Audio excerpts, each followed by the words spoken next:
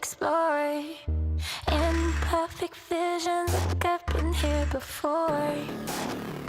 Falling faster, I try to ignore. I see you, I see you.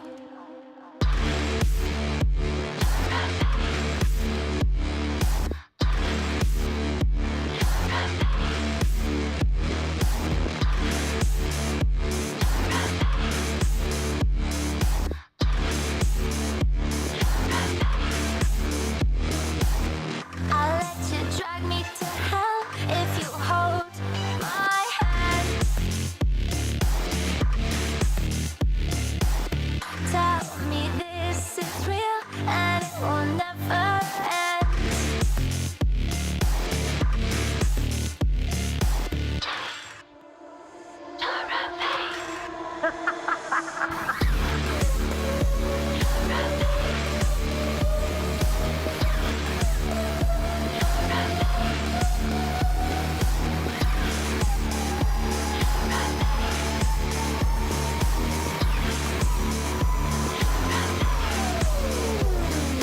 This is not what I came here to find.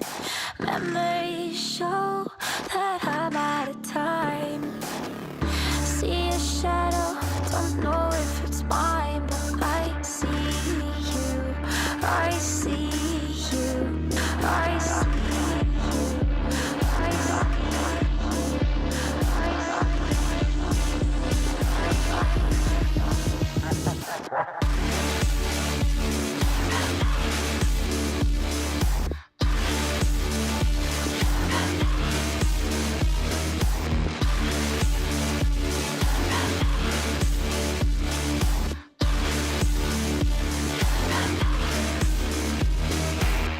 I'll let you drag me to hell if you hold my hand.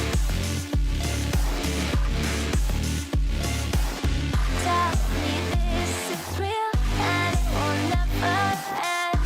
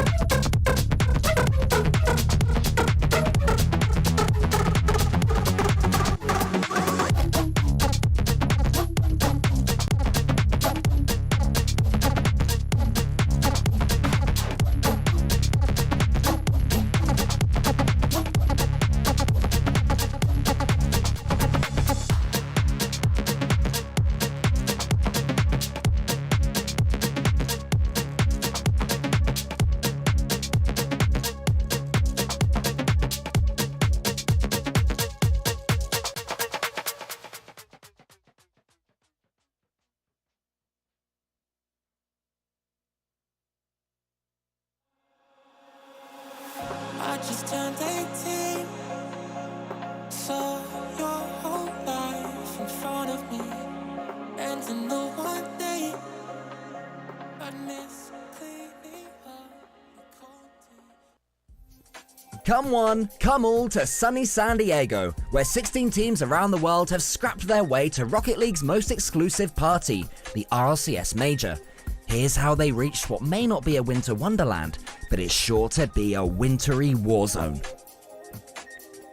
5th seeds. Mark by 8 took the long way around after his BDS benching, but he is now back in the big leagues. G1 did not make it easy though, surviving a terrifying 3-way tiebreaker to qualify. Faking shots, and there it is! Dorito to Atomic to the back of the net. Now flanked by LAN rookies and fellow Spaniards Dorito and Atomic, Mark by 8 has some major demons to put to rest in San Diego. To perfect sweep. Wow. The full major champions. Wow. Unbelievable. Speaking of being dropped and still making it, Drees made last year's full major with G2 and was dropped. He then made the spring major and worlds with Optic and then was dropped. Now, like Mark by 8, he's forced his way back with 2 LAN rookies, Evo and Andy. They'll hope to follow in the footsteps of the legendary Dignitas LAN rosters that came before them. You guys know who I'm talking about. 4th seeds. Complexity haven't vamossed to a major since their SSG tiebreaker at the start of last season. Vamos to Sweden! Complexity advance! Jet-setting AJG and Razebull switched out Shad for Spain's CRR in the off-season, and after full split was one of consolidation, this split the move proved to be a masterstroke. From Complexity and the streak continues on! A star-making couple of months for the Leopard Print Peril, aka Redosin, has elevated Vitality from joint 9th EU in full to comfortably top 5 this time around. Alpha right in his way, Redosin and Slice, and all Vitality players are involved in this attack. Are we going to get the instant equaliser? Yes, we are! Bossing it online is all well and good, but Redosin and teammate Sizen have never been to an RLCS LAN. Still, if Vitality is to come anywhere close to their season's best second place finish, this objective stunner of a Fennec is the car that's most likely to drag them there. 3rd seeds. Oxygen with Oli reached the full major as Europe's 3rd seed. They then kicked Oli for Rise and have reached the Winter Major in, well, 3rd seed. Still, no one can say the switch up hasn't upped their skill ceiling. They just need that final push, from the semis to the grand final. And in the context of an RLCS Winter Major, who better to drag them over that line than famously icy-blooded Englishman Rise, who came out of nowhere to blow us all away at the same stage last season.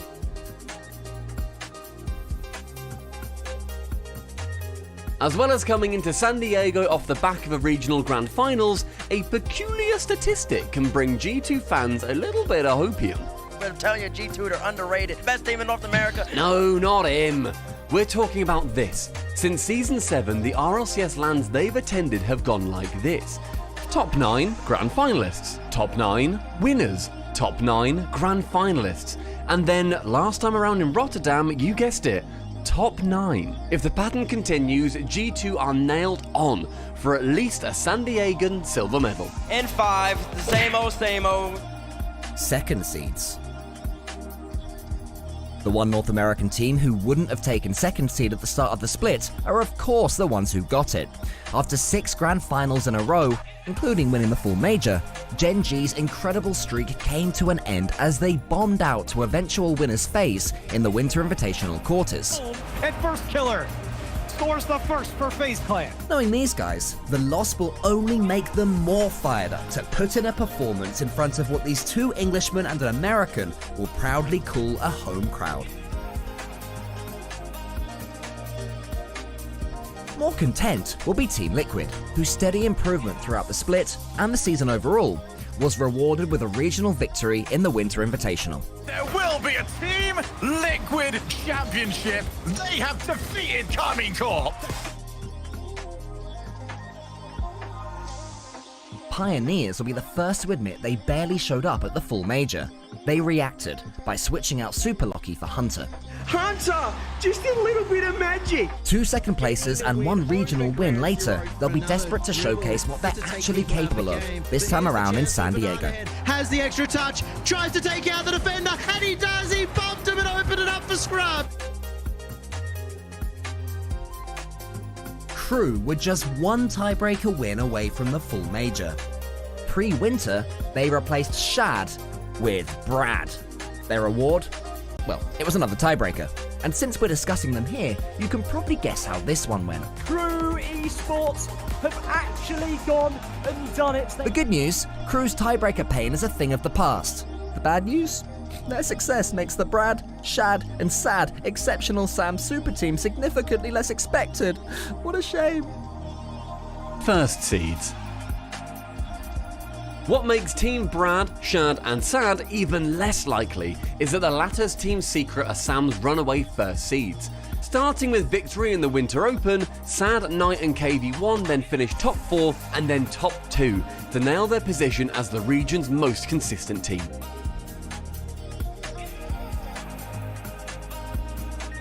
Gladiators, coached by Season 2 World Champ Marky Duda, went toe-to-toe with former James Cheese, now Elevate, throughout winter. The battle went down to the final series, and it was Gladiators who survived that particular Coliseum.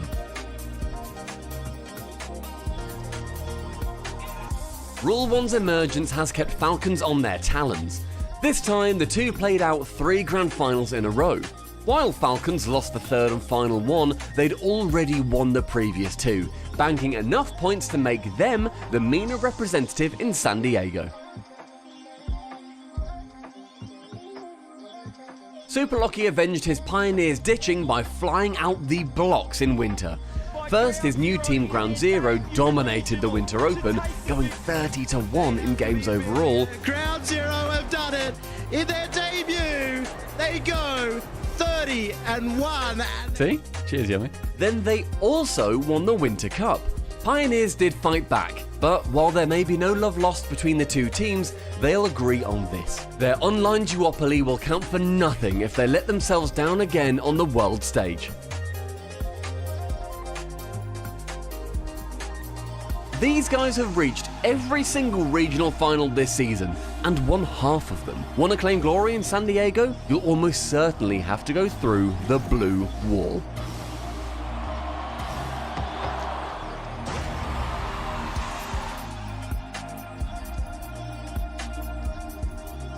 Last but not least, who can forget FaZe? They shook off a top 9 Winter Open disaster to win the next 2 regionals, staking their claim as the best in North America, and, if they perform here, potentially the world. You've now got the info, but here's what we don't know. Who's gonna stand tall and claim it all when competition begins in San Diego? We don't know yet, Cole, but we're about to find out. Welcome, folks, to sunny San Diego. It's a beautiful day outside, so we're going to sit indoors the entire time and play like 16 matches of Rocket League. Welcome to the Rocket League Championship Series Winter Major. Live from San Diego, I'm Wavepunk. I got a T-Bates and a Cheeves and a Stumpy here. Stumpy, I didn't hear your voice once in that video. I know, there really should have been more. I told Cole I needed more lines, and yet he took half of them, which is very selfish. Wow. How dare he? I don't know why Cole can do what he wants, right? Yeah, he wrote them, but then I made it better. You got did back make it then. better. You Yeah, made that's it the here. thing. You felt pretty good. And I made it here. Jokes on you, Cole. So many stories. Every single one of these teams is its own individual stories. I mean, Chiefs, is there a specific story that is the most exciting and interesting to you? To me, there's 2. Obviously, I would like to see FaZe continue to make Europe run rings around themselves. But the other one, I feel like some surprising potential upsets. I like the idea of Crew. I know it's bonkers, but Yeah. I want to see how Crew does in that group.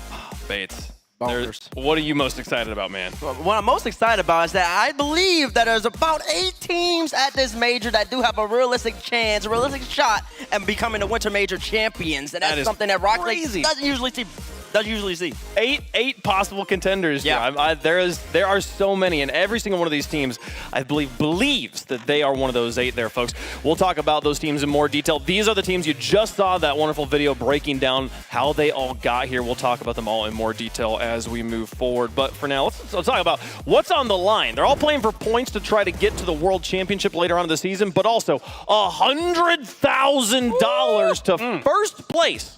That's right, that's right. Gibbs isn't here, so we're not even going to worry about the points, because that's all he talks about. World Championship, and this team does that, Bates. Who cares? We're talking about the money, Gibbs. $100,000 on the line. Somebody's coming home rich here, Chiefs. Yes, but that being said, it's no easy task, obviously. Group stage in and of itself is difficult, and the reward, unfortunately, is it only gets harder. That bracket stage, single elimination, you get one shot at it. No freebies. But I feel whoever's going to make it through, they're going to get all that money, all that points, all that glory. They get to lift a trophy on this stage. It's going to be huge. This is such a crazy moment. You know when you go into the movie theater to watch a movie and you're like, what's going to happen? And you know, some people somewhere know what happens, and you're just going to find out what they already know. Nobody knows who's winning this event. That's like a normal thing in sports, but it never ceases to be super cool to me. I love it so much, folks. Let's talk through the format we're going to be playing across the next 4 days of competition. We have a group stage and then a bracket. We're going to break it all down here. 4 groups. Each of these groups will play a round robin within itself. The team that comes in 4th and last in their groups will be eliminated at the group stage.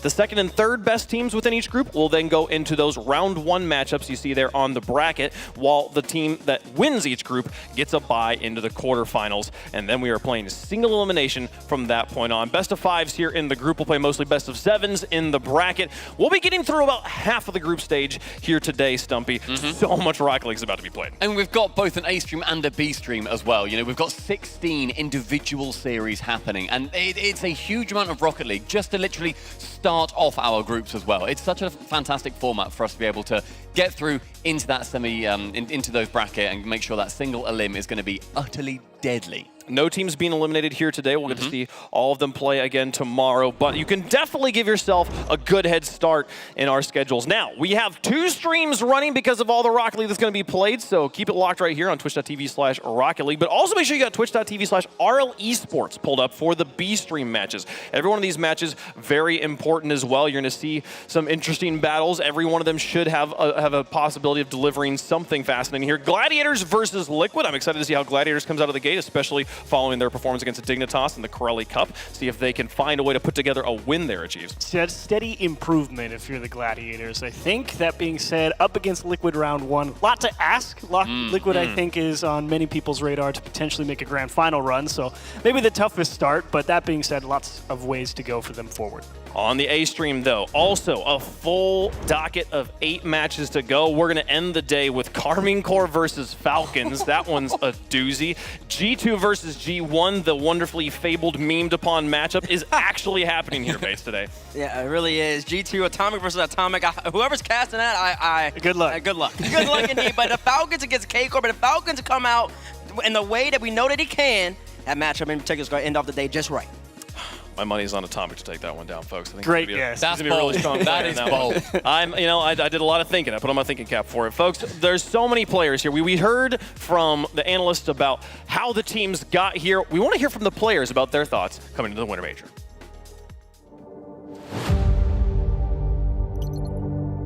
Well, when I think of Breakthrough, I think of a team that's coming into the top level. Breakthrough is something like the work you put in to get to that goal. Breakthrough is kind of just going above what you were. Breakthrough is kind of a chance for everyone to prove themselves, I think, and that's everyone here. You know, we obviously are the major champions, but we have to prove ourselves that we can do it again. Sí, o sea, la gente que quiere ser pro tiene que... va a pasar por muchos caminos. Lo importante es no frustrarse y dejar de intentarlo. Tienes que siempre dar el 100%, tienes que pensar en positivo. Eu acredito que eu joguei bem até hoje, porém eu não alcancei meu potencial real e esse Major talvez seja a hora dele aparecer. There'll always be something to prove. You know, for the younger players, it's can you step up, can you play well when you need to, and you know, for some of the older players that kind of dropped off, can you get back to where you once were? Pues ahora mismo sí, porque es un momento límite, diría, porque no hemos hecho el anterior Major. Breaking through maybe might be winning the tournament for me. We haven't won an event this season, and I think we're on the up and up, and this one really feels like it could be the one. My breakthrough to this major would be something like, yeah, I want to win this major, like all the work I'm gonna put in to win it and the achievement after. Gonna destroy that ceiling. We plan on breaking through all the other teams by having good team plays, having good comms, and keeping the vibes up. If I want to break through my own personal ceiling, it's all just about dedication. So I'm always about the grind, really. To break through from other teams, just play our way. I mean, we don't need to do anything else. We know we're just better than them, so if you just play our game, it's GG for us. Sim, essa é a minha hora de ultrapassar tudo e ganhar tudo. Every one of these teams trying to break through and make their way to that grand final match at the end of Sunday. But to start things off, they got to break out of their groups here. This is going to be a very intense battle within the 4 teams that they have to compete against. The primary objective is just to not be last year, Chief. Yeah, yes, definitely. You don't really care how you get through as long as you do. You'll take top 12 versus, sitting on the sideline the rest of the tournament. So just, don't lose 3 times at the very least, and you'll be okay. Well, let's break down these groups here a little bit. If we can bring back up the groups and show the people at home who's in what group again, a little bit more detail, and talk about. I mean, there isn't an obvious group of death this time around for me, Bates.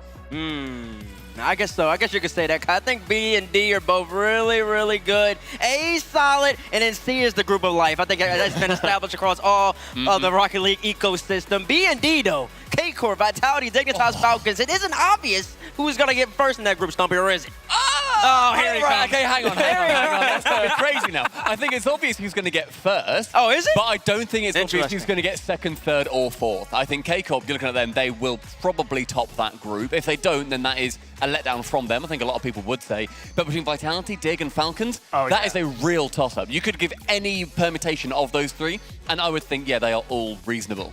I mean, you've got Gen G in the same group as Complexity, a team that had their number early on in the season. They've done pretty well against Complexity recently, but who knows? Maybe on land that'll happen. And then FaZe G2, Crew G1. Honestly, Crew could just wake up on the right side of the bed and make a run for it today. That's the thing. Crew, I think, has a lot of upset potential in that group, obviously. You been talking to Jorby? No, I just watch games, and I like how they look. So I could talk to Jorby. I'm sure he's got some good ideas. But I think Crew, I think you're onto something. They have a lot of good ideas. And it's really just a matter of, okay, do you have the consistent enough execution? And maybe you bounce somebody out that you really thought was going to go through there. Crew's not a free out there in Group A. Do we bring up Group C and just talk about Liquid, reckoning, seeing the other 3 teams and thinking, this is pretty good for us, realistically? Like, bottom does not look likely. Oh, no, yeah. Liquid's definitely getting first. I think that's a guarantee. I don't see any team being able to beat that good of a squad. But I will say that Gladiators, I think a lot of people are just expecting them to finish 4th, but there's going to be a chance going up against Ground Zero. I mean, some things could shake. Secret also plays defensive, might get a little nervous as well when you're expecting to win a matchup like that one. Gladiators, man, I'll watch out for them. Coach Markey in the background. South America has made the top 4 the last 2 RLCS events, going back to the Worlds and then also in Rotterdam. Team Secret's trying to repeat the performance they had there in Rotterdam. I think everyone, it's easy to sleep on them because we just think about North America and Europe so much. They are here to play, so watch out for them in Group C as well. Liquid not going to have a just easy walk in the park out of that group there, folks. But let's take some time to talk. Let's do something fun here. We've done this in the past year. We've got some friends, other casters who are here on the show with us. Right now it's just these 4, but we'll be hearing from everybody across the course of the day. And we got one of them somewhere here in the building, and they've given us 3 things they've said, 3 hot takes that they have said, and we're supposed to try and guess who this is, and then we'll talk to them about it to get them to defend it here. Let's take a look. Statement number 1, hot take number 1. FaZe will win the whole event and only drop 2 maps, not 2 games, not 2 matches, 2 maps. 2 games. I feel like, judging by the terminology used, I immediately know who this is. Spaceman? Because he's using the term maps. Oh my goodness. Which is very much it's a different Did you just linguistically dial in? I think that you can look at it. You know how they do it like for criminals when they see like how did they do it? That is a god take read. That is a really good Let's see. Let's statement number 2. Does it continue to build here? We will have a true NA final with FaZe and G2. Okay, this is definitely North America. They're big on that. Well, right. Well, Because I'm here. Yeah, well. Right, so therefore, it's going to be a North America. I guess it's not CJ. It's the one thing that we're Yeah, it's not CJ. It's he's not still in bed. So. That's true. That's true. CJ is hopefully he's ready to go tomorrow, folks. What's the third statement here?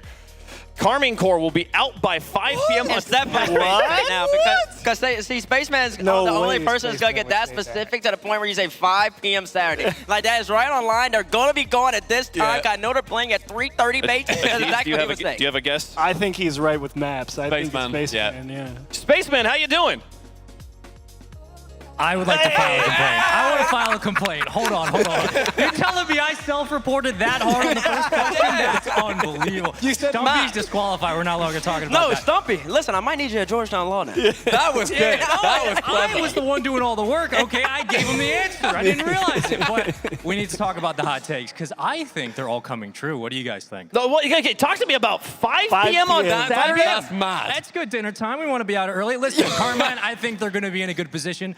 Look, could they go all the way to the grand finals? Absolutely. There's a lot of teams that could do it here. But I also think that teams are going to show up and realize that they are vulnerable and they're no longer going to be the undisputed kings of Europe. And with that, we're going to see some cracks start to form in the armor, and Carmine will be out very early. I have a question about the NA Grand Final as well. You described it as a true NA Grand Final. Not a fake because one. Gen G doesn't Gen G, count. get them out of there. Can you just explain your NA theory, please? Yes, because Gen G does technically count, but like the true American blood there for FaZe and G2, that's my NA Grand Final. So like, you know, we kind of grandfather in Gen G, but for me, FaZe and G2, come on, it's North America. We're in San Diego. I'm just saying, you guys should be able to understand that one. Much better than the Maps first question. Spaceman, we're laughing at you now. Maybe we'll think you're a prophet. Wait till you get all three right. No, we won't. No, folks, we'll see what happens. Spaceman, thanks so much for taking the time to talk with us. Excited to have you back, man. We'll see you out there on the cast, folks. What a day! What a way to start things off. I do hope we get a North America finals. It's kind of embarrassing that we're this far into the RLCS, and it's never happened. It's never happened. That's quite exciting. It's possible. And also, Europe's never missed a grand final. That's nice. also true. It's lovely. That's kind of. Oh, that must be great for you. Let's talk about predictions. Okay, we've shown you the groups. Let's talk again. Let's bring them up here one more time and talk about who do we think. Actually, put your money where your mouth is. Tell me easy. What teams you think are coming out of the top. We'll start with Group A. I think Group A is the hardest, honestly. Okay. Oh wait, who's going first? I'll go FaZe. I like FaZe. I like FaZe as well. I think FaZe are one of the favorites to win this entire competition. G2 are their biggest threat in that group, though. Okay. Do you think G2's their biggest threat? I think played G2 so many times. I think G1. You think? G1? Yeah. G1's either going to be do really well or really badly. I don't see them doing in between. Okay. G2's first. What? They smashed them. They smashed them 4-1. When was that? G2 looked That was about a month terrible. ago. That was about a month ago. Yeah, okay. but Bates, you know that if G2 smash FaZe, you're bringing that up as a positive for G2, right? Okay. We don't know that World Cup didn't happen. FaZe won. Exactly. Exactly. It didn't I'm happen. kind of on Bates' side, though. FaZe a very momentum-based team. We've had a month of downtime here. No way. Can they sustain it across that break? Folks, I don't know. Okay, Group B, we said it was Carmine Corps. Yeah, Group yeah. D. Liquid. Oh, D, sorry. D, yeah. So we can say Liquid for now in Group C. Group D, though, we had Gen G. Gen G, Oxygen, Complexity, and Pioneers is Group D. Is anyone picking not Gen G? Oxygen. Oxygen. I'm partially feeling Oxygen. I want to pick Oxygen. Yeah. Rise on LAN. Rise on LAN. Rise on LAN. Rise on LAN, folks. Rise Pretty on crazy LAN. stuff, though. But Gen G making it to the grand finals, 5 out of 6 events, won the last major here. You've been doing some thinking about Gen G here, Stumpy. Yes, Gen G are one of the most exciting teams that we have had for a little while. And at the end of today's show, we have got something incredibly special to show you. Over here on the main stream, Oxygen versus Gen G. Risks don't always pay off. Jack versus Jorian. Suddenly, we were left wondering, would this one? International Rocket League trades are rare. They don't always succeed. This is the story of two made simultaneously. They are swarming Gen G. Gen G can't handle it. Oli opens up some space, and Art can follow it up. It's like they haven't even got out of bed. They're just chilling. The NA #1 seed, this is absolutely obliterating. A pair of Brits who boarded the same plane, picked up an unknown young American, and risked everything.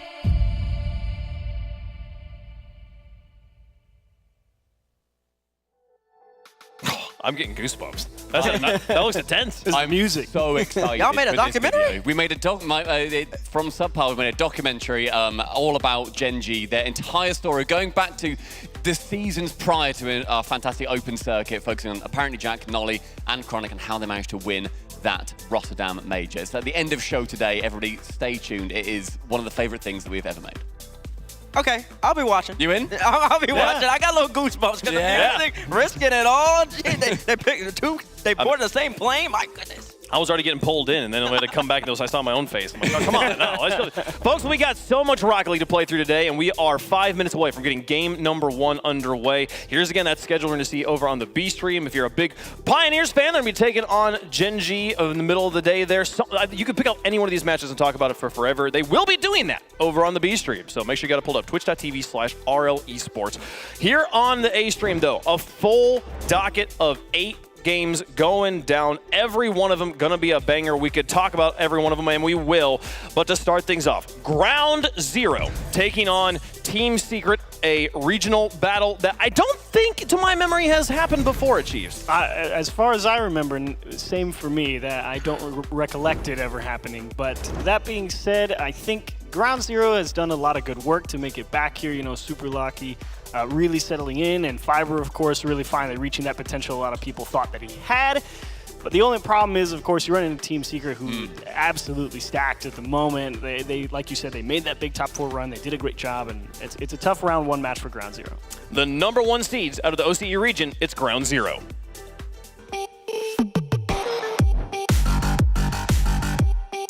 I didn't think we'd be in this spot so quickly because we started with 0 points legit 3 events ago, but power bombed out 8th 3 times in a row, so all of a sudden we're equal with points with them pretty much. So yeah, performing now would be huge for our world standing. My team is extremely loud, not me personally, but they're animals, and if they bring it to the LAN stage, I'm a bit worried for everyone.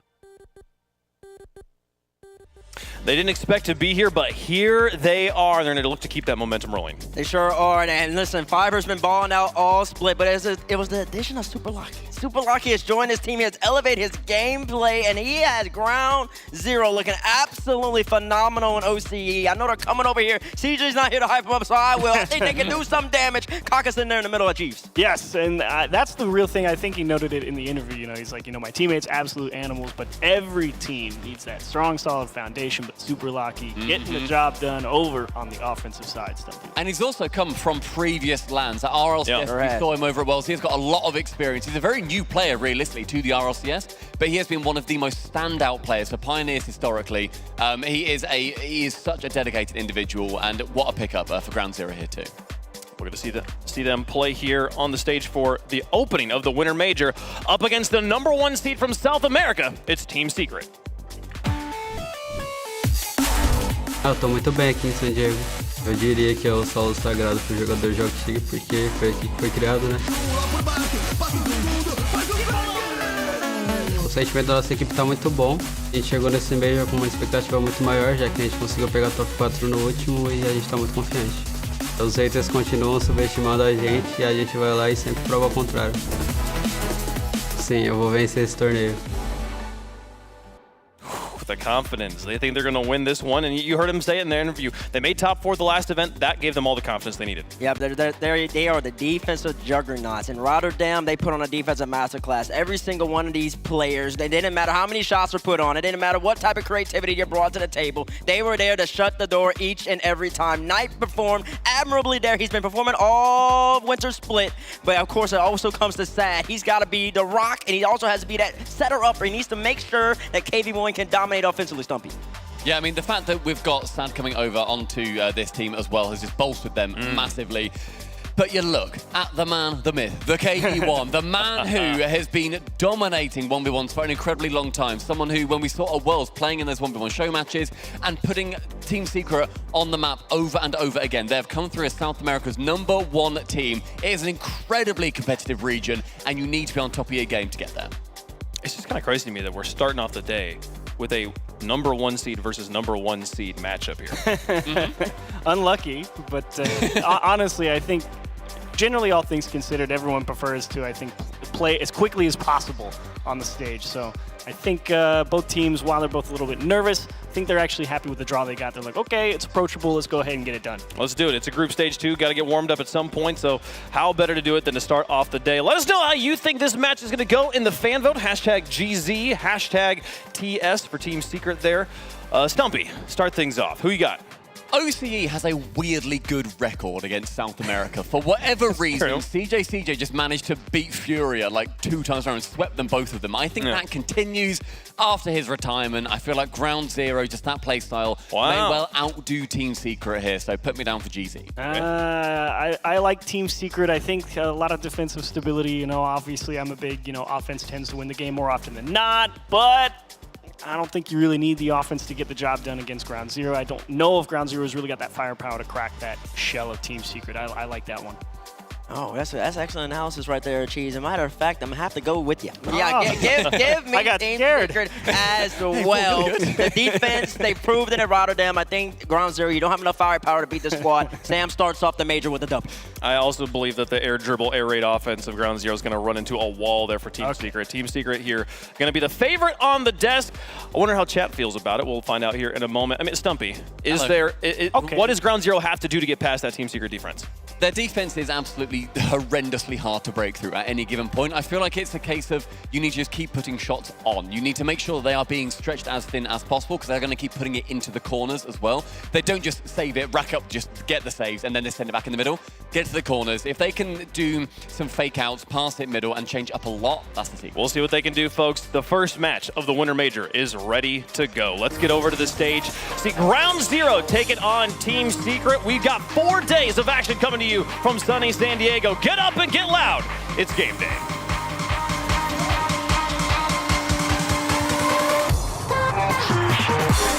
I don't care where you are in the world right now. You heard the man. Get up and get loud. We've got a Winter Major to kick off, and it's Team Secret and Ground Zero in match 1. They mentioned it. 2 of the best of their regions, and now they're colliding in the first match. And we saw not too long ago, your the Corelli Cup, Crew going against Ground Zero, and they were doing dominant. They looked really good against Ground Zero. So now Team Secret, maybe they have the clues, right? They might have seen something. Maybe? They might have seen something, Shamako. You're absolutely right. And why can't it be Team Secret right off the rip in 6 seconds? A goal for Team Secret and a mighty fine start to kick things off. Excellent way to start. They figure out, that kickoff, and KV1 very aggressive on the kickoff as well.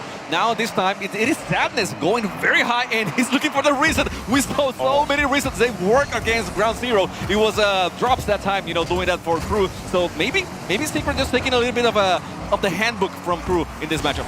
Yeah, the mechanics are certainly there for Team Secret, no doubt about that. But it's funny, you hear the desk talking about how defensive they were. They certainly were in the Fall Major, but they finished top 4.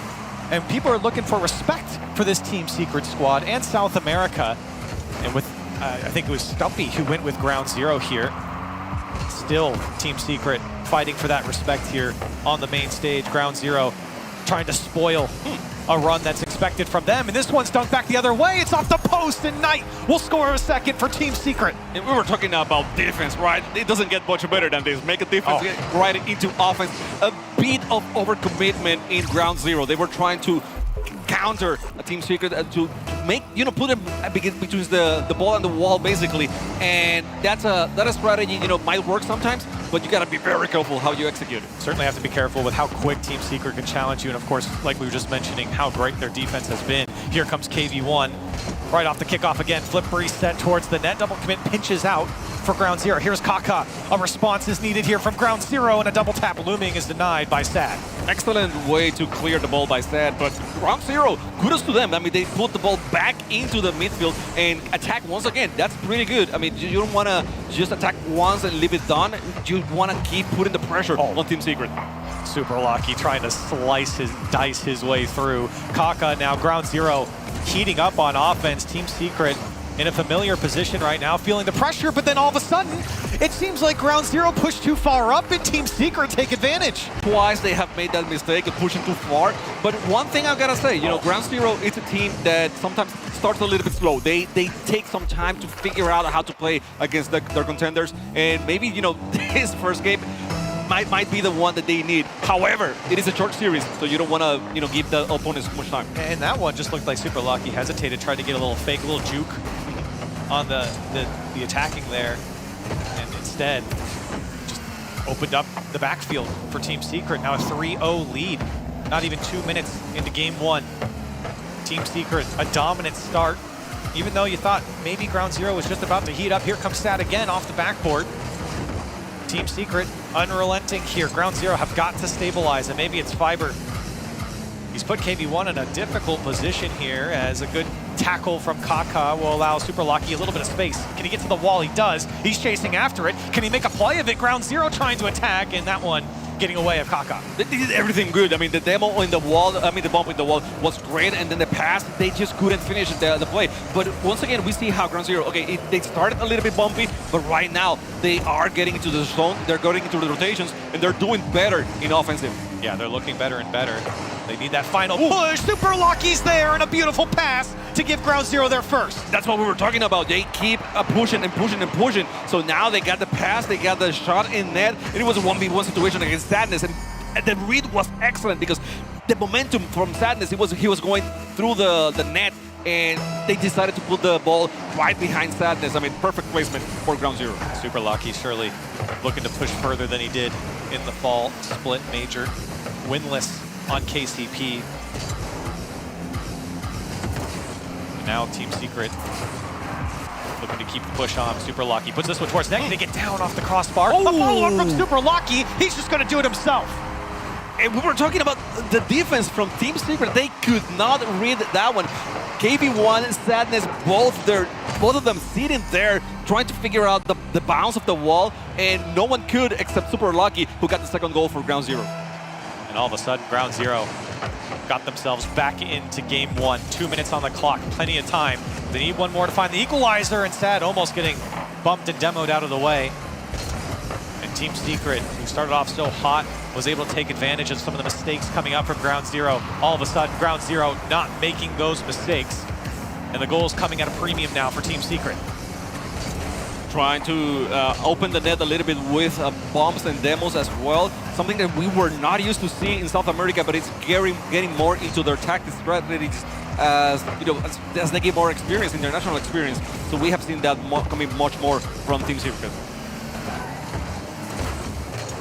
Team Secret fighting for it in the midfield here, but Ground Zero, you said it a couple times, Chamaco, starting to feel themselves up in that final third, attacking this Team Secret side. And Team Secret, you can see they're kind of all spread out, trying to read which way Ground Zero are going to go with it. The last man back in Kaka, Ground Zero does well to not allow an easy one for Team Secret. Here's Super Lucky. He's got Kaka on the far side, but KV1, once again, a couple times now, we've seen KV1 just slow the play down and not allow Ground Zero to have a quick counter. But still with possession, Super Lucky through one, but he gets bumped off the ball. Again, trying to make some magic happen there on the Team Secret side. It's very smart from KV1 to slow things down a little bit. It allows his teammates to go for boost, cover the ground, and get good rotations. But, oh my god, Ground Zero keeps attacking once and over. This is not done. I mean, 30 seconds left, but Ground Zero is the one attacking the whole time. This could go to overtime. I mean, the way I'm seeing it right now, it could very well be. Ground Zero still down by one with 20 seconds left, but knocking on the door. They might only get one or two more opportunities. Here comes Kaka, flip reset inbound. Sad turns it away, but comes out to Super Lucky. Pass over the Fiber, but he doesn't connect.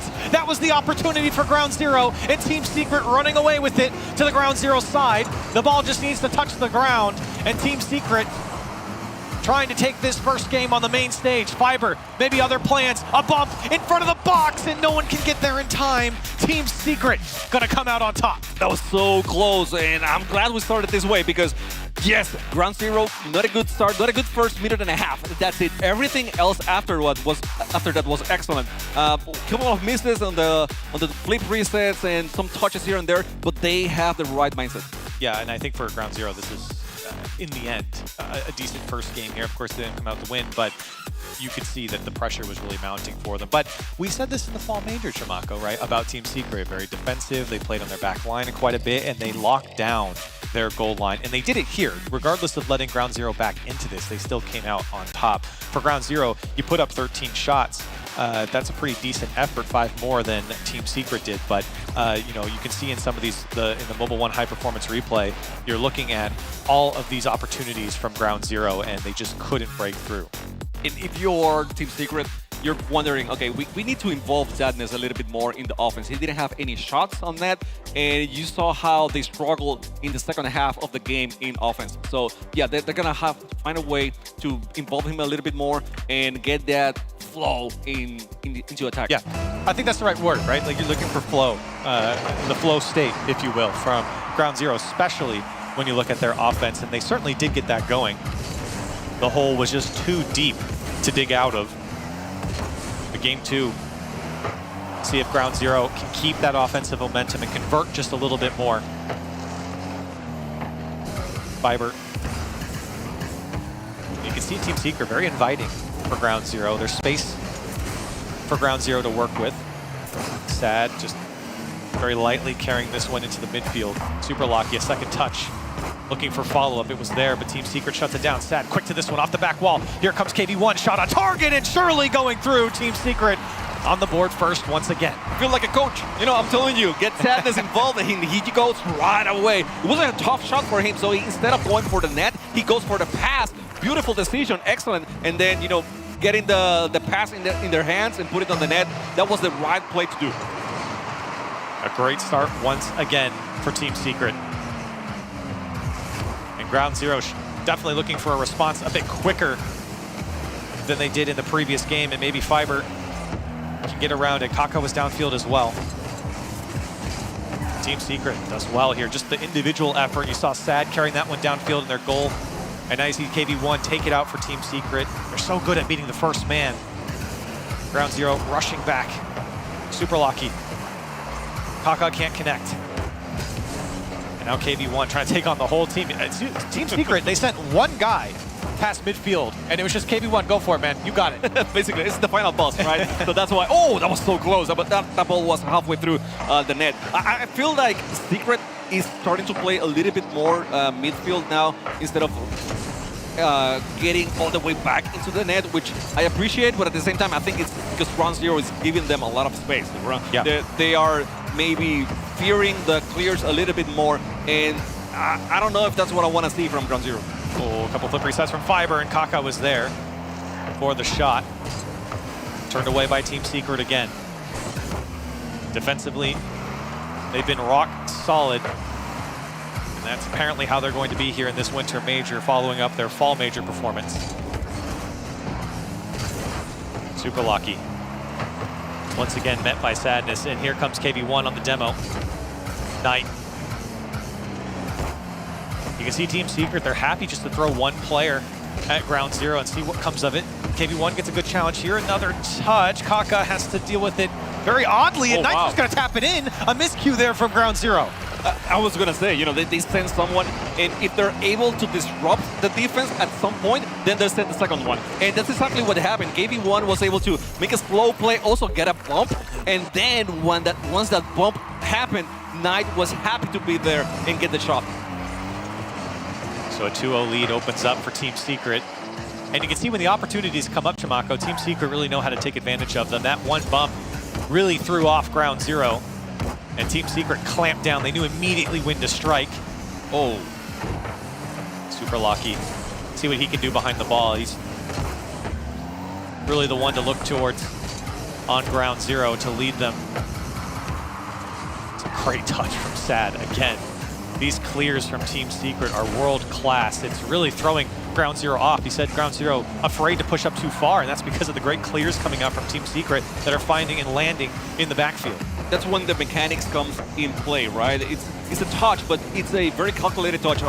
They are able to place the ball wherever they feel like it's the best at the moment, and that's beautiful. Plus, Ground Zero is not attacking extremely hard right now. They're not playing very fast, so they are giving Team Secret all the time so that they can get the clears that they need to. And that's not the way that you should be playing Team Secret right now. Oh man, Sad again.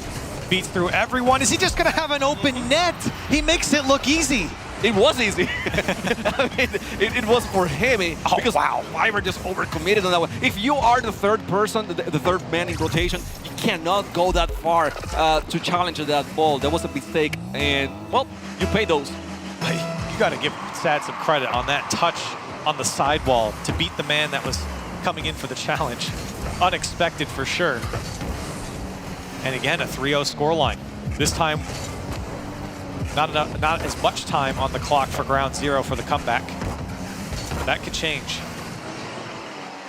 Only 3 shots for Ground Zero so far in Game 2. They're not finding that same success offensively, at least creating those chances, Chamaka. We saw that even after they went down 3 goals in Game 1, they were still generating those chances, but this has been a different story. And I appreciate they change up their playstyle, you know, from game to game. That's good. That should be able to throw off the defense that way. But oh my God! Whoa! What happened there? Okay. Fiverr getting the save. I like it. You know, he's still doing the hustling for those plays. Even if there's a little to no chance here to win this second match. He was hustling for sure. And Team Secret now attacking again. Sad wants the right side, and Ground Zero 30 seconds left. Looking bleak here in Game 2. Super Lucky. Some time and space. He's going to take an air dribble and immediately challenges. He's going to keep going. Kaka takes it away.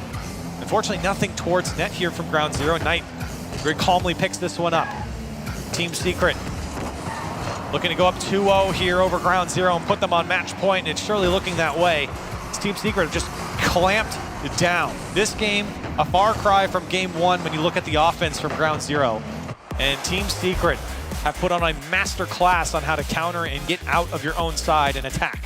Yeah, and they were more calculated. We saw them not going for everything on the first match, and they did not go for everything on the second match. But they were, you know, like a step ahead, right? In this time, they were more willing to send one person forward and get the action going, and that the second person, you know, be watchful, mindful of whatever that first person was doing, and that worked. I mean, I feel it feels weird because it is not a place that we constantly see on RLCS, but won the match.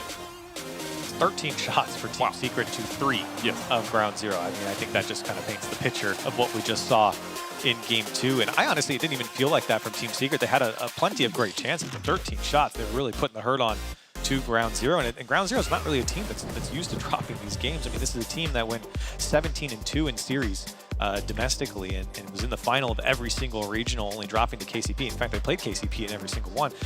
For Ground Zero, this is not the way they would want to start their major, and it's going to take a reverse sweep to take down Team Secret if you're a fan of Ground Zero. And again, we saw in your cup how Ground Zero, they might not have had the best start, but they were able to compose themselves and find ways to get through, right? And find a win here and there. That second match, you know, no goals. That's a sad story, but I'm still not giving up on Ground Zero. You know, I know they have it, what it takes to make something happen here. No doubt, and they're not giving up on themselves. Game 3 we go. Ground Zero backs against the walls in our opening match here for the Winter Major. And Team Secret, they have just glided to a 2-0 victory here in this series. Sad off the back for Knight. Can't connect. Good defense there from Ground Zero. Super Lucky gets a demo on KV1 and takes away the boost, but Sad with a great challenge will slow down Ground Zero's transition. It's Sad again. Such a nuisance for Ground Zero to deal with. Yes, just making sure that you hit the ball. Oh, that was a good play. That was an interesting play. Fiverr just being there, trying to sneak in the ball under the defenders and try to get the goal. Now Knight is going to take it side to side. He gets the bump and KV1 finish it up with the goal. That was, I mean, excellent play, you know, in combination for Knight and KV1. And look how Knight picks that one up, gets 2-3 touches, punches Super Lucky out of the way, and it's an open net at that point. Team Secret, the first minute, get their first goal. You know they're feeling good when you see a smiling stats. Yeah, you know? Not living up to the namesake. No. He's looking quite happy right now, and why wouldn't he? Fantastic first 2 games and a great start here to Game 3. Job's not done for Team Secret quite yet. Ground Zero, plenty of time. Looking towards Ground Zero to find that offense that they had in Game 2 and convert just a little bit more. But right now, here comes Sad. And Team Secret, they are just not letting Ground Zero out every which way they go. There's an orange player in front of them. Sad again going under. Not allowing Ground Zero to find any footing in the attacking third. I was very impressed in that play by Sad because he sneaked in, he was able to avoid the bump, still get to the ball, and then pass it under another defender. That was great. We haven't seen that many bumps and demos from Ground Zero, but at the same time, after seeing that play, maybe it is Team Secret being ninjas right now and avoided every single demo and bump play. This one coming off the backboard clean, and Knight's going to put it off the post. Tough one for Kaka, and the last man at Ground Zero clears it away. Team Secret knocking on the door again. Here's KV1. Kaka with a great challenge. Gonna need more of those from Ground Zero. Another good touch here from Fiber just to get it out. Can he follow it up? He can, and I think he tried to let it go for Super Locky.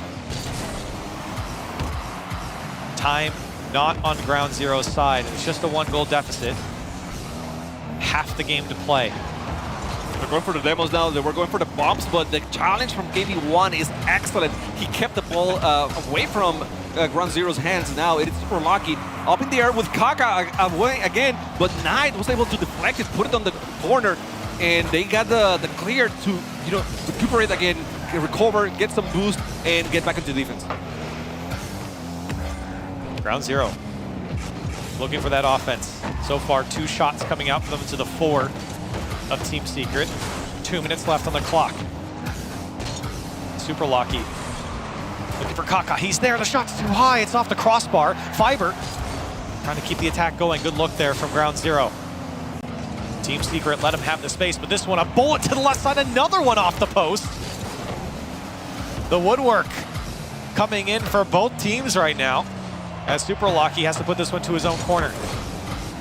Ground Zero, they've got to go. They've got to make something happen, and definitely they cannot give up another goal to Team Secret. Here's Kaka. Can't hold on to it. Team Secret, the challenge game going in their favor. And they're happy just to take solo plays and pot shots at Ground Zero. They know they've controlled the majority of this series. They have controlled a lot of the 50-50s as well. The ball, I mean, it's hitting, but it's going nowhere. Basically, it stays very close to the Team Secret guys, and they can keep pushing forward, or at least keep control of the ball, not allowing Ground Zero to attack a lot. So 1 minute left here. Only 1 goal so far for Team Secret. Let's see if Ground Zero can make it happen. They need it now, and there's a chance. Oh my God. Super Lucky, he didn't get the angle, didn't get the power to put it on the net. 2 players went on the first ball. Super Lucky just couldn't get around, but maybe one more. Kaka goes wide. Fiber, Shirley, off the crossbar and in, and Ground Zero find the equalizer. I mean, that was such a beautiful sequence. They get passing to each other, and Fiber just breaking our hearts with that crossbar, but he finally made it, and we got a tied match now. He was laughing about it in there. They know that one. It was a goofy setup, but they made it work, and that's what's important. And you can see the offense, bang, comes alive for Ground Zero. That's the offense we know from them. We've seen it all split. Can they do it again? Can they extend this series? Team Secret, they can't let their foot off the gas if they want to complete this one night. He'll poke it free. Less than 30 to go on the clock. Sad. Couple of touches, trying to get a bump on Fiber. Kaka had to let it come down. KV1 with a solid challenge and a tough bounce there for Super Lucky. But Fiber quick down the field, and Knight, I think, made a save there to deny that one going in. Ground Zero, maybe one last chance that they can get the challenge. Super Lucky, good touch, but it's KV1 to clear it away. Is he going to keep it up? Fiber, chain dash to catch up to it. This one's going to stay alive. Kaka into the corner and drop down. Team Secret once overtime, and it's game 3 overtime, the first overtime on the A stream here. And Ground Zero trying to stay alive. That one's off the crossbar, and KV1 in 6 seconds, he ends it.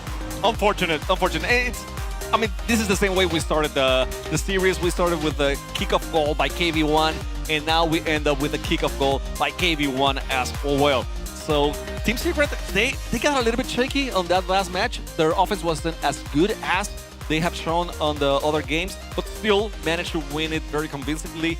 And, it was the most dominating team by far in this series. And of course, that shot going off the crossbar, I think, fits the end of this game 3, as a lot of the woodwork was coming into play.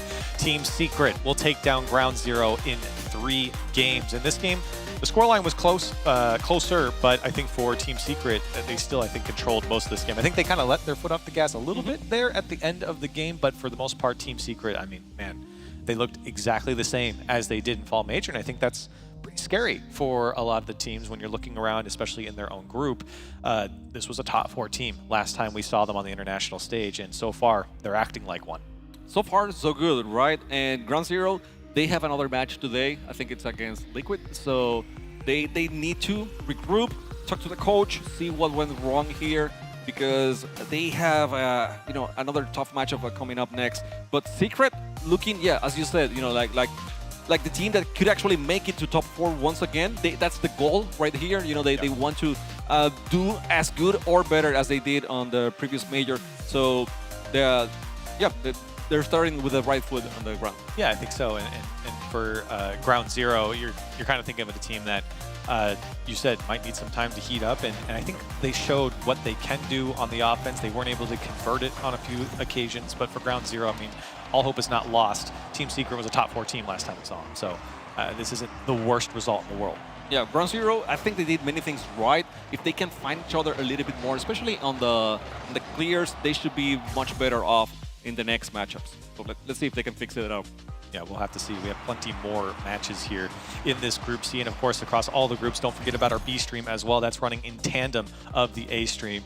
So we have a ton of Rocket League for you right now, and you can see the players are excited to be here. We saw some smiles, we saw some giggling from both sides here, and that's good to see. It's day 1. There's no crowd here quite yet. The pressure isn't completely on you with people screaming in the background and stuff. So I think it's going to be exciting to see how these teams match up, and of course how they're going to do in their groups. But it's enough from us, Tramako. Let's go ahead and throw it to Subi. I hear he's got an interview for us.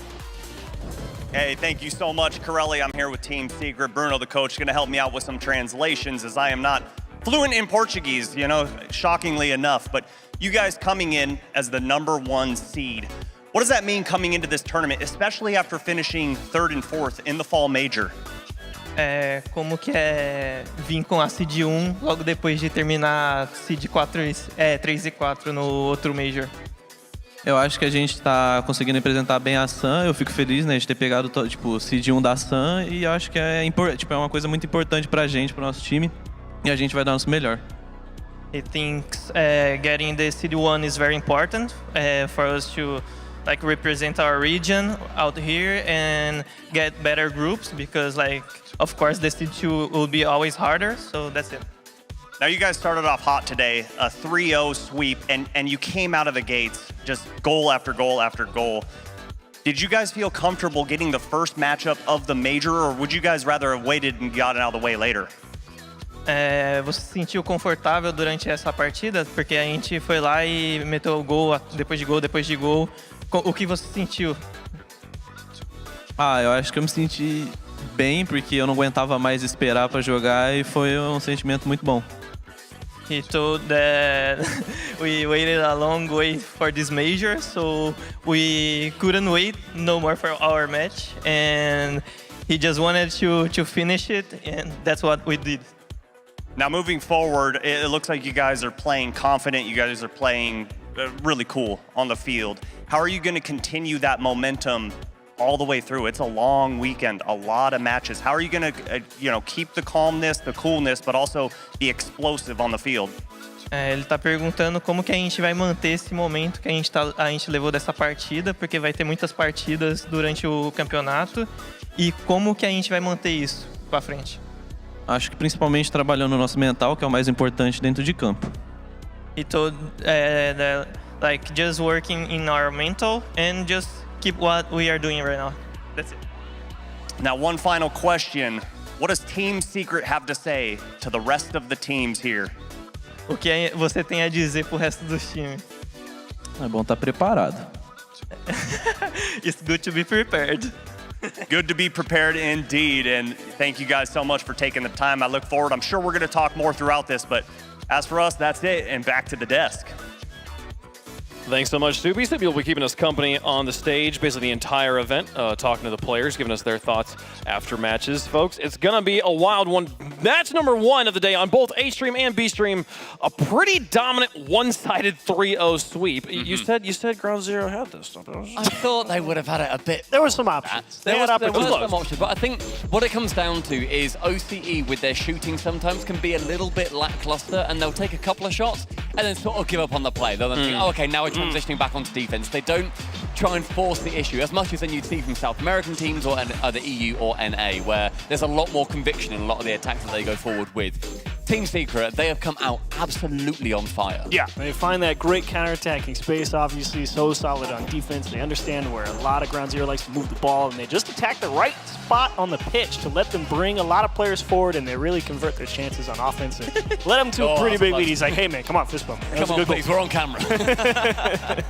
Oh, man, but of course, Team Secret, they just look solid. Ground Zero, they had a couple plays, and I do believe that series kept on going. As it kept on going, Ground Zero kept getting continually better. That's but true. you got to start off every single series hot. Once you go down 0-2, you don't have much time, much ground, much gray area to get back into it. Team Secret's a little bit better this time around. It could be just a warm-up, folks. You might see as Ground Zero goes on, don't count them out just because their first few games on the stage were rough. We'll see them play again on match 3. They'll be taking on Liquid here on the A stream pretty quickly. We got a few more excellent games coming up as well. These are the matches that we have on the A stream. On the B stream, we saw Team Liquid take on the Gladiators. Gladiators dropping that one in 3. We'll see if they can bounce back as we move forward today. Again, every team going to be playing a few times across the course of today, folks. So, man, getting the jitters out early, though. This is different than previous events we've had like this, where we have like a group stage area. It's a little like tight, kind of more intimate space. Every match for the A stream being played on the stage. While the crowd's not here yet, they're going to be here in the next 3 days. Getting comfortable on that stage is going to be really important for all the teams. Yeah, I think it's also, I like the answer that he gave in the interview, right? He's like, I can't wait to get there and get the match started. Yeah. I'd love to see that type of energy as well, but there is something to be said about not having to get warmed up in front of everybody and be like, okay, we've sat down, we understand how the setup He had like I paid for the whole Rocket League. I'm going to use the whole Rocket League. I tried to get here. I'm ready to start scoring goals. We're going to score as many as we can. Folks, match number 1 is done for the day. Match number 2 just around the corner. We got to watch Ground Zero and Secret take each other on to start things off today. But after the break, FaZe takes to the stage. They'll be taking on G1. 1974.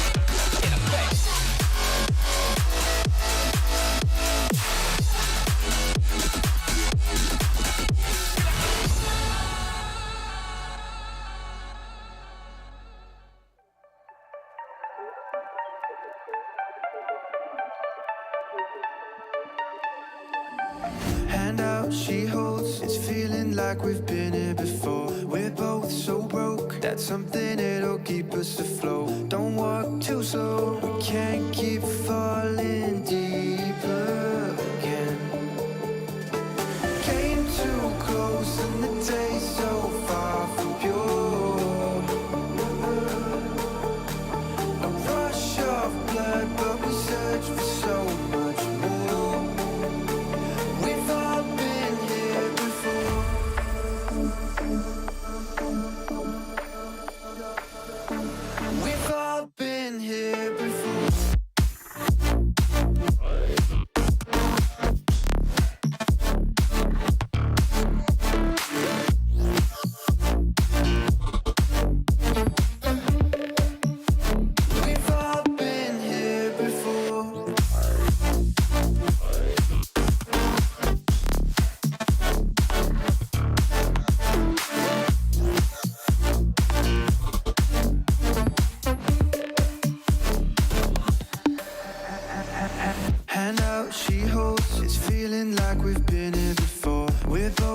broke. That's something that'll keep us afloat. Don't walk too slow. We can't keep falling deeper again. Came too close and the taste so far from pure. A rush of blood, but we search for so much more. We've all been here before.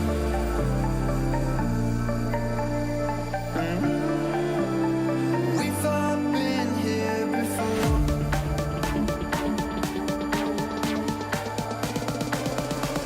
We've all been here before.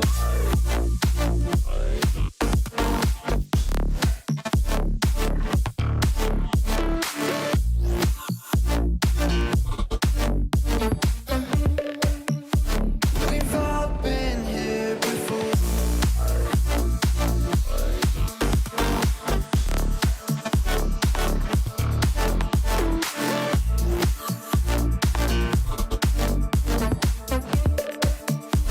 We've all been here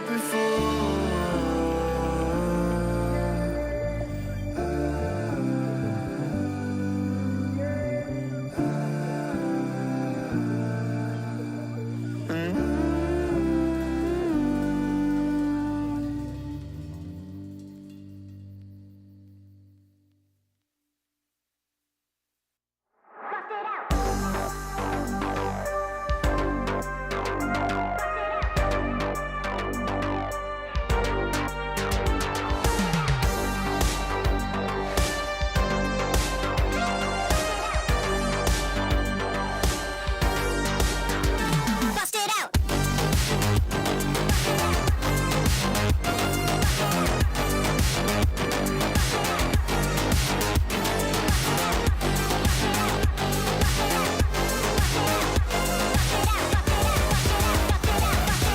Quit running your mouth, you better bust it out.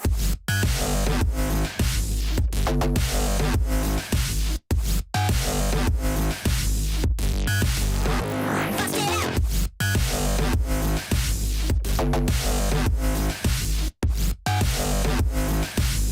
Quit running your mouth, you better bust it. Bust it. Bust it out. Bust it. You better bust it out.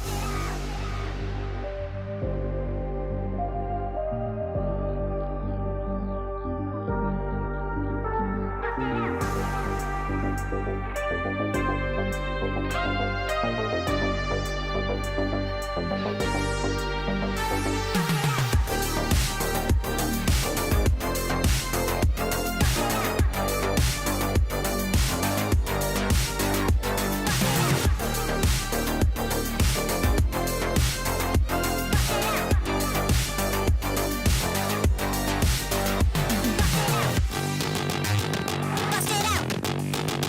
You better bust it out. Bust it out. You better bust it out. Bust it out. You better bust it out. Bust it out. You better bust it out. Bust it out. You better bust it out. Quit running your mouth. You better bust it out.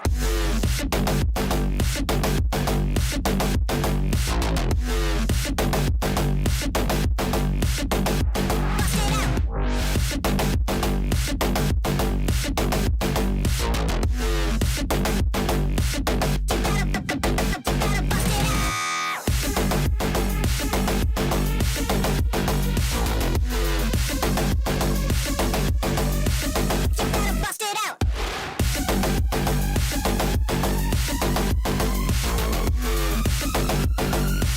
You better bust it out. You better bust it out. Bust it. Bust it. Bust it. Bust it out. Bust it. Bust it. Bust it. Bust it out. Bust it. Bust it. Bust it. Bust it out. Bust it. Bust it. Quit running your mouth. You better bust it out.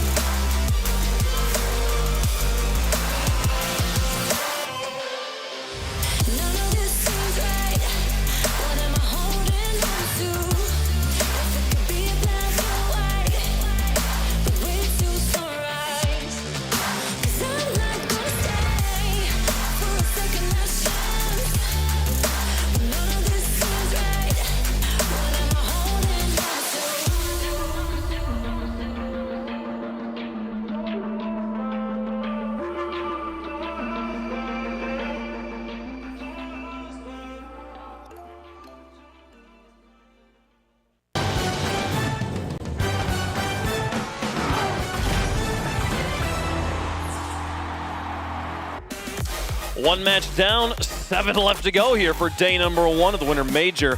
And that's just the A stream. We got 7 more on the B stream as well. You are not spoiled for you are spoiled for choice as far as Rocket League goes right now. Coming from San Diego, folks. G1 getting ready to take on FaZe on our main stage. Welcome back. I'm Wave Punk. I got Bates with me as always. And we got Spaceman and Stacks. This man said that Carmine Core is going to be out by 5 p.m. on Saturday. What? Why am I getting blasted? I just did that segment. Why am I now? I know, but it was so funny. It's fine. It you didn't know go what? nowhere. No, watch it happen. It's going to be at 4 p.m. and now everybody's going to be like, oh my God, he's a prophet. So, just saying. I don't actually know who this person is. Yeah, all right. that tracks. I don't actually know him. I have spent way too much time actually knowing him. Stop. I'm sorry. They're not allowed to lie on the internet, okay? Stop. Yeah. People get on the internet and lie. Spaceman, how you doing? I'm doing good, man. It's a great day to be here. It's been a wonderful major so far. I've only done 1 series, still got a gauntlet to go, but the energy's high in the venue and nobody's here yet, so it's been fun. That is actually kind of crazy, right, Bates? Like, I genuinely feel that. Like, there's a hype here, and we're still getting ready. There's a whole field, a whole expo floor past our stage here that is full of little minions setting up their cool little LEDs and RGBs. Yeah, it's crazy, man. Yeah. I want our voices to be booming so loudly that everyone all the way over the concourse is able to come on, slide on down, and see some great Rocket League. I know we got a great matchup coming up. Yeah, for sure. Well, folks, let's get into the next matchup of the day. We can take a look at the schedules. Let's take a look at the groups first to give you a reminder of what has happened so far. A few matches down there in Group C. Team Secret able to get a win. Team Liquid also able to get the victory. Ground Zero and Gladiators going to be looking to bounce back there in Group C. But we're going to move up to Group A for action moving forward here. So we take a look at the matches that are going to be taking place on the B stream. Reminder, again, there's matches happening on that other one. You need a second monitor here. The Crew are going to be taking on G2. That one sounds like a spicy matchup. Make sure you've got that second stream pulled up there. On the A stream, though, so many more matches in store for you guys here today. I'm excited to get to each and every one of those. But for the first time, it's time to see G1. They're going to be taking on FaZe Clan here for our next matchup of the day. This one, there's a lot of things, a lot of thoughts about how this one could go, but G1, they've got a statement to make at this event, Bates. Yeah, this G1 squad, man, I understand they made this major through the tiebreaker, overtaking Quadrant and the boys, but this G1 team, they should not be slept on. They got Atomic with a K. He's balling out. He's averaging 476 points per game. Dorito and Mark by 8 cut the hair, and he's back at lane. Mark by 8, trying to prove that he deserved that World Championship title as much as the rest of that team. It's G1.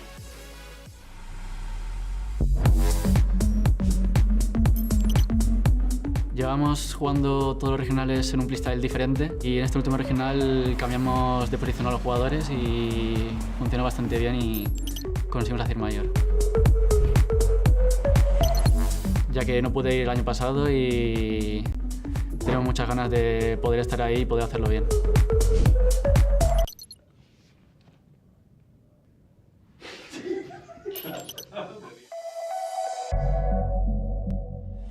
The boys know how to have fun here, but it's all work right now. You can see the concentration faces are turned on. Yeah, the concentration faces and the laugh faces. Mark Bay, he's having a great time, but you can feel it in his voice. He said, I wasn't there at Worlds. I worked 2 long years to make Worlds. BDS replaced me and ended up winning, but BDS isn't here now. Mark is. He wants to make a statement this whole entire season, Spaceman. And he's been the tip of the spear, I think, for this roster, right? There's a lot of those chips on the shoulder for Mark by 8, having a lot to prove. The start of the season, coming in with Dorito and Atomic, you're looking at a duo there that the dichotomy has evolved as the season's gone on, but Mark by 8's kept them grounded, and that's what's made this team so special. Yeah, and Atomic is also kind of the big catalyst on offense, right? Because he's the guy, he's all over the pitch for them. He's one of the leaders defensively in the European region. He's one of the leaders offensively as well. You'd be hard-pressed to find a more well-rounded teammate than Atomic. Yeah, one of the best players in the world. He can do it in all facets, but offensively, he's up there with the best of the best. So, names like Ahmed, Yan, Atomic's in that category. G1, they're ready to play, but they got a red-hot team on the other side. Get ready. It's FK, Caden, and the Haze. I think what's stopping FaZe from winning is just the mental block. Every time we get top 4, it's just we're scared of taking the next step. Getting top 4 again in this event would be very disappointing and very frustrating. First killer is gonna go. Oh my goodness! No way! First killer, what a touch! Typical! I think I might be top 3 in North America. I think first killer does deserve to be first because, wait, I'm talking about myself in the third person. I do think that first killer, deserve to be first because mainly it's in my name. Put a bunch of effort into this game and hopefully I can take first one day. Wavepunk agrees that First Killer deserves to be first in the world right now. Oh my gosh. Spaceman liked this. Big fan First Killer. Well done. Listen, I'll tell you something about this FaZe team, man. I'll tell you something about this FaZe team, man. It's typical. I've never seen them smile that much in the videos. I've never seen them smile so much walking around. They have found what they've been missing: a teamwork and a team environment. I think it starts with the man behind him. You can't see him. It's Coach Roldis. He's bringing him in. He's brought him in, and now they've been performing the best Rocket League they've ever played as a team. And Roldis has changed this team. This old FaZe roster might have found this as a trap series. Going into this major, it feels like they've finally gotten over their demons of past, and they're able to take these series one at a time and really show what this FaZe roster can do. Yeah, we always say it's about finding the right player, not necessarily the best player. And, they add a player like Mist who fills the need they so sorely needed to fill, right? Yeah. They needed somebody to play defense. Mist does that. And now you've got First Killer still dominating the offensive leaderboard in NA. And I think this is their best chance by far to actually make a serious run at a major championship. They're not only coming off of a regional win, they were the first team to knock Genji out before the grand finals ever. First team this season to do that. So we'll see if they're able to start off hot here. But starting off tournaments has never been like their strongest suit here, Bates. I feel like match one, especially games 1 and 2, always a little bit rough for FaZe. Yeah, FaZe, they gotta come out and they gotta come out swinging. Ground zero, we saw them they just went up against Secret. They start off slow, and when you start off slow against great teams, it's not gonna be enough to overcome it. G1's a great team. FaZe got to come out hot. We'll see if they can do it. They've been hot before, but we've had a month to cool down. Were they able to keep the Stokes in the fire here, folks? Let us know if you think they did in the fan vote. Hashtag G1, hashtag FaZe, depending on how you feel about it. Mr. Stacks, who you got? Oh, man. It's hard to go against FaZe Clan here. I got FaZe winning this one here. I think they finally kind of exercised their demons of struggling early in events like this. I think they put together a strong start, a strong mid-game in this tournament, and I think they ultimately finished very, very strong in the end. I said they're only going to drop 2 maps the whole weekend, so I got to go with it. They're winning 3-0. Is it 1 and 2 of this? No. Trust me, no. They're not that good yet. They're not that good yet. That would be a FaZe thing to do, but no, they're going to win this one, I think, pretty convincingly. I think the last 2 regionals, they've dropped like the first 2 games and then like literally not lost anything else like the rest of the time. Yeah. It's been pretty crazy. Who you got, Bates? FaZe. I mean, G1, I respect you. First Killer's averaging over 500 points. Please elaborate. Over 500 points per game, people. The whole entire winter split. He's on the Fennec. He's on the Octane. He's playing his best Rocket League he's ever played. It's going to take an absolutely phenomenal team to take him out. G1, you're a great team, but you're not phenomenal just yet. Give me FaZe. Look, Mist is an amazing defender. You said it. It's what they needed. It's hard to shoot through the haze, but it's been a month. They've had a month to cool down here, and they always struggle at the beginning of tournaments. I'm taking G1 in this. Oh, my God. There's always one guy. I think FaZe probably wins the group still, but I think G1's got this specific matchup here. How did chat feel about this one? I got a feeling of how it went there. Actually, not as one-sided as I thought it was going to be, though, but FaZe going to be the favorites on the desk and in the chat. Let's get down to the stage for the second match of the day. FaZe on one side, G1 on the other. Both got something to prove here. Who wants it more, folks? We got 5 games of Rocket League. Hopefully, let's go all the way to game 5, folks. Let's get down to the field.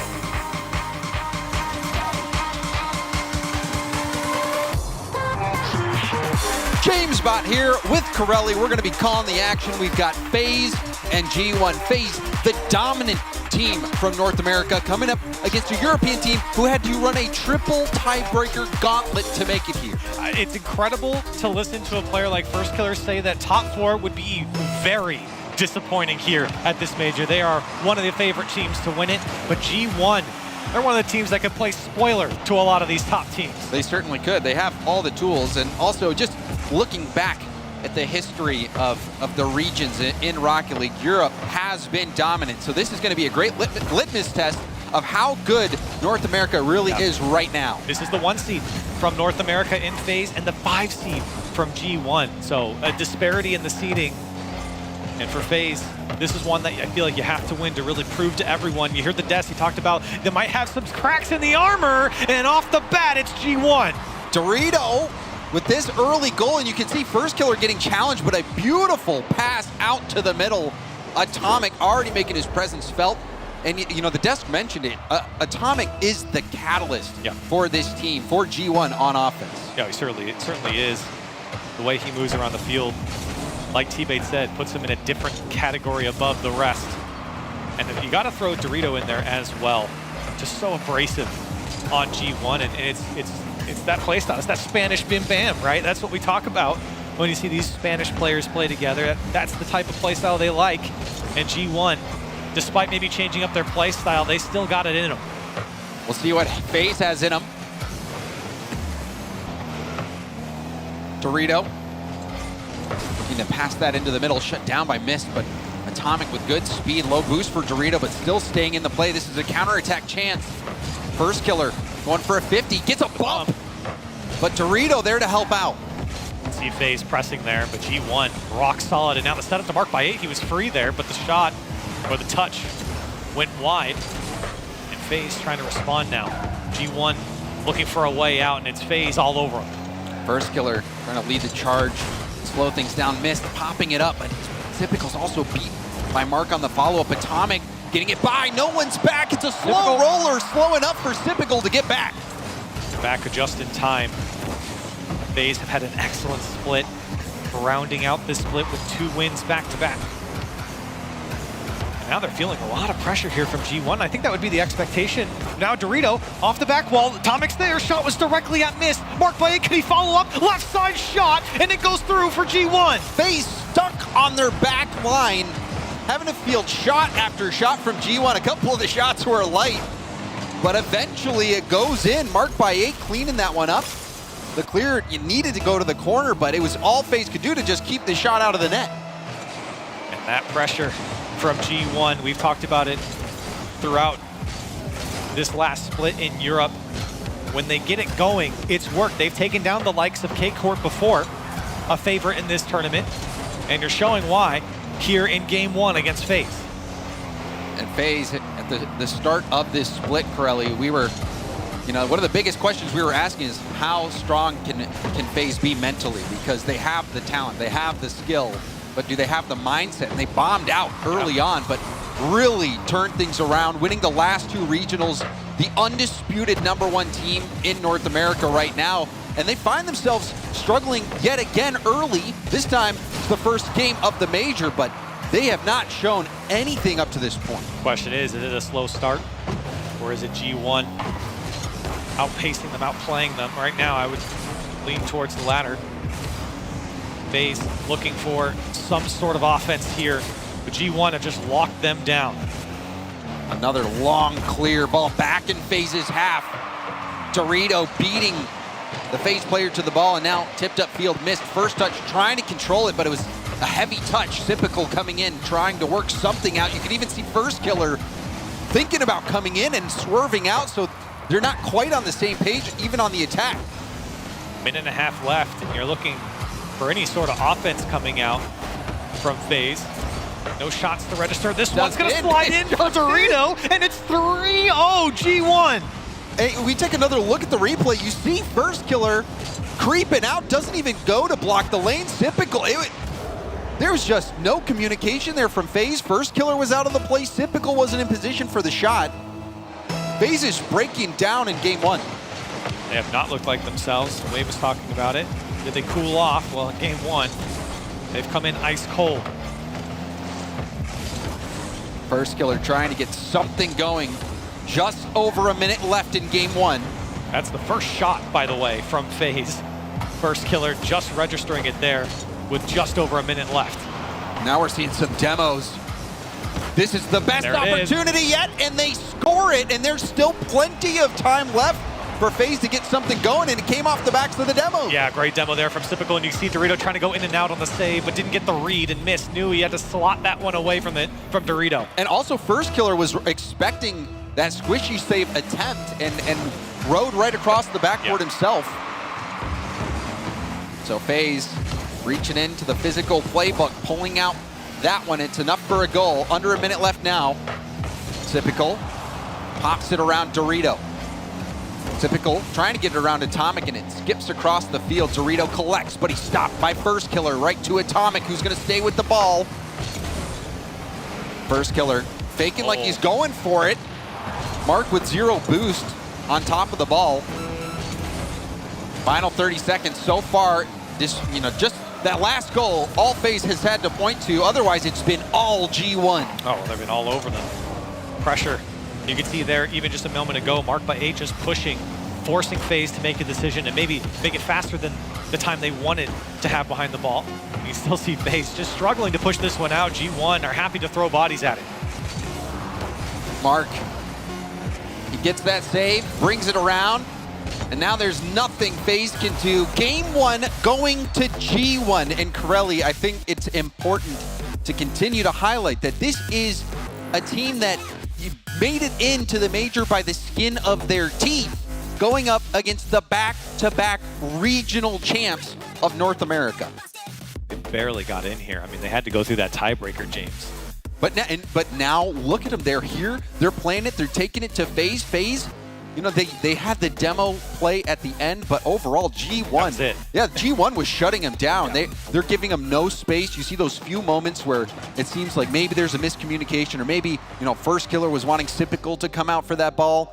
You know, it just, there was no space for him. FaZe, every time they try to get something going, someone from G1 is there to tip the ball away from them, even if they have no boost. And it's something that we've been talking about all split with G1. Ever since we saw this team form, we knew that that was what they were going to do to win, is overwhelming pressure.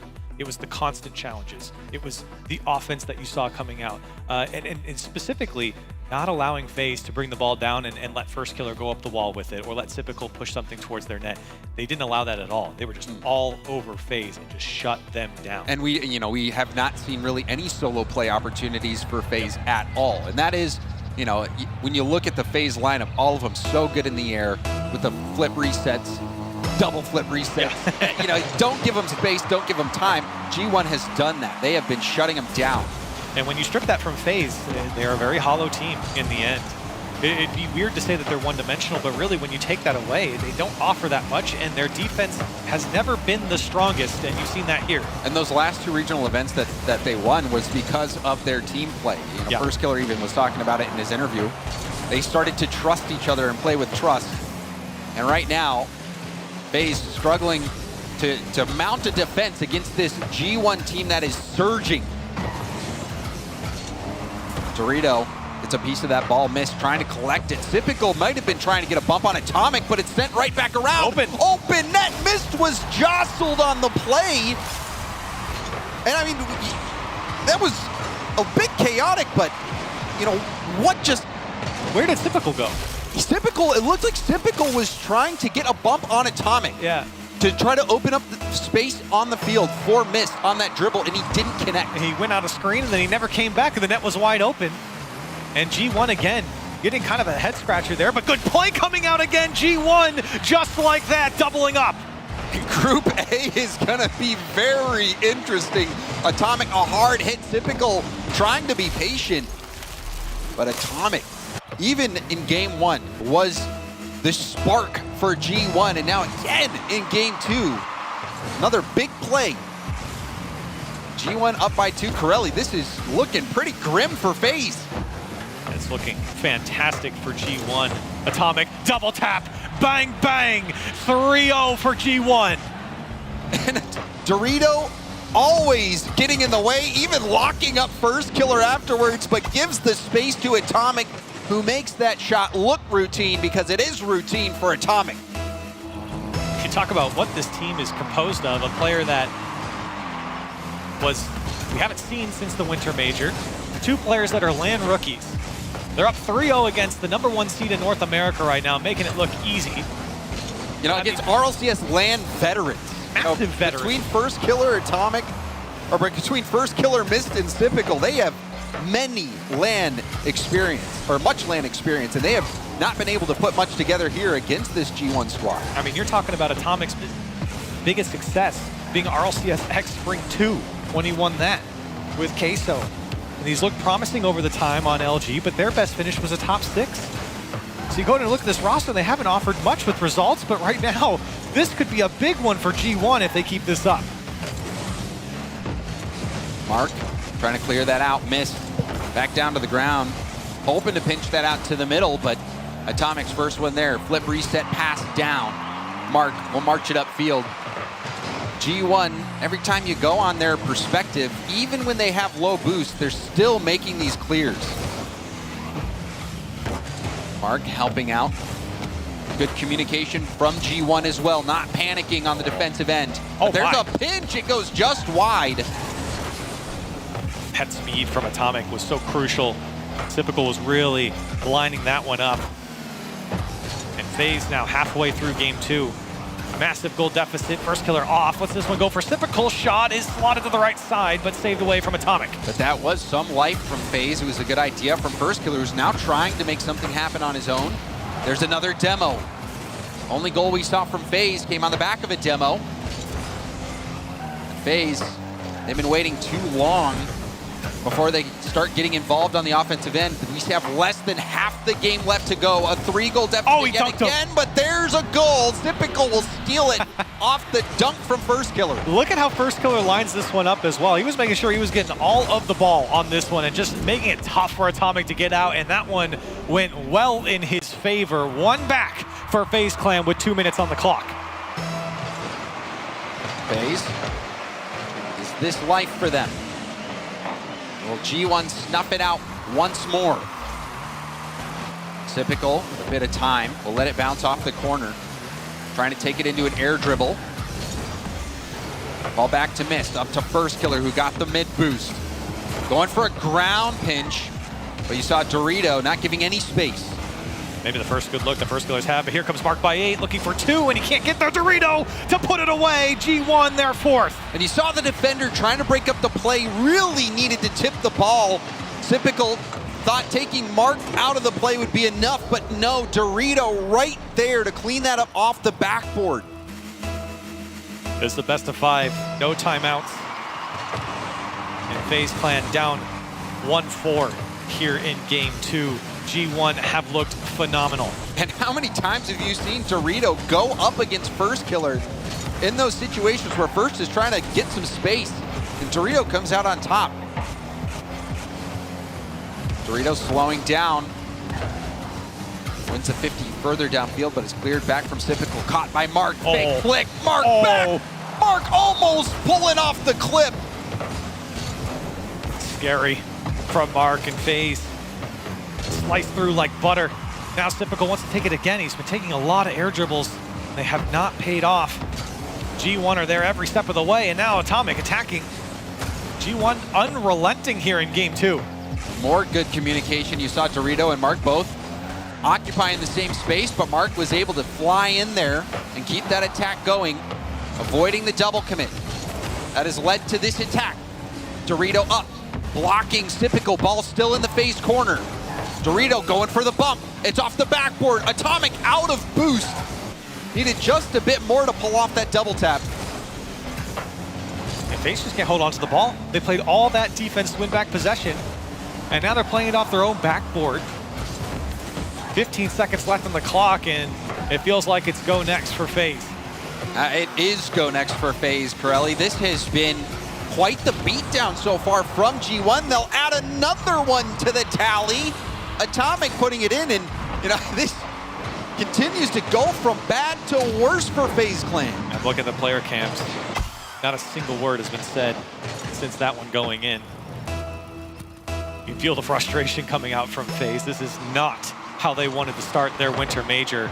Not like this, losing maybe, but 5-1, being destroyed by G1 in game 2. Really, it hasn't been close. No.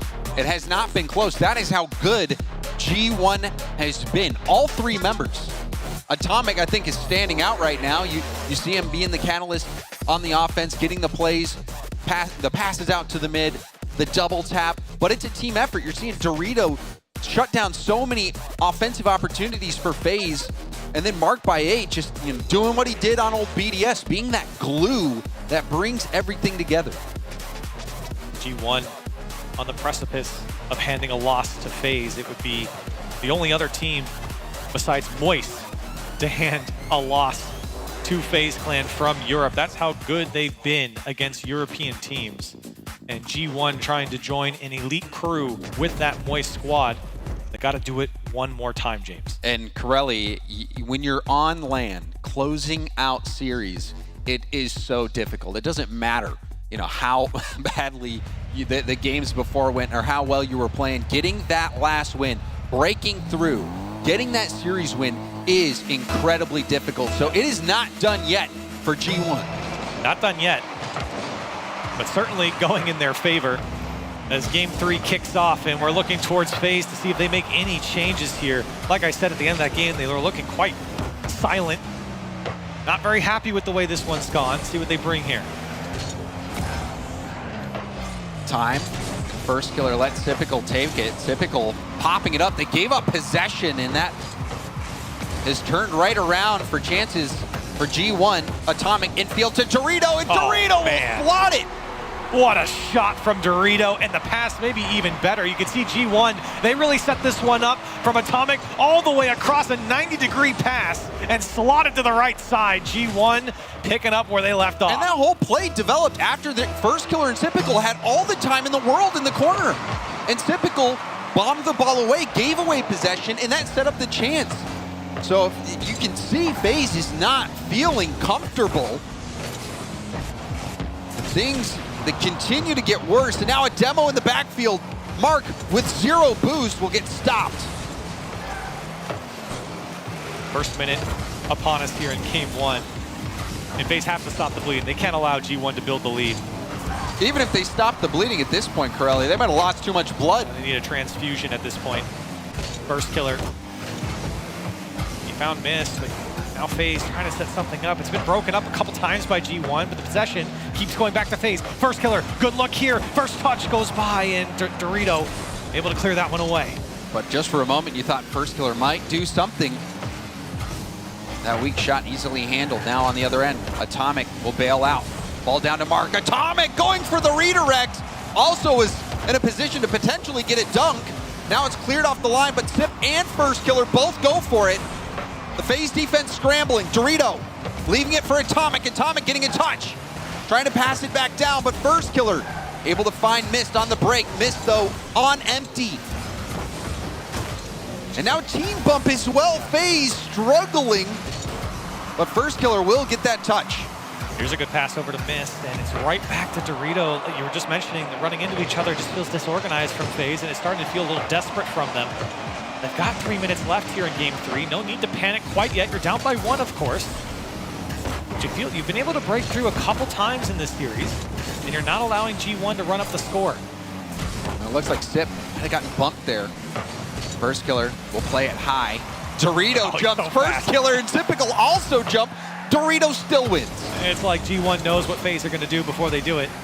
And now Dorito again off the ceiling, pass to himself, flip reset. Oh! Dorito popping off on the main stage. Dorito, what was that? Off the ceiling, gets the flip reset. And that backflip flick, that was gorgeous. And now how do you feel if you're on FaZe? 2 goals now, and you're getting clipped on. G1 have put on an immaculate show in this series, and half a game left to close it out over the #1 seed in North America. And Dorito's role in this, really, you should not devalue it. Dorito, that play there against a FaZe team that can be emotional, but hold on, there is one. FaZe catching G1 out.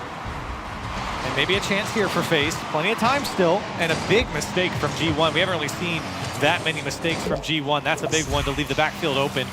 And FaZe will take advantage. 1 back as they cut the lead in half. And what I was going to say, Corelli, was Dorito's shot. Maybe that'll be enough to take the wind out of FaZe's sails and really put them down. But that goal, that has made this a ball game. Missed in the corner, around 1. Atomic preventing it. First killer getting a demo, will punch it up. Missed. Now on the ball with mid boost. He's got 100, flip reset.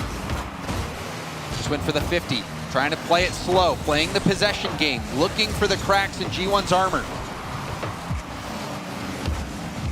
Good control by Mark and help from Atomic. Ball pinched out, Typical, blocked again by Dorito, who has been dominating the midfield. You see every touch from FaZe is being challenged immediately by G1. First killer getting a flip reset, follow-up was there. Time not on FaZe's side, and this one poked to the back wall. G1 hunting First killer, look at all the space he's given here. But he also missed that back boost, giving Mark the full boost from the corner. Dorito leaving it, and that took Mist out of the play. Mist trying to make the most of it. Still, FaZe has possession. Final minute, FaZe trailing by 1. The shot blocked by Atomic. And Field beaten out by First Killer. Here it comes. First Killer to the back wall. FaZe trying to come back in this one. Mist has no options. 45 seconds left, and they've really got G1 bunched up, but they can't break through again. Nothing is coming out clean for FaZe. G1 there every step of the way. And what a beautiful play from Dorito, taking that up off the ceiling, getting the corner boost, getting the clear as well. That burned so much time, but now the shot! Top corner from First Killer! Hold on a second. In game 3, FaZe coming back again, this time slotting it to the right side. And FaZe have made this one a game, but can they close it out? Can they extend the series? It looked like it was in the bag for G1. Dorito off his own backboard, blocked down. Typical beat quickly by Atomic, who's going for a bump now. Atomic taking Mist out of the play, but Mist finds his way back in. Oh my, what a touch from Mist. That was world class to get away from that bump, but here comes Dorito. First Killer will deny him a flip into the corner. It rolls up for FaZe. 0-second time. Demo comes out, and I think Atomic is happy to drop this one down. First Killer would rather keep it up. FaZe want to keep it up. Double commit. Can he get over it? And G1 chasing after it. It'll finally drop down in overtime in game 3. A chance for G1 to upset FaZe here in a sweep. Dorito. Lob into the middle. Tip. Shadowing the ball. Does get the 50 downfield. Missed. Low boost, but wins again on the challenge. Dorito, clear attempt out. Typical. Back to the G1 corner. Atomic. Waiting to break out. Missed. Getting demoed. And now Mark will lob it towards net. First Killer is able to make the save, but it was a little bit scary. Almost got caught out there. Dorito, this guy's a challenge maniac. He is all over FaZe. He is not letting them out for free, not in this overtime. But maybe FaZe, here comes First Killer with full boost. Flip reset 1, gets by the first man, but 2 go. An opportunity here for FaZe. Typical low boost. Has to set this one up through 1. Coming up on a minute of overtime, and FaZe circling the wagons here in front of G1's net. And G1 does well to turn him away. And G1 starting to give FaZe more space for those solo plays. However, Atomic going for net. Lovely touch to the corner from First Killer, lands right on Typical's bumper. Dorito trying to get it back out to the middle, controlled by Mist off his own back wall. First Killer will clear it down to the corner. Got the corner boost as well. Dorito has Atomic in support. Atomic now taking it up the wall, gets demoed, but did beat out the challenge. Marked by 8. Double tap to the middle, and Mark again getting back to the play. I think that surprised FaZe. Nothing for free. Nothing for free from G1. You have to work for every touch if you're FaZe. And that's been a frustrating experience.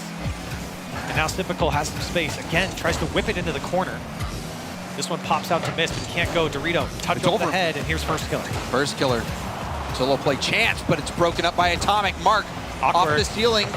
Could be a tough read, but Mist will boom it over, and it's sent right back towards the G1 net. FaZe coming alive offensively. Mist launching it up. Seems like FaZe is just trying to blast it high in awkward spots on G1's backboard, just hoping that they mess something up. Oh, a couple challenges not going in FaZe's favor. Luckily, that one came out the First Killer. Great first touch. Some space here from Mist, but again, Dorito out of nowhere. Sip just trying to win this challenge. This one gets by Mark by 8. He's lucky Typical doesn't have boost. Typical still fighting for the challenges here into the corner. 2.5 minutes now of overtime. That miss definitely made things difficult for G1. Atomic looking to get that out to the middle. You see Mark causing chaos. Atomic denied, but it's a scramble in front of the net. Cleared out to the corner. Still not out of danger yet. Finally, it's cleared out by FaZe, but that was a bit of panic. Yeah, I think First Killer was just floating to the far side, and he blocked the shot. Now pop up to First Killer, but you know you're not going to get there first. G1 so quick in the sky. to deny FaZe any of this aerial attack. Atomic snagging that mid boost. Will launch it in. Mark couldn't get the follow-up shot on target. Dorito trying to get the challenge. Now missed towards net. Atomic. Good communication from Atomic and Mark. Mark immediately went to the corner to collect that pass that he knew was coming. First killer. He's got full boost. Going for a 50. Leaks out to the middle. Missed again with the 50. Typical off the backboard. He's one the more. Shot blocked. Mist was coming in, but he was challenged right at the point of the shot. Good defense there from G1, but they got to keep fielding. It feels like FaZe are starting to warm up a little bit. They're starting to get into this series. I know it's weird to say in Game 3 overtime when you're down 2 games. But now the offense coming alive. Mist backwards into the net. And FaZe knocking on the door here. G1's got to be careful. First killer, good speed. Finds its way out to the middle. Dorito just patiently waiting. Typical trying to slow it down. Typical got bumped. Missed. First touch control, second touch, great clear. Whoa. Now a shot opportunity. The bumps! The bumps coming through for FaZe Clan, and they stay alive in Game 3. And you can feel the tide shifting, and you can see the bumps from Typical on Dorito. And a long overtime is maybe what FaZe needed. They really started to slow that game down and get G1 out of their groove. FaZe Clan, stay alive. They're not swept quite yet. They've done a good job to get back into this series. And like I was saying, Corelli, it's one thing to win those first couple games. It's another thing entirely to close it out. And you could see FaZe start to wiggle their way back into the game. G1 started giving them a bit more space. And FaZe, they found a way back in almost 5 minutes of overtime. Oh. And that is the type of game you need to have, or you hope to have, when you're trying to pull off a reverse sweep. And just taking a look at some of the Mobile One high-performance replays here, you can see some open nets for FaZe. You can see some great plays coming out from G1 on their offense. But I think really the back half of those replays are going to show a lot of defense coming out from G1. FaZe, all of a sudden, those gears, they kind of got the rust off them, and they started turning a little bit faster. But still, I think G1 did have some moments where they could have ended that game. In regulation. You know, there was a play where Atomic swerved out of the way to get that mid boost and put a nice shot. It was a little bit off target. That backboard rebound was a chance to potentially put that in. We saw some G1 chances, and now we're seeing G1 play more defense. And you can even go back to in overtime when that ball was floating on the goal line and first killer was knocked to the far side. And he was just floating there. I mean, it was just, that was the difference maker. It could have been over right then and there, but Dorito, can he pass it out to Atomic? And he almost is able to put it away. Typical denies. A lot back towards net. That one will bounce off the post. First killer launching it down. Dorito stopping progress at the midfield. Will catch it into a dribble, flicks it. It forced 2 defenders to go for it. Now a chance, shut down. And you see Atomic getting tangled up. Mark racing back in time. So Mark will bail out G1 for now and finally bails them out fully. Careful. You saw that team bump that almost resulted in a goal for FaZe, but G1 escaping and now able to stabilize. Got to be careful with these lateral passes from G1. They've been so lethal against this FaZe defense. And they're happy just to take every challenge into the FaZe corner. The challenge game has certainly gone in the favor of G1 throughout this series. Here's Atomic, he can't get over it. Was almost able to, but FaZe gets out. Typical, taking it slow. Now I've seen now a couple times, Corelli, where you see 2 members of FaZe in the corner, one of them being Typical, and they just let Typical march that upfield. Mark going for net, and Typical didn't make contact, but we do see a big clear. Dorito will collect it. Now infield pass, the shot weak, but it forces a double commit. Possession back in the hands of FaZe. Oh man, that challenge would have been crucial there for FaZe after First Killer did so much to win back possession. Both teams have had some opportunity. No one breaking through, but this one feels a lot different than the games before.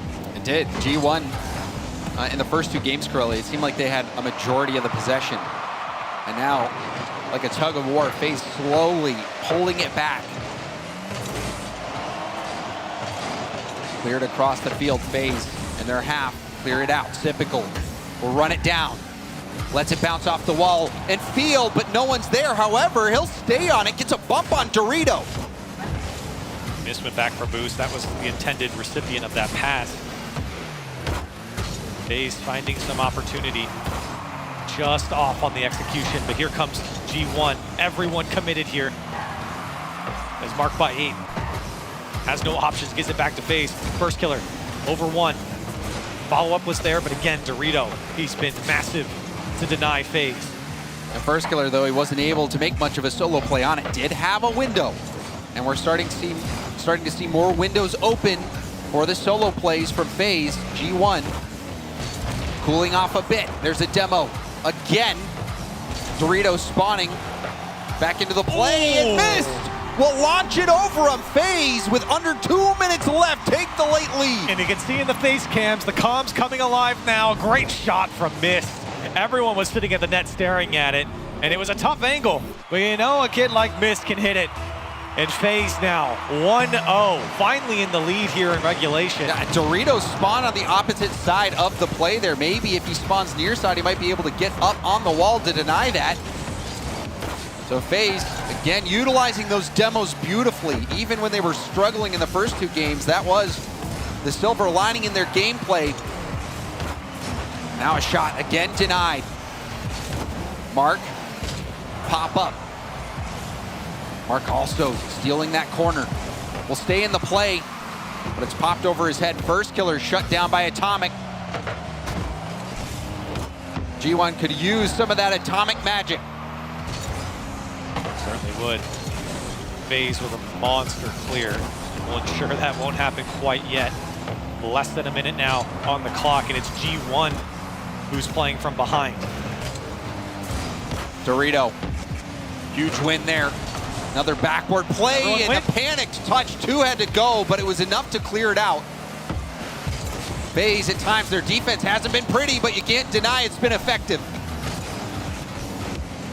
At least for now, it's been effective here as this one drops into the box. 30 seconds now, missed. What a challenge, this one just wide of the net. And it's on G1. All eyes on Mark by 8, all eyes on Dorito. Wow. What a challenge from First Killer. First Killer not only getting that first touch, but following it up after Mark had gotten a demo. So there was time that needed to be bought, and First Killer was able to put it on the credit card.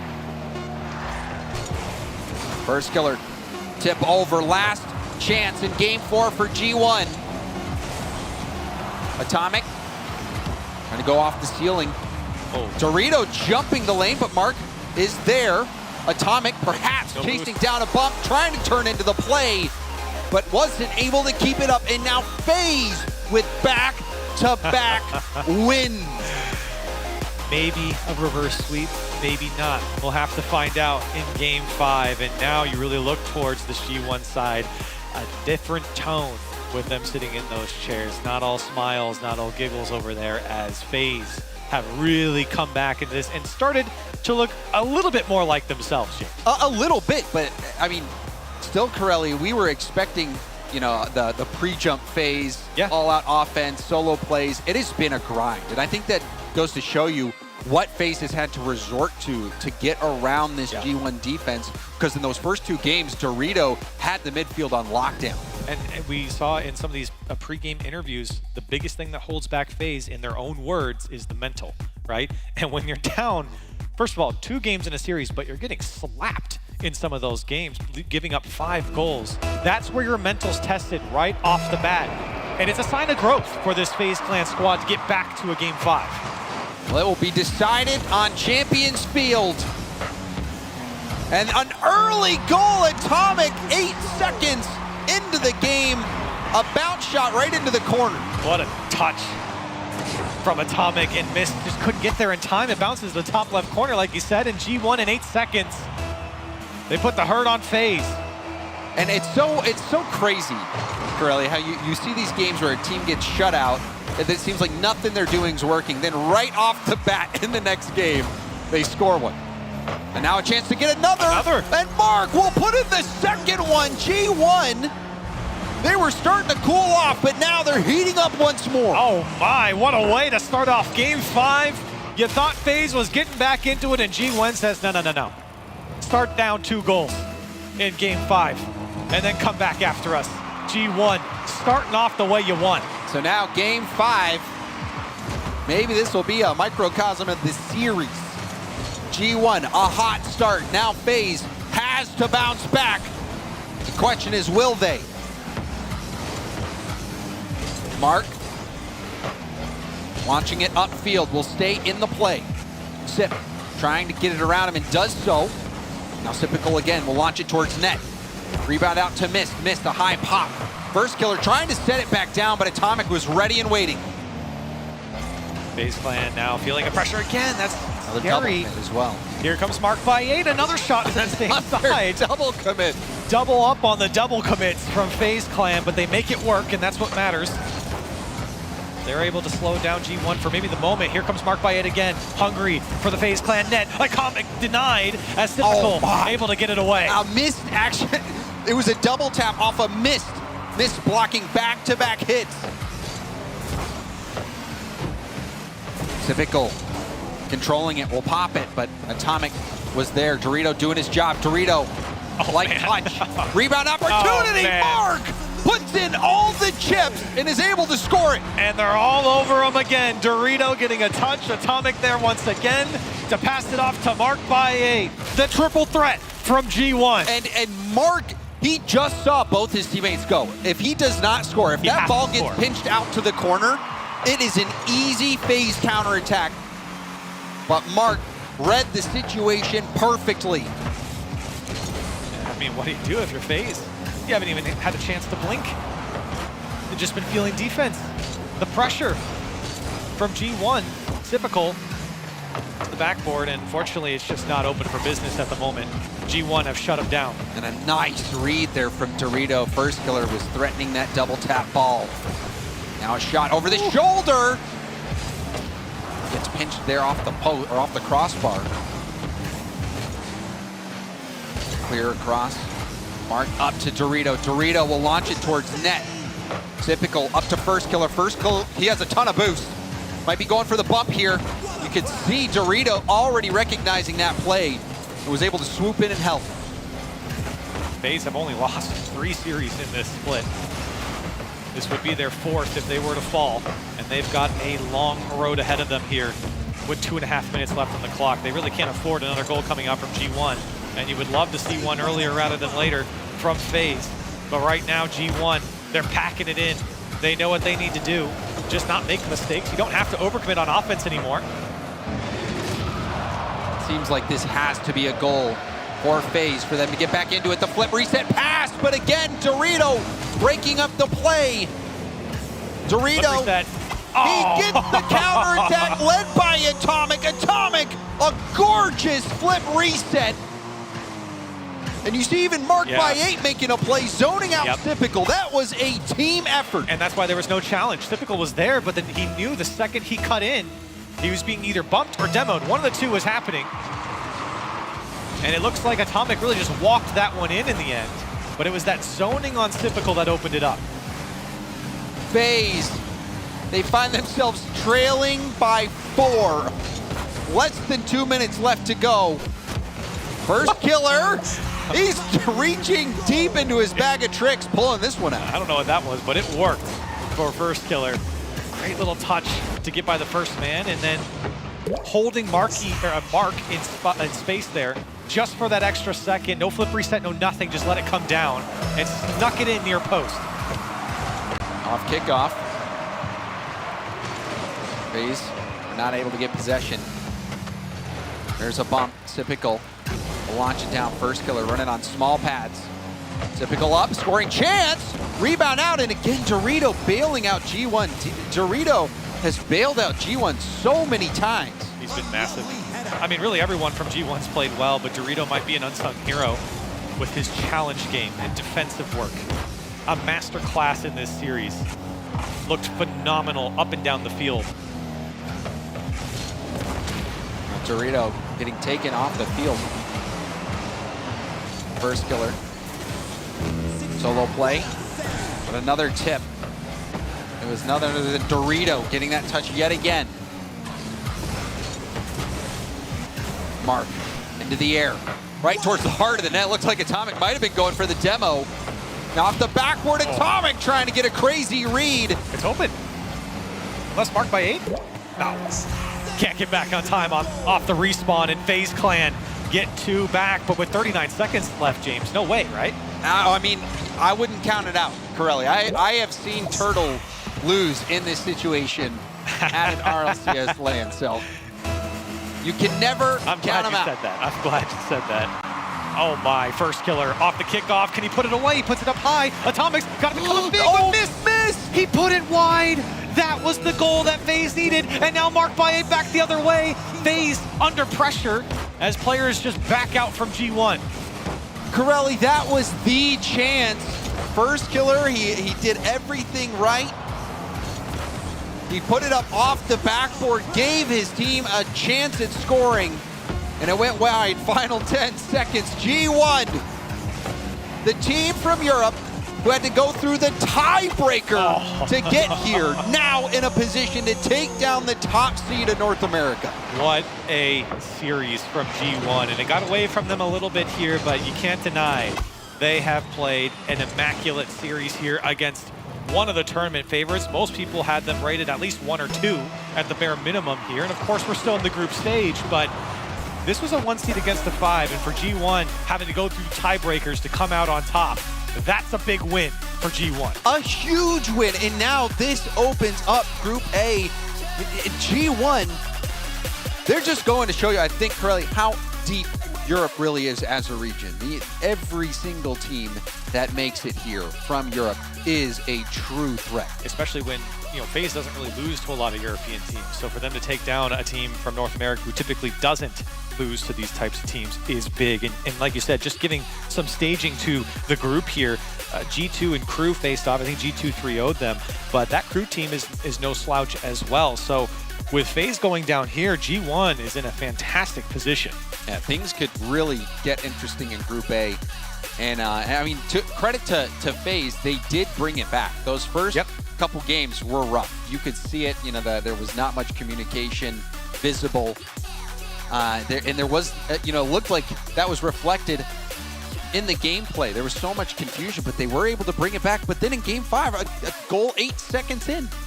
So it was a struggle for FaZe, but it was beautiful for G1. And to break down all the action, we're going to throw it back over to the desk.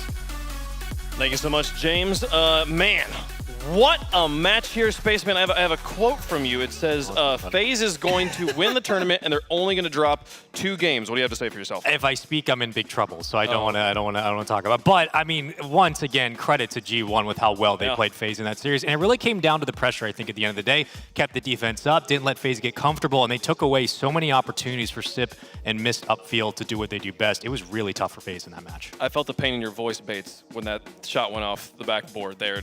Would have made it a 1-goal game. Oh, yeah, it would have. I mean, they'd already put themselves in an almost untenable position going down 4-0, basically. But then Costello usually slots it home. Would have been about 30 seconds left. Good, gave FaZe a little bit of time. But I think both of these teams, I think G1 came out with more urgency. They came out with a desire to win. FaZe, they started off slow once again. Picked it up in Game 3, but it's not going to be enough. I mean, for G1, it's all about striking when the iron was hot, and they certainly did that in the first 2 games. Every opportunity, every pass they could have connected, they found a way to generate that opportunity and execute. FaZe Clan, they got a little bit more confidence back with the demos, with the physical gameplay. They were able to hold more possession, and you started to think maybe that reverse sweep was possible, but no, denied quickly with a good start in the final Game 5. Yeah, there's 3 games in this series where FaZe started off down 3-0. Or at least 2-0. Maybe Game 1, I believe, they started down 3-0 as well. That shows that FaZe, you walked in here, everybody's hyping you up as the best team in the tournament, and you're not performing up to standards. The fact that you can even still bring a team to Game 5 when you're down by that much proves how good you are, but you got to show that to people on lane. I'm more impressed that G1 was able to beat FaZe after dropping 2 games. I'm more impressed by them stopping the reverse sweep than I would have been if they had managed to sweep them. There's a way you argue, oh, FaZe just, they started off slow, this just wasn't them in form. Yeah. They looked good in games 4 and 5, and then somehow G1 finds the response. Yeah, you kind of had to earn the ending result of that series, and you talked about it, Caleb. You said, look, if you're going to win this series, you kind of want to do it in 3. The fact that they go the distance to Champions Field and close it out is just more credit over to G1. G2 also able to finish off Crew there, another sweep over on the B stream. So the G's sitting at the top of Group A, and luckily they're going to be playing each other a little bit later on here today on the A stream. That one, that is becoming my favorite match of the day already, and we've only seen 2 games so far, folks. We got to get over to Groups B and D pretty quickly here, folks. We take a look at the stream schedules. Again, just a reminder of what is in store, what has happened, and what is coming up a little bit later on. You can see the matches that concluded there on the B stream. Again, that's twitch.tv/RLEsports. And they'll be saying Team Secret taking on the Gladiators as their next match. Over here on the A stream, you're in the right place. Don't change the channel, folks. So much more Rocket League coming down the pipeline. Ground Zero went up against Team Secret. G1 just took on FaZe. We just watched that. And we will see Liquid taking on Ground Zero as the next matchup there. Spaceman, you're not going to be on the desk with us. Who you got? No. I mean, the way Liquid have been looking as of late, the way the Ground Zeroes look today, I have to think Liquid have an advantage there. Liquid is looking pretty strong right now, Turtle. Oh, 100%. I mean, Liquid, they came out, they did their business, they did their work against the Gladiators, and there's a reason why they're the favorites. There's a reason why they're coming from Europe, and they are hot right now. They are very, very hot. We will see that hot Liquid. We'll see steam, I guess, after the break, folks. It was a great one out here. We finally got the Champions Field in match number 2. FK was trying to cool down there, folks. But, folks, you guys go cool down for just a second. Get up, stretch your legs, drink some water. We'll get match 3 coming up after the break. 1974.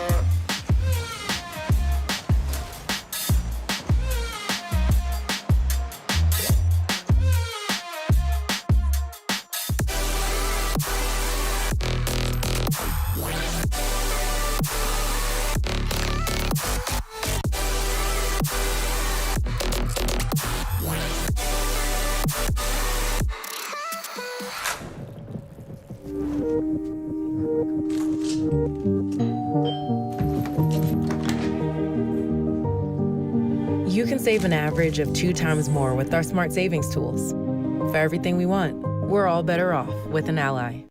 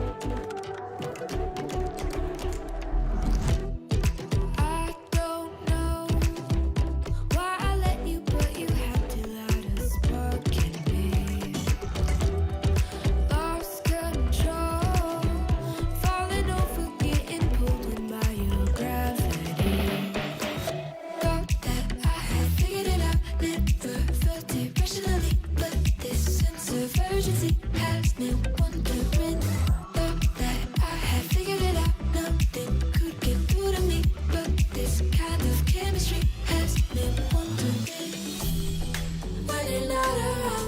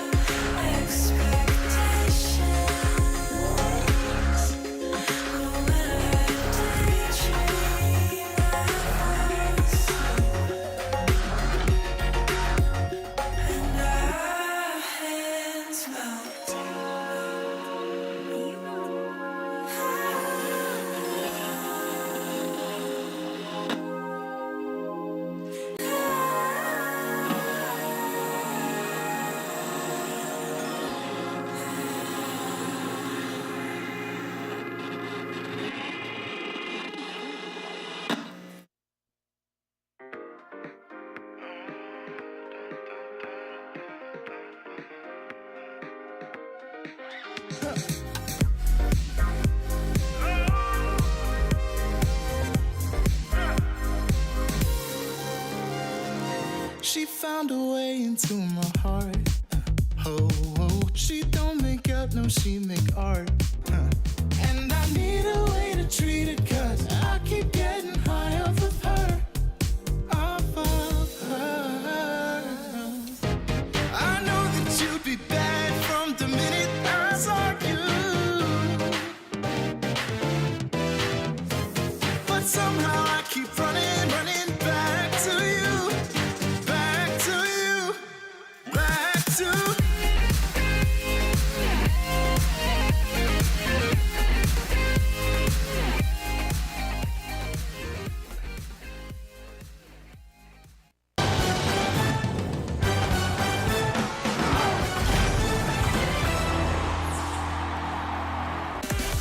We are well into day number 1 here. Match 3 on the docket will be the next thing on the screen here. Team Liquid on the stage preparing to take on Ground Zero Gaming. Ground Zero looking to bounce back after an early loss, and Liquid trying to stay undefeated there in Group C. Welcome back to San Diego.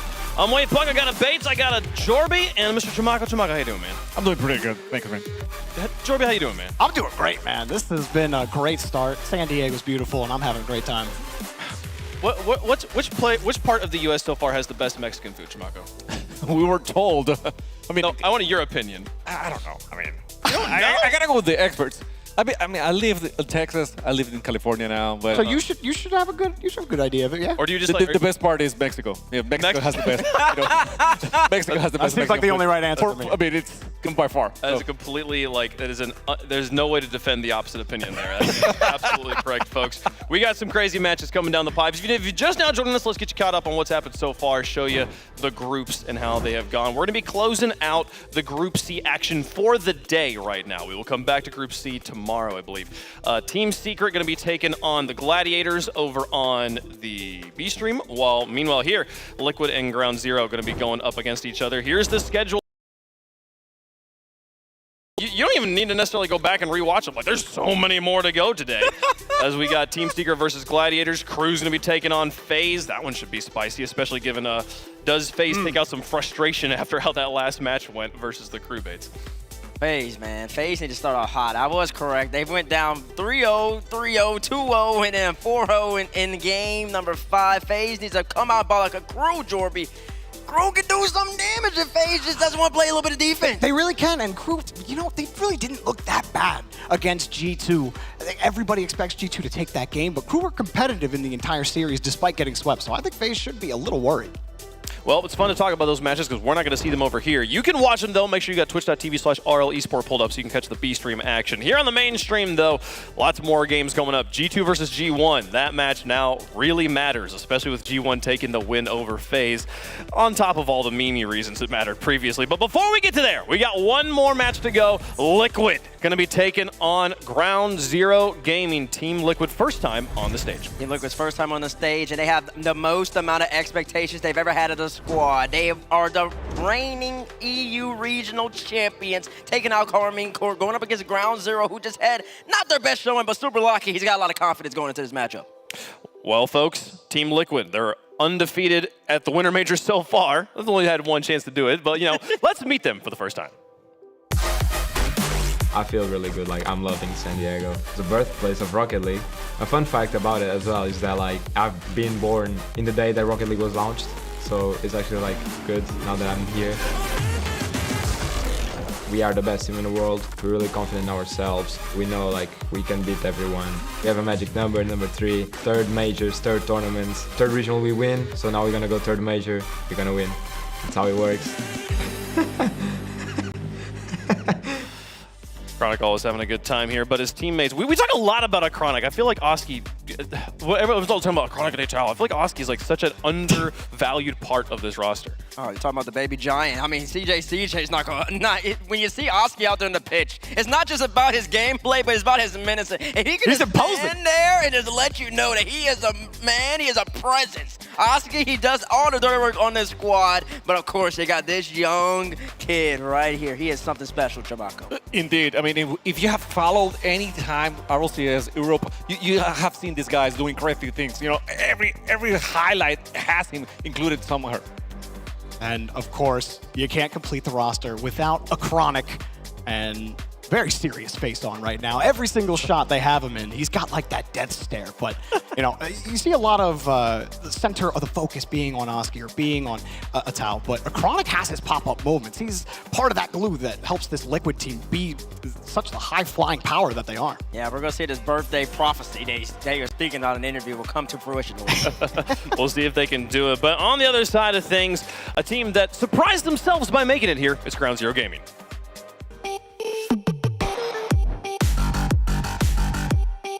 I didn't think we'd be in this spot so quickly because we started with 0 points legit 3 events ago, but power bombed out 8th 3 times in a row, so all of a sudden we're equal with points with them pretty much. So yeah, performing now would be huge for our world scene.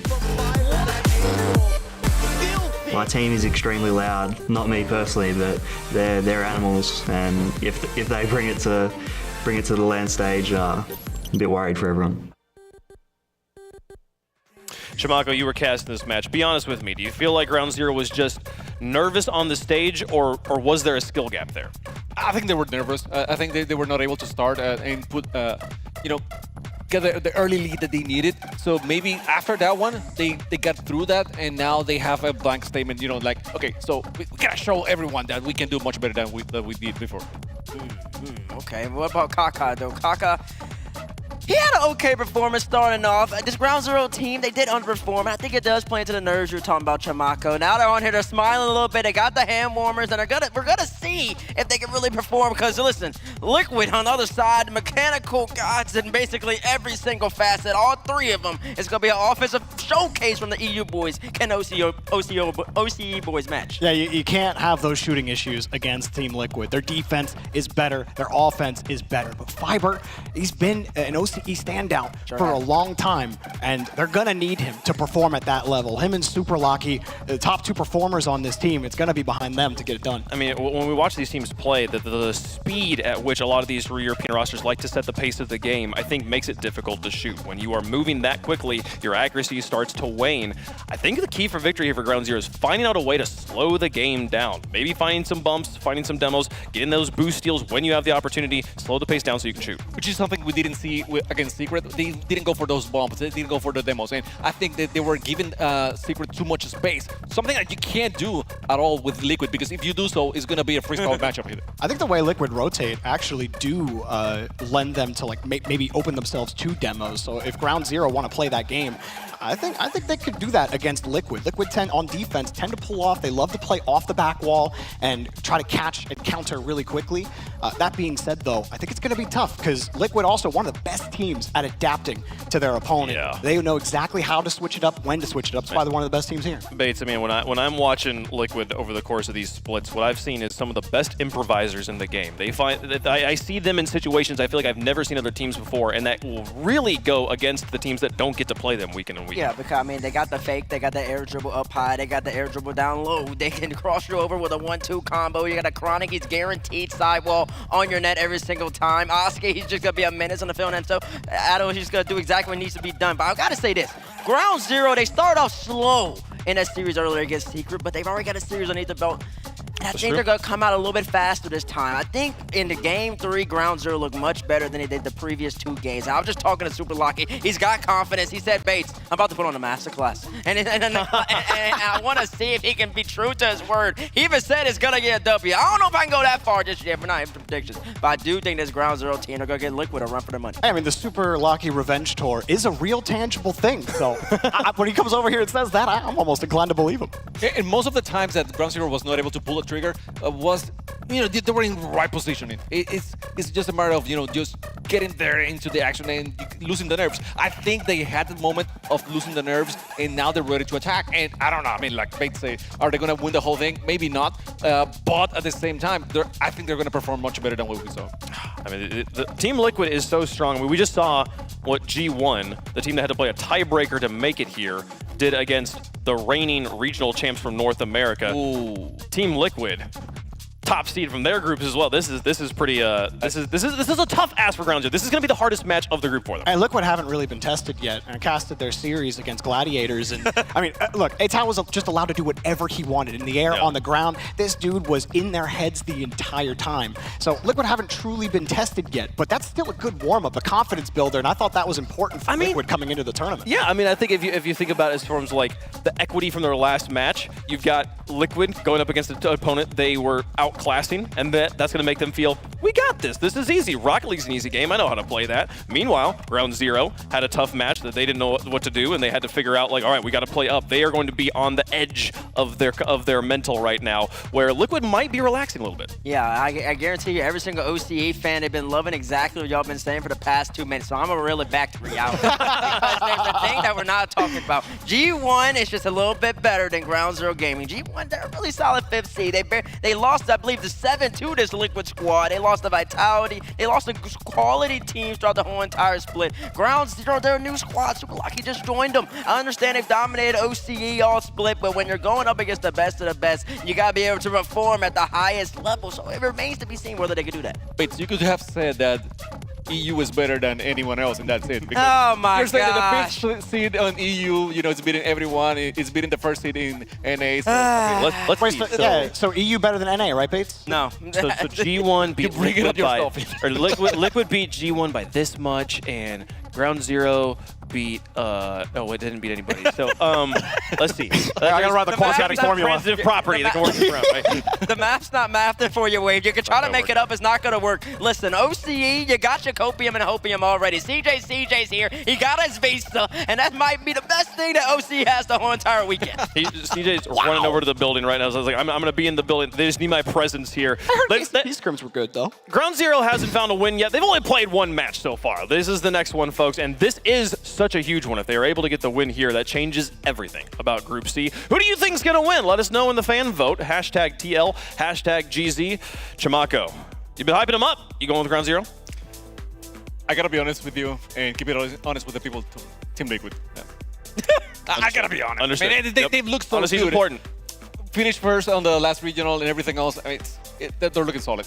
Jorby? Look, Super Lucky came over here confident, and I was going to pick a 3-0 sweep for Liquid, but because of that, I'll give 3-1 to Liquid.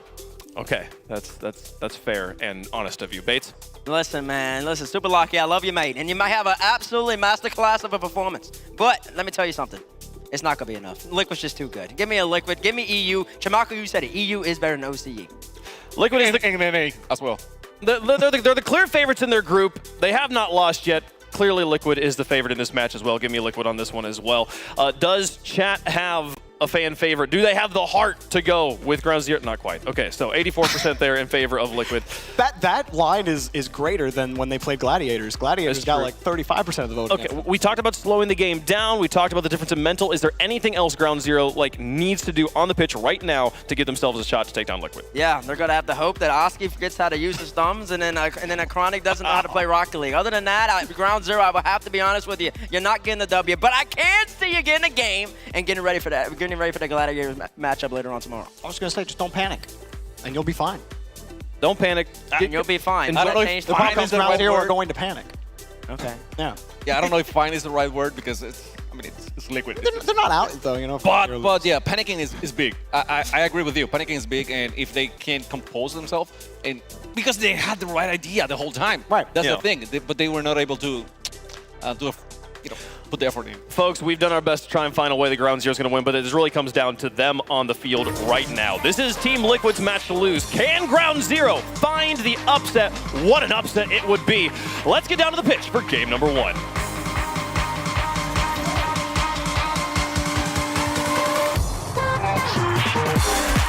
Team Liquid versus Ground Zero Gaming. This is Europe's #2 seed and the reigning champions versus OCE's #1. I am Stumpy, joined by the wonderful, the miraculous, the pink-tied spaceman.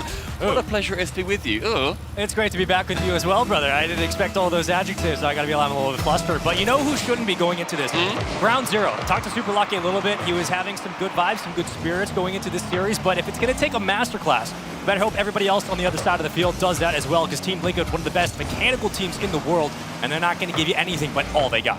I think it's not much of a secret to say that I am a bit of a Team Liquid fanboy, seeing as I also do their team streams every single Friday. Is that so? But I'm also probably one of their biggest critics alongside Cole. They have got holes that Ground Zero are going to be able to break through. They love to commit a lot. You see Oski and Atto push up incredibly far and leave a Chronic right at the back. That's been less so recently, hence a lot more of their success. However, those do still exist. Ground Zero can keep sending threatening shots just towards the blue goal. I think that you will find a couple of goals. They will find their way in. Oski missing the double, and the second follow-up for Atto somehow doesn't find its way in. I guess we're just going to ricochet off the post to start this series. Cool. That's a great way to open up this best of 5. But for Team Liquid coming in, right, they're great at avoiding pressure and very demo-heavy. We expect that physicality to continue as a redirect almost sends it on its way for a 1-0 lead. But with about a minute burned so far here in Game 1, you're looking at the pressure right now from Ground Zero at midfield, doing a great job of cutting up those passes and keeping Liquid on their feet. There's lots of opportunities, I feel, for Liquid to be able to work into the Ground Zero half too, because they have got those superior mechanics. They will be luring in Ground Zero a lot of the time too, where Ground Zero will want to shut them down. You cannot give Liquid space. You can't give any of these highly mechanical teams any space whatsoever. However, you can definitely take that too far, because Liquid, if they do manage to just outboost you, which, my word, do they like to do, they're going to be able to work around any defense that you are going to be theoretically putting up. Resource management's going to be big for Ground Zero in this best of 5. Looking against their series in Team Secret, it was tough. They were low constantly, playing the small pads, just trying to hold on to possession. But so far, it has been a valiant fare at midfield, right? Looks like for now, Liquid will hold on possession. Atto slowing on the catch. Open net. It's so easy for Liquid up 1-0. Wonderful pass to start us off here too. From the middle, Atto finds Oski on the right. A beautiful pass back down to, almost goes at a negative angle back behind him. The catch, the flick, and boots him out of the net. 3:10 on the clock. Liquid, a 1-0 lead. I mean, you can't say much more about the defense to start for Ground Zero, but that's the relentless pressure you're going to get from Liquid. It's a cyclical offense when all three are pushed up at the same time. They love applying pressure in the thirds, and they do so to start off with a pinch and clear and a double commit that will leave it way to the midfield line where Super Lucky will gain possession. 3 minutes on the clock, and Ground Zero wanting to start off a little bit of this pressure. Instead, though, it falls to Oski in the midfield with 10 boosts. He gets a reset over the top of Fiber, and a Chronic can tap it again. Those double touches when he goes to the reset. It always reminds me of Fairy Peak when he gets that second one, flicks it over the top. It's a 1v1 move, but Oski doing it wonderfully there as we approach now half-time in this first game. Group C is one of those groups that we were looking at earlier as well and saying that is the group of life for Liquid. But we've seen G1. They went through phase. Yep. No team is safe. I mean, the interesting thing to start here, you got 2 demos in favor of Ground Zero. Liquid still hunting for their first. So physicality favoring right now Ground Zero, but Liquid are avoiding a lot of that pressure even when it comes into the outer lanes, and they're cutting down these clears. It's really big for Chronic to continue to do what he does best, as he will try to move upfield, but it could be a breakaway chance. Oski trying to hunt him down, and Atal will clear off the play with that possession for the moment here for Liquid. Until then it becomes a 2v1 with Chronic now following up in the sky. Super Lucky is caught pushing his way out and just gets chipped with the final touch. It's these small micro adjustments. So Oski's going to win the 50, and Chronic just burns all of this boost just high enough to get over the backline defender. You beat the safety to his own net, and from there, it's enough altitude for Liquid to work with. It's these small mechanics that they do so well, and in a team like Ground Zero, they have to be ready for it. 2-0, 2 minutes, and in round 2, we find ourselves Super Lucky taking a shot on target, nearly chips over the top of a Chronic, isn't able to on that opportunity. With a miss on the sidewall now, leaves Atto in a 1v1, does get beaten out by Kaka. Final touch from Oski, shooting the opposite bottom corner. My word, man, just tap it in ever so gently for the third. I guess we're giving high fives and big 50 wins because there's an immediate demo in the corner and you're left on a lonesome just 1v1 island play. The goalie can't go anywhere except look up and hope that you got a wing and a prayer. Team Liquid are up 3-0 and we got a minute 47. What a lovely touch from Oski too. Just realizing that, okay, if I send this opposite bottom corner, then I will be getting at least a brilliant chance to be scoring here, and does manage to do so. A nice chip across. Super Lucky removed from the pitch. A Chronic removing a single player. In the past minute, we've gone from 0 demos for Liquid to 5. They've picked up the physicality and it started to break down the backline defense of Ground Zero. No wonder the score has continued. And a Chronic from the back wall looking for a second touch, but Super Lucky will try to clear. Now the offense swings in and Liquid are pushed upfield. Atto an opportunity to get it towards one of his fellow teammates, and able to, and Kaka now continuing down the pitch.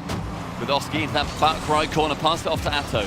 In the center with a minute remaining, he goes completely forgoes the ball, goes for the bump instead, and Atto doesn't need to touch the ball, just needs to boot the man in the face. He pulled up from the 4th dimension and said, guess what? I'm going to put this right over your necks, and I'm going to slam it down on your head just like that. A very easy and quick read from Team Liquid, 4-0. If you're ground zero, you got to find a way to stop the bleeding. Whether that comes through a singular goal or holding possession, they need some positivity right now, and they just don't have it. Fiber trying to create that play. It's also such consistent bleeding. It's been roughly one every minute. There it is. Until Kaka, about 4 seconds after Liquid get theirs from the kickoff. Fantastic pass across, Fiber with a 50 along with Atto. Lockie realizing that Kaka's sitting central and going to the left-hand side of the net. Ground zero with their first goal versus one of Europe's best. And the benefits of winning that kickoff is you get infield space, you get opportunities there in the gaps. As soon as Liquid are hunting for boost, there's your time to strike. But yet again, off the kickoff, you'll punch it downfield. Atto will try to take it off his own backboard. Will be unsuccessful. Through the corners we go, trying to conquer that side of the field. It's ground zero, essentially making everything out of nothing for now, but they'll still fight for those 50s. Team Liquid just have to burn 44 seconds or so. Great idea for Fiber to shoot there. I really like that. It was probably not going to go in, but it just means that the defense can't be thinking, I can get a nice big clear here. And it continues this pressure. Ground zero building off that first touch to go central again. Fiber to shoot, but no opportunity. 25 seconds. Ground zero need to be picking up 3 more. But now as Liquid are going to be attacking as hard as they possibly can, those chances just become slimmer and slimmer. Under a third of a minute here to go. We'll look for Superlocking to try to find this clear, hold possession, but I think this one is pretty much all but written. It was an opening flurry of shots and possessions.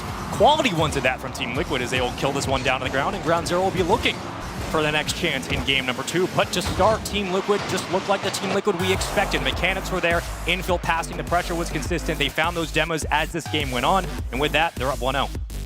13 shots in total for Team Liquid against the 6 that Ground Zero managed to take as well. And 4-1, it's a brilliant start for them, and continuing their form that they were in previously versus Gladiators. There was like a 6-0 in there as well. I think they were all at least 4-goal games. So Liquid continuing that trend. They're very dominant looking so far, Winter Major. 13 shots to what, 6? If my caster math does it well. That just shows you everything you need to know about how this series went, or at least the start of this game 1 went. Even looking at the saves across the board, everybody was involved. The full 3-man offense for Liquid is there, and the counterattacks were lethal as well. Stumpy, I mean, Ground Zero, you can only do so much, but it's difficult when there's just not that many assists for a team that's very good at that. Ground Zero, I think when you go from OCE, which is so far removed from literally the rest of the world geographically, it becomes so much harder than to be scrimming top teams. Ground Zero are up there in OCE. They are sitting as the #1 seed. And then you run into the #2 of Europe so early on, and it's a tough group for you as well. I don't know what the theory is. I think Jorby had it right, but he was saying, don't panic. Don't think too much. Don't get into your own heads. Don't be thinking, okay, we need to change everything. We need to do this. Don't overwhelm yourself. Know that you're good at Rocket League. Know that you can be a threatening force versus Team Liquid. Sure. But also realize that it's literally Team Liquid, and they are also going to be going into this series so phenomenally confident. You have to go in with expectations, but also try to keep the game simple and not outwork yourself and overcommit a lot of those challenges you're used to making. Again, don't put too much on your plate. Exactly. Look, this is still Rocket League. It's the same game you had when you were winning championships, the same game you had when you were losing tournaments. It doesn't matter what you show up with, as long as you give it your best foot forward, you're probably going to have a pretty good day on the field. We'll just see how they make small adjustments going in to game number 2 with 30 seconds burned. So far, Ground Zero just trying to hold on to possession. Again, the offense continues. Team Liquid putting pressure on early and not giving up the ball. A very sloppy double commit coming out. That fortunately not leading to a goal against the Ground Zero there, as Team Liquid aren't able to pick up anything from it. Atto to the ceiling, completely unchallenged for a while until Fiber does get up nice and early. But with 0 boost, he can't be continuing. Now just picking up pennies as the offense carries on around him. Superlockie into the sky with a Chronic just going up, knowing that Atto's behind him, and forcing Superlockie to relinquish all control of the ball there is precisely what the first man needs to be doing when in a defensive position. Ground Zero come into this series with one of the best percentages in assists across the entirety of the RLCS world. And so far, they've only found maybe 1-2 so far in this entire series. Granted, it's only been one game they found a goal, but they still need to kick that up. They need to find a way to find those infield passes, find one another more often. We'll just flip it towards the back wall. Superlockie will bring it back down to earth. Now an escape for a chance. Kaka in the wing gets the cross and the call, playing it through the corner. That's how we'll grab boost. Resources here for Team Liquid, full in the tank, and he escapes on the counterattack, but misses his touch. That could have been a 1-0 lead. Couldn't quite manage to tap it on, just as Oskar did in that first game. 3 minutes 20 remaining on the clock. Is now possession falling towards Superlockie into the sky. Sees Fiber central. Very basic flip just to get it a little bit further, but instead Oski is able to challenge. Kaka Seeing that it's nearly hits the ceiling, instead slowing it down completely, but Atto is able to challenge it nice and early as well. Chronic to tap it onwards. They're making these reads so quickly on the defensive end. Liquid are up, meeting that pass, meeting those challenges, getting the ball out on a clear. Super Lucky going to carry the 1-2 almost on a direct give and go. That would have been a beautiful way to turn the tides of this series, but Ground Zero still hunting, still praying for an opening lead, and they're going to have to play some immaculate defense to start. But we mentioned how much Liquid are around this pitch and how much they're challenging Ground Zero. That comes at a cost, and that cost is boost. They burn through more than any other team. At the top of the boost usage is Atto and Oski. They basically take down their boost button with no regard for anybody else on the pitch. And Ground Zero, that is such a horrible thing to deal with. But if you can make sure that you know, hey, they're going to be rushing through these balls, change the pace, slow it down, make them fly past you. I mean, it's tough to change the pace when Oski's already on the side wall, reading your connection downfield and taking possession right back. Liquid are more than happy to give up this demo as long as it means there's a third man up, constantly applying pressure and hunting like a shark for this ball. That's Chronic will be on the ceiling. Atto on a 1v1. Kaka trying to get it over, but Oski rotates into the play. Now to the corner we go. Boost resources here as Oski clears it out and just gives it right back to the defensive hole, but Chronic will steal it yet back right toward the backboard, but immediately cleared away. And Ground Zero recognizing the pressure here from Liquid. They just got to clear this one out. Very important touch from Kaka there in defense. Manages to get out of the way of Chronic when that double was near enough nailed on to be getting the first goal. And they have held out incredibly well. Ground Zero, as we approach 1 minute 40, held it down to a 0-0. The Cursed Cast calls it, and Atto with that first goal on Forbidden Temple. Once you start to feel comfortable upfield, you might start double committing, and that's exactly what happened here. Oski and Atto working in tandem. You get one swing pass, and all of a sudden, it's just a cut, kind of on an L shape up into the lane, and it's an open net. You can't really guard that with little boost. Ground Zero did all they could, and they did it well, but not enough, and now they have to respond. Chronic from the kickoff with the reset, changes that pace entirely, but then forces Fiber to be coming out, does so, and gets the defense. Atto can't get the second touch, instead goes for the man yet again, pushes it back, flicks it high, but nobody there to receive. Instead, Fiber, with 90 seconds remaining, is going to be forcing that ball across. I mean, Atto was just rotating back into the play and taking out members of Ground Zero. Every time you think you're getting a one-on-one clear, your teammate's going down. Kaka trying to put it on the opposite post, does enough damage to get it upfield, but you need numbers to stay up. You can't afford to go down another man on these counterattacks. Liquid are getting threatening, and they're doing it very quickly. I do think that the pace of Ground Zero is really picking up until Oski, my word, jumping over the top, putting two hands on the defender's shoulder and heading that ball top right. There's just not enough boost. The most is Fiber, and Oski is there for the connection. I mean, talk about the three-headed Hydra of Liquid, how good their mechanics are, how constantly they're applying pressure upfield. When you're constantly down a man for Ground Zero, it's going to be tough, but you could also potentially win it on the kickoff. Down 2-0, still plenty of time here, under 60 to play. But you got to slow down Liquid. It has not stopped since game one. They are full force, full speed. Just hold down your trigger and go for it. And it makes it a lot of fun to watch, but my word, is it hell to play against. And these kind of lateral movements where you're just giving the ball to Oski, letting him run point and throw it upfield, that's killing time off the clock. That's time that Ground Zero desperately need, and Liquid are more than happy to give away. You're under 30 here now, and you're just hoping you get a quick goal in transition. And Oski again, just dribbling it up in the sky, juggling the ball, keeping away and burning these seconds, making sure that Ground Zero, in this more threatening game that they have had compared to the 4 when we saw in the first, maybe potentially going to be 3 going in, but a good save away from Lockie. Atto slowing it down once again. Any goal they get is just going to be stat padding at this point. I saw Rise earlier tweet during the 6-0, but Liquid are just stat padding at this point. They're just getting as many goals as they possibly can, make themselves look as good as possible. Oski with that triple reset. Nothing to come from it till a Chronic shoots, touches the floor at the hand of the defender. Team Liquid are 1 away from sweeping yet again and going unbeaten in games so far at the Major. Team Secret is one beast, Liquid is a whole other one. We have to talk about a completely different region at that point, but let's also talk about the playstyle change. Boost resources, burning it, constantly applying pressure, the lateral movement, the constant challenges, the demos, the physicality, the presence of mind, the spatial awareness.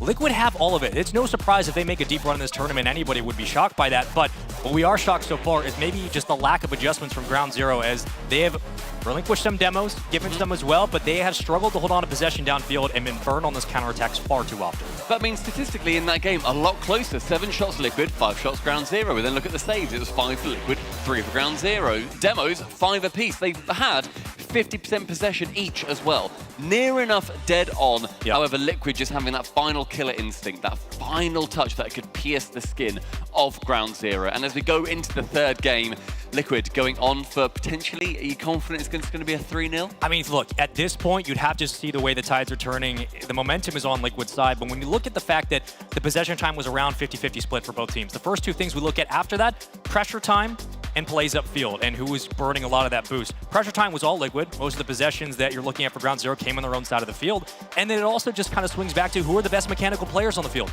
It's all Liquid. They have every resource in the toolkit to get this one done. And if that's the case, you're hoping not only for an anomaly to happen, but you can beat them on possession, beat them on the pressure, and then start taking out all those mechanical players with the demos. It's going to be very, very tough if they want to keep this one moving forward. But for Ground Zero, you got your work cut out for you. You're going to start putting this chisel to the marble, and if you're lucky enough, you might be able to make some cracks fall. But for now, it's up to Oski. You got a point man running through the corners, trying to steal boost, getting physical. Fiber just trying to clear it out of his own lane, and Akronic's going to throw it towards the back wall, where you're hoping to raggle in this possession, but it's not going to be good enough.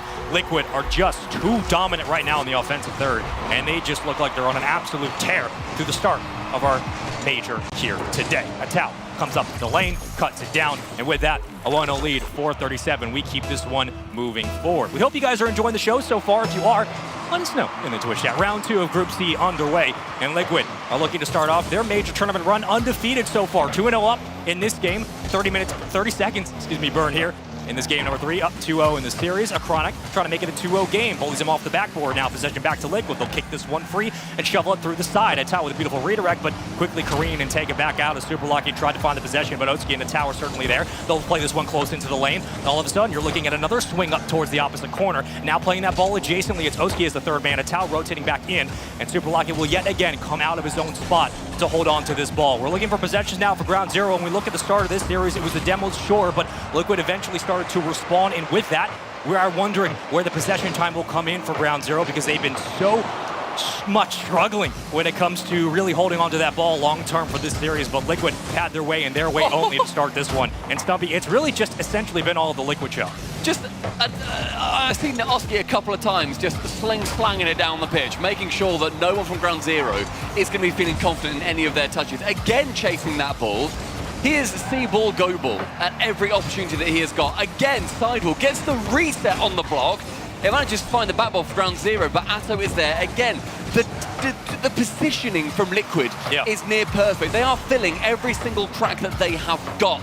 And that swipe across the net, Acronic nearly getting the second goal in favor of Liquid. And the C-ball, go ball is the gamer circadian rhythm. They just decided to, hey, we're going to start flying at possession. And Oski's going to reset off the backboard. What a beautiful read. And a great defensive stop from Ground Zero, but the work isn't done yet. And Acronic is not going to continue to double tap if anybody's in front of the net. So he's going to wait for a clear lane and put this one away. 2 for Liquid, and Ground Zero find themselves right again on that cusp of going 0-3. Earlier on versus Secret, they did not have a great time. They got into an overtime, sure, in game number 3. They got better throughout that series, but it was still 0-3. It was still not what they have come here to do. And again, Team Secret, very good squad, not the same as Liquid. And when it comes down to some of those micro decisions, the manageables that you want in this kind of series, you are very much hoping for Liquid to continue to do their mechanical prowess, what they've done so well throughout the majority of their runs in Europe. For Ground Zero, just small adjustments that really haven't been made. And it comes down to the boost management. It comes down to the counterattacks down the middle of the field.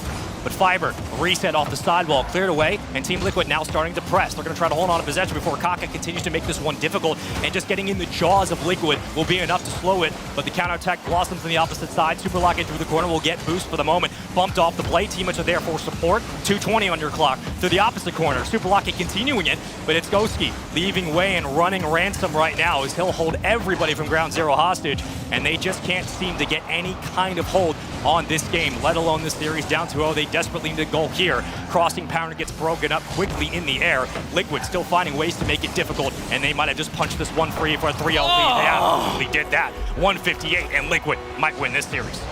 Atto managing to get out from the backboard with Oski managing to send it high. The third man comes in. What a performance so far this has been for Team Liquid. Ground Zero have really struggled to get anything going realistically. It has not been their series so far, but it's day 1. They have got Gladiators as their third match. A very unfortunate touch for them, but it's Liquid. They're starting to play with their food. Oski didn't take the easy shot there. He thought, no, I'll go for a cycle off the right wall. Doesn't matter. We're already up 3-0. I mean, look, you look at this series in totality, we still got a lot of time here in this game. There have been chances here for Ground Zero. There's been opportunities, sure, but not as much as you would expect because Team Liquid have just been overwhelming defensively, offensively, and the counterattacks, the transitions have been clean. They're putting out demos, they're getting pressure. It has been so difficult for Ground Zero to find any semblance of an offense. Their best shots really so far in the series have just been soft touches towards the backboard, maybe Fiber going up for an extra 50 for hopefully a dunk.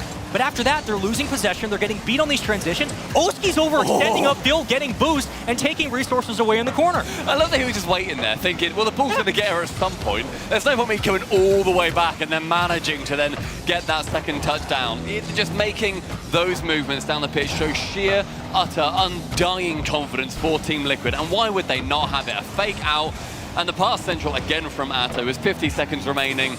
Ground Zero can shoot on target as much as they like, but Oski with zero boost is still able to clear it away. Can Chronic get a bit of a belter here? You bet he's going to be trying. It would almost be fitting if this series ends on a 3-0 Game 3, but right now, it's just absolute pandemonium on the goal line. It is chaotic. It's a cluster. We're stuck in traffic right now. That ball will finally escape, but not before Liquid get their hands on it. And Atto going to slow it and play with his food here. 20 seconds to go. Want one for the road, a doggy bag goal, something to give the morales a boost. Ground Zero hunting, thriving for something, but it just isn't there, and Liquid are just playing with them right now. 10 seconds remain, and Team Liquid managing to 3-0 Ground Zero, going completely unbeaten thus far at the Winter Major. Congratulations to them. And Ground Zero, they have got a lot of work to do. They couldn't even get a garbage time goal, unfortunately, at the end. And everybody, you may have noticed that we're having just a few technical difficulties. So what we're going to be doing is we're going to be showing you the beautiful B stream. So keep your eyes on here, and we are going to be back ever so shortly. So hang around and keep watching that B stream.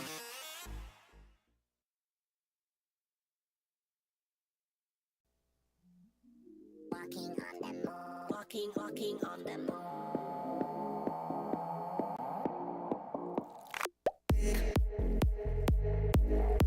One moment to escape.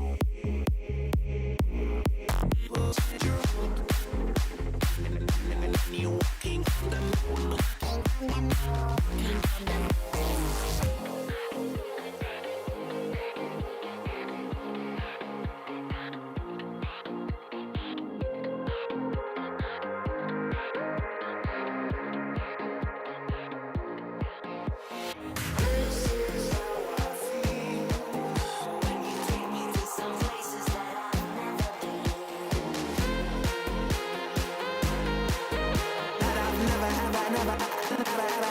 I've never been.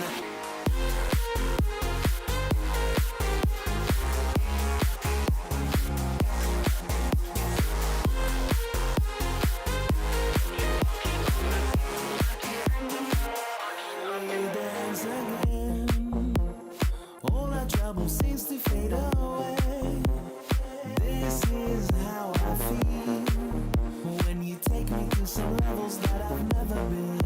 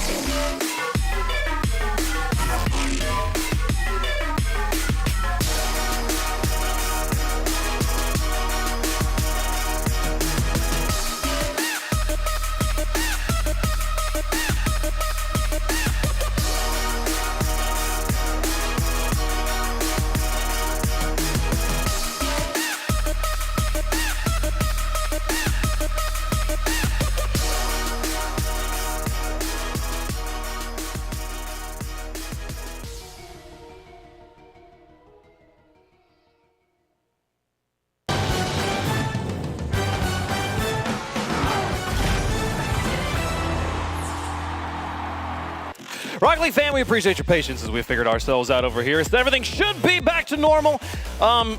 Speaking of normal things, Liquid looking very good right now. Ooh, that was a supersonic takedown. That ended real fast. Yeah, Liquid were just a little too powerful. A little. Ground Zero had some good looks. I think the thing that made me the angriest with Ground Zero was first man would disrupt. He'd get the 50-50, or they'd generate an offensive opportunity through a mechanical play. But the second and third man are sitting behind the midfield line while they have 100 boost. And I'm like, why is second man not getting more aggressive? You're just giving Liquid the ball for free. That's just what they do, man. I don't know, Jorby. They play scared, Bates. They played scared. You can't play scared against Liquid. Jorby, I don't know they played scared. I think Liquid's just a little bit better. Of course. I think that's just what it comes down to. So much mechanical prowess on this roster. All three individuals, they can make it a freestyle competition like Chamako said.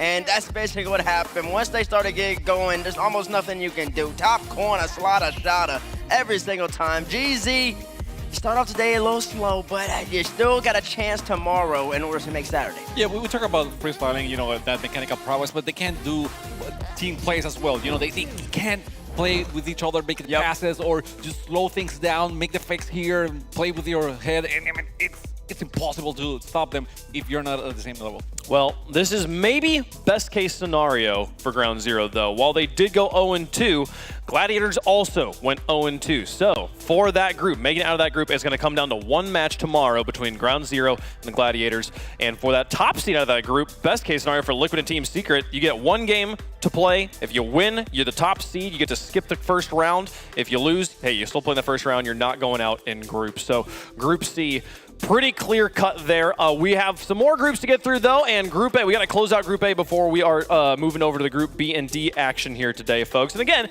got 2 streams running here, so make sure you're keeping 2 tabs open there. Right now, Crew versus FaZe is going to be the next match as they close out their Group A matches. And for the A stream, folks, Groups B and D are coming up. They're going to be exciting. Falcons is about to take to the field. You're not going to want to miss it. But before we get there, oh man, we've been joking about it. We've been thinking about it for a while now. But it's time for G2 versus G1. That'll be the next match we have on the stream. I can't wait for it. We're going to take a quick break. When we come back, though, that match will be happening right here, folks. Atomic versus Atomic. Who's the better G? One's got a 1 in front of it. Does it mean anything? We're about to find out. Don't go anywhere. We'll be right back. The Winter Major. 1974.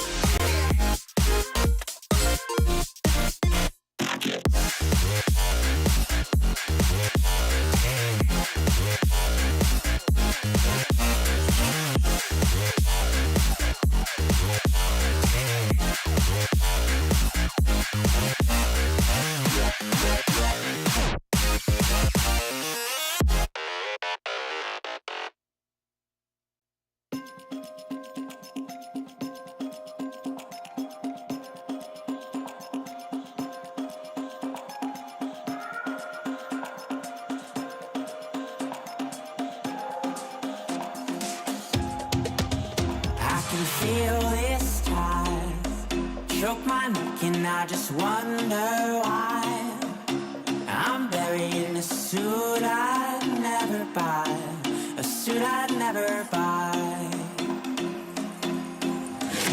Cufflinks on my wrist, I can't act surprised when the shovels hit dirt in the earth. Did they start to cry?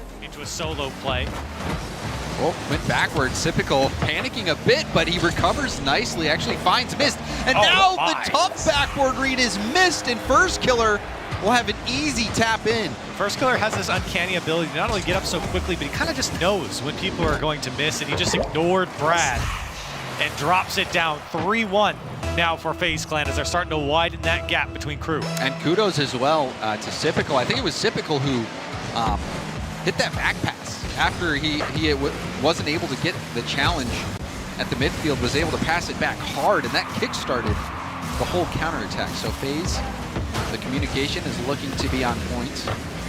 But crew, they are still in it. There is a bit of a panicked play. The shot gonna force 2 to go. Placement there from Drops on the shot. Had options with the pass. Crew being a little predictable there. Though FaZe made it look a little bit more difficult than it was. Opportunity for Crew, and that's what you'd like to see. Trevino trying to control it off the backboard. Now Drops. Tip over into an air dribble. Will pinch it across. Typical will have to beat out Brad. Brad got the demo, but Typical has done so well to burn time, but First Killer will have to turn around, but still will get there. For a challenge there from Trevino. Just stops everything that Typical was doing. It looked great from Typical, but one challenge is all it took to send it back the other way. Here comes Brad, a big drive, but immediately saved by Miss. Trevino tipping that away from Typical. Nice first touch from Brad into a flip reset. Wave dash pass attempt. Drops will tip it up, but couldn't get control of the ball. And now we see a double commit from FaZe. FaZe is playing with a lot of confidence, and they're willing to double commit. And First Killer has a great read there. The difficult reads they're making. Yeah, a couple of big-time saves there from FaZe as well. Crew definitely testing the defense. Here comes Drops, trying to push it through. 9 seconds left. One more would do, but there's no follow-up. Everyone committed. Crew backing off now, and time ticking down. FaZe looking to close out game 1. And they do. FaZe Clan, despite giving up that first goal, they fight back, scoring 3 straight.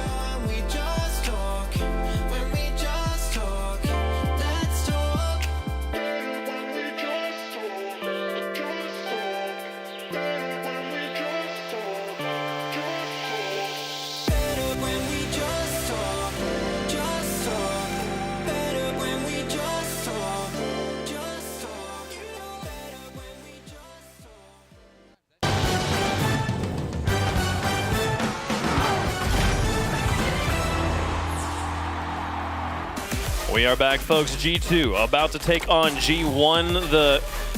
I'm going to say this is going to be the match of the day. This is the one everyone's been looking forward to. We've been talking about it for days. It is just funny. It's just funny. G1 versus G2. Welcome back to San Diego, folks. This is going to be great stuff. I'm Wave Funk. We got Achieves and Stumpy joining us again, folks. How have you felt so far today, Stumpy? What's been the vibe for you? I've had a great time. It's just so nice being around everyone again. Like, just seeing people. I feel like I'm a very social creature here. I've just been going around to different groups, saying hi to everyone, seeing just people like playing games up on the stage, being able to get hype and feel the energy of the players when you're casting as well is like nothing else. Bates, this is... are you? Is this the match you're most excited for today? It's one of them. Is one of them? How many do you have? What's the other one? I really like that K-Core Falcons match. Yeah, that's gonna be spicy. These are my 2 favorites, but this is up there. This is up there. This is gonna be a good one, folks. Achieves, how have you felt so far today as we take a look at the groups? Yeah, pretty good, all things considered. I think G2 and G1 is probably my favorite one of the day as well, so T-Bait's definitely onto something there, and I'm stunned. FaZe Clan 0-1. They couldn't bring it back against G1. You know, I mean, the real analyst of us up here on the desk knew it was going to happen. But you're a smart man, Wave. Man, okay. Now.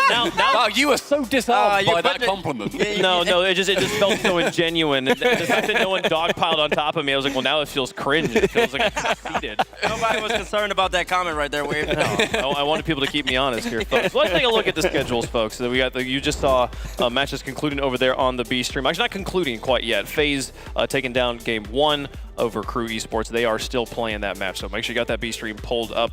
Over here on the A stream, we're just about to get into that Group B and D action, which we'll be in for the rest of the day. We'll see Complexity taking on Oxygen. We haven't mentioned that once today. That sounds like a spicy matchup there. Seeing the Falcons out there, Carmine Corey and Vitality, Genji versus Complexity, a classic we've seen multiple times in the split. But all of that is waiting for the results of this next one. G2 Esports versus G1. These teams up and on the stage, getting ready to play against each other. And I am, man, I don't know what to predict. I'm still, the cogs are still turning in my brain, Bates. Well, I'm glad they're turning for you. I already know exactly where I'm I will say G1 versus G2. Atomic with a C going up against Atomic with a K is like a match made in heaven. You couldn't have drawn it up any better than this. G2, they are the reigning Winter Major champions. They did it this time last year. They're looking to do it again.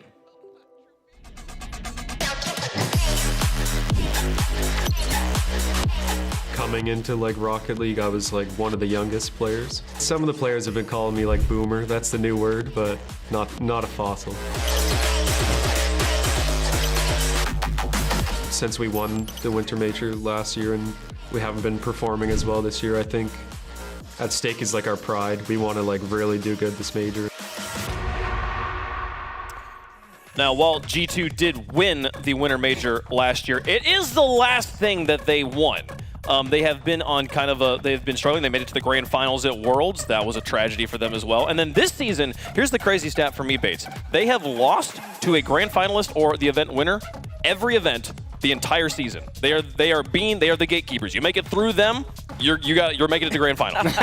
Listen, that just means they go up against some of the best teams in the world and have nothing but quality losses. The G2 team, they're starting to get a little slept on here at Chiefs. Starting to get a little slept on. A man in the middle, he holds the team together. It's okay, slept you're on sleeping on him. They're Oh, sleeping Bates, on you him. can't come to me for support. I'm so sorry. Why have you made me do Fine, that? I'll take it home. Come on. Jay Naps was talking in the interview. He said that he's an old man. Now, he came in when he was young and now people are calling him old. But listen, with age comes wisdom and it comes experience. And Jay Naps, man, he doesn't need the Zen mechanics because he's got the experience and the poise on the pitch. Well, G2 has been around, one of the oldest, most storied orgs in Rocket League, but a new one and superseding them as the best G, apparently, it's G1.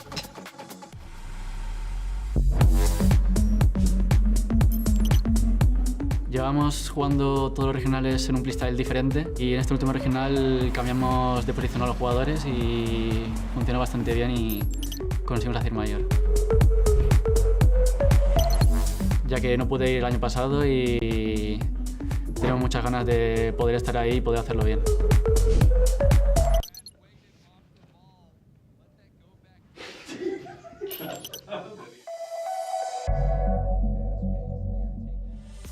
If you ask esports players to be intimidating, that is generally what About 3 seconds, then just, I can't do this. I really can't. This is cringe. But G1, they have had a huge day today, and that's coming off their momentum from making it to this event as well. They had to battle through 2 series to have the chance to come to the Winter Major. And their first series here versus FaZe, we're thinking, oh, are they going to be able to do it? And they do in 5. And amazing so far. And Atomic, what a player he was during that.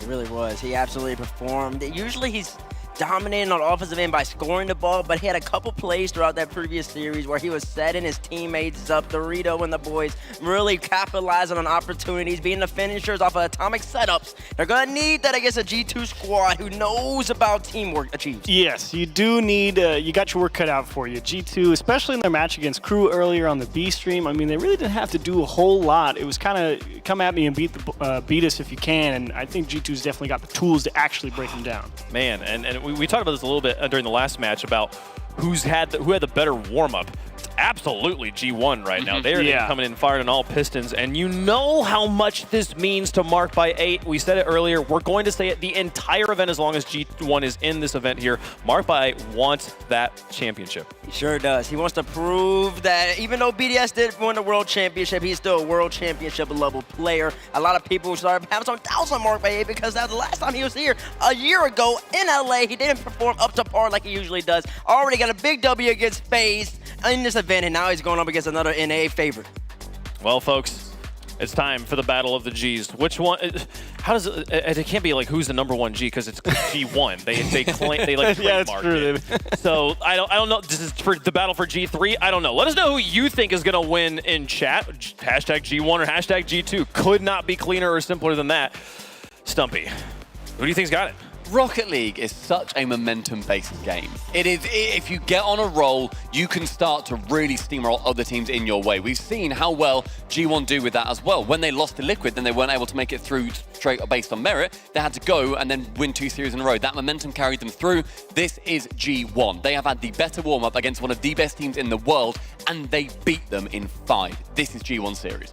Chiefs? He is correct. I also have G1. Thanks, man. Bates? Absolutely terrible. I know G1's having a party, a little party, a watch party. G1 fans, I'm talking to all y'all. Y'all are not the better G team, and I'll tell you why. Not the better G. You don't have the right Atomic. You're missing the one with the C. He's the best player on the pitch. He's about to calm out. Which He's about one? to ball out. Atomic with the C. I said Atomic with the C, not Atomic with the K. Give me G2 and give me him in 4. G1, you're a quality. In 4. In 4. In I 4. give G1 a game, Oh, man. you think but it goes to 4? Yeah. This is the first G to 3, and that'll be G2. Imagine winning in 4, lol. Look, for the sake of parity, I have to go G2 on this one, folks. How's chat feeling about it? G1 has been making some fans in Rocket League, and they are rivaling the Army on the other side right now, folks. The match we've all been waiting for, Atomic versus Atomic, G2 versus G1. Let's get into it, folks. A best of 5 here, and to take the lead in their group as well. What a match. Couldn't mean more, folks. Let's get down to the pitch. Let's play some Rocket League.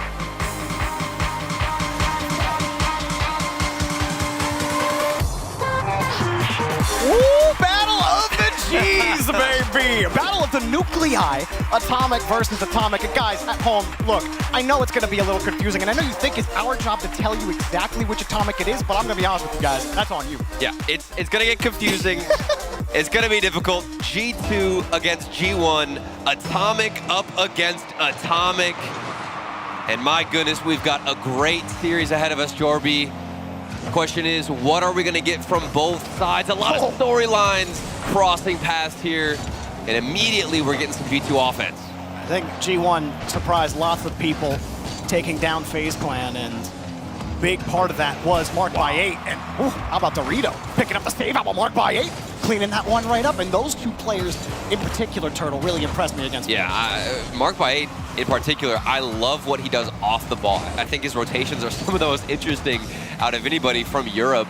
And the decisions he makes on when to cut rotation, when to get aggressive, when to steal boost like that in the midfield, and then go up for a challenge, blocking out G2 right now, trying to hold them and get a grip on this possession game. I think Marked by 8 definitely made an impact and was one of the main reasons why they're able to close it out. And they were talking about it on the desk, who got the better warm-up. Of course, G1 definitely got a full series, but G2, a clean sweep against Crew. I don't think we can discredit that. And that's certainly something to pay attention to. And here comes a shot from Chicago in the corner. A lot of shots from G2 early on. Not bad shots by any means. That one was nicely saved. Dorito made a really great stop earlier as well. G1, a couple of pressure opportunities. They've been really aggressive when they get to the blue half. That's how they like to play. Nothing really developing here for G2 right now. And right there, 50 out to the corner. Doritos right there, nowhere for G2 to go. Yeah, it's all about reading the play, understanding how that challenge was going to play out from JNaps. But things have settled down. We got a lot of firepower from G2 in the first 30 seconds.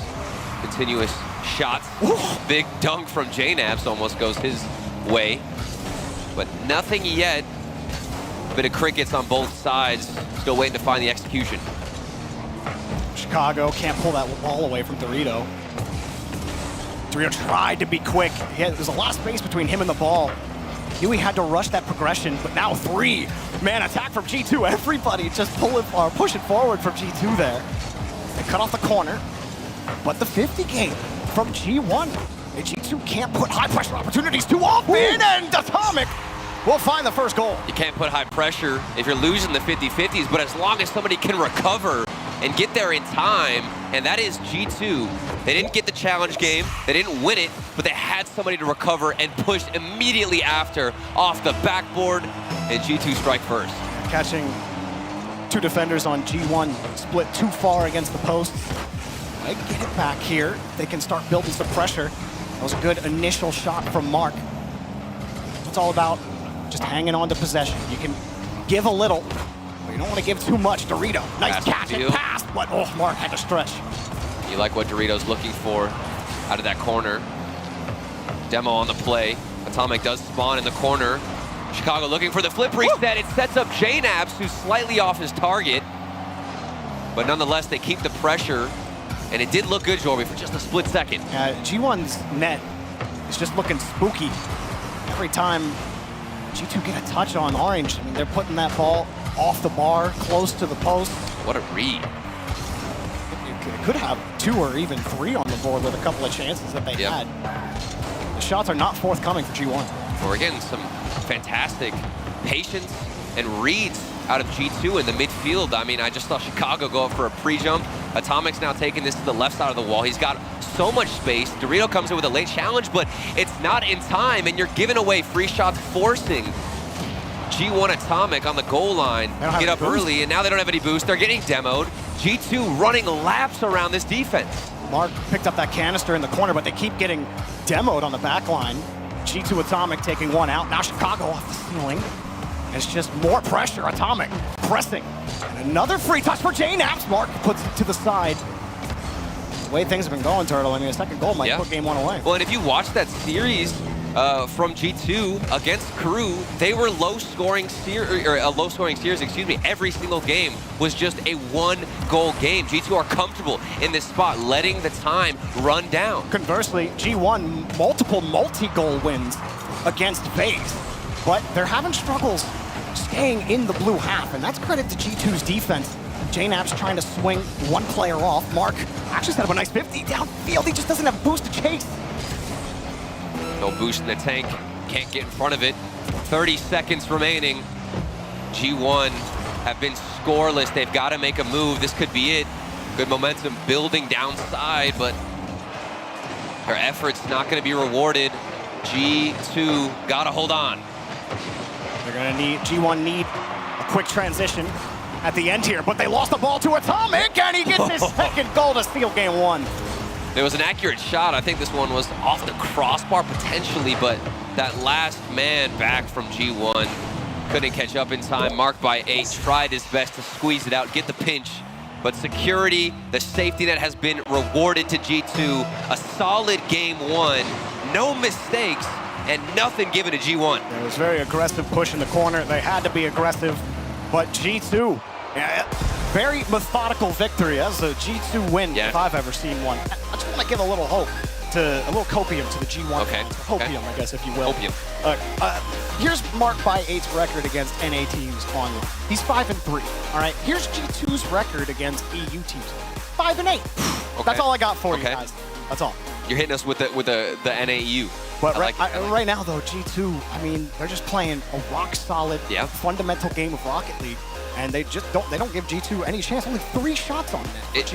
It really feels like they are reading the game so much better. Every single 50-50, every single challenge, and even at the beginning, I mean, you mentioned it yourself, G1 were winning most of those 50-50s, most of those challenges, but I found G2's rotation and recovery, even if they lost a challenge, they'd always have somebody else, that second man, maybe the third man, following through, taking the ball into space, and they would waste time for their teammates to go back, and it was flawless. I barely saw any laps of rotation. That's the perfect play for G2, and something that we already saw against Crew.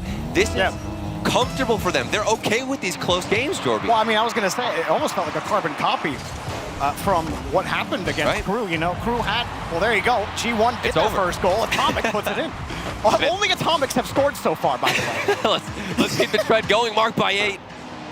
Getting a bit annoying on that last man back, disrupting the play, allowing for G1 to quickly break the curse. Need a little bit of that Dorito magic that he had against FaZe. Marked by 8 was just the finisher. Yeah. I mean, well-placed shots, but it doesn't matter if your shots are well-placed if you can't find any. They get their first one here. JNabs trying to slow down G1, and more than successful. Mark is just forced to turn around.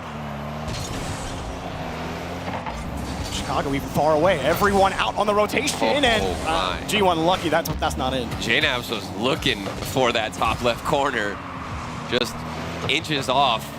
from hitting the snipe.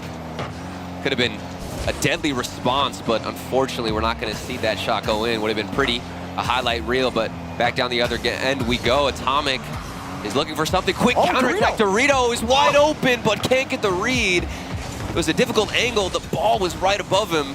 And sometimes in that situation, ball cam can really throw you off, Jorby. It's a tight read. You know you got to make it quickly. Couldn't just find the touch. Slow down a little bit. G1 try to regain their bearings on defense. Mark, full tank of boost. Carry uses everything just to get the transition. Now it's about maintaining this pressure. Yeah. JNAP's harassing Atomic. He's forced to leave. And G1, despite being on offense, they're having to dive for those balls as the second and third man back beyond the midfield line. And even though they get down here, G2's still getting every touch. And they're also getting a couple of demos, actually. That one was from Mark by 8 as a pass attempt comes across. Atomic looking to connect far side. No shot does come out on target, but it did look good. Promising for G2, but they're dealing with pressure immediately after. Another ball in front that JNAPS cuts out. Base Now for Atomic gets a chance. Flip reset. Flip reset, popper, but a little too far to the side. G1 just trying to get back to the ball, and Dorito's successful. Let's see what G1 have here. Atomic, hard touch on the back wall. Dorito keeps it going. Chicago avoids the bump. Mark keeps it in the way. Atomic back in the corner against JNAPS. Perfect catch from JNAPS. I mean, look at the patience, too. I mean, he kept it to himself, off the ceiling, drove it to the sidewall. It's exactly what you can expect from the veteran JNAPS. Now the former Winter Major champs, G2. What else do they have? Their backs are now against the wall as we approach halftime. It's up to them to fight back and get a response. Great job from G1. Great back pass from Dorito as well. Won the initial 50. Chicago went to cover the threat along the back wall. Dorito recognizing it, throws it right back. Quick but touch. G2 wins through the smoke. And Atomic again. All goals scored so far still by Atomic. It's all about the recognition here, Jorby. Atomic knows that Dorito's the last man back. He could have gone for a dribble, tried to force a better 50, or even gone for a pass, but he knew that net was wide open. G2 Atomic tying things up. The battle of the G's, the battle of Atomics, and we're getting the show. It's been mostly a defensive show, but Dorito high in the air. He's died down for now. Mark just trying to force G2 to get off the ball. Now Atomic's got it. Lost it the last second, gets the demo. Chicago got full boost. Cleans it up. Does he have a reset. transition? Yes, but Dorito got there in time. You see what JNAP's is looking for. Just some kind of a dunk. Drops that first touch off and hopes to get a better challenge afterwards, but we are stuck in the midfield. Early shot, but Chicago had it read. Nice rotations. I have noticed G2 are a little bit on top of each other, but it hasn't plagued them yet. They have to be. The challenges are coming quickly. Yeah. When G1 are behind the balls, your second man has to be constantly aware of where that follow-up man on the other team is. And I think both teams have actually executed well in that department. Yeah. Twice, but this game in particular. Well, in those close rotations, Jorby, it's such a risky thing to opt in for. Yeah. Because you can easily go in for a double commit. So I'm amazed that we haven't seen too much of that yet from either sides, but a quick pass out from Dorito. Mark has so much time to prep for that shot. Looked for the top corner, but it's saved. Atomic is the one to pick it up. Oh, Atomic gets by Atomic. Now he's dribbling. Pop, but Chicago is there again. A superb backline for Chicago. Now Mark trying to force it off, but Atomic, second man, was expecting the 50 to come out. Dorito has to come back in, and Atomic handles the entire G1 rotation himself. But it's still difficult for G2 to really get by the third even. And they're getting demoed. Atomic takes him out, steals the boost. G2 under pressure. Atomic had to use his whole tank. JNAPS has a lot to read here, but Atomic just rips one on target. Chicago gives up the ball. Dorito light. What? Atomic came across. Dorito trying to force it. Mark scores! Brilliantly designed by G1. This is just beautiful. Dorito all the way back out to G1 Atomic, who's rotating back out of the net, and he still gets a touch. Keeps the motion, and that ball going forward. And we've got 2-1 for G1. That's a nasty one. But at the end, G2 get the kickoff. JNAP just let it rip. And that's a not even on target from Atomic. Chicago trying to give one more chance to G2, but there's Dorito to send it the whole way back. Good high touch.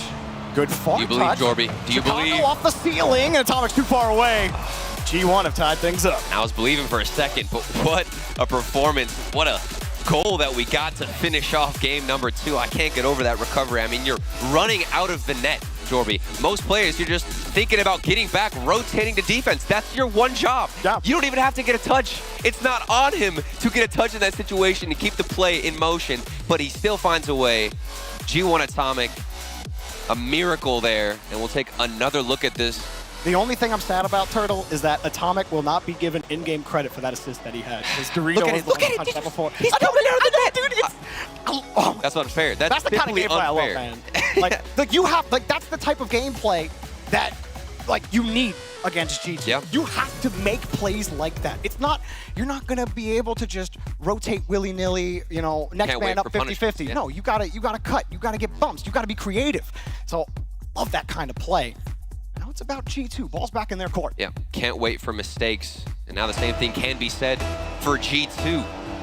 Can't just sit in the midfield and hope that there's some blatant gaps in the defense and cracks in the armor that you can push through in, because you've got an immediate goal from G1, a demo on the kickoff. Marked by 8 says, hey, Chicago, I'm going to get in front of you, sacrifice myself, and let G1 get the first goal. What a team player, Marked by 8 Yeah, is. that's so selfless. Yeah, you don't need to get the bump. You just gotta get in the way. Throw yourself in front of it, sacrifice yourself, and things will work out. For G2, things are not working out for them in game number 3. It's been a slow start. And after game 1, maybe they got too comfortable, too confident, thinking that mistakes were gonna come out of G1, but they have turned things around. And we're seeing a bulletproof defense out of G1. And now on offense, they're getting involved, getting demos. Aggression is there. It's all connecting. What do G2 have as a response? And Chicago deleted. J-Naps, he's been really annoying on the blindside challenges. Even, especially in game 1. He was the driving force behind stopping a lot of those G1 transitions. Yeah. Coming back, just stopping the ball a little bit, forcing G1 to rethink their rotation. So close. There's a couple passes where they almost connect like that, but G1 are in every one of those contacts. And you see where Chicago was looking to cherry pick her. You saw the space where he wanted to infiltrate, but like you said, G1 had it read, know exactly where they're feeding this ball. Positioning on another level. Marked by 8 is up early, and he bumps J-Naps away from the ball, which doesn't seem that impactful, but that prevents J-Naps from getting any kind of dunk. I mean, Dorito also got a bump on the back line when he started that whole push. Yeah. They're really trying to... Physical game? Yeah, cut down G2's defense, not just through the bumps, but also getting those boost steals on top of it. Hasn't been so effective, though. The boost totals for G2, they swing back around. It's a really tight rotation for them on offense. Atomic, first in the air. Trying to control it, maybe force a bad touch, but the other Atomic gets there. And now Dorito just punches it, forces Chicago in defense. It's a good catch. Kill to the corner from Chicago. We're going to talk about the physical play. Wait, hold on a second. Flip reset opportunity. J-Naps hit the brakes. He tried to pull out a mind game. Attempted to slow things down and maybe catch G1 flying past behind the ball, but it didn't work. There were layers to that, though, because Atomic, he knew that he was going to get dunked, depending on how he touched that ball, so he had to put his car on the near side of the ball, in the middle of the net to put it out to the corner, and then also have the follow-up right after that. All 3 players needed to make a save, and Atomic gets the next one as all of G1 were running back. They're going to recover, get their own boost, but the net was open for a second. Chicago, no angle to approach quite yet. G2 Esports slowly building up towards this first goal, towards a response. And all of that momentum could have been crushed with the flip reset, but denied quick by G2. And into the corner we go. No more demos, no more physical plays too much from G1 because they've been out of boost. You'll see Marked by 8 right now running out. 0 to his name, 0 to Chicago's name as well. But G1 Atomic got him covered with this clear. Mark a little happy to go for that ball.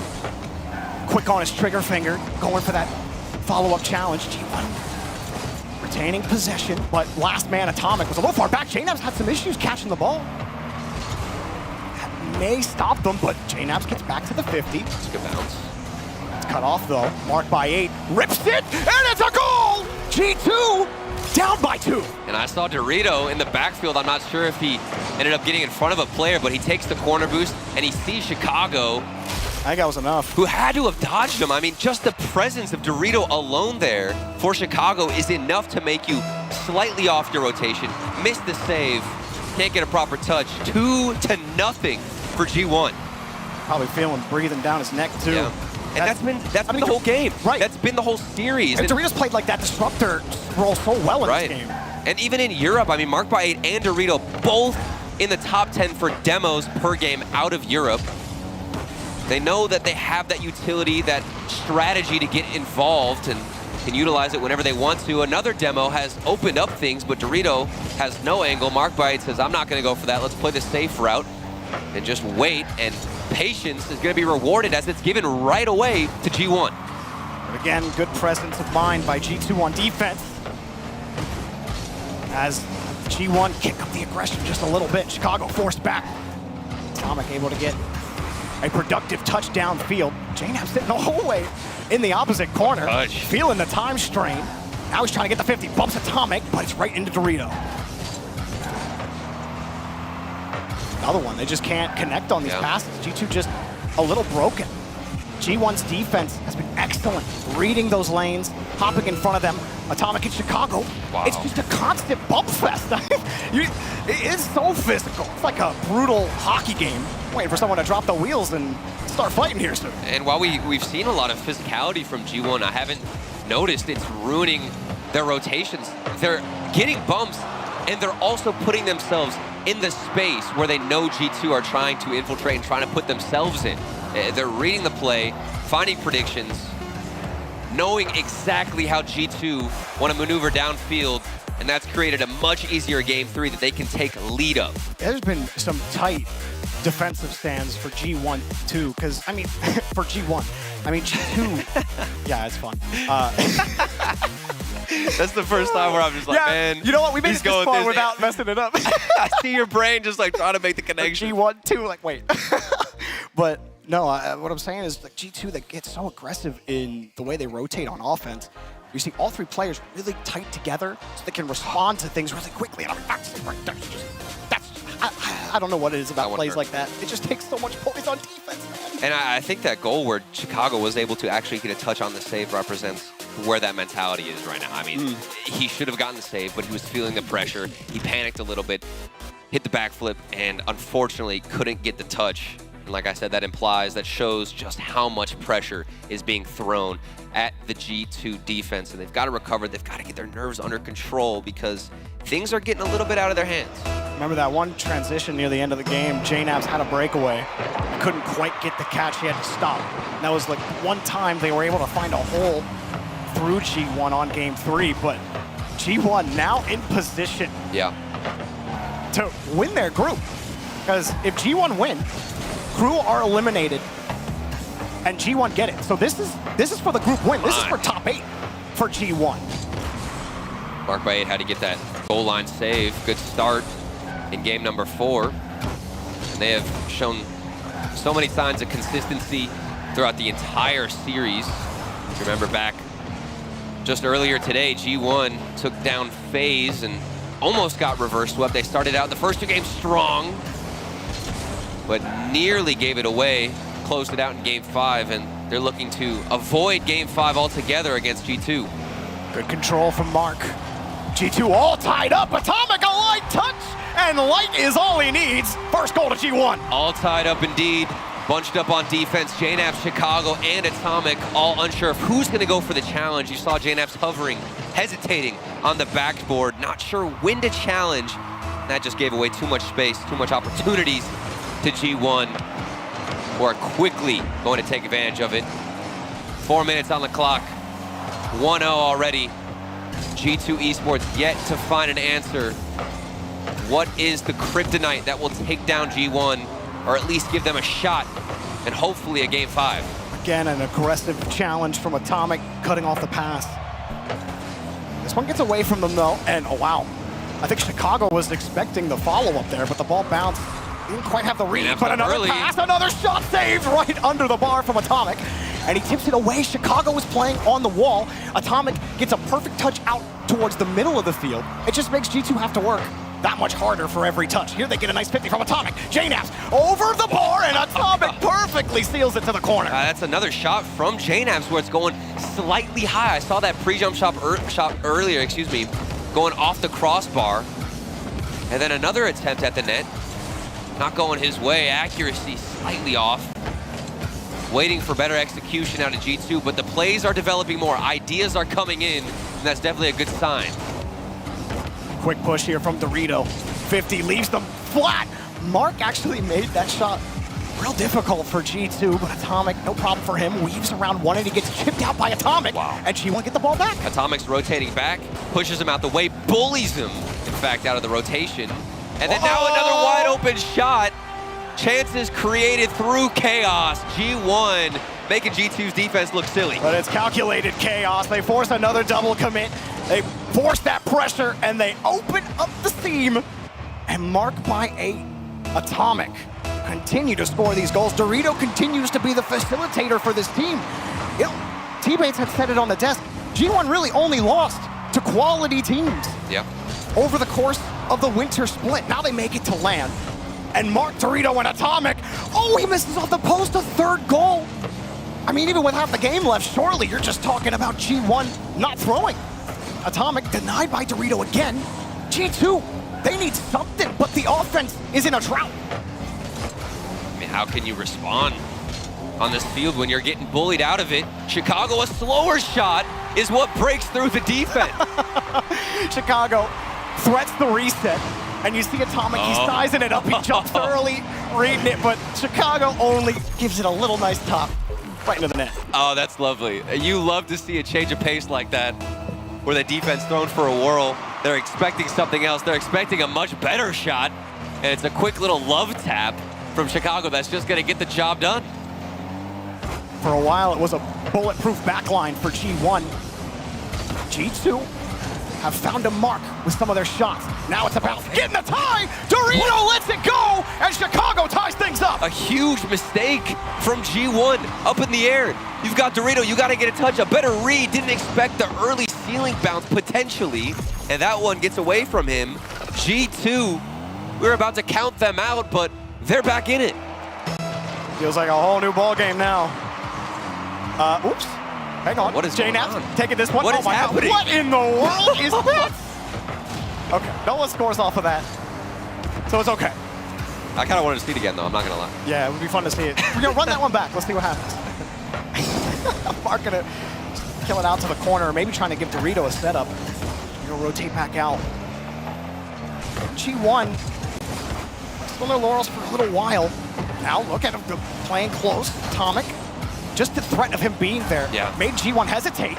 And a tough save for Mark by 8. No one from G2's around though. Now Atomic gets the breakout. Here he comes, another tap. Trying to get the dunk, but Chicago gets there in time. That was a scary sight. We almost saw a goal line save into an immediate counterattack, but Chicago bullying back, fighting fire with fire.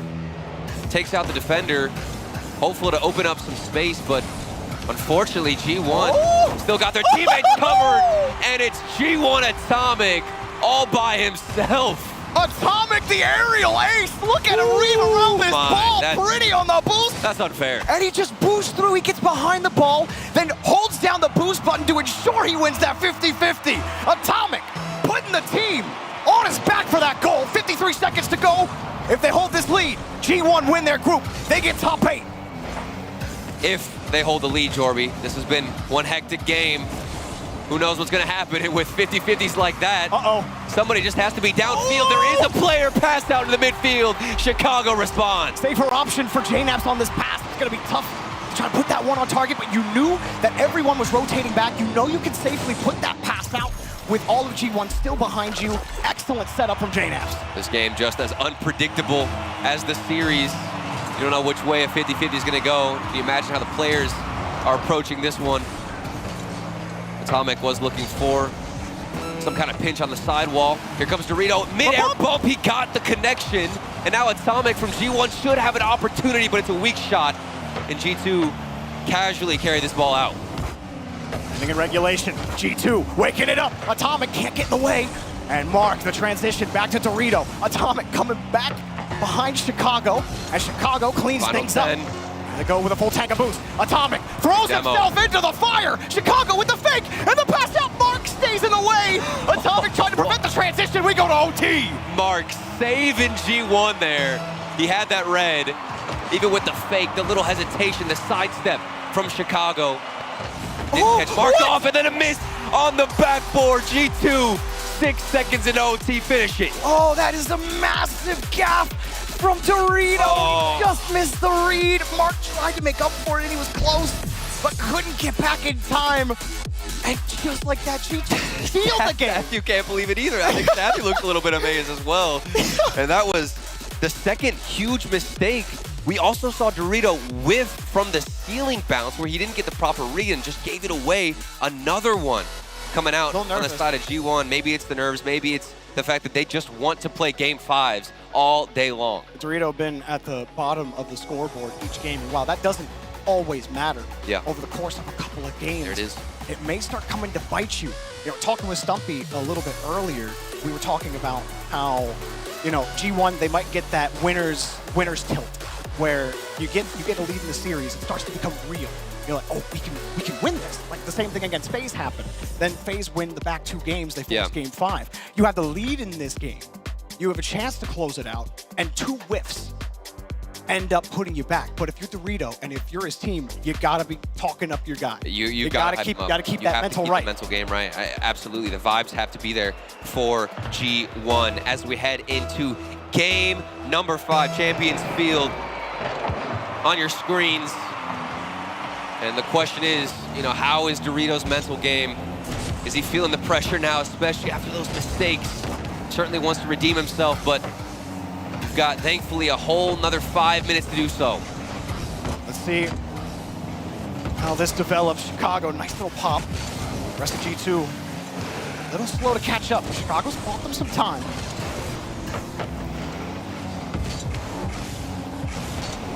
Nothing really working there for G1. Dorito tried to pop that up.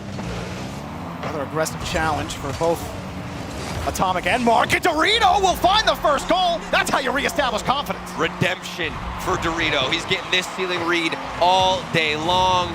Got it covered and has it under control. Top right corner sniped out. And it's a good setup, good finish. G1 on the board first. Chicago flipping off that ball. It did have some speed to it. It definitely looked savable from Chicago. But now here comes Atomic. Full field clear, won't get him a goal. Now Dorito winning a bunch of 50s around the corner. How does he make that work? Another aggressive challenge from Atomic. It does stint G2 out, and he just won't leave the play.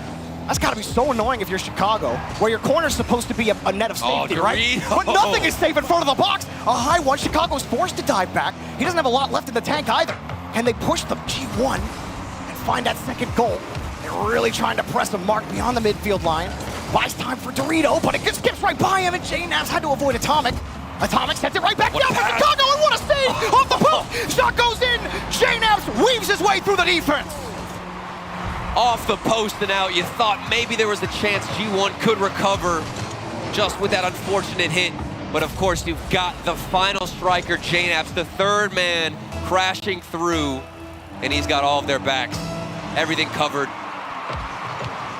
3:36 on the clock. All tied up.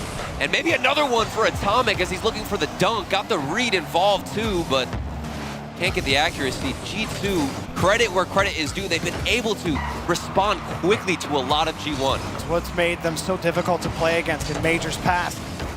They were so good at adapting, so good at just resetting the mental game. Yeah. It doesn't matter what happens before, they get back into it immediately. Exactly. We've heard them talk about it so many times, about just, you know, resetting the mental every time. They're one of the most resilient mental teams here. Things are deadlocked right now.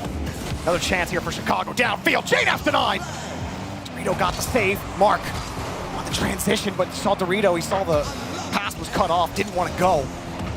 G1, they're not all aggression. They definitely have a lot of thought. Yeah. Their second, third man positions, making sure they're not taking themselves out any play. JNAP's trying to kill the ball to the corner. Dorito protects his boost. G1, get out. Well, every single rotation from G1 is just so valuable. It doesn't matter if you're rotating out. I mean, we've seen what Atomic can do when he's rotating out of the net. He can get a touch, he can get a pass in, and keep the ball forward. But JNAP had the dunk, the air dribble from his own end, but we're back down the other side quickly. Chicago has to recover.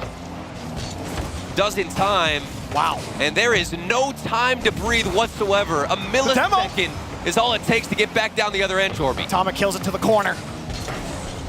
And the other Atomic pushes it downfield. Or tried to anyway, he got cut off. Ooh, that'd have been cheeky, wouldn't it? We've seen a lot of pre-jumps from G2, especially JNAPs. I don't know what they're feeding the boomer over there on G2, but he's been up early. Yeah, I really need that to be a goal explosion. After seeing it on the video, boomer behind JNAP, that's really just be a goal explosion. And only JNAPs can have it. Three-man passing play on defense, and it only takes one G1 player marked by 8 to cut him out. G2 will still get it clear. And time to set this up. This one feels tense, doesn't it? Right. Well, we were also talking about the mental of Dorito, the fact that he was able to get involved so early on and be the reason why they scored that first goal. I don't think there's any doubts about whether or not he's feeling confident in this game. Game 5 alone, at least. JNAP's nice response, and he's got the full boost to work with. This is G2 looking to set up some form of possession for as long as possible. Time is running out. G1 trying to size this up on defense. The rest of G2 are back. Here comes Atomic, marked by 8 downfield. G2 preventing the touches. All he can do is kill it to the corner. Dorito playing safe, and he got burned! Atomic goes nuclear! G2 take the lead! And it's a pre-flip. Look at G2 Atomic pre-flips into this shot. Outpaces Dorito and gets the early look at the net. 55 on the clock, 2-1. Atomic does it looking absolutely beautiful. Both games that G2 have won have been in overtime. G1 have not had to respond in regulation to tie the game. This time, they have to make it work with 40 seconds left. The group win is on the line. They may not actually know that yet. They started this game while Crew versus FaZe was still going on. That finished during this series. Their high touch. Atomic got the catch off the ceiling. Underneath when Atomic falls onto it. Mark gets a high pop off the corner. Another one for Dorito off the ceiling. A lot of pressure for G1, but the ball gets cleared away again. And G2, hang on. They need to stop. One more push, maybe 2. Atomic, nice little shade on the 50. Dorito, last chance. Here he goes. He wants to control it, but Atomic gets there. And the defense holds firm, but hang on. A last second crack. Dorito denied. Atomic, he lost the ball. G2 survived. G1 win the game. Still alive for the top of the group. It went down to the last second. Look at the hype. That's got to feel good, especially with all the momentum that G1 were building earlier on in that series. There was a point where we could have seen it quickly done with and having G1 walk away with the series win. They had to recover quickly, and G2 did battle back and respond, and a painful loss at that, but what a job well done for G2. And we talked about at the end of this series, they have been known for resetting. If the previous game didn't go their way, it doesn't matter. They can reset, things go back to 0-0, forget about the past, and move forward. G2, that's their veteran experience coming out. Now it comes down to G1 or G2 versus FaZe for this group. Who's gonna take it? With Crew, they aren't out of it either yet with G1 losing. So this whole group is still open depending on the final results that happen. But I mean, you're right, man. G1, they gotta be gutted. They know they had this game in hand several times. They just couldn't close. A couple of mistakes from Dorito. I mean, you think about what would have happened if just those simple mistakes, over the reads, that's all it came down to. It wasn't anything that G2 were throwing at them particularly. Obviously, the pressure was there. But for the most part, you can expect, especially at this level, especially from what we saw from G1 against FaZe, they've got to be hitting those reads. They've got to be connecting on the defense. That's got to feel good for Sathy and company over on G2's side. That's one of those series where you drop that. Who knows what happens to the rest of your tournament? You know, these tough ones, winning those has to be such a boom 100%. to G2. You know, JNAP saying in the VT, they just don't. They don't want to be what they did in fall. They don't want that. You know, they want that winter major style that they had last year. And this group stage so far, while it has been close, it has been tight for G2. They're the ones coming out on top. They're the ones winning. There was just so many people, undervaluing G2 and what they brought. But as we take a look at the last Mobile One High Performance replay, I do think we've got a beautiful interview to throw to. Let's go ahead and hear what they have to say. Thank you so much, Turtle. I am joined by Sathu, coach of G2 Esports. First off, congratulations. Got to feel good to get that one out of the way. Went all 5 in a best of 5 series. But one thing that stood out was Atomic in that series. He was popping off left and right. Talk to me about the confidence that he seemed to grow in these live environments. Yeah, I mean, Atomic he's just a talented player individually, and he's been one of the most talented players in the scene for so long. So it just takes reps at lands to, get to the point he is now. So he's there now. No, he definitely is, and he's always been a scary to watch. I'm sure scary to play against. I'm not good enough to be up there with him, so whatever. But you guys seem to start off a little slow against Crew. I know that you guys beat them 3-0, but you only won each game by a score of 1. Did that seem to play into this one where you guys knew you were off to a slow start, or did that kind of get things warmed up for you? The thing is, I think coming into this lane, you shouldn't expect from G2 necessarily huge score lines anymore. I think we're trying to modify a couple of things, and I think we're trying to control games more in things other than just goals. So I think that was the result of this. Now, you speak of controlling the game on the pitch, but also I want to know how you control emotions, especially one of the last times that we got to see you guys play. It's in my mind, World Championship. You guys take the stage and did not perform to how you guys wanted to. I think everyone that's a G2 fan can admit that. So how do you talk to these guys about saying, hey, it's not going to happen again. We're not going to have a performance like that, especially you being the coach saying, this kind of rests on my shoulders. No, I mean, it's just all the learning we've done together. So going through that experience at Worlds, we just learn from it. We run it back a bunch of times. We talk about it. And so we have comms set for that. We reset in comms. The boys are really mature. They know when to reset, and they kind of handle themselves. And I help them, but they're good. They're good about it. Always humble. Love to hear it. But you do so much for this team. I mean, I'm sure they're super appreciative of everything that you do. And, I'm thinking back that G2 really loves wintertime. The last time you guys played in a winter major, I remember standing up there on a stage with you as you guys were holding medals in the air. What is it going to take to make sure that can happen one more time? Just consistency. What we've been doing the past month, just sticking with it, sticking to the plan, believing in it, and just executing. Well, appreciate all the time. It's always a pleasure and an honor to get to speak with you, but that's all the time we got.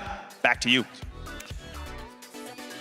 Thanks so much, Subi. Man, the match of the day delivered back and forth. Didn't know who was going to take it until it was taken there. G2 able to get the victory.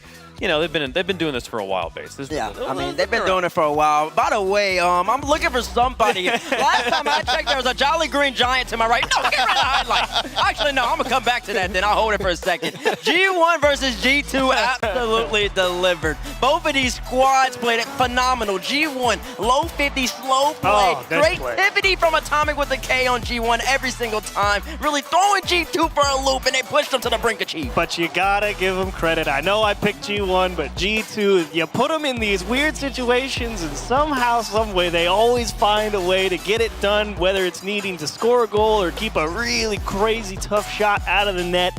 They get it done moment after moment, and that's why they hang around for so long. How does this even happen? Why are you bumping your teammates? And then they just yeah, we can make that work. And it's just man. I mean, Stacks, what does this say about G1, though? 2 of the big dogs from North America going to Game 5, and only one of them coming out alive.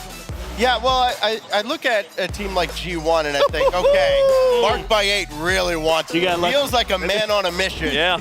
Unfortunately, they come up just a little short here because they ran into probably the most resilient team in this whole event. I thought when G1 goes up 2-0 in Game 4, that's curtains. And G2 battles back and battles back.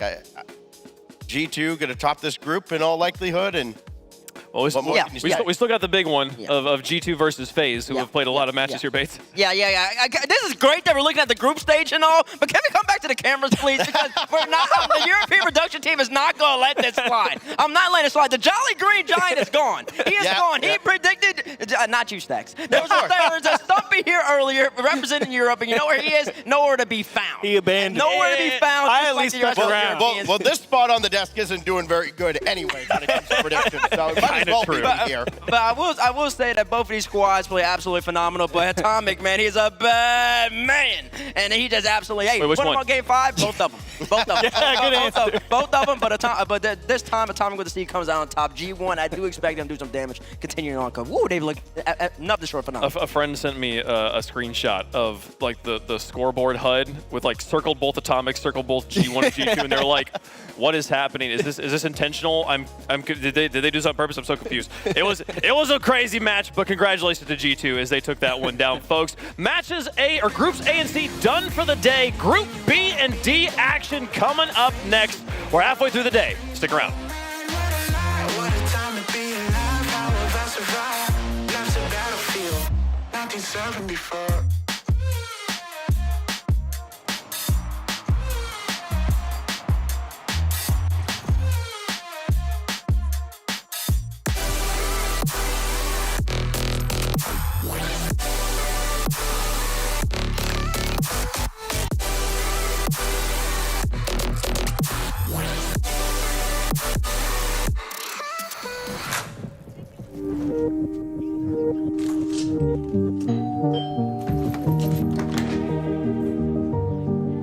You can save an average of 2 times more with our smart savings tools.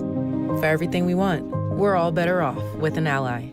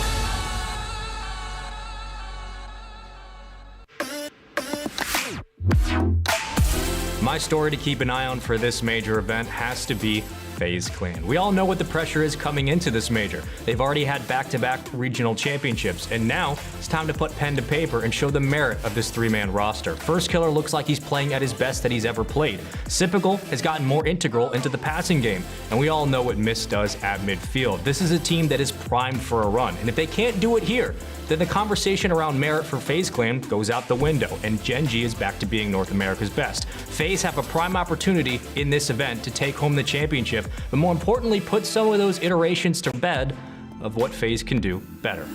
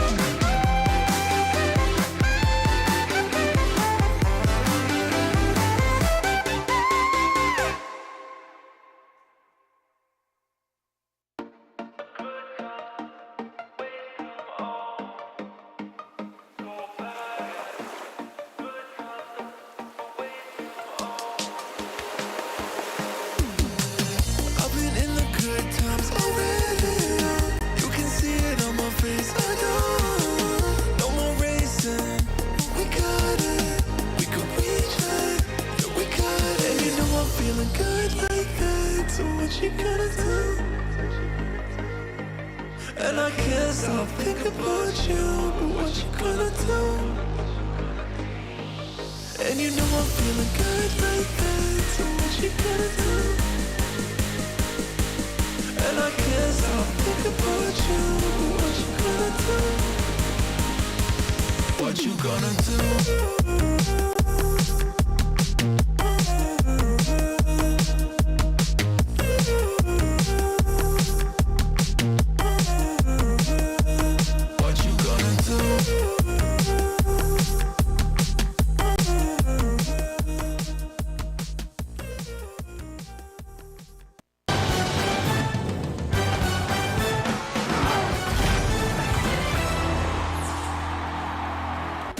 Have you spent a lot of time memorizing all the team names of the players that we've been watching all day? Well, you can forget about it all, because we're not seeing any of those players for the rest of the day, folks. Complexity versus Oxygen will be our first match out of Group D, folks. It's going to be a spicy one here. I'm excited to watch them. I'm Waypunk, joined by T-Bates. I got a Turtle and a Stacks on the desk. Turtle, you were casting that G2, G1 match, so I want to get your thoughts real quickly here. Oh, Game 4 was so painful to watch. I'm not going to lie. Dorito, those couple of misses, and they gave us warnings that this might happen. You know, they almost got reverse swept by FaZe Clan, but we all just kind of pushed it away and tried to ignore it, and then it comes out against G2. Those mistakes plague them, and unfortunately, that is enough to cost you the whole series. But they're still looking. I think they're still looking in a pretty good spot here for the group. They have one more match against Crew. We'll see that happen tomorrow, folks. We could take a look at the groups as they stand right now. Just to remind you how things are going. Groups A and C, done, put to rest for the day. We will complete them tomorrow. Now it is time for Group B and D action. We're going to start things off here on the mainstream with Group D. If you're wondering where all these games are happening that you're not catching, well, you got to make sure you're tuned in to twitch.tv/RL Esports. We have a whole list of games happening over there. They will be kicking off the Group BD action with Pioneers versus Gen G Mobile 1. They are going to be finally the reigning champs getting kicked off. Is everybody just going to get swept on the B stream? That's the question I'm asking you now, Wade. Is the B stream just going to end in all sweeps? Call it now. Let's see. Who else is on this stream? I think Dig take a game off Vitality. You think Dig takes a game off Vitality? I don't know. I was just kind of. I think that is the best bet. And then I realized what I was saying. I was like, wait, I think Dig could. I think it's actually the safest bet to say yes. Okay. I think it's the safest bet to say yes. It will end it. I'm going no. Somebody's got to get a game. Somebody's got to get a game somewhere. Gen G sweep. Well, we are over halfway. Continues. We are already halfway there on the B stream. RL Esports, twitch.tv/RL Esports if you want to catch those sweeps that are happening over there, folks. Here on the A stream, though, we've had 2 Game 5s, both included G1. That was some solid action there out of Group A. We're all still excited to see Karmine Corps take on the Falcons, Complexity take on Gen G, and the Falcons taking on Vitality here in a little bit. But for now, Complexity, the South American transplant, finally waking up and making North America a 4-team region here. They're going to be taking on Oxygen, Rise's new roster back at another major. Rise, the land legend himself. A year ago, his whole entire arc of becoming this great Rocket League player began in California. He's on the Oxygen team. And Complexity, they got the SAM, but they also got the European CRO hopped across the Atlantic, joined Complexity. They've been looking nothing but solid this whole entire split. Well, folks, it's time to meet the first team of these two. Let's talk about Complexity. Y yo creo que sí, es muy importante que nos vaya bien en este Major. Tenemos que dar el 100% para después ir al Mundial. And when you look at Complexity as a team, it's just unbelievable. No, confío en mi equipo y confío en que yo soy el mejor jugador de la cancha. O sea, me refiero a que tengo la confianza de que puedo ser mejor que cualquiera. Capaz que, no sé, desde fuera no se ve que soy el mejor, pero yo me siento así y por eso al final termino jugando bien. Nada, yo me siento confiado, tranquilo, sé que vamos a jugar bien. Turtle, we hear him talking about like he might not be the best player on his team, but he believes he is. How important is it as a player in the roster to really believe in yourself? It's so important. It's quite literally the most cliche thing you could think of, but it means so much and it's so impactful to your mental game to believe not only in yourself, but also your abilities on the field. You know, it doesn't matter what people are saying here, over there, the fans, whatever they think about you, it's all about your own perspective of your own play, and that will take you far in the world of Rocket League Esports. AJG and Raise Bull, they come up to North America, and they made the major in the first split they played, and then they just really fell off. This kind of redemption arc, of course, led by that guy, CRR, has been phenomenal to watch. This is a team that plays defense at a level that we don't often see in North America. We don't really see in South America, so their defensive renaissance here has been real surprising. Well, they're going to be going up against a team that regularly leaves their opponents out of breath. It's Oxygen.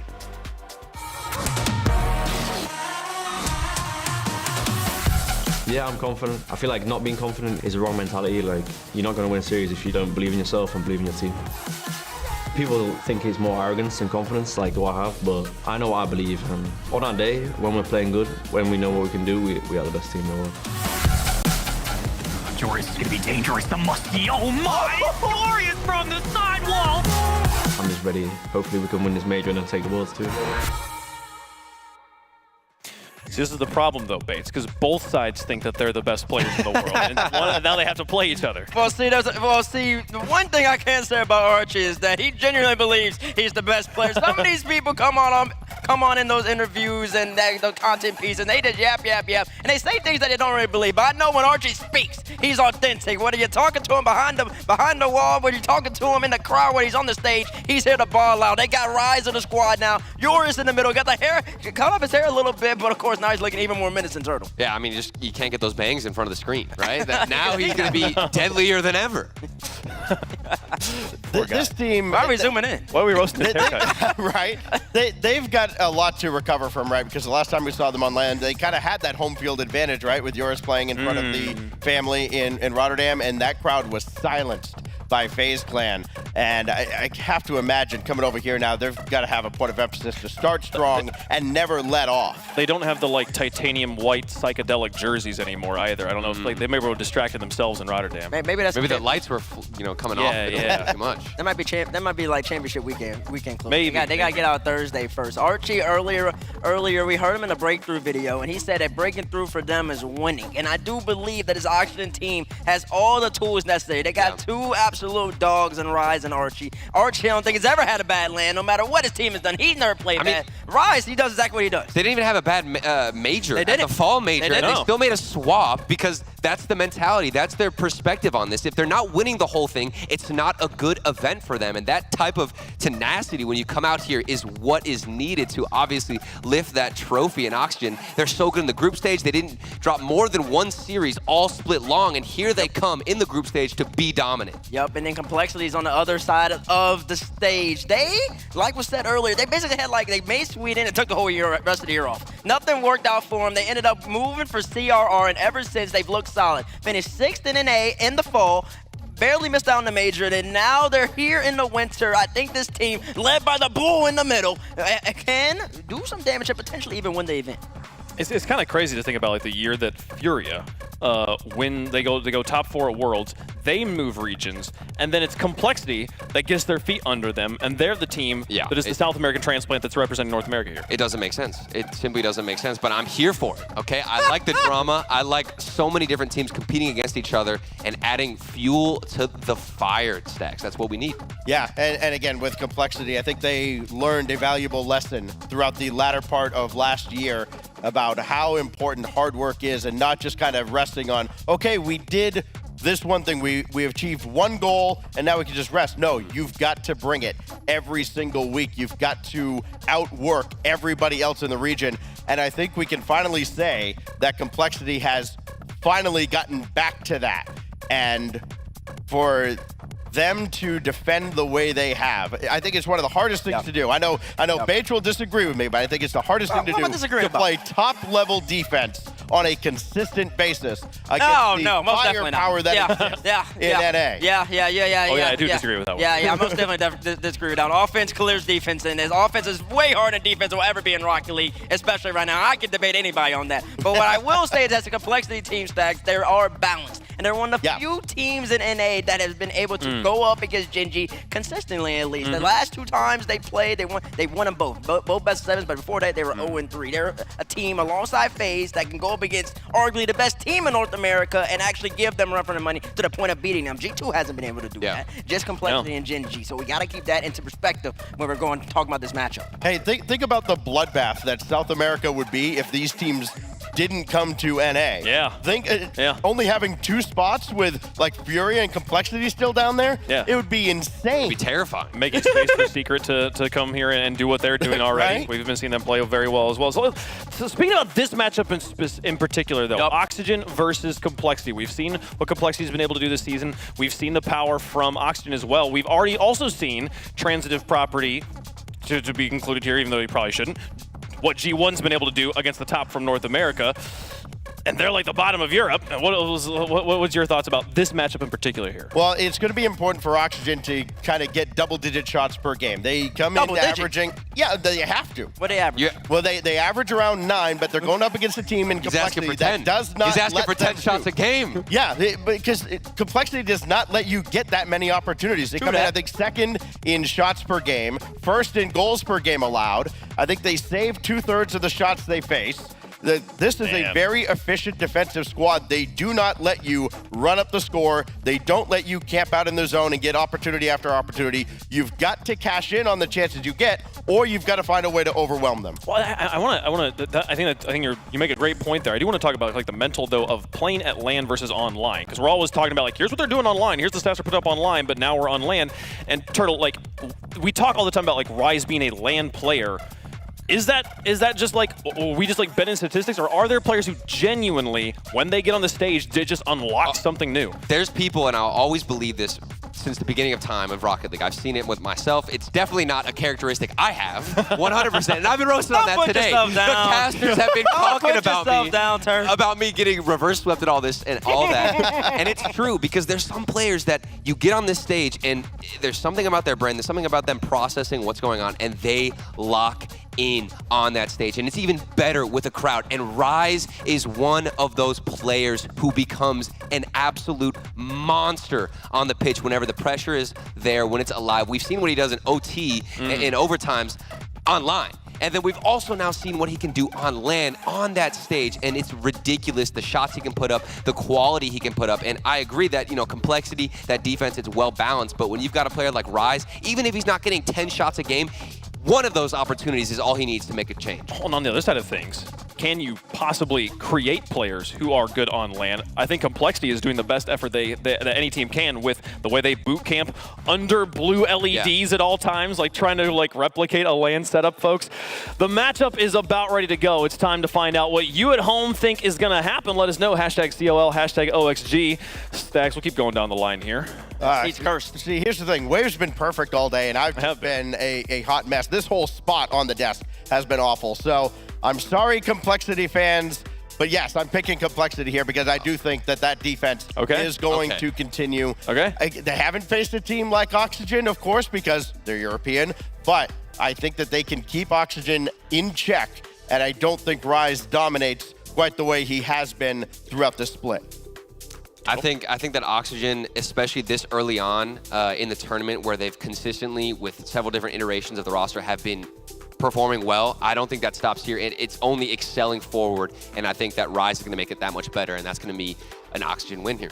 Yep, broken hand, don't care. Broken wrist, don't care. Matter. Got sliced Doesn't fingers, matter. don't care. Rise is a dog on land. That's all I need to go with. Give me Oxygen and the Complexity. I really love and respect what y'all have done, but this OXYGEN team is just too good. I mean, the trick is just predict whatever that seat doesn't say, right? So give me Oxygen as well on this one, folks. Pretty easy stuff here. I mean, hey, he's going to gain a spot back here. This is where I'm going to get it wrong, because obviously that's what's going to happen, folks. The Oxygen, the favorite on the desk, also the favorite in the chat. It's time to find out if they're the favorites on the field, folks. Match number 1 of Group D underway. We're halfway through the day. Make sure you got your snacks on hand, because we got a lot more Rocket League to go through. This one's going to be a banger, though. Complexity taking on Oxygen. Get up and get loud. It's game day.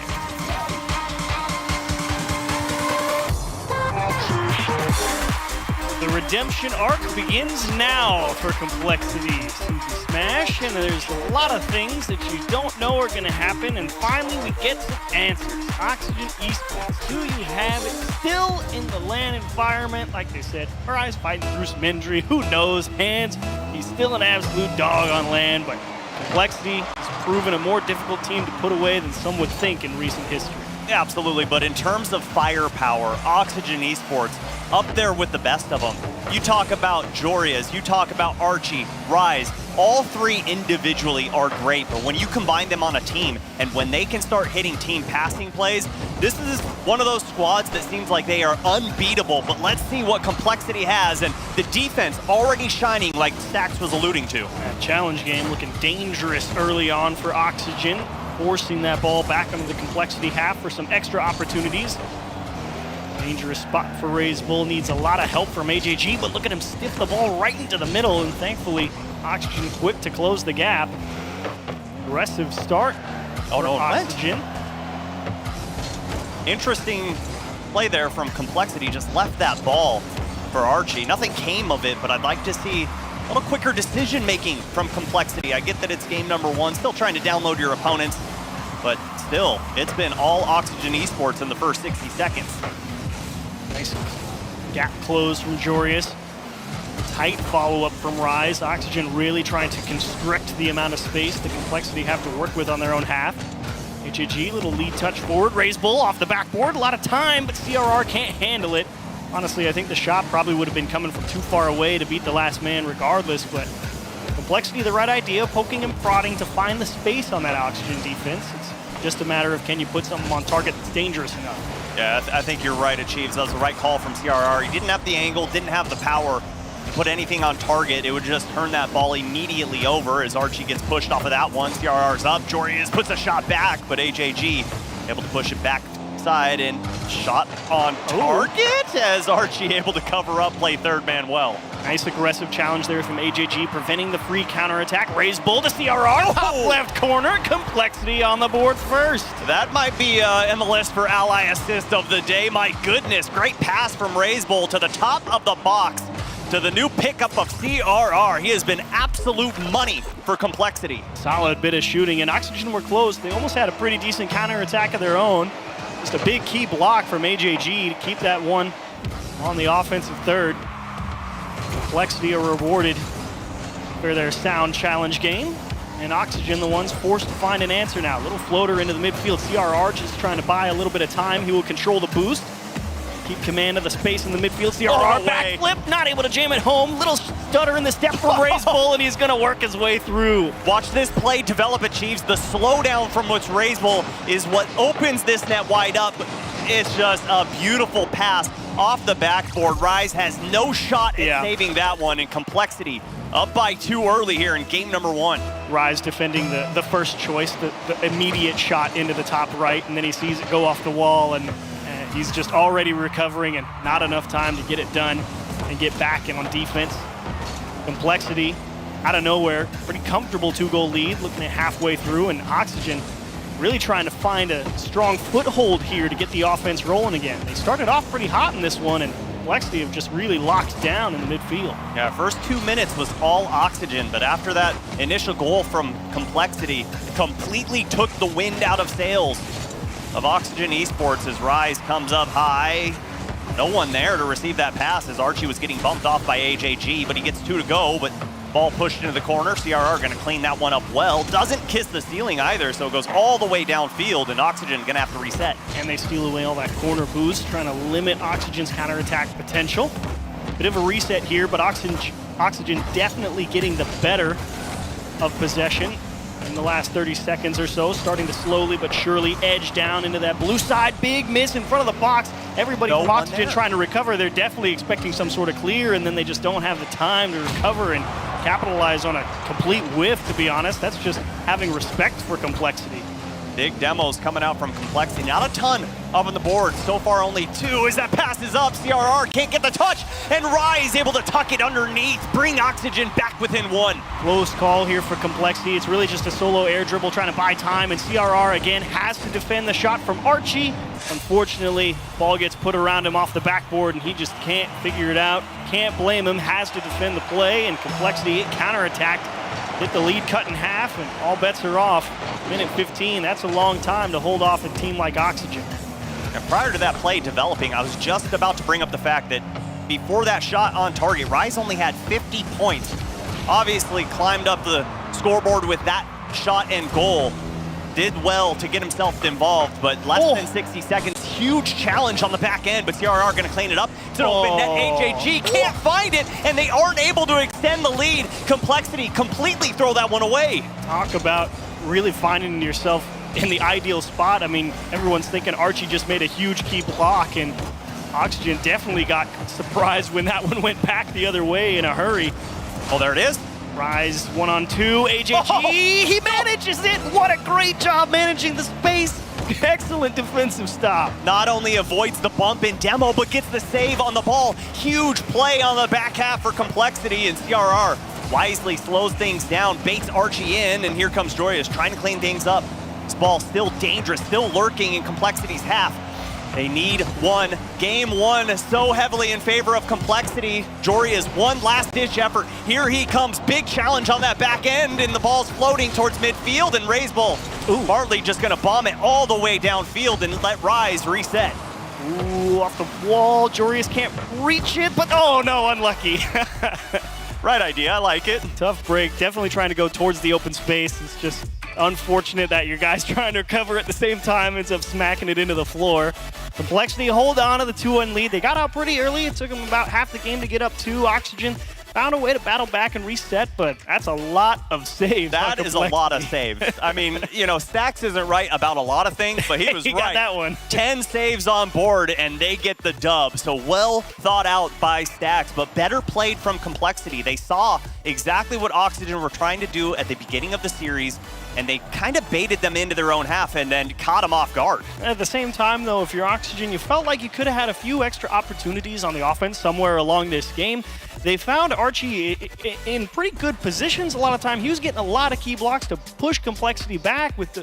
That's the idea. You keep them there so you can generate more shots and get over that 10 threshold that Stacks was talking about. And unfortunately for them, they just never quite had the people necessary to try and capitalize on some of those big blocks. It's unfortunate, but for Complexity, you got to feel good getting that one out of the way, understanding how important it is to not only get an early series lead, but also over this hot start team of Oxygen Esports. We know how dangerous they are, and if you go down to them, it is so hard to crawl out of that hole. Complexity up 1 in the series over Oxygen Esports. Big double-edged sword there in game 1 for both teams. Complexity being the ones to get the best of it. Everybody resets here for Forbidden Temple, and Oxygen, what you're really wanting, you have to have a little bit better control of the boost so you have more people ready and can constrict more of that space on offense. Because Complexity did do a pretty good job controlling a lot of boost. They never really got starved out, even if they weren't able to necessarily limit Oxygen per se in that department. They definitely didn't let them have anything extra. Yeah, and I'd also like to see Oxygen try and play a little quicker. I know that sounds insane because these guys already play super fast, but Complexity are giving them space on the field as Rise able to carry that one into the net and go up early. Here's the execution on the 2-on-1. Look at Archie get in front of the ball, really put CRR in a tough spot, take away all of the options for him to cover the net, forces him to the top, and Rise executes the air dribble perfectly, taking it down in a way to the farthest spot of the net. That's just beautiful control from Rise. CRR, unfortunately, is not able to go up and contest Jorius for the ball. Complexity start off in the hole instead of out in front like game 1.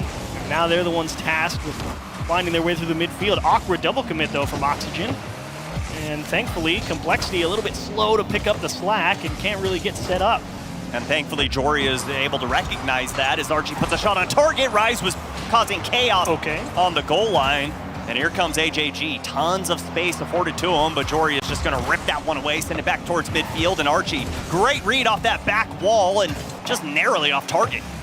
Would have caught Complexity off guard as well. Dumped into the middle, but the only player there is Raisbull. Jorius was deep back, preventing perhaps a dangerous counterattack, maybe needing boost. Either way, giving up a lot of ground, and now it's Complexity who can't cover the time and space needed to get this shot away. Archie just goes straight towards the ceiling and right at CRR, and AJG, he's getting ready to defend the backboard and trying to reset on the floor, and just not enough time to get there. Yeah, and great shot placement from Rise as well, going far and away. Nice down low shot from him to keep it away from the defender. And for Rise, third goal so far of the series. He is absolutely putting Oxygen on his back and trying to will his way to victory in this one. Joreuz and Archie are doing well in this series, but we need to see some more offensive production out of them.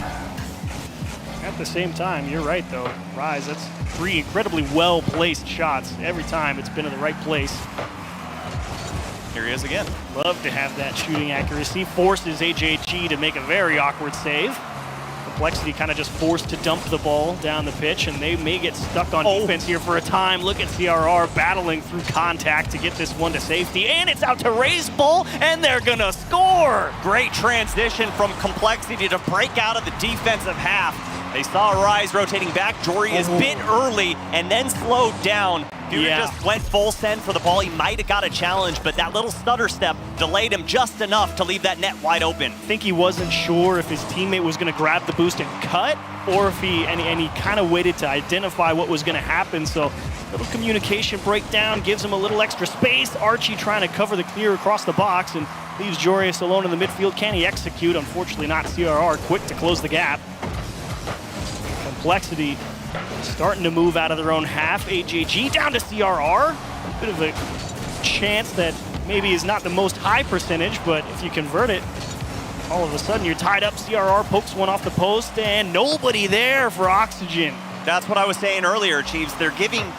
Whoa! Oh my gosh, that was close. But Complexity giving tons of space over to Oxygen. Just seems like the challenges are slower than normal. Archie can't read that one, and the follow-up not there. Joreuz puts another shot on target, but Complexity stand firm on the back half. Really great defense, and again, there's those challenges from Archie in the midfield, forcing Complexity to reset on defense and try and get set against CRR, trying to buy some time with that fake air dribble. Another awkward floater. Joreuz definitely in time for it. Thankfully, that challenge didn't really have a lot of mustard on it.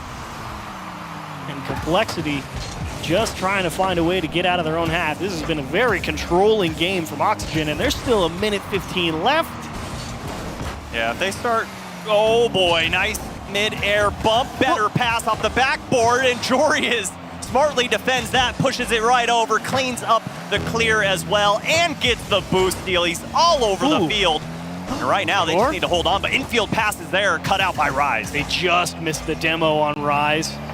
Him avoiding that definitely prevents a 2-on-1. Awkward, and Archie says, yeah, let's just send it. This is definitely a tough one to defend. Keep Complexity at arm's length with this one. Oh, that is such a nasty touch from Joreuz.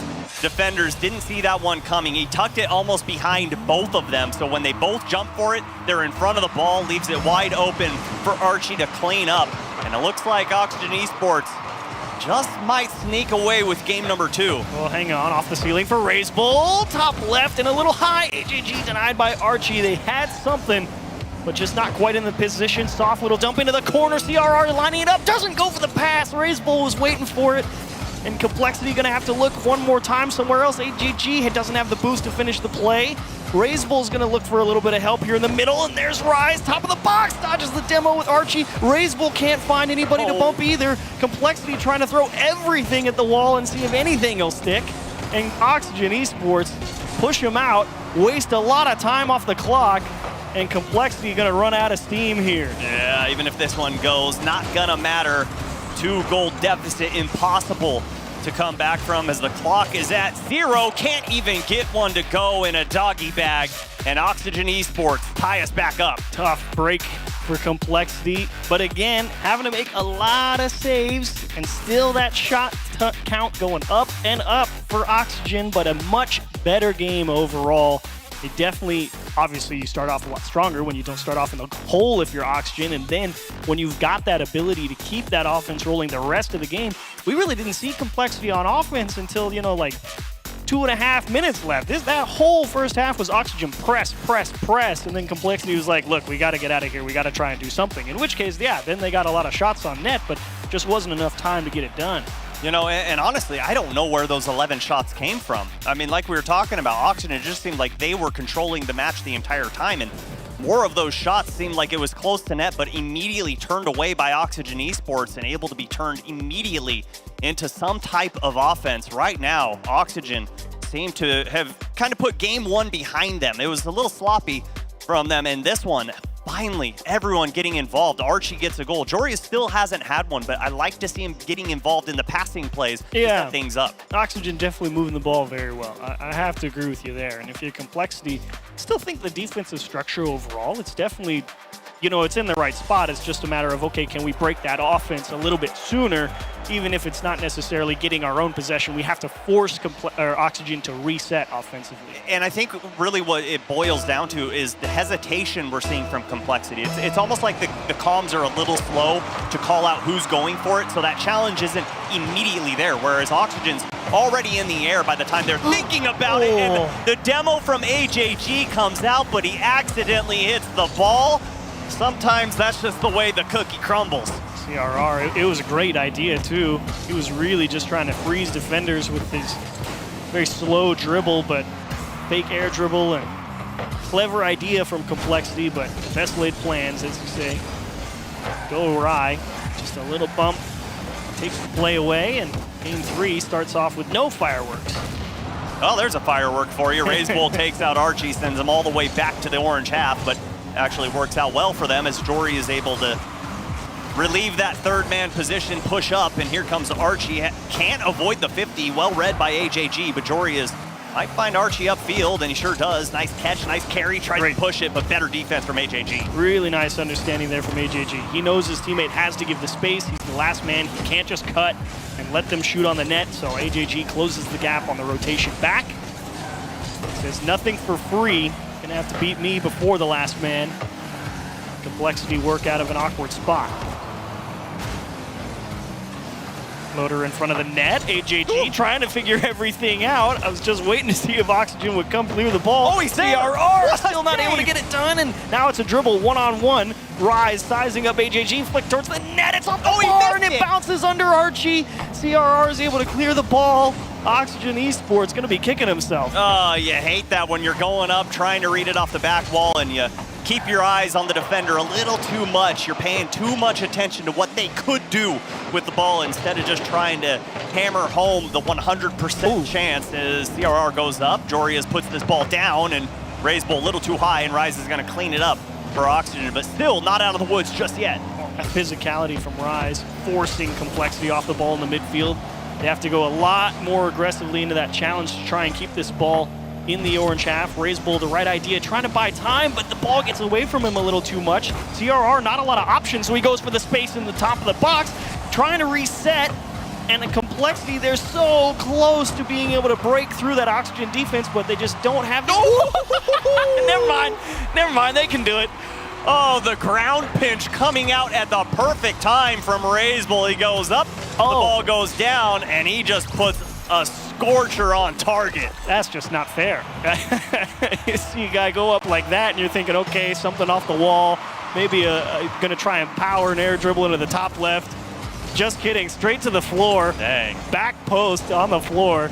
Huge shot from Raise Bull, beautiful shot. AJG trying to do his best Raise Bull impression there. Maybe a ground pinch into a pass as Jory is stuck between a rock and a hard place on that one. His teammates bail him out as Oxygen Esports, less than half the game to go here, find one goal. Plenty of time. But the way this game has been playing out, Complexity definitely has a stranglehold over midfield and those boosts. The aggression is all theirs. Good breakout clear, though, from Jorius, just forcing Complexity to give the space up. And it's that type of clear that I want a little bit more out of from Complexity's side to kind of limit that potential for Oxygen to constrict the space. And look at Jorius trying to use a lot of it. Raise Bull, great adjustment to get that ball out to the corner. Much safer position in the middle of the pitch. And Complexity's, someone saying, help me, I really don't have good control. They get demoed and scored on. Nobody can control the ball, and it cost them dearly. Great comms here from Archie to let Rise know the back end is open. Just put it anywhere between the sticks, and it's going in. And Oxygen Esports able to knot us all up. 1:34 left on the clock. And this one, so important. Game number 3, match point on the line. AJG and RLCS combined, going for a big block and puts CRR in kind of a hot seat position. Look at the physicality in the goal. It's going to force them into some awkward defensive setups here for Complexity. They recover and are able to poke it out to the safety of the sidewall, and boy, do they need that. Just smash that up the field. You got to reset on your own half. And Complexity do just that. Look at the coverage, though. Jorius on the far opposite wall. Again, leaving Complexity no choice on where to clear it. Somehow finding nice touches out to their teammates, though, and Oxygen actually giving a lot of ground. Whoa! CRR forgot something there. Most important thing on the pitch, the ball, as it's still lingering up around midfield. Both teams continue to just batter it back and forth. Here comes RLCS. Plenty of time, gets the flick. Right idea to dump that one off for the pass, but a big demo on the back half. It's wide open, and RLCS can't catch up. Oxygen take the lead. That's the second time now. There's that physicality in front of the play. Complexity leaving the last man. Really not in a 2-on-1 per se, but he's got to manage some type of approach before the ball gets to him, and they just can't figure it out. Oxygen blow open the walls, and they walk right through. Complexity needs some type of answer in 30 seconds. You know they're capable of it. It's just, is there enough time? Big from CRR, really stretching it is RLCS, but no reason not to at this point. Got him into the middle, and that one's just gonna squeeze in the lower right-hand side. Talk about operating on a knife's edge here. I mean, check out Rise here. The boost didn't get there, and he stopped. And that momentum shifter is exactly what stopped the defense from Oxygen Esports, saving that ball. Great play from Complexity, all tied up, game 3. Decent enough kickoff, but Complexity lose the midfield boost, so be down a man here in this push. It'll take him a little extra time to get upfield. CRR. Oh my. Down into the middle. AJG, he's really tight. Awkward bit of control required, and very likely in overtime. Archie almost got there. I got a little bit worried for Complexity, but it's an overtime in game 3. RLCS on the kickoff, hard off the wall, way! Straight into the net. Oh my goodness! All over a defender as well. Puts him up on a poster, and Complexity take match point. Ooh, chopped it down. What a shot out of nowhere. I mean, you're thinking it's a regular drawback kickoff. I mean, yeah, you can bang one towards the backboard all day, but what are the odds they're actually going to be able to score it? Like you said, he had to go all the way over the top of that guy and still find a way to get on top of the ball to get it under the post. That's quite a backboard read. That is quite the backboard read, and the fact that he was able to do that with a defender all over his back. I mean, that was almost a technical foul on that one. But Complexity, you love to see it. RLCS is completely popping off this series. 4 goals so far for Complexity, and he's had one in every single game. You see in the Mobile 1 high performance replay, just popping off. You love to see it, especially from this team that you expected so much. The success hasn't quite been there, but now they're having fun. Like, how'd you see that? Oh, we saw it. We'll see it again for sure. 2 gorgeous goals from RLCS in a well-deserved Game 3 victory, but as we've heard earlier in the day, I believe it was James Bott who said it, you know, it's one thing to win those first couple games. It is another thing entirely to close it out. And Complexity knows they've had to do a lot of hard work just to keep Oxygen contained. And Oxygen, I don't even think they're necessarily worried about this being match point. They know they've been getting a lot of opportunities, and you can feel confident in that approach despite being down in the series. You know you're getting looks on target that are dangerous. And both of the losses extremely close for Oxygen Esports in this one, as Archie forced to go up and trying to clear that one out. Great ground pinch as well from that. And misses on that, gets the bump on CRR, and is Rise able to do anything? No, you saw Jory is unable to push forward. Rise and Archie so aggressive early in game number. Yeah. Oh my. Complexity was diving all over the place here. I mean, you can see on this first attempt, 2 people commit. AJG's ready to cut up field, and he's thinking, oh, there's a clear. They double commit again. And finally, the second opportunity for Oxygen presents itself. Again, that physicality as well, clearing Complexity out of the space, making it as easy as possible. Oxygen, that tight support paying dividends. Just keeping their heads on a swivel, forcing them to look left and right as AJG saw that passing play, trying to get developed, and what in the world is that? That would have been gross. That would have been the ally assist of the day. Absolutely. If they would have scored that one. It was a beautiful setup, but unfortunately, nobody quite in position to handle such a ball. Oxygen Esports will continue to hold on. Great pass. The beauty of a pass. You're absolutely right. 2-0.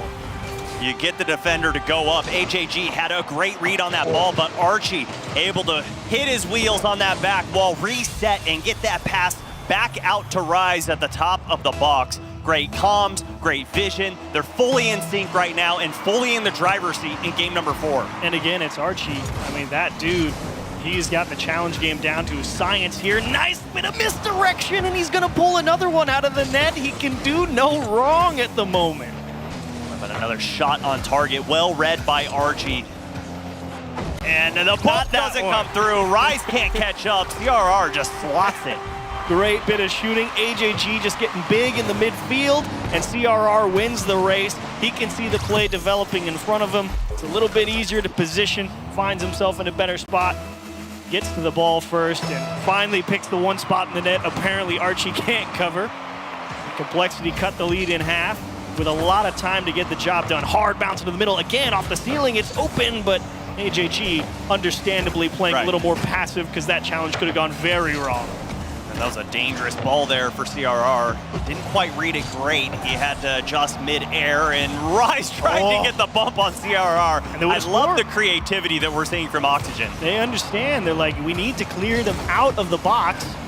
And Oxygen's, they're fully on board with that game plan. That second guy's like, cool, I'll dive for it. We'll let the guy rotating back deal with the consequences. They've got that confidence that they can handle a counterattack with one person and 2 rotating back.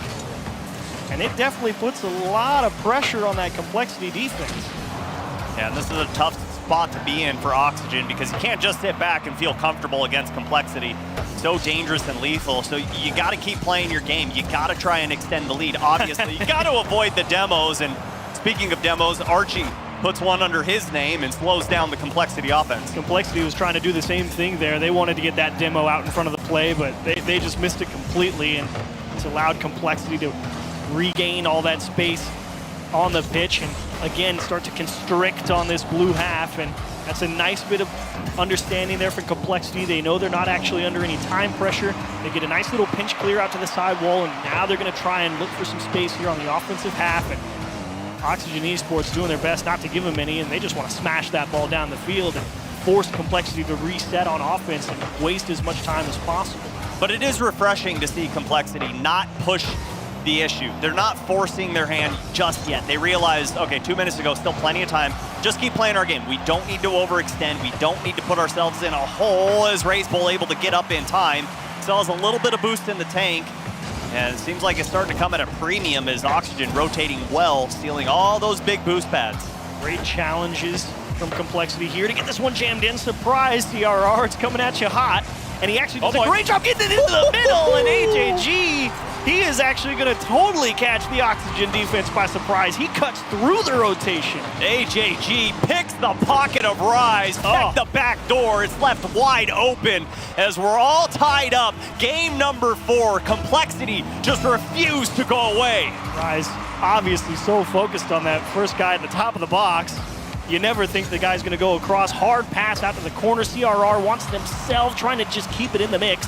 And that one's actually over everyone's head. Razebull is just in time to keep this one to the safety of the corner. Complexity very narrowly conceding what they just gained back.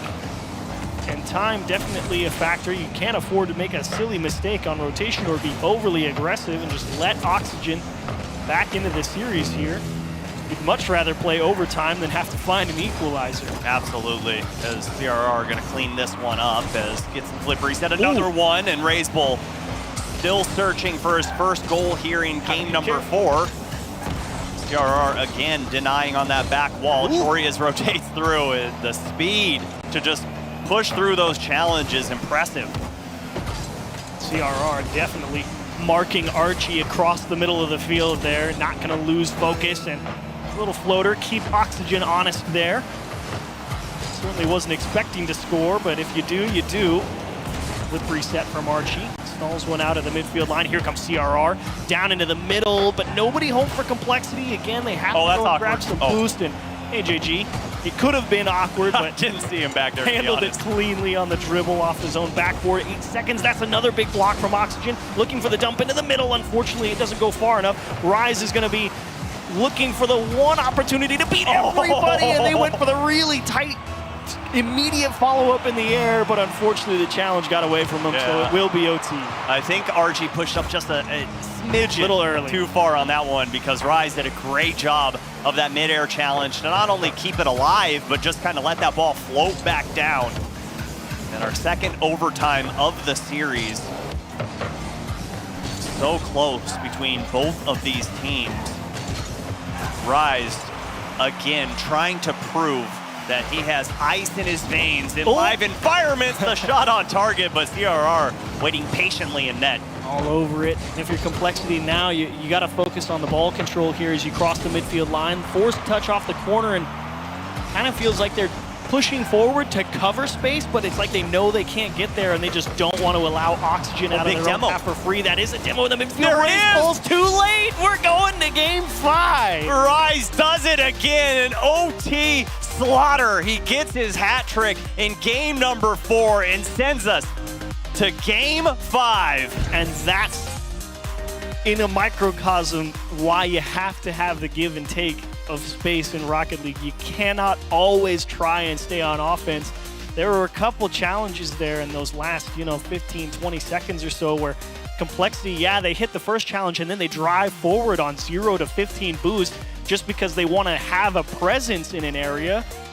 And then you find yourself too far forward with not a way to get back, and all of a sudden there's Rise, who just went for that first challenge, timming you out in the midfield, and it's like you have to be willing to give the space back sometimes, because if you don't, you just get pushed out of the way and you can't do anything. Oxygen has been doing such a great job in this series, almost luring Complexity into their own half, saying, okay, you guys are doing really good on offense. Keep playing, keep getting aggressive, come here, and then bang, they strike just like that.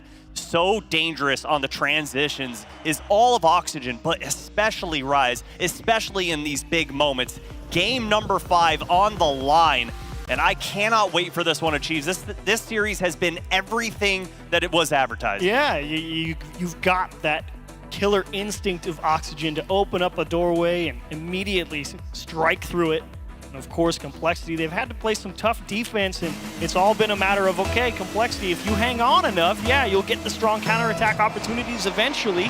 And they've been able to execute more often than not, but I feel personally for me going into the game 5, you have to favor Oxygen. Feels like the approach is a little more consistent.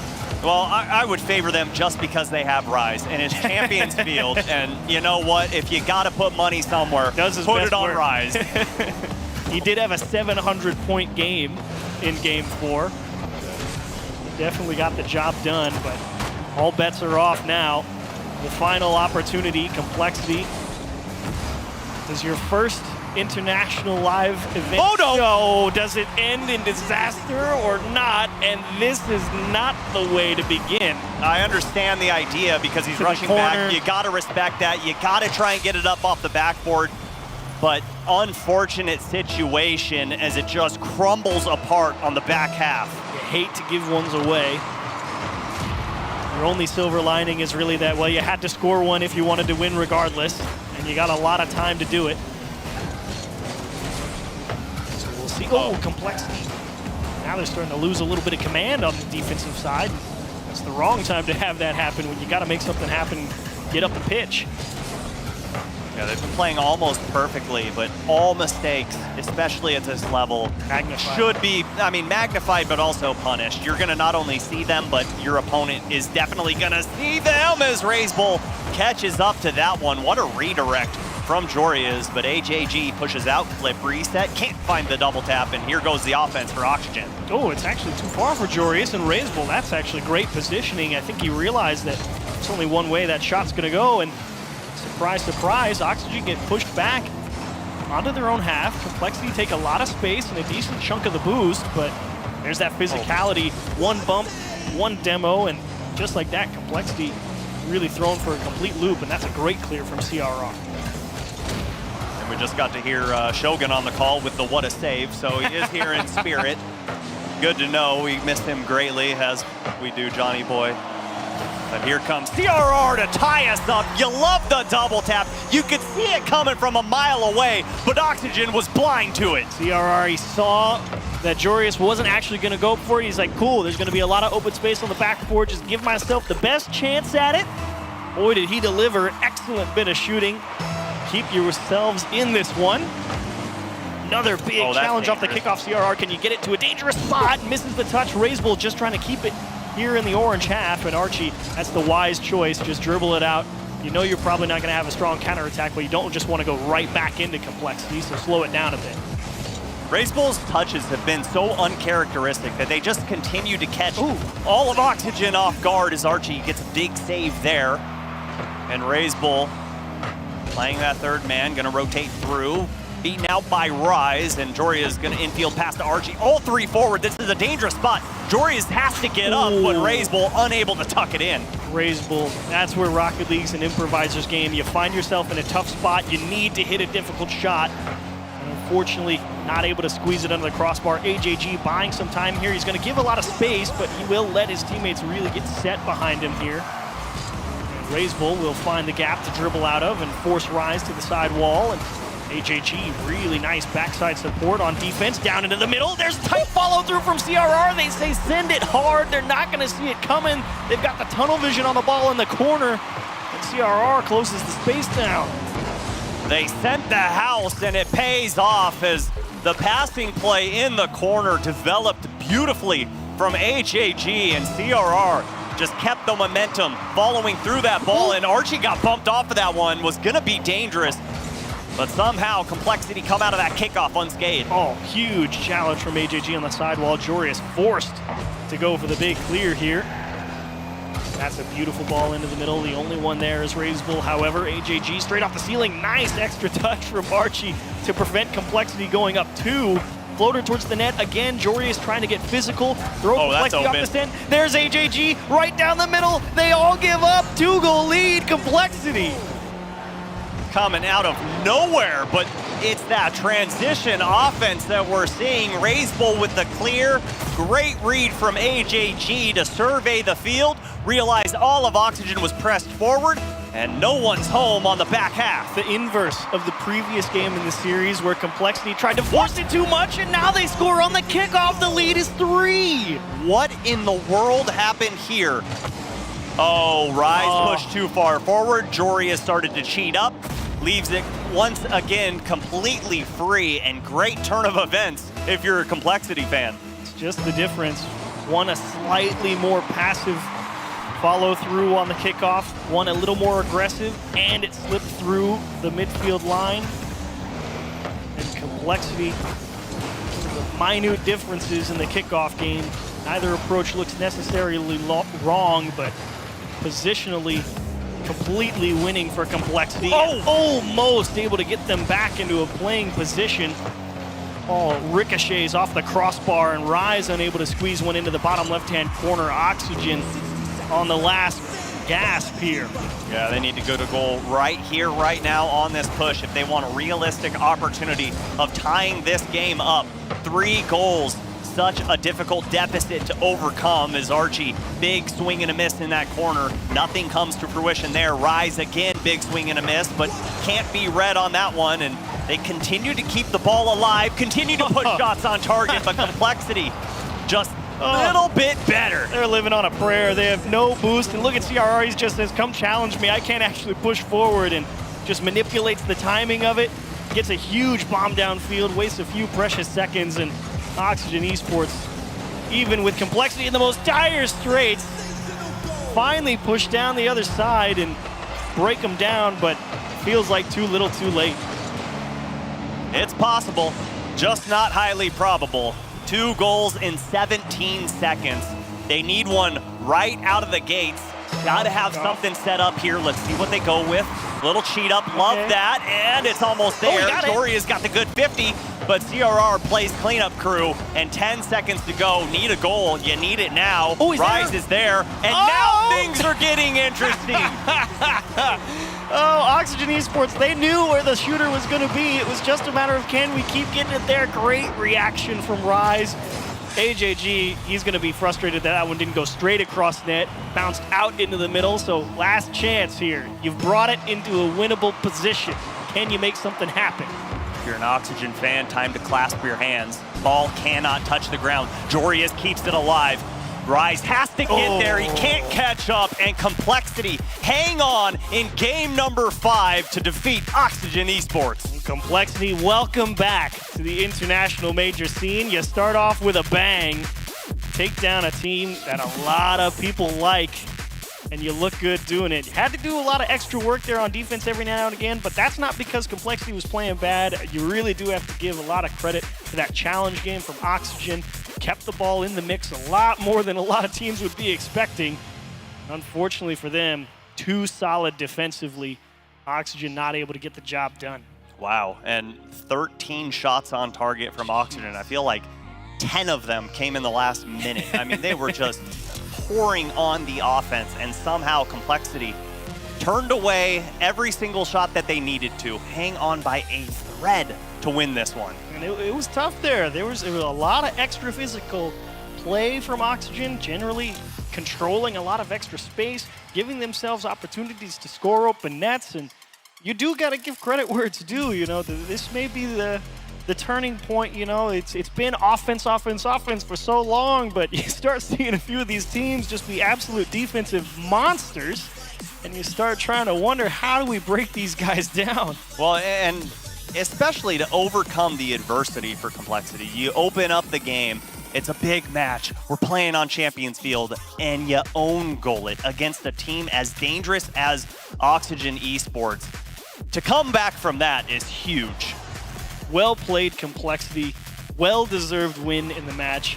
You love the start from them, and unfortunately, Archie, Jorius, and Rise, you're going to have to look elsewhere in your group if you want to find your way into the playoffs. But now it's time to go down to the stage. We'll have an interview with CRR and Desiree. I'm here with CRR. First of all, CRR, congratulations on the win. Thank you.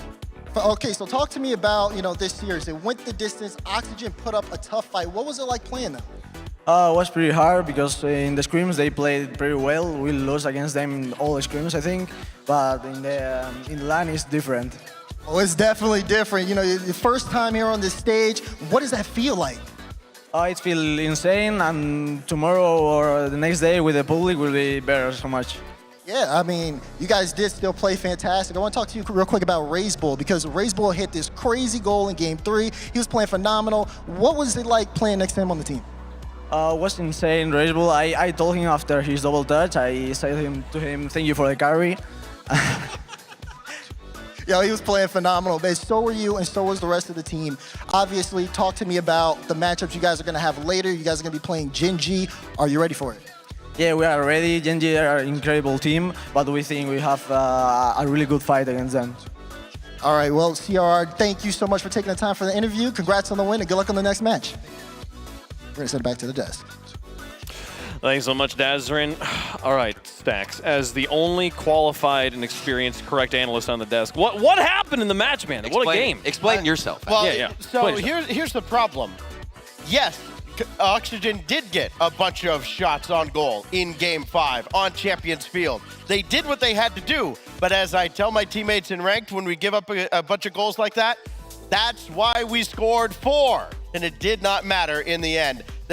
Oxygen just kind of dug themselves too deep a hole to climb out of at the end.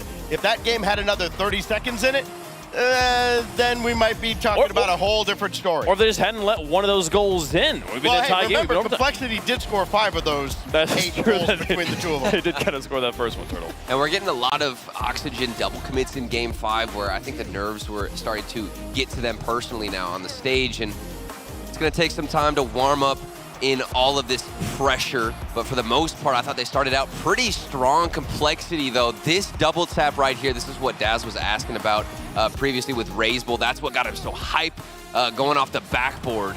And I think that's what changed things up for Complexity, not only giving them the confidence on the defensive side, and here it is, look at it, Bang! That'll give you confidence for the rest of the series. Listen, we need to get some hands off the controller. We need to get some El Toros up in the chat because that's exactly what happened. Because that man in the middle, Raze Bull, was popping off. And honestly, they were the better team here. Oxygen, they were lacking in offensive firepower. I expect to see more from them. When they would score, it was off of a bump on the back end complexity. They weren't looking left, they weren't looking right. They would end up getting demoed, and then ultimately that hurt them, but they ended up getting a W in the series. They move on to 1-0 and join Gen G. The first matches of Groups D and B are concluded here. As you can see down there, Oxygen going to be dropping to Complexity that we just watched. Gen G did get the victory over Pioneers, so Complexity versus Gen G will be an important match happening tomorrow, I believe. Meanwhile, Dignitas did drop their series to Carmine Coral. It was actually probably closer. Though? I believe. Is it still sweeping? Are we in only sweep territory? Yes, okay. Yeah. It was. There was an overtime in Game 2, but Carmine Coral did manage to win that overtime. That one. This is still crazy. Only 2 more to go. Only 2 more to go here on the B stream for the perfect sweep of the day. Meanwhile, on the A stream, we got 3 more matches to go. And it's going to be some fun ones here, folks. We've been talking about the Falcons. We keep bringing it up. How are they going to feel? How are they doing? We're about to find out. Bates, them going to Vitality next. Man, Falcons going up against Vitality, and that means that there's a man on that roster. His name is Alpha 54, back on the land stage. He's got to go up against them boys from Mina, though. That's going to be a barn burner of a series wave. It's going to be an exciting one. I was also wrong. Complexity Gen G playing later today. That's right. We're going to get to see that one right after Falcons versus Vitality. We're going to take a quick break. When we come back, we'll be getting into those matches there. Vitality and Falcons on the stage. You're not going to want to miss it. Don't go anywhere.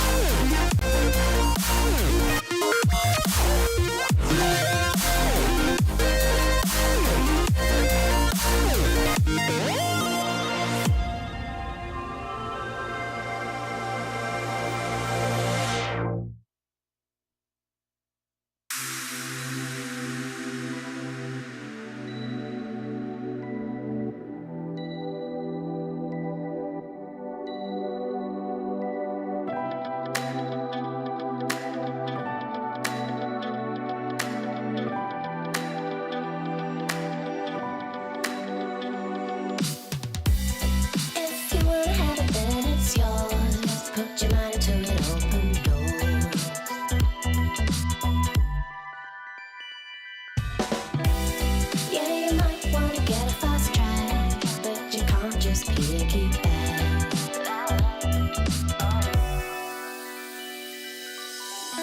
You're braver than you know it. You're stronger than you show it. You're braver than you know it. You're stronger.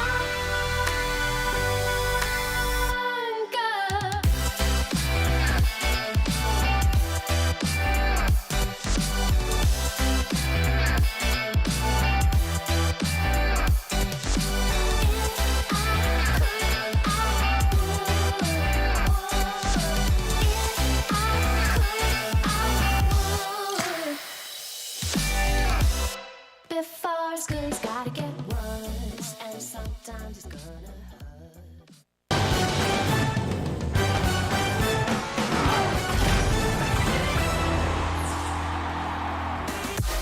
We're on the home stretch, folks, but the Falcons just got here. Falcons versus Vitality will be our next match. Some huge names in Rocket League about to take to the pitch and look to stay undefeated in their group. Welcome back to San Diego. The Winter Major rolls on through day number 1. If you're enjoying today, just wait till tomorrow when the crowd's in the house. This place is going to be popping. Only halfway through. Only halfway through. It's crazy, right? Great day. I've enjoyed it. Yes, I'm being serious. You know, I mean, it's crazy. You know, B stream has been the broom stream. Yeah, and, it has been. It's been fun. It's been a quick one. It's so funny that, like, as long as it keeps being sweeps, then it's like, oh, I'm excited to see, can they do it all? Can they all go sweeps today, right? Like, it creates, like, stakes on the other side of it. It's just, there's stories everywhere, Bates. There are stories everywhere. I do not think that the B stream is gonna be all sweeps. I think the last matchup there will be at least a game 4. That's just my belief. But on the A stream, it's been a little bit different. We had a couple game 5s, including a match that just happened where the Bull just absolutely took it off, and CJ screaming in the hotel room right now if he's awake right now. Go for it. I just want to say El Toro, man. He's got to let it out. Get the back there, okay? Have you seen El Toro? You see that double tap? That angle was so sick. Brilliant. He hit many. There was so many shots that were great stuff. Absolutely go back and rewatch that last match if you missed it, folks. Groups B and D is where we're at home right now. We got Vitality, Falcons, Dignitas, Karmine Corps, Gen G, Complexity, Oxygen, Pioneers all duking it out in their respective groups there. And we, again, have action happening over on the B Steam, twitch.tv/RL Esports. Can they go perfect on the sweeps today? They only got 2 more matches to get through. Oxygen got to sweep Pioneers. Vitality's got to sweep Dignitas, I think is how we would read that one. Sure. So that's we'll see what happens there, folks. I don't know why I answered. You are a big Dignitas fan. He looked at me. He looked at me. So. Dignitas was leading on Karmine Corps in game 1. And it was close. And they took him to overtime in game 2. Yeah. It was not as one-sided as people might have thought. So Dignitas definitely looking to not get swept twice today. Here on the A stream, though, we got 3 more matches to go. We got the Karmine Corps Falcons coming up later. We saved a lot of the big guns for the end here. Gen G Mobile going up against Complexity. But right now, man, the boys from MENA, Falcons, taking on Vitality. You want to talk about a star-studded roster? This Falcons roster, trying to pick what's the top player here, Bates, I don't know who to pick. Yeah, it's difficult because Kyle's been their best player all split, been super consistent. Ahmed, we already know what he can do offensively. And then TRK, he's been our most well-rounded player. But then you're going up against Vitality, man. And we all know who their best player is, Alpha 54. Yes, or sir. you could say Zen. Oh, man. Okay, but let's talk about the Falcons and welcome them to the stage.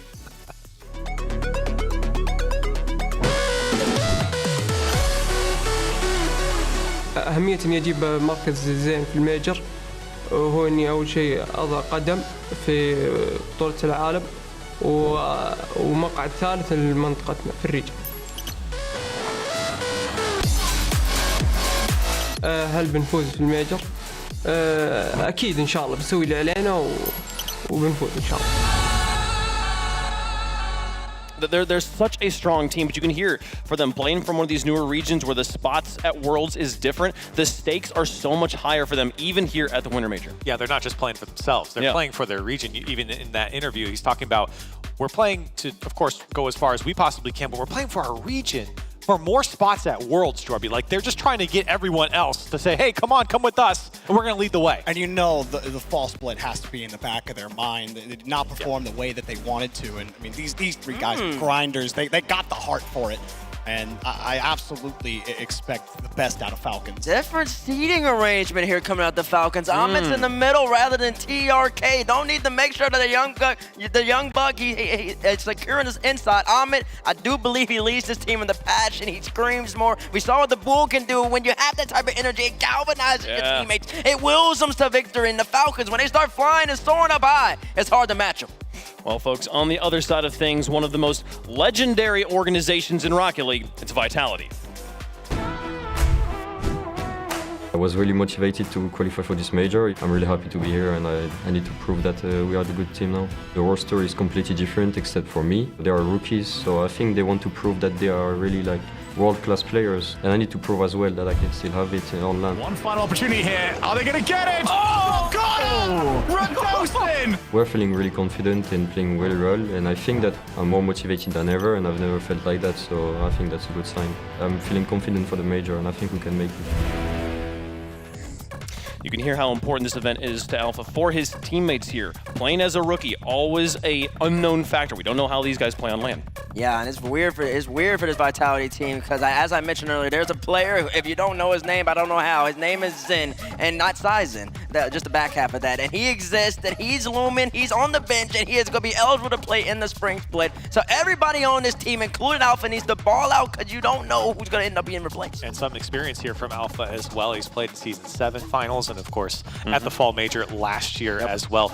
Neither of those were very good results. So he's back here at LAN trying to give Vitality the same name that they've had a very long time ago. And making his name on Vitality, sitting next to him, is Radosin. How about the split that he's had, moving over from Williams Resolve, and really just, I think he surprised a lot of people with how good he helped out Vitality, and he helped them get to this point. Yeah, this Vitality roster.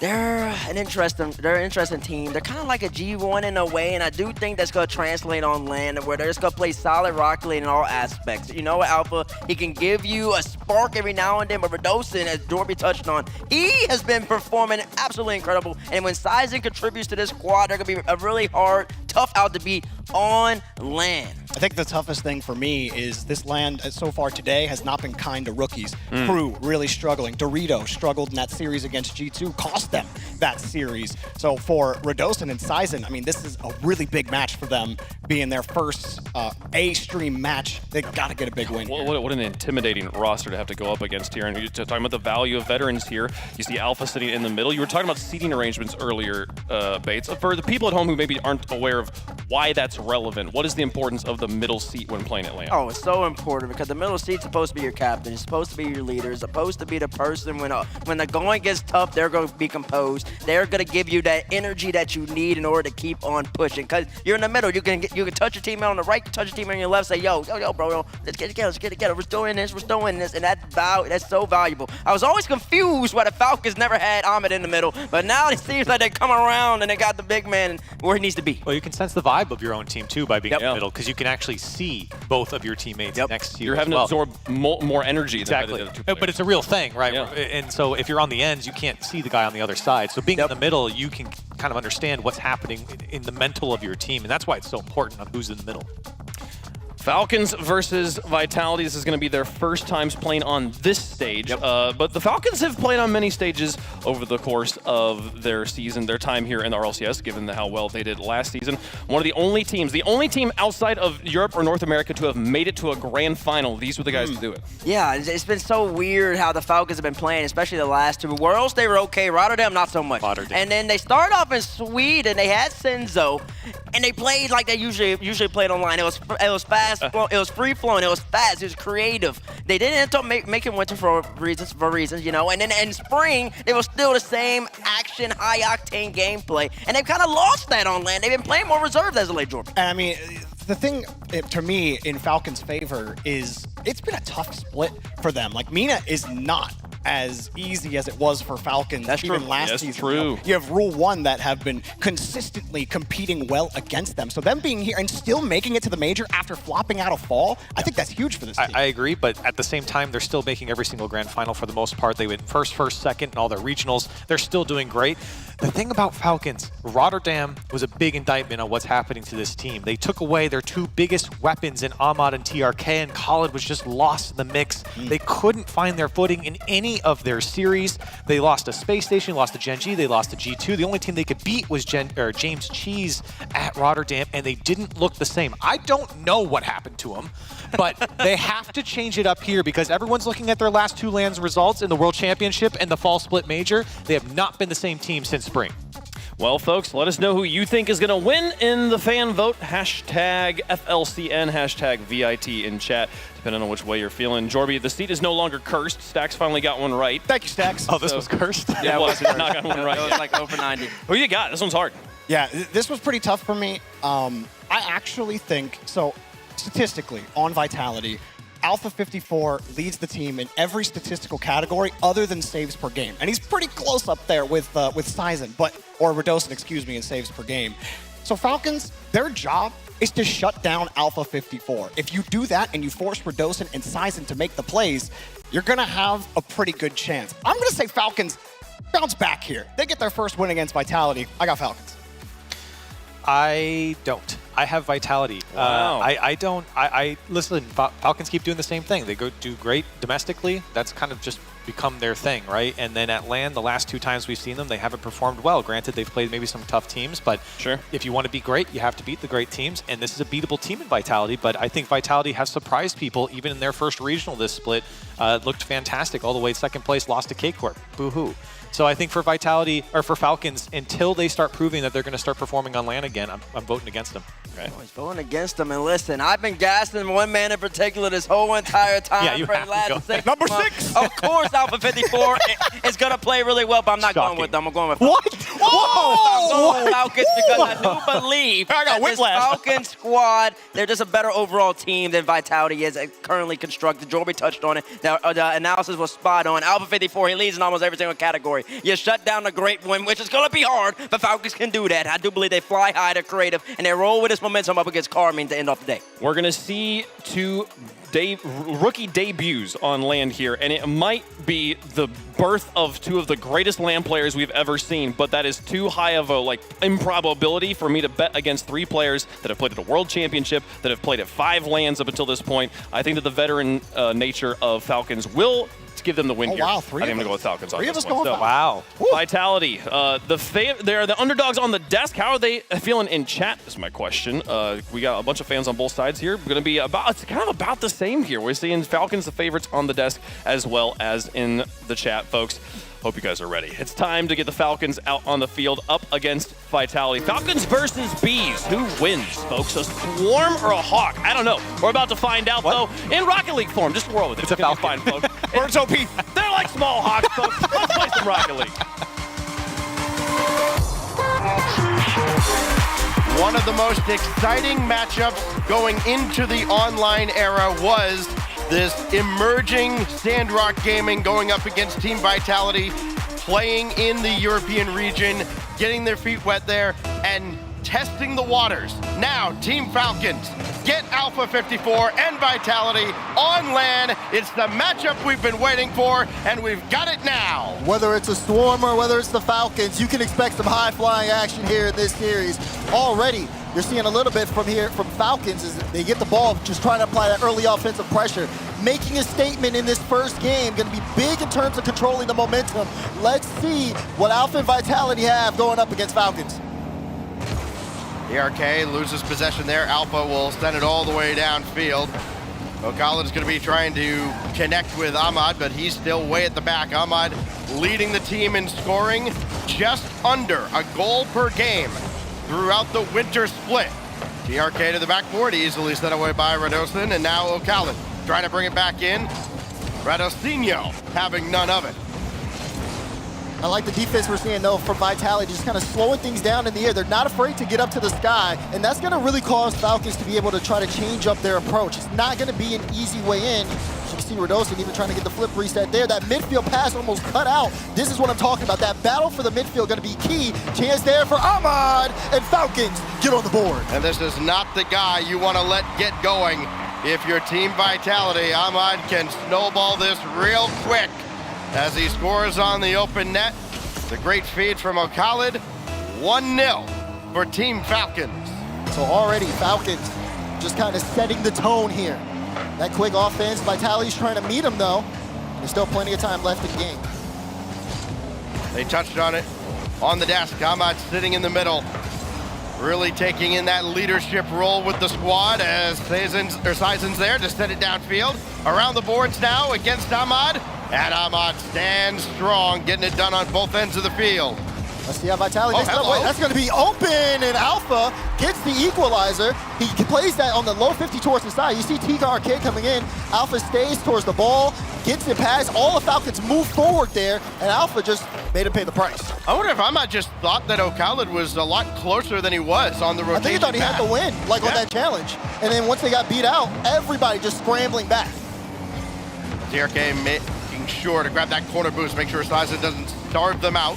This goes hard off the corner. Ahmad beaten to the ball there. This could angle downward. It does. Seizen's there. And so too is Alpha, but that's deflected out to the wing where Radisson's got to get there.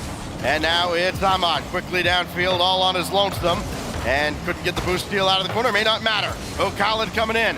TRK is there as well. Can he line up a double? No. Alpha's there instead. And another good defensive stand for Team Vitality, trying to turn it into offense on the other side, and O'Khalid's there. You can see the faith here in Falcons, but when they're not making contact on the ball, it leaves so much room for Vitality, and they are continuing to put on the pressure. Right now, I mean, Alpha himself, 4 shots out of the 5 Vitality's had. The first half of the game, Vitality's definitely been able to strike back when Falcons kind of, push a little bit too much faith in one of their players moving up. When you look at this group and you see Team Vitality, K-Corp, Team Falcons, and Dignitas, you can't help but think group of death. As O'Khalid's gonna sky one up for himself. TRK waiting for a rebound. Radisson's there as well. Out of the corner, here comes Ahmad, a little too slow to the play. And a chance for Vitality to break a 1-1 deadlock, but it goes right back into their zone. O'Khalid's there, but unable to send it any further forward. O'Khalid again, redirect. Just a little off. It's a high shot. And Ahmad now with the follow-up from the wing. Going all the way to ground, and the defense not fooled one bit. Yeah, and I like the other play there we saw from Falcons. TRK definitely looks like he has a good read on the ball, and he's been able to be in positions after his teammates make challenges and try to turn them into goal-scoring opportunities. He's needed here on the defense. Kala will be able to bail him out. TRK will pick up the boost and boom this downfield, just kind of bailing Falcons out of an awkward spot for the time being. O'Khalid for Ahmad, and the bouncer set away at the last moment. It was right there at the post. Defense had to respect it as Ahmad ranges back. He'll make the stop. And looking for one more touch to set up TRK. He's done that, but TRK let it get a little too far away from him. Possession now back for Team Vitality. It's Alpha up all by himself, going against TRK. And Ahmad is there, so is O'Khalid to fend off Vitality again, if only for a moment. Radisson again trying to force his way through. The challenges have been great for Vitality. The opportunities have been there, but they haven't converted as that goes off the crossbar. Close, but not enough. Alpha's gonna turn, shot, it's in! Vitality take the lead late in game 1. He's got them both for Team Vitality. And once again, the defense worn out on the side of Falcons. Vitality, 2 unanswered goals and a lead with 47 seconds. Important kickoff here for Falcons to try and gain some forward momentum again. They've got it with Ahmad, trying to bring it down to ground. He's forced it through 2, but there at the last, it's Alpha to make the stop. This is skied up again for O'Khalid. Falcons will not go away easily here. The challenge is starting to go their way with 30 seconds left. Seizen, though, cleared out into space. It's about just kind of keeping Falcons here on that blue half. Griddle challenge from Alpha, trying to get the flip reset. Don't think he got it, otherwise I feel like he would have used it to keep himself up into the air. Time ticking down. Falcons can't get out of their own half. Still more pressure. That one's gonna be Seizen. He's gonna pick up off the mistake, securing the game. Yeah, almost certainly with only 13 seconds left. Just an awkward save for O'Khalid. They put him in a real tough spot. And this Falcons defense over the last 2.5 minutes has been back against the wall. Vitality have overwhelmed them. And now the final countdown of game 1. Vitality has it going the right way to burn off the final few seconds. And Team Vitality makes a huge statement in the final 2 minutes to take this game away from Team Falcons. We talked about, the Des talked about it earlier. They talked about Falcons overall being a solid team. I think that was one of the things Bates had said, but when you take a look at the stats and you see what Alpha did that game, my goodness, 8 shots coming out from him as an individual. Fantastic work. And of course, you saw it again, Radosin getting involved, getting those assists as well, and Sizen again with that security. Yes, sure, maybe Vitality, you know, they do have that star player in Alpha, but when everybody else steps up, that is a threat that not a lot of people know how to handle. As we look back at the Mobile One high performance replay, that right there was the game winner ultimately from Alpha 54 on an open net, as they just, all 3 goals that Vitality scored in that game, it just felt like they broke down the Team Falcons defense. They just overloaded them with shot after shot after shot, banger after banger, and eventually Falcons just could not withstand the pressure. Yeah, I don't think Falcons were expecting that going in, right? And of course, everyone knows the threat of Alpha, but for the Falcons, they started off with that high-powered offense very early on. They were in the air, they hit that full trust, and then when Vitality just started to kind of get ahead of that, you could see it. Falcons, again, defense scrambling back, not necessarily clean Rocket League out of this one. They've got to tighten it up here on Forbidden Temple. Game 2, mentally, you got to feel like a must-win now for Falcons, as they've got to bounce back or stare down a potential sweep at the hands of their once rivals, Team Vitality. So many great matchups that we were kind of denied when the lands went away for a little while, as Alpha 54, big challenge in the air. Sizen in there as well.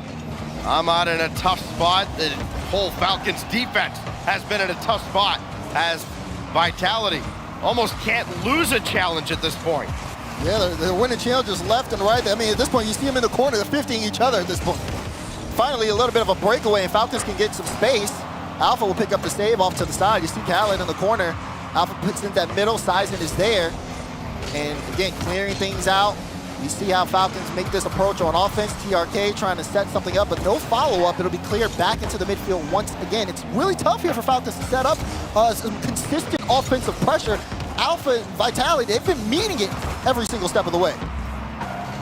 Needing a second touch there was Ahmad, but again, Vitality back on the prowl. Almost seems like not a matter of if they'll open the scoring, but when. Could be here, but Ahmad's in the way as he just guided that out to the wing. There's TRK to pop one up. O'Khaled strafing across as well. That double commit does not prove costly as it's sent downfield. Yeah, you can see it, like you said, it wasn't costly there. They were able to make it work. But if Vitality's a little bit more set, it's Sizen redirect. Oh my God! Again, unexpected from Sizen. Watch this right here. Jumps off, great angle to push it into the back of the net. You gotta keep your head on a swivel against the Swarm. 2 assists in the series already for Radosin. And that one sure looked pretty with the finish from Sizen. Just downfield, you see me. Yes, I do. Downfield now. It is Radosin just clearing that away. And TRK just to sky it up where Alpha 54 takes it away. It's like they just served him up a batting practice fastball and he knocked it out of the park. Absolutely. This is already awkward. It's an easy read for Vitality. They see the positioning, and Alpha jumps right on top of it. Vitality up by 2, and Team Falcons looking stunned here. 5 unanswered goals now out of Team Vitality after conceding the opening goal. It was Ahmad, and it feels like so long ago at this point. Sizen and Alpha both up. TRK won the challenge. Banks open as Falcons are on the board. That's a big goal. Very big here to kind of just slow things down and get Falcons back into the game. Good win there for TRK. Defense got caught out. Now you start to look at the time and think, okay, let's go kind of back to reality real quick. Falcons trying to remind everybody who they are. Still plenty of time left in game 2. Double cheat, and the ball just goes way up to the ceiling. No chance for anybody to follow up. Now TRK quickly onto this, and Radosin with the save. Now O'Khalid for TRK again, and that ricochets off of O'Khalid. And Ahmad can't win the challenge over Alpha. Everybody's got to scramble back now for Team Falcons. It's Sizen in the corner, and that demolition on Alpha certainly helps out immensely defensively for the Falcons. Of course, them also being able to kind of get the ball out of their own end, not letting Vitality get so many different more shot opportunities. Vitality have been a little bit more quiet here. 2 shots from Alpha, 2 from Sizen. On the side of Falcons, of course, TRK leading the charge, but here's Khaled leading it. Almost got that one through. Forced 2 up, but not really a chance for follow-up. Ahmad and TRK, they had to go back. And they're going to try again if Vitality let them. Oh, good pop-up there for Amradosin, looking for yet another assist. He's already got 3. Out of the corner. Shot easily blocked by O'Khalid. And Sizen have to bring this all the way to his own back corner with Alpha 54 there. Radosin taking himself against Ahmad. It's available, but O'Khalid is onto it first. And here come Team Falcons again.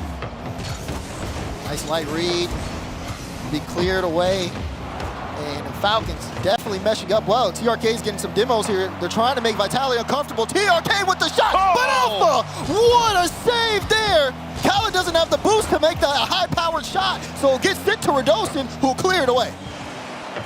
For months and literally years, we wondered what this matchup would look like on LAN, and boy, is it delivering. Alpha 54 dancing through the air, got the bump.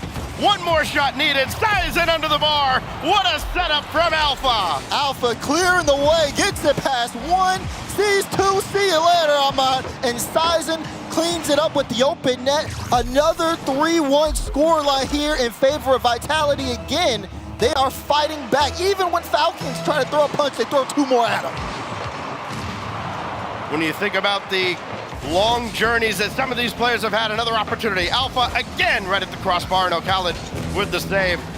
Alpha's big break came on a team named Savage. You just don't see that every day. As it's Radisson again through midfield. Alpha waiting if there's any kind of misplay out of O'Khalid. TRK has to bomb it away. And there is Sizen again with another stop in midfield, frustrating the Falcons' attack. Time ticking down once again. Vitality in a very comfortable spot. They just have to manage this pace, and they are doing so really well. Look at this. Everybody from the Falcons all like front post into the corner. They look very awkward here, and Vitality boosted up. They just have to play the 50 game until the clock runs out. Down to 15 seconds now as Falcons stuck at their own back line. 3-1 the result in game 1. Looking very similar now on Forbidden Temple. Team Vitality, 2 down and 1 to go in this dream matchup on day number 1. Ahmad trying to keep it up. Nope, see you later. That's in the ground. Vitality put the series on match point. And I don't know if this was necessarily something a lot of people predicted going into this series. They are showing up and showing out. Radosin, especially on that game, lots of clutch saves, great assists, set up Alpha, Sizen with a couple of goals of his own, but of course Alpha was able to kind of let that be a little bit more easier for him. And Vitality, wow. They could sweep this if Falcons don't get it together soon. Ahmad and TRK have the lone goals for Team Falcons, 1 in each of these couple of games here, as we look back and see exactly how Alpha 54 led Vitality to another dub. The big save, the big bump, and Sizen putting that one away at the end. And those numbers tell the tale. A lot of crooked numbers on one side, not so much on the other, as Team Vitality 1 win away now from a clean sweep to start their group stage. Talked earlier to some people on the Falcons. Didn't drop a game in scrims, won every scrim leading up to this event. Now what do they do when they have to play from behind like this? Because Vitality in prime position to take this series. Man, if I had $1 for every time I've heard a team's winning all their scrims and then they come out and don't win on the stage, I might be able to run one of these myself. It just seems to be a theme. Scrims and the real deal are 2 very different things, as we're off and running now on DFH Stadium. And Sizen down and touched out by Ahmad. Vitality so close on that one, but close not enough. This one's still 0-0. They'll try again. Alpha gets a demo here. Radosin sets it up. Alpha shot blocked out. Khaled with the denial. In game 3, kind of picking up where we left off. Starting off with some control on Vitality, and Falcons on that defensive end. They've got to be able to break out of this stack, get some of that offensive pressure, kind of outpace Vitality to the ball. It's what they've really been struggling with here. Through the wing in a foot race between Khaled and Alpha. Good pass to Ahmad. Khaled trying to run interference, and he did just enough to slow down the defense, and Falcons lead for the first time since game 1. I like this though. Khaled, he passed the ball, sees Ahmad there, tries to make Alpha as uncomfortable as possible. Even Ahmad, he goes up for it and still looking for the bump. It was a great defensive effort from Alpha, but it's not good enough when you got the Falcons bearing down on you.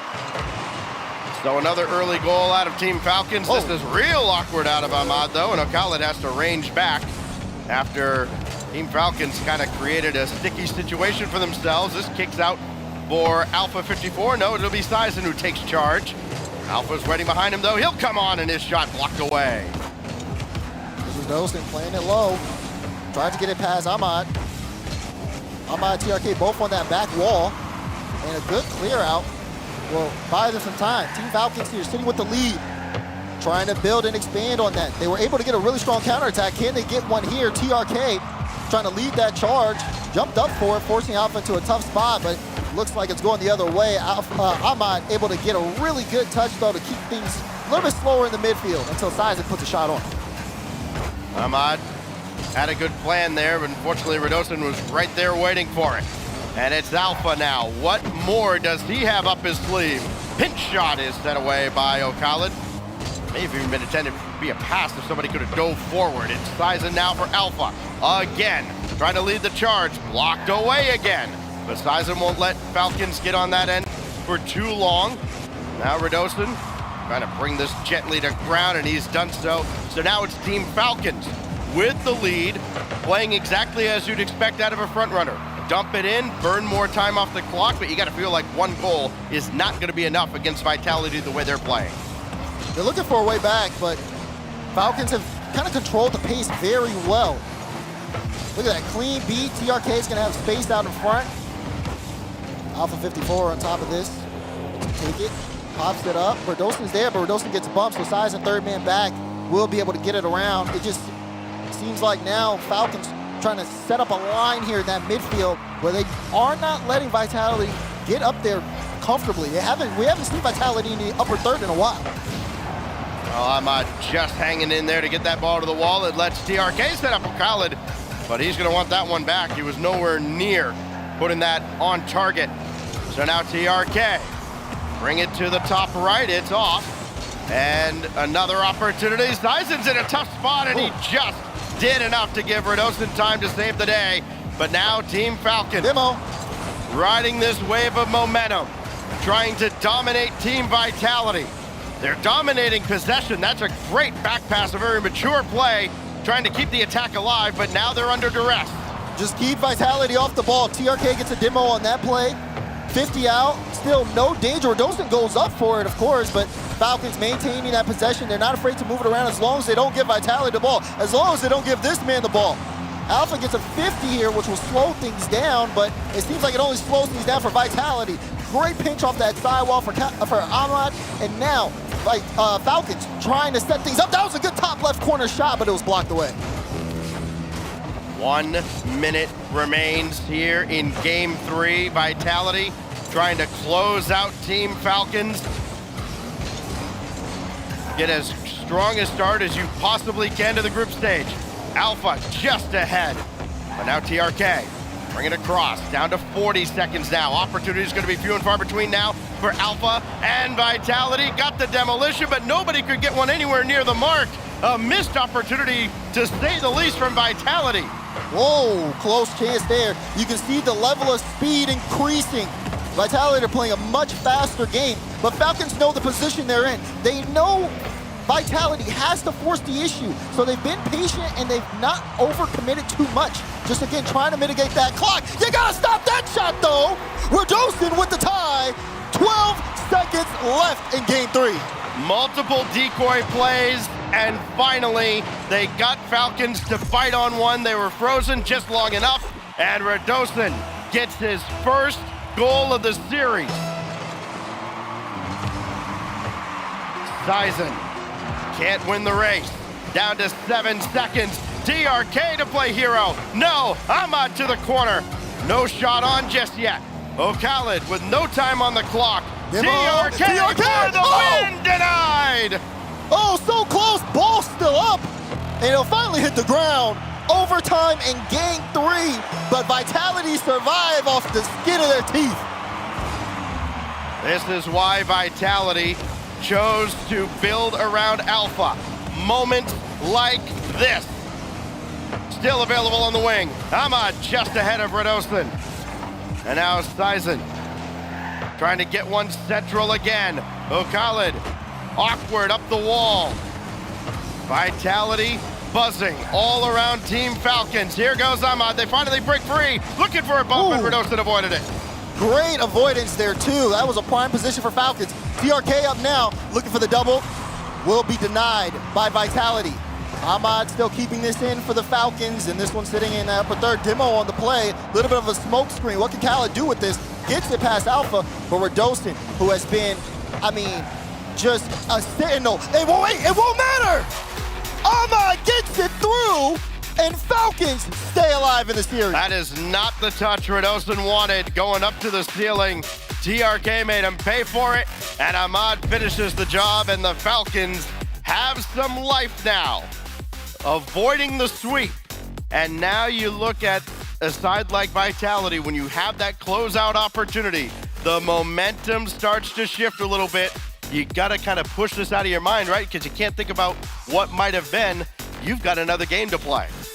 James Bada said at the beginning of the day, closing out a series on this stage is so hard, and you see the difficulty there. I mean, there were plenty of times where Falcons definitely could have took that game, but Vitality was playing up to pace. Now they've been hit back, and Falcons finally getting a win under their belt. How will that kind of change the direction of the rest of this series? Oh, what it does is it guarantees that we'll see a 4th game now between Falcons and Vitality, and a chance to maybe build up the foundation of a reverse sweep. I know that's still a long, long way off. I mean, the way these two teams have played, though, that being the first 1-goal game of this series, but it really has felt like, outside of maybe that first game felt dominant on the part of Vitality, at least in the second half of it. This series has felt like all 1-goal games because these two have been so evenly matched. They're playing with something to prove. Yes. Vitality, we talked about it. Every single player, there's something here that a win would just solidify. Alpha playing is slow. Oh, so close. We saw this in game 3. Again, Team Vitality with a close chance of getting blocked out by Falcons. But again, of course, on the blue side, Falcons trying to, again, show why they are a threat. The Kings of Mina has not looked well on the international stage, but they're trying to change that particular narrative. They got to be able to stop Vitality on the press, though. Good touch from Khaled. Alpha, well, 50 TRK, and he'll go into the corner. Things starting to settle down after the initial Vitality push. Very awkward plays in the first 40 seconds of this game. I think both teams trying to figure out exactly what to expect out of the opposition, even though we're 4 games in now. It is Radosin. Try to drop one down, and that's well defended. Even better on the follow-up, though. It's just the mind games that go into this. Next level thinking now between Falcons and Vitality. It's O'Khaled with Ahmad downfield. Try to lob it forward, but there's nobody there in an easy clear. Just the very small touches. Are they passing? What's going on with that transition play? Oh, that's a little awkward, and maybe even something. That's the second time that's happened to O'Khaled as well. He's had a couple ricochet off him now. May not matter. Radosin with the save, and O'Khaled's shot had nothing behind it. So Falcons are denied again by the Europeans. But this is what I'm saying. Look at how Radosin played that. Played it off to the side, was able to recover, get another touch out. This is the level of thinking you have to play at this stage. A backflip from Alpha 54 gets punished. TRK puts Falcons on. He is human after all. Just could not recover. TRK taking advantage. Just over 90 seconds gone by here in Game 4, and the momentum continues to swing in Falcons' favor. It's only day one, but again, you cannot afford to make mistakes on this level. Mistakes on day one could very well ensure you don't get to day 3. It is around the boards now. Radosin pop it up, and Alpha denied there, so here goes O'Callaghan downfield. Sizen trying to make sure he gets boost and ball. They're not going to get starved out this time. Ahmad tracking, so is TRK. He may be called into action here as a quick one comes off the corner. Follow-up there is non-existent and well fielded by O'Callaghan.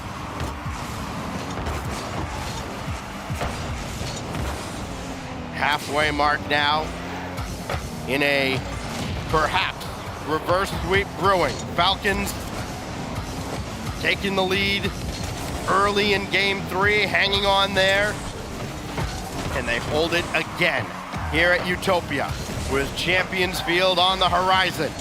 O'Callaghan has it all the way over towards Ahmad. He'll have to take this himself downfield. He won't have the midfield boost, may not matter. Radosin got greedy, grabbing the midfield boost, and O'Callaghan made him pay for it. Yeah, you see it right there, Radosin last back.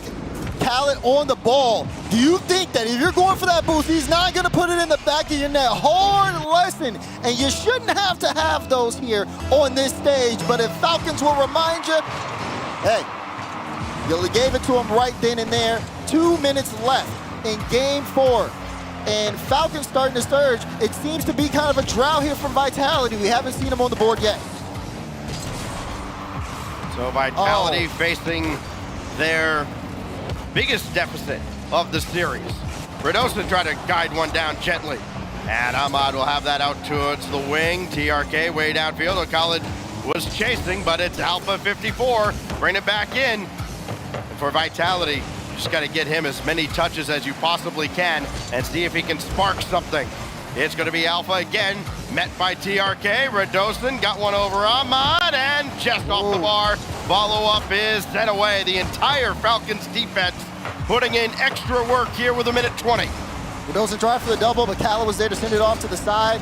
Vitality cannot capitalize on the awkwardness of Falcons on that defensive push. And now, 1:10, Falcons in complete control of this situation. How can Vitality bounce back with no time on the clock, basically? They have a minute here. They have the ball on Falcons half, but again, they're trying to pull them out, so to speak. Everybody's so far back. How will Vitality get going?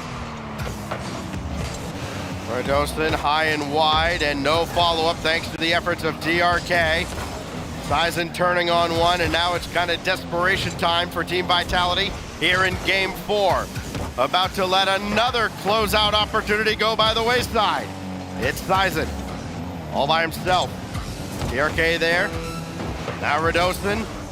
They're just not able to get this ball anywhere near Alpha 54. Down to 25 seconds. Through the corner, centered. Alpha's there, but so is the defensive Falcons. It was Ahmad initially. TRK with the save there. And Team Falcons, this is about as textbook as it gets for protecting a lead in the closing seconds. Final 10, and Falcons show no signs of slowing down their flight. They have taken off ever since the Game 3 victory, and we are going to Champions Field for Game 5 to see who can close this one out. Everything else a formality, as that one will hit the ground, and Falcons will take Game 4. It really has been feast or famine on the stage, right? You've had either sweeps or you go to Game 5. There is no middle ground. And yet again, we will go to Champions Field. This time, it's Falcons and Vitality treating us to what could become a classic. What a way to start up this Group B as well. 5 games here between the two. And you've seen that both these teams can bleed, which is going to be something important as the rest of the group continues on here. But Vitality can show that they have that hot start. Falcons, again, being able to battle things back here in the series. But who has the ability to close it out? We've seen teams do it before. G1 was in a similar position. They stopped the reverse sweep. Can Vitality do something like this? Now, we're in a completely even playing field. It's so weird to see Alpha struggle with his team because, again, we know how great this player can be. He's been the guy on Team Vitality for so long. It's a new era now with Vitality and a new one on the horizon with Zen waiting. Can Alpha 54 pull a rabbit out of his hat here and stop this tide against them? Ahmad and Team Falcons closing in on a reverse sweep here on Champions Field now.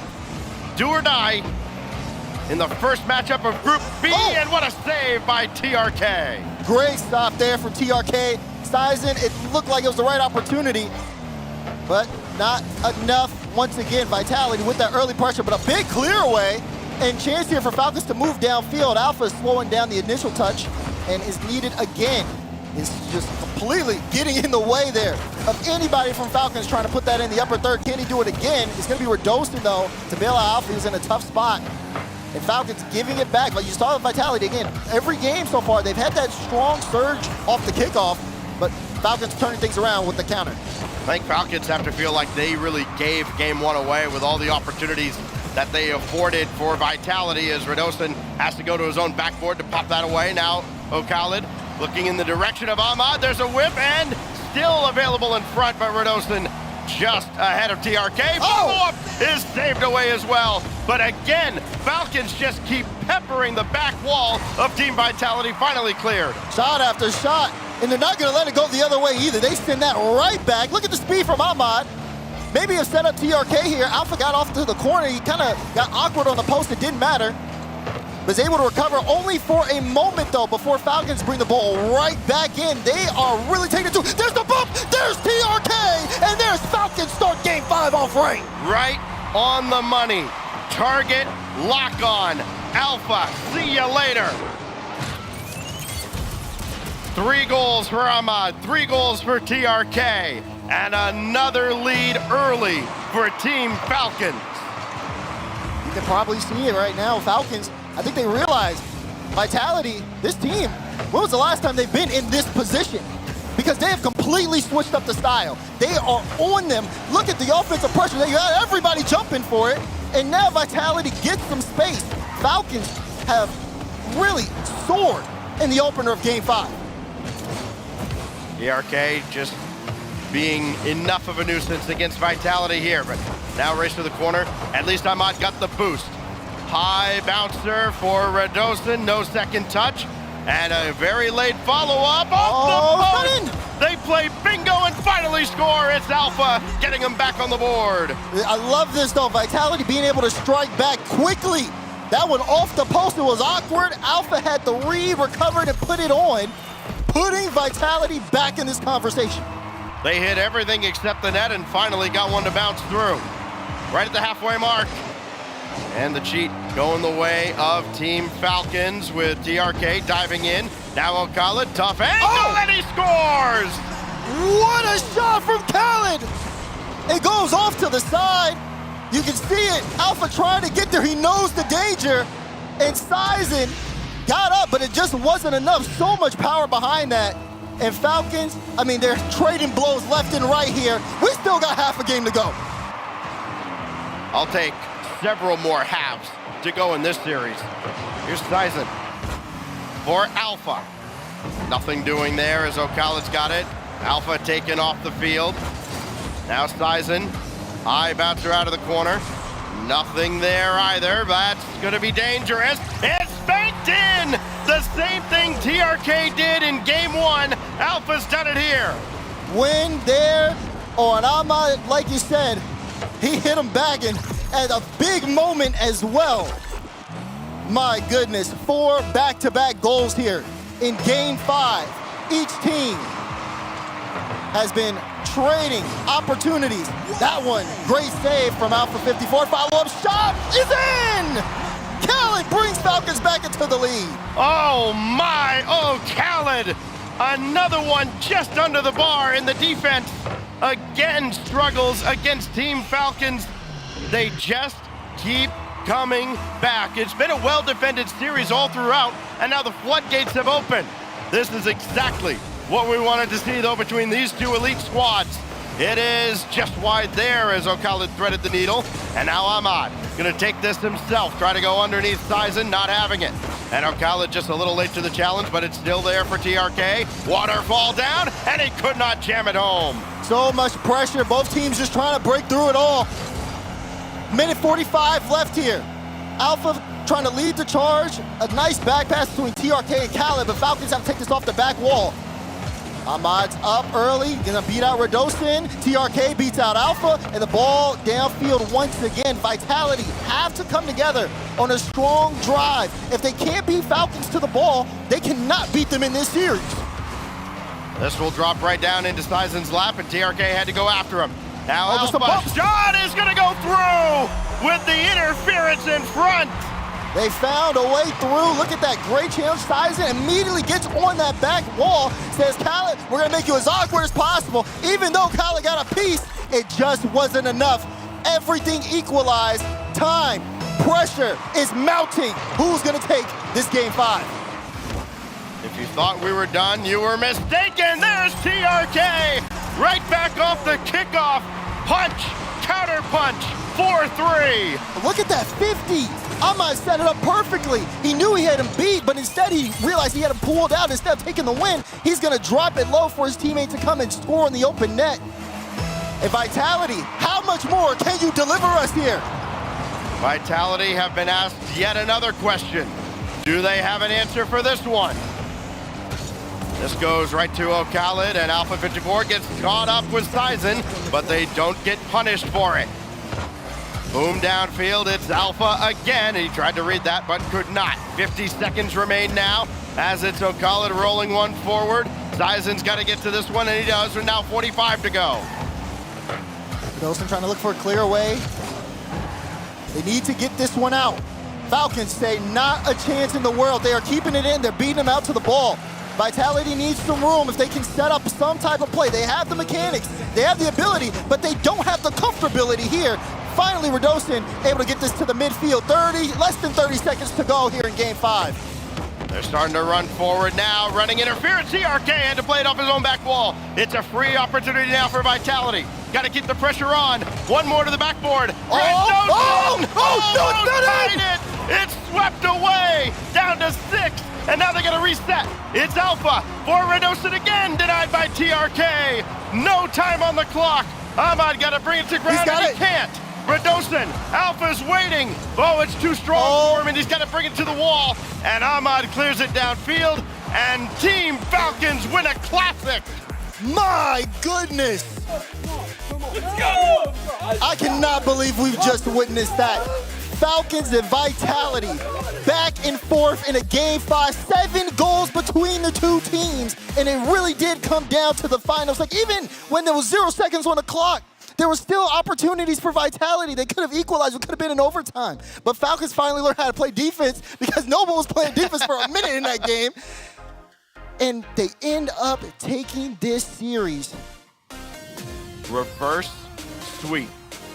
Again, you had that one opportunity to close them out. And all Team Falcons does is go 2-1, 2-0, 4-3, winning a wild shootout to finish the job and start off, well as you can, just about. 1-0 now in a very, very strong group. Absolutely. That would be a game that, we talk about the groups. That was one of the first matches there in this group. And it's going to matter so much more. You got to think Carmine Corp, they already played Dignitas. Of course, both teams are going to have to play Dig, but they're also going to have to play KC. This one could change. Like, you're talking playoff scenarios. Gibbs got a lot of numbers to crunch. Oh, yes, he does. But how about for Team Falcons having this kind of strong start? Because, again, they've got to go up against K-Corp later on.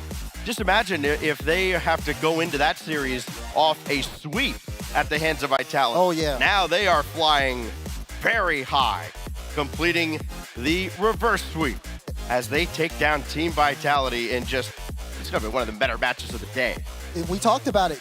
Both teams had something to prove, and regardless of that result, we saw it in the game 5. I think they've kind of proved it. Falcons showing that they can get back into it, get in flow, and really show up on a live setting in a LAN environment.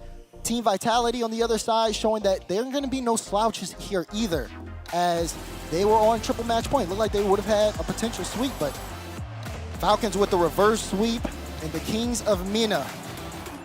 Looking back at the Mobile One high performance replay again, it's exactly how Team Falcons pulled it off. That tough angle shot from O'Khalid, we thought, okay, this was going to be it, but then Alpha 54 answers right back. It was just punch after counter punch, haymaker after haymaker, and in the end, Team Falcons pull off an incredible reverse sweep, and now their coach is standing by on stage with our good friend, Subi Smash. Well, Stacks, you got to speak for yourself, okay? I would say we're close acquaintances at best, but I'm here with the winners. The Falcons have done it yet again. They pull off the reverse sweep, and one thing that I've got to know, did losing in the fall and not making playoffs kind of play into this? Did you guys learn something for your mentality? تعلمتم شيء يعني من عدم تأهل للبلاي اوفز ماذا كان يعني الدرس الآن فزتم يعني هل هذا أثر على عقليتكم؟ بعد الميجر اللي راح قعدنا مع بعض وقعدنا نراجع الريبليات فكل واحد صارح الثاني بمشاكله مشاكل التيم والحمد لله صلحناها والحين إنه أفضل بإذن الله. So after the playoffs, we met together and we worked on our shortcomings and we made it work and we just talked to each other about the problems we had and we tried to fix those and that's what happened. Yeah, communication always key on and off the field, but I also want to know, you guys have a lot of weight on your shoulders. What does it mean to represent the MENA region? عليكم ضغط كبير يعني من انتم تمثلون يعني منطقة الشرق الأوسط وشمال إفريقيا، ماذا يمثل هذا بالنسبة لكم؟ ضغط لاحقنا دائم بس احنا نحاول ما نسمع كلام الناس ونركز باللعبة وكل شيء بينحل لو لعبنا زين. It's a lot of pressure to represent the MENA region, but we just focus on the game. We try to be just focused on the game and not pay attention to what's surrounding us and what people are saying. Always a lot of maturity around Team Falcons, but one more question, and I got to know, who do you think is going to be your toughest competition? أقوى فريق يكون ينافسكم. كارمين كورب. Yeah, we don't need a translator for that one. We know Carmine Corp is going to be a tough bid for any team that draws them, but appreciate you guys taking some time to get to chat with me. As for us on the stage, that's all we got. Thank you so much, Subi. Reverse sweep from the Falcons. You thought it was over. That's why we played the whole thing, all 5 games, and they took it down. And it wasn't a blowout game 5 either, a knuckle biter. They had to play their best Rocket League all the way to the end, Curly. What are you thinking, Bates? What are you looking at me for? Listen, Jorby, I think your analysis was pretty good. I think it was pretty good. What did Alpha do in those back 3 games, Corelli? He looked great. Whoa. Don't disrespect Alpha 54. Yeah. Jorby, you're off the match now. Hold on 1 second, buddy. Don't get ahead of yourself. You got 1 pick right. You're right. Don't disrespect Yeah, okay. He wasn't winning against those challenges. I'll take the reins now, Jorby. I gave you a tangent and you fumbled it. Alpha 54 and Vitality, they played pretty solid, but at the end of the day, the Falcons were just the better team. And they found themselves in those last 3 games. They've been trying to mirror everybody. That's what we were talking about. You do what you did to get to this point. Do what you have done. You have a strong offense and clutch defense. That is why you have been so great for so long at RLCS since you joined. And those last 3 games, they did exactly that. Kickoff variations, clutch shots. Yeah. Whatever you needed, they had. A couple of kickoffs that were set up there. That looked fantastic from Falcons. They definitely looked more like themselves in those back 3 games. And hopefully, some semi-return to form here from Falcons. We'll have to see. Vitality, I have to say, Wade Punk was talking about, on rookies. We finally get to see these guys here. Nervous, whatever. They look great in those first 2 games, and of course it started to slip away, but a couple of those games were very close in the back 3 games. It wasn't like you said, it wasn't like Vitality got blown out here, and that was a great way to kind of get used to what you're going to be on the stage here when you go up against Falcons, and of course when you go to 5 games. But I just want to say that I think Falcons, I had a lot of criticisms for them, and they did better. Those back 3 games, I felt like, okay, that's Falcons again. It's so big because remember back in fall, their first Swiss game was against Space Station, and they lost that in 5 games, and that kind of set the tone for the rest of their tournament. This time the exact opposite happens for them against Vitality. That's got to be a massive confidence builder for the rest of the tournament. And it sets up some very key matches for the end of the day. We will see Karmine Corp play Falcons later on, and that'll be to go up 2-0 in the group. We will also see Vitality play Dignitas over on the B stream. That will be to not go 0-2 in your group and set yourself up as all but eliminated. That is a very, very tough group B there, folks. And we got a couple more matches happening here on the A stream and as well as on the B stream over there, folks. Did it stay? Sweeps all the way down. It has so far. Oxygen able to get some revenge there, take out some frustration on the Pioneers. Yeah, they took the frustration out. They got the W that they needed to get, and now Vitality versus Dignitas is going to break this 3-0 curse. It's going to go at least 3-1, and we're not going to have a complete broom sweep on the B stream, Jorby. I mean, you know, Dignitas forced overtime against K-Corp one time, and it was close for the series. But, I mean, you I'm taking the microwave back from you. Teammates, you know you can have 3 OTs and still get swept, right? You know he has his own microphone, too. Yeah, good luck pulling this one off.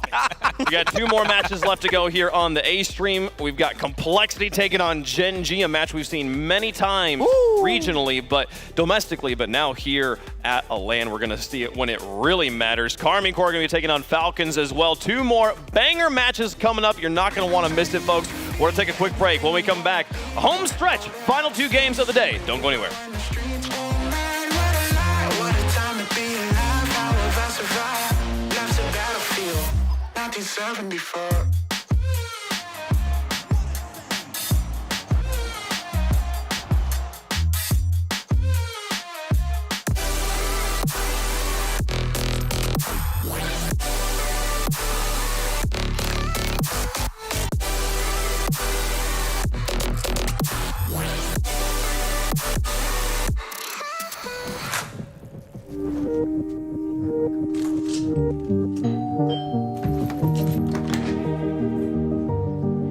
You can save an average of 2 times more with our smart savings tools.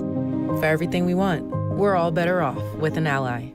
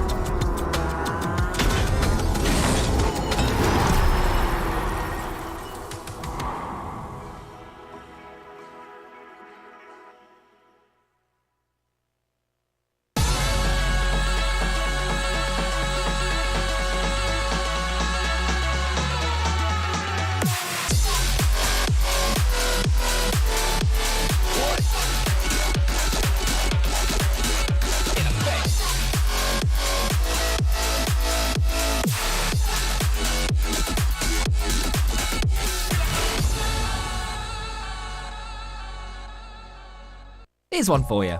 Who's objectively the bestest, skillfulest, most brilliant and unstoppable Rocket League player ever? Ooh, I hope it's Konobi. The answer, Vitality's Zen. Wait, who? Banned from the RLCS for an entire year, right as he turned 15, Zen was still signed by Vitality because he is just that. Oh, that's great from Zen. Good. How on earth has he managed to generate that much speed? He's been quietly changing ranked 2v2 for years now. And recently, he picked up 1v1s, just, you know, for a laugh, and won 11 show matches in a row against literally the world's best. Although Rule 1's Ruas ain't like the others and prove that sometimes he can be beaten. Come the spring split, the ban will be up, and he's expected to billion-mile-per-hour musty flick his way straight into Vitality's starting lineup. So, if you see these 3 letters spammed incessantly each time Vitality concede a goal, 138 kilometers an hour, are you joking? now you know why.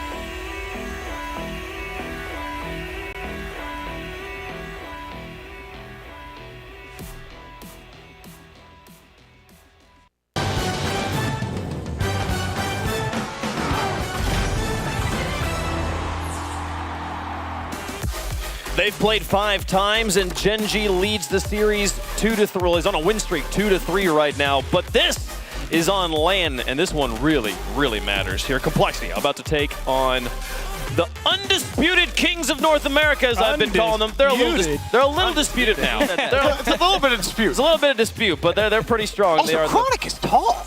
No, he grew. That's what I'm saying. When did that happen? No, he was already tall, but then they got taller. At some point in between Rotterdam and now, he's grown at least 2 or 3 inches. Yeah. Him and Jack were about the same height. I want everybody to go back and look at that body. They're very close. And now you can clearly see that Chronic is an absolute unit now. He's on and off the field, apparently, as they have been playing so well. But it's crazy to me that we are 6 matches into the day and finally, for the first time, seeing Gen.G here on the mainstream. But we will get to see them take on Complexity here in just a moment. That will be the 6th time that they've played overall, and excited to see if they can equalize here. If Complexity were to win this, they would then lead the series 4-2. So that's what's at stake here, folks. And take a look at the group stage. If you're just now joining us, you've missed a lot of action. We've had 2 full brackets, or 2 full days of action in one day between the A stream and the B stream there. Groups A and B are halfway through. We'll conclude them tomorrow. Right now, we are finishing off, or getting halfway through groups B and D. So Gen.G versus Complexity is a Group D matchup down there. We also have Pioneers and Oxygen. They've already finished their match there, so Group D only has 1 match left. Meanwhile, Dignitas going to be taking on Vitality, and K-Corp going to be taking on the Falcons to close out the day. So lots of action left to go. If you're wondering what is where, we can get you through this pretty quickly here. We have, if you don't see it right now on the stream, it's on the other side of things. It's the Vitality matchup is happening on the B stream right now, though. 2 more matches to go. Karmine Corp and Falcons will be the way we close out the day right now. Complexity versus Gen.G Mobile 1. This is huge. Yeah, huge for Complexity, because if they defeat Gen.G here, they clinch #1 in the group, and Pioneers will clinch #4. They're eliminated. So Gen.G, if you're a Pioneer fan, if you're an OCE fan, you want Gen.G to win this, because at least Pioneers have a chance to move on to Saturday. And Oxygen as well, looking at this match, hoping Gen.G win, so they can have a shot. Better placement as well. I don't know, guys. They all look like they're the same height here. I think we were. Anyways, folks, we've seen them on the stage once before already. Let's meet them again. It's Complexity. Y yo creo que sí, es muy importante que nos vaya bien en este Major. Tenemos que dar 100% para después ir al Mundial. And when you look at Complexity as a team, it's just unbelievable. No, confío en mi equipo y confío en que yo soy el mejor jugador de la cancha. O sea, me refiero a que tengo la confianza de que puedo ser mejor que cualquiera. Capaz que, no sé, desde fuera no se ve que soy el mejor, pero yo me siento así y por eso al final termino jugando bien. Nada, yo me siento confiado, tranquilo, sé que vamos a jugar bien. You know, I was talking to CJ in between games last time. He just met Razable for the first time, and he's like, man, he's such a nice guy in person. You wouldn't know it watching his vicious gameplay. The guy is an absolute beast. Have you seen him pop off when he scores? Yeah. That's scary. He did hit a pretty gross double tap, and he's like, yo, come on. Yeah, pop off, young man. You deserve it. But, I mean, look, dude, El Toro, this guy has had one of the best glow-ups out of the North American region that I've seen out of any player when he first moved over with True Neutral. I remember Razable, he learned how to flip reset, and then that's all he wanted to do. It doesn't matter. He wasn't using his brain. He was just going to go for resets. Then the 21-22 season happens. He levels up a little bit. They don't have a great season, but Razable definitely looked better. Now look at him, and look how he's playing. Razable has had one of the best glow-ups in the last 2 years. The fact that it takes no brain power for him to flip reset, it takes like all of my brain power. Well, that's why you're sat here, and that's why That he's is sat absolutely why. CRR, of course, he crossed over the Atlantic. He has been nothing but sensational for this squad, for lack of a better word. He has been not the glue, but he's been an additional piece that has allowed them to elevate to the point. They've taken out Oxygen. They're 2-3 against Gen.G. It's going to be a test to see if they can be the reigning major champions. On the other side, though, 6 out of 7 grand finals never finished worse than 4th place and reigning major champions. It's Gen.G.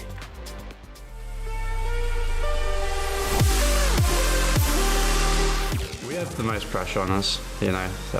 Some people say that other teams have more pressure, but we're the major champions. But the pressure, you know, we've grown up a lot. We can deal with it easily, and we almost welcome the pressure now. I want to win multiple majors. I don't want to just win one. We want to be the first team to win 2 majors in an open era.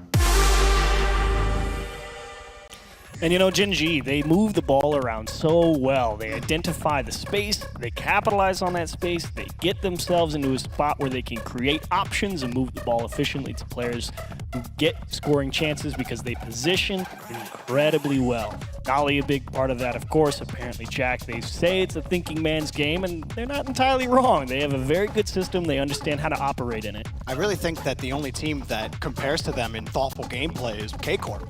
Seeing that same level of gameplay. And, you know, thoughtfulness doesn't win you every single series, but it's gotten Gen G to consistent top placements. I mean, apparently Jack, he's at the head of that. He's been leading in North America in almost every single offensive statistic category. This guy is insane. And how can he gave you a smile for it too? He's like, yeah, I know. Oh gosh, Jack, listen. Jack's making up storylines in that video. Acting like he has the most pressure. You don't have. You know you do not have the most pressure. But see, that's what the greats do. It's that Michael Jordan mentality. You make up nonsense in order to motivate yourself. You know to what? be That's great. fair. And Chronic, I know we talked about how he grew 16 inches, but not only did he grow in height, he has grown in his skills since he's joined this team. There's a lot of people in the world who are saying this young man here is the best player on the team already. Already better than Abjack. Already better than Noli. He's been nothing short of phenomenal. Whether it be offensively creating opportunities with a double reset or defensively locking it down, giving Abjack and Noli time to rotate back. This team, man, there's something special. I wonder how the vibes are on Gen G. They've had an unprecedented amount of momentum this season. They have had a crazy streak that we maybe will never see repeated, but they did finally break that streak in the last event we saw them in regional number 3. They did not make it to the grand finals.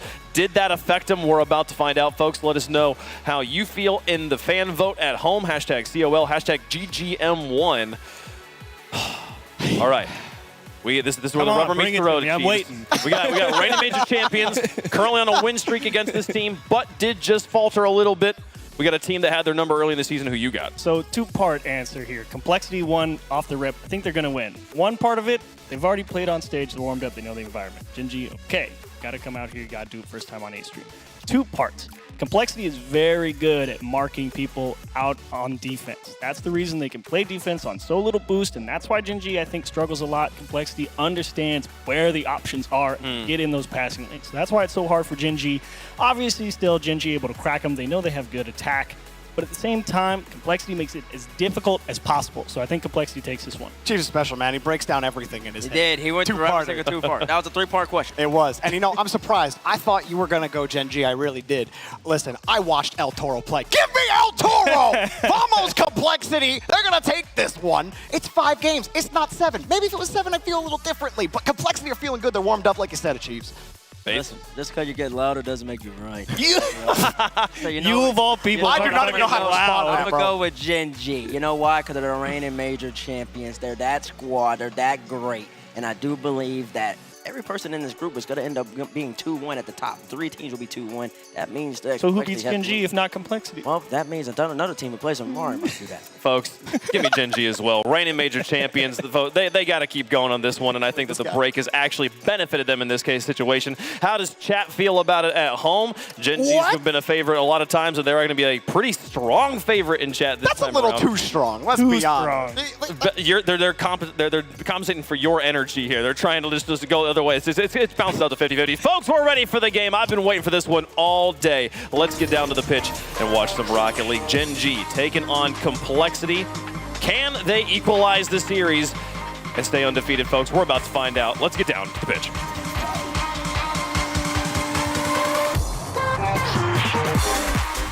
Ladies and gentlemen, welcome to the penultimate series of today. It is a wonderful Thursday so far. I am Stumpy, joined again by the illustrious Spaceman, and with this series, Gen G versus Complexity. Jorby slightly brought it up on the desk. He was talking about the whole best of 5, best of 7, the difference. Gen G, they have the advantage recently. They've beaten Complexity twice in a row, but best of 5 Spaceman are a completely different story. It's a whole different ballgame when we're just looking at the extra couple of game advantage. Yes, Gen G do have it down the long stretch, but when it comes to these pivotal moments between the numbers, you're looking at Complexity so good at isolating a lot of those extra players on rotation. They headhunt. They're so great on the defensive end, and that's going to be a staple for their defense going into the series. If Gen G want to be successful, they have to work through the cracks and find ways and opportunities where the gaps are there. And we spoke about Gen G earlier on, their matchup previously versus KCP, versus the Pioneers over in OCE. That went so well for the North American newbies. It's a beautiful clear by CRR to start things off. Complexity getting very aggressive early on. Starting to swing the ball laterally, move up the right side of the field. You're starting to pull numbers away in Gen G, and they don't have a lot in the net to give here with very little boost. Counterattack's going to be basically stifled for the moment, but Noli recovering nicely off the backboard, leaves in on the center, and now the swing through the crease. This is where Complexity get dangerous on their counterattacks. Chance for AJG to pass central, but CRR diving his way past that ball. The mid boost taken by AJG. A good amount of boost for Complexity. With Gen G, however, on the push. Apparently Jack with a lot of free space finds it central with CRR with a miss. Jack instead pivots, tries to go for the bump, but no one found until he hits the ground. Apparently Jack with one demo.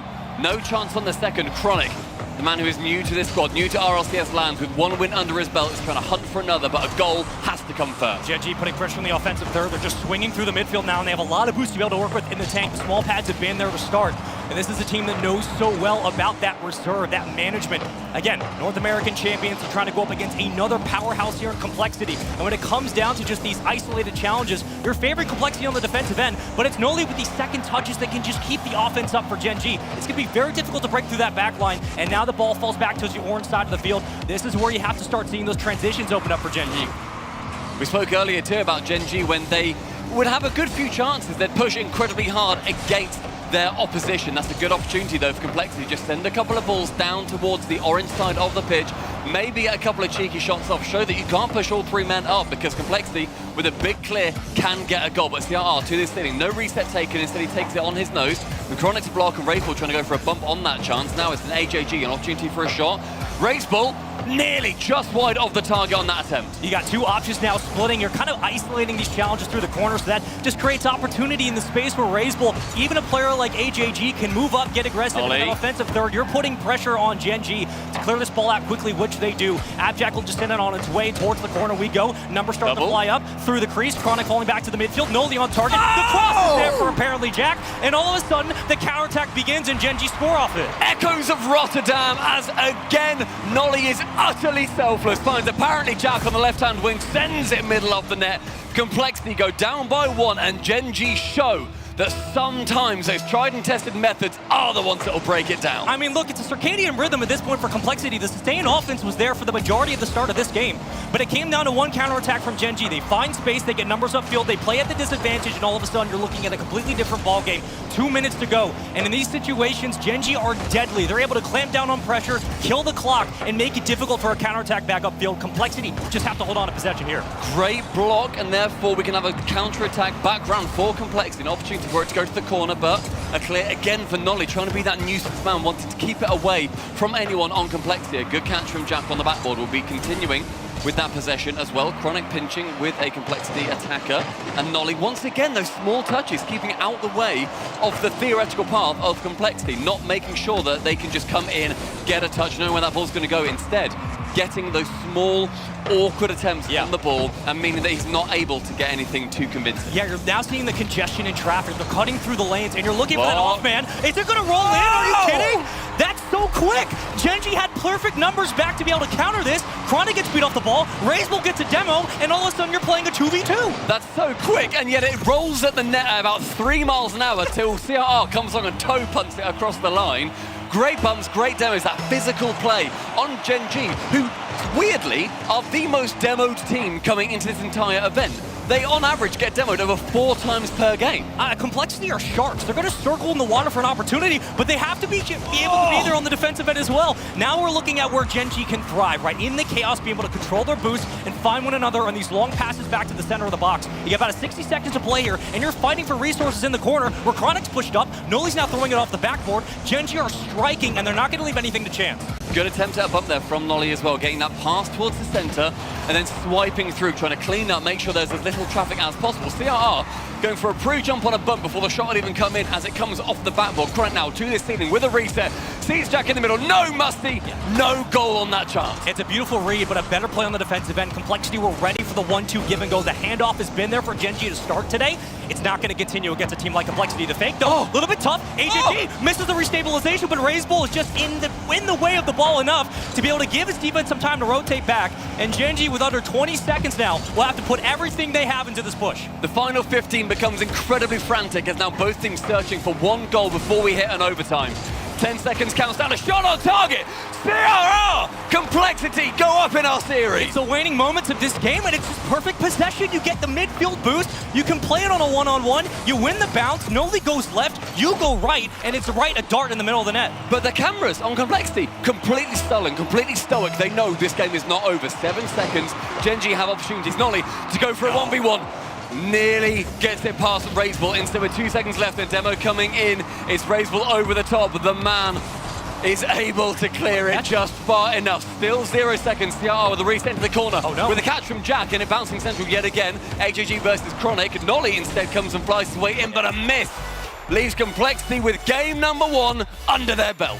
And that's just beautiful reads by Complexity. The small micro adjustments they made on the defensive end, then swing back out to a beautiful counterattack down the field with under 20 to play. They put the pressure on Gen.G that they had withheld for the majority of game 1. All of a sudden, they save up boost. They get the midfield grab. Then they put pressure on the numbers in the back. You're spreading your defense thin on the line. Gen.G just couldn't cover all their bases, and you're watching an entire Complexity offense round that third base, come all the way home, and find that second goal. And Complexity, I believe, coming into this event, another weird stat, is that I believe they had a 100% game 1 win percentage. They just don't lose game 1s when they were coming through this winter split so far.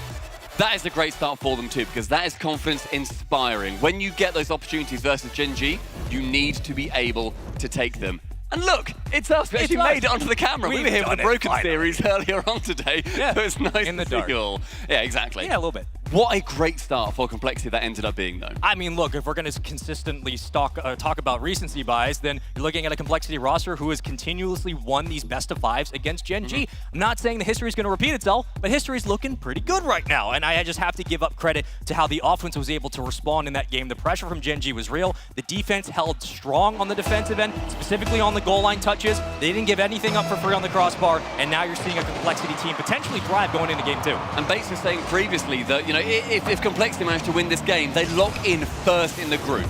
They will be going through with a bye to the quarterfinals. This is a gigantic series for the fellas new to North America. Complexity are 8-0 in their series when they win the first game, so this is a tale of things to come. If you're Complexity, for Gen.G, you're more worried about just getting back to baseline, reestablishing the equilibrium right now and getting a goal lead to start. In their series against Pioneers just about, half an hour ago, they were getting a lot of free possessions right back. Pioneers were punting the ball downfield, giving them a lot of easy counterattacks. You're not going to get that with Complexity. Gen.G have to be ready. This is also only round 2, bear in mind. They've played 1 series so far, and Complexity, they've had the harder matchup. They went 3-2 versus Oxygen, one of Europe's best. Whereas Gen.G, they had to battle their way through KCP, and that was a 3-0. They are vastly different series. Yeah, it's very different opponents as well, and you're just looking at how the minutia breaks down, maybe the different rhythms you're going to get out of Complexity. You're going to have to fight tooth and nail through these corners to be able to hold on to the ball. CRR will get the clear for now. AJG is going to circle back into the goal line, and with that, we punch it towards the backboard. Apparently, Jack comes up for his chance. Now on deck, the demo opens up potentially a power play here for Gen.G, but they just can't find the angle nor the read they want. And it's beautiful 50 win after win for Raiseball to shut this offense down. 1 minute 20 gone, and Chronic just passing that ball over towards CRR. Jack has to jump in and be the saviour for Gen.G this time. Chronic again passing central. A couple of errant touches from him. Complexity so far unable to take much of too many goals from those, but a great pre-jump from CRR. Manages to receive it from the pass, and that confidence from Complexity is starting to shine through. Oh, is that over? Just barely. Gen.G need to follow up here. Cut into the lane. Raiseball was more than happy. And it was Chronic and Noli in the midfield, both being so polite. That brief stint in Canada they had just gave them too many manners. Sometimes you gotta be a little bit rude on the pitch. That's how you really start to win series. Elbows out, smash your way through the crowd. And that also comes down to the demos as well, tied up at 1 apiece. When we look at the physicality for both these rosters, that's what separated them from maybe the majority of the RLCS talent. That's low. This one's long, this one's deep, and it's off the post. Again, another chance goes by the wayside, and Gen.G are struggling just to get possession back. And Noli with that long shot then sees it bounce out nicely from the post, but CRR says, no, you want to go elbows out? Mate, I'm going to slam you down into the ground, pal. You do get a demo to respond quickly. Raiseball was able to find it. And the ball gets sent back in transition to the 50-yard line we go. AJG just trying to stall out, and a beautiful touch from CRR. Kept up, Raiseball circling, following, hunting, Chronic, leaving. And now the push begins. Gen.G going to start looking for that position on the side wall. And those passes blossom off of that. It's a beautiful clear downfield. Good clear from CRR, only just kissing the ceiling on the opportunity, but Noli passing over towards Jack on the ceiling with the reset, the double down. Apparently Jack is apparently cracked. He's going to continue to get this free space, and Noli's going to continue to put it up on a silver platter. Nobody else is around. The stratosphere is open and CRR is gone. That defense crumbled quicker than a wet paper bag in a tsunami, and Gen G just very quickly get themselves on the board to start this game too. Wonderful play as well as a transition from Nolly passing towards Jack, a dream team that we waited so long to see managed to happen, and Gen G have been the absolute goats in terms of making sure that those two have been able to come together. Nolly receiving one off the back of a defender, back behind Raiseball. Nolly makes it 2 at 2:02. I mean, this is a fastball pitcher versus hitter. Just take the challenge, and there's too much power behind that shot. It looks slow on the recam, but I don't care. They are falling away from the net. You're going to have to cross to save. You don't have enough boost. Gen G taking advantage of the gap. I don't know if Raiseball makes that save either, but the fact that AGG has touched it, it's gone back behind Raiseball, and you can literally sit there and watch, makes it just that little bit more painful. Well, now how do you calm yourself down? Complexity sneak out a game 1 win late in stages. And here, you're hunting for the opening goal. CRR burning all of his boost to keep this one alive. AGG does pop it high. It's a waterfall. CRR trying to beat the play, but Nolly falls back out of rotation and clears it away. And that is an open net again. It is so free. Gen G with real estate all over the pitch. And this is what Gen G do. They break down teams. They manage to get their opposition into such awkward positions that they think, we need to rush, we need to go. They become frenetic. They don't feel like they can sit still and just wait sometimes. And that leaves gaps, it leaves openings, and it leaves their defense with opportunities like that for a long shot that even apparently Jack can't miss. They're so good at flipping the switch as well. From going to making the read to just making the play, they know when just to throw a shot downfield and take a chance. Chronic, the redirect, are you joking? Raiseball will clear it away.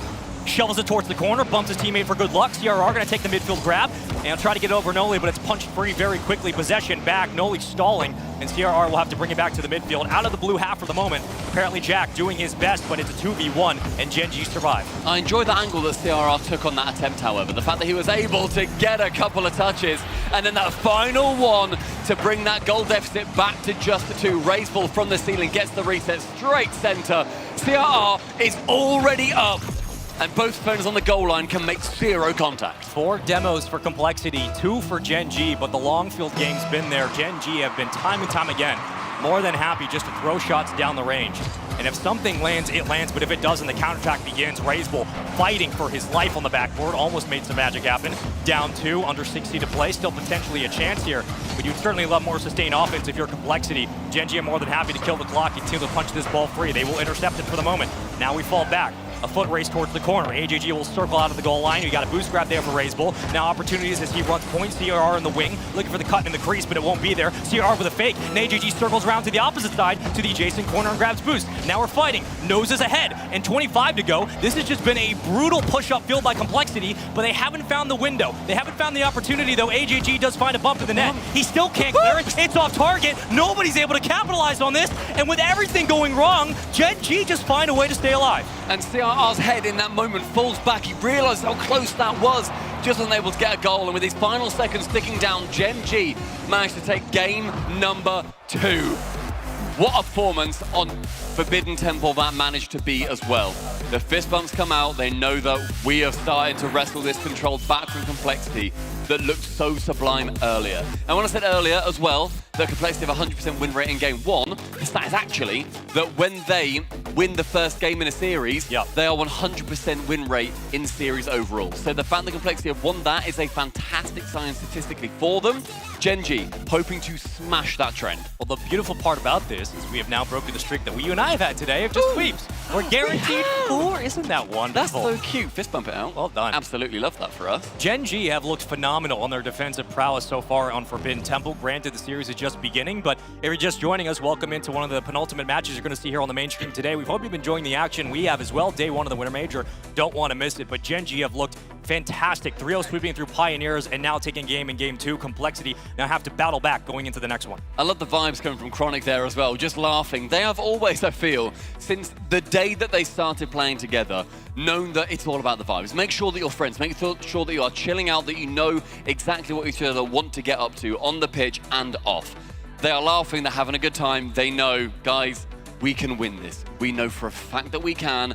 Let's play our game. Complexity will try and break us down. They will make this hell for us. But as we go into the 3rd map of this series, we're going to be seeing who finds themselves on that series point. Here's a nifty little stat for you at home. Every series today has been a sweep or a game 5.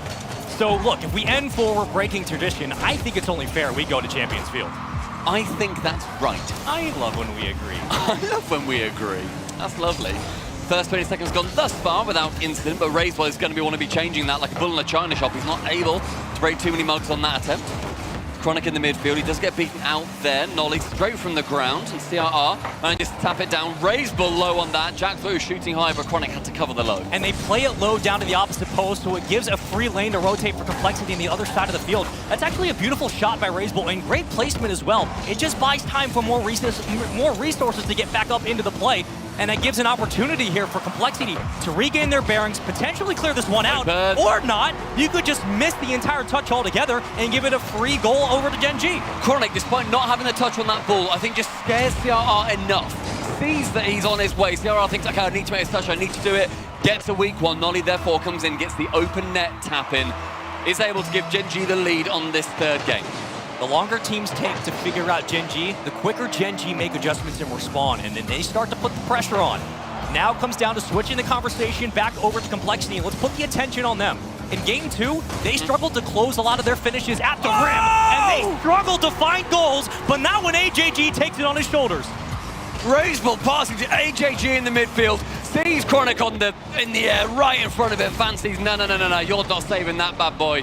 Your teammate's the air draw bump master. I'm going to show you what the god looks like. And that's what you need if you're Complexity. You need the defensive Gen G to respect you going right up the gut.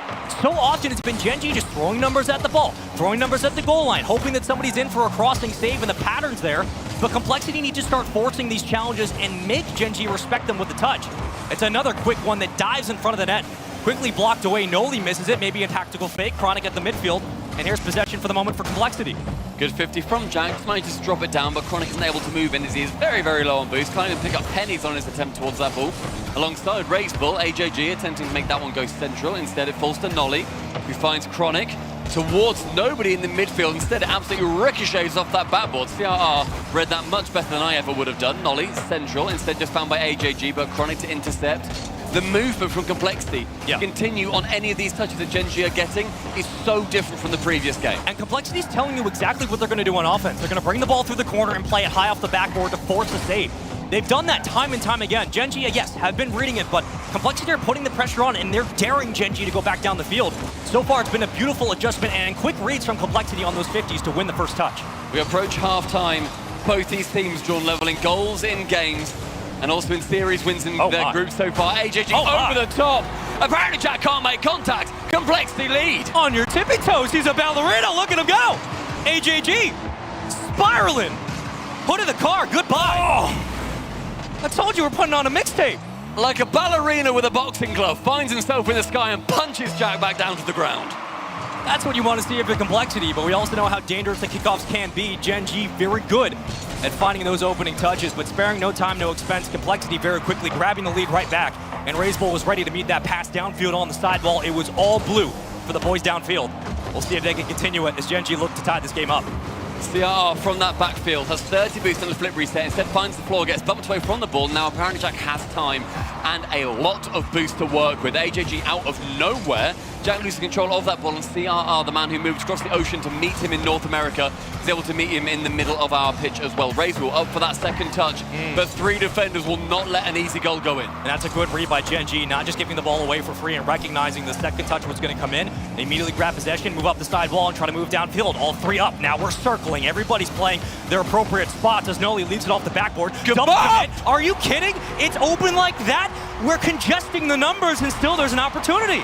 Every single player on the pitch in that moment, close enough you can chuck a blanket over him. Chronic smashing the Complexity defender out of the way, and apparently Jack says thank you very much. 2-all, 1:45 remains. You look, you don't have to get a demo to get physical. You can start bumping players out of their lanes, and that's what happens. Gen G find a way just to move out the extra numbers, and they take advantage of the gap, beat the safety to their own ball, and now a slow down in the front of the box. That's scary for a moment. We got 1:34 to go in a tie ball game. Chronic wanted to be very rude there. He wanted to just fake out that final defender, isn't able to do so. But that change of pace is in that Gen G are so proficient at. And Raceful diving across the backboard, can't make contact with Nolly that time, but now his presence is absolutely known. If you're Complexity now, you want to go back to the offense that worked to start this game. You want to play through the corners. You want to force the touches off the backboard and make Gen G have to respond downfield. CRR off the ceiling. It's a beautiful read, and through the corner, they can't get the grab. Resources in the tank. Gen G can escape if they need to, but they have to play the clear first. It's Chronic trying to move it towards the midfield line. Apparently, Jack's now hunting. He bumped Raiseball. The lane is open, and here comes Gen G. A great pass off, however, from AJG back to CRR. Knows that those bumps coming in, has to get so convincing, and does so perfectly. The midfield touch from apparently Jack onto the ceiling. Chronic finds it. Chronic to go for that second touch. Nothing on it, unfortunately. The final 40 seconds ticks down tantalizingly. Complexity are starting to double commit in the lane, and Abjack is just sneaking through trying to get a bump. One opportunity is all you need if you're Gen G to find the gap and find the goal. But here comes AJG, and now it's a counterattack chance. Nolan's got to play this close. He gives it away. Chronic at midfield gets demoed. Apparently Jack's only the second man up, and he's gonna have to kill this ball where it stands. 20 seconds ago, Complexity start to move up. They're pushing it back into the opposite box, and Raceball's wide open. It's a beautiful counterattack from Complexity. Raceball in their back line, gets through to Chronic, receives the ball, and sends Complexity up by 1. The final 15 is going to see Gen G chasing. I mean, those are opportunities for Gen G, and you have Noli essentially popping it right to the midfield line. Complexity recognize it. They don't fall back on their laurels. They instead decide to increase the pressure, dial it up, and Chronic gets it right over. Chronic! Oh my God! Chronic, are you kidding? Sees that the sky is where to start, but the ground is where you can end it. A flip reset over 1. Ground pitch bottom left. See you later, CRR. Overtime in 10. All I'm saying is this one better go to Champions Field. If it doesn't, I will be a very sad man. But here we go. 10 seconds to play off the kickoff. Possession for Chronic. He's going to meet it as well. Gets the call. He wants to call game, and I don't blame him. 3 seconds into the corner. AJG trying to clear. It's a beautiful read from Noli. Gets it back down to earth. Raiseball catches. Raiseball extends. CRR upfield. Abject cuts it down. Now we move laterally the other side of the field, and with that, everybody takes a breath for 2 seconds. We go to OT here. That deep breath does very little to calm the nerves, I imagine. As in the sky, Raiseball is removed. Chronic is the man who takes him down as well. AJG onto the ceiling, Nolly to intercept. Pinch towards that left-hand wall and Raiseball to receive. Apparently Jack nearly in place for it. The pass from Chronic not going to apparently Jack, instead just floats high for CRR to receive from yet again. Raiseball 50 versus Nolly, gets that second touch round. That is lovely, but apparently Jack wants something even lovelier. It's 1, 2, 3, but the goal is not at the end of the rainbow. That's actually a smart play by Noli. Instead of giving away a booming clear, just try to play into the ball and make it tough on the rotation. Now you got to double come in on the save. They do so. They do clear it. I don't know how they were able to manage that, but yet again, they do find a way. That's been the story of Gen G. They find a way to win. Apparently Jack will get the call. Triangle offense now up. CRR playing it off the ceiling. Gives it right back to Chronic. To AJG on the front of the box. He'll play it low to the opposite corner. Maybe just gives it to CRR. He'll do that. And CRR now will try and take his chance, but it's immediately saved. Oh, Jack with that double pre-jump defense manages to keep it away. We've entered the first minute of overtime, and Raiseball comes in on that ball as both defenders on Gen G shy away from it. The pass from Raiseball from CRR! The side wall sees Complexity take the lead. I have to get a look at this one more time. Shout out replays. Raiseball, the redirect, and CRR puts it out of reach. Are you kidding? That's how we're starting this day one? Complexity, a 2-1 lead in this series. Back and forth we go, and Gen G are getting the absolute best out of Complexity. How do you read that? You don't. That's the answer. Raiseball passing that back towards CRR, and then him also not diving in too soon, waiting for it to bounce off the wall by, what, a few millimeters, and then tapping in to get the angle. That is phenomenal. You have an atom's width of space to make that read, and that's not enough. It is brilliant play out of Complexity. Complexity are just brilliance, brutality. They got the dogs incarnate. Hold on. Chronic, I do not blame him for just jumping, diving back, thinking, well, what do I do? What do I do? How has he got that pass? But in the end, all that matters, Complexity take that game, and the cameras on Complexity, they popped off. Gen G, I saw apparently Jack, 2 elbows on the table, thinking, oh boy. I mean, here's the scary situation, folks. We're getting in a situation where now we're talking about you got to put Gen G away if you're Complexity, because we know that Gen G get better the longer they play. Granted, Complexity have won a lot of their best of 5s against Gen G, but you don't want to go to Champions Field. I know that for a fact. Gen G trying to send us the distance, but Complexity will do their best to end this one in Coliseum. Stumpy, If you're Complexity, you're praying for a 2-0 lead very quickly and try to kill the clock. You're hoping you put this series away. Whereas on the side of Gen G, you need that explosivity. You need to be packing every single punch with a fistful of TNT.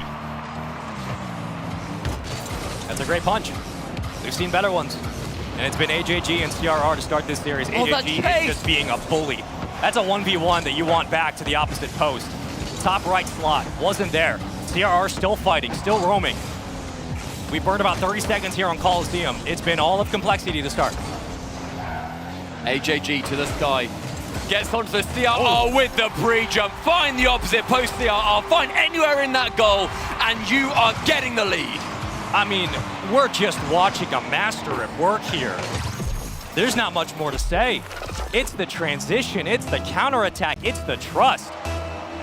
That's an open look. That's Complexity with a 1-0 lead, and Gen G will have to slow the roll and try to figure out how they're going to approach the offense of Complexity. They might start by on the ground. They will keep it down to earth. Let's move out of the stratosphere. It's been a while. Air gets a bit thin. But Gen G going mighty strong and mighty tall as they send that one very easily read by Razebull into the blue half. Apparently Jack trying to 1v3. You double commit and bump your own teammate out of the way. That's kind of hilarious.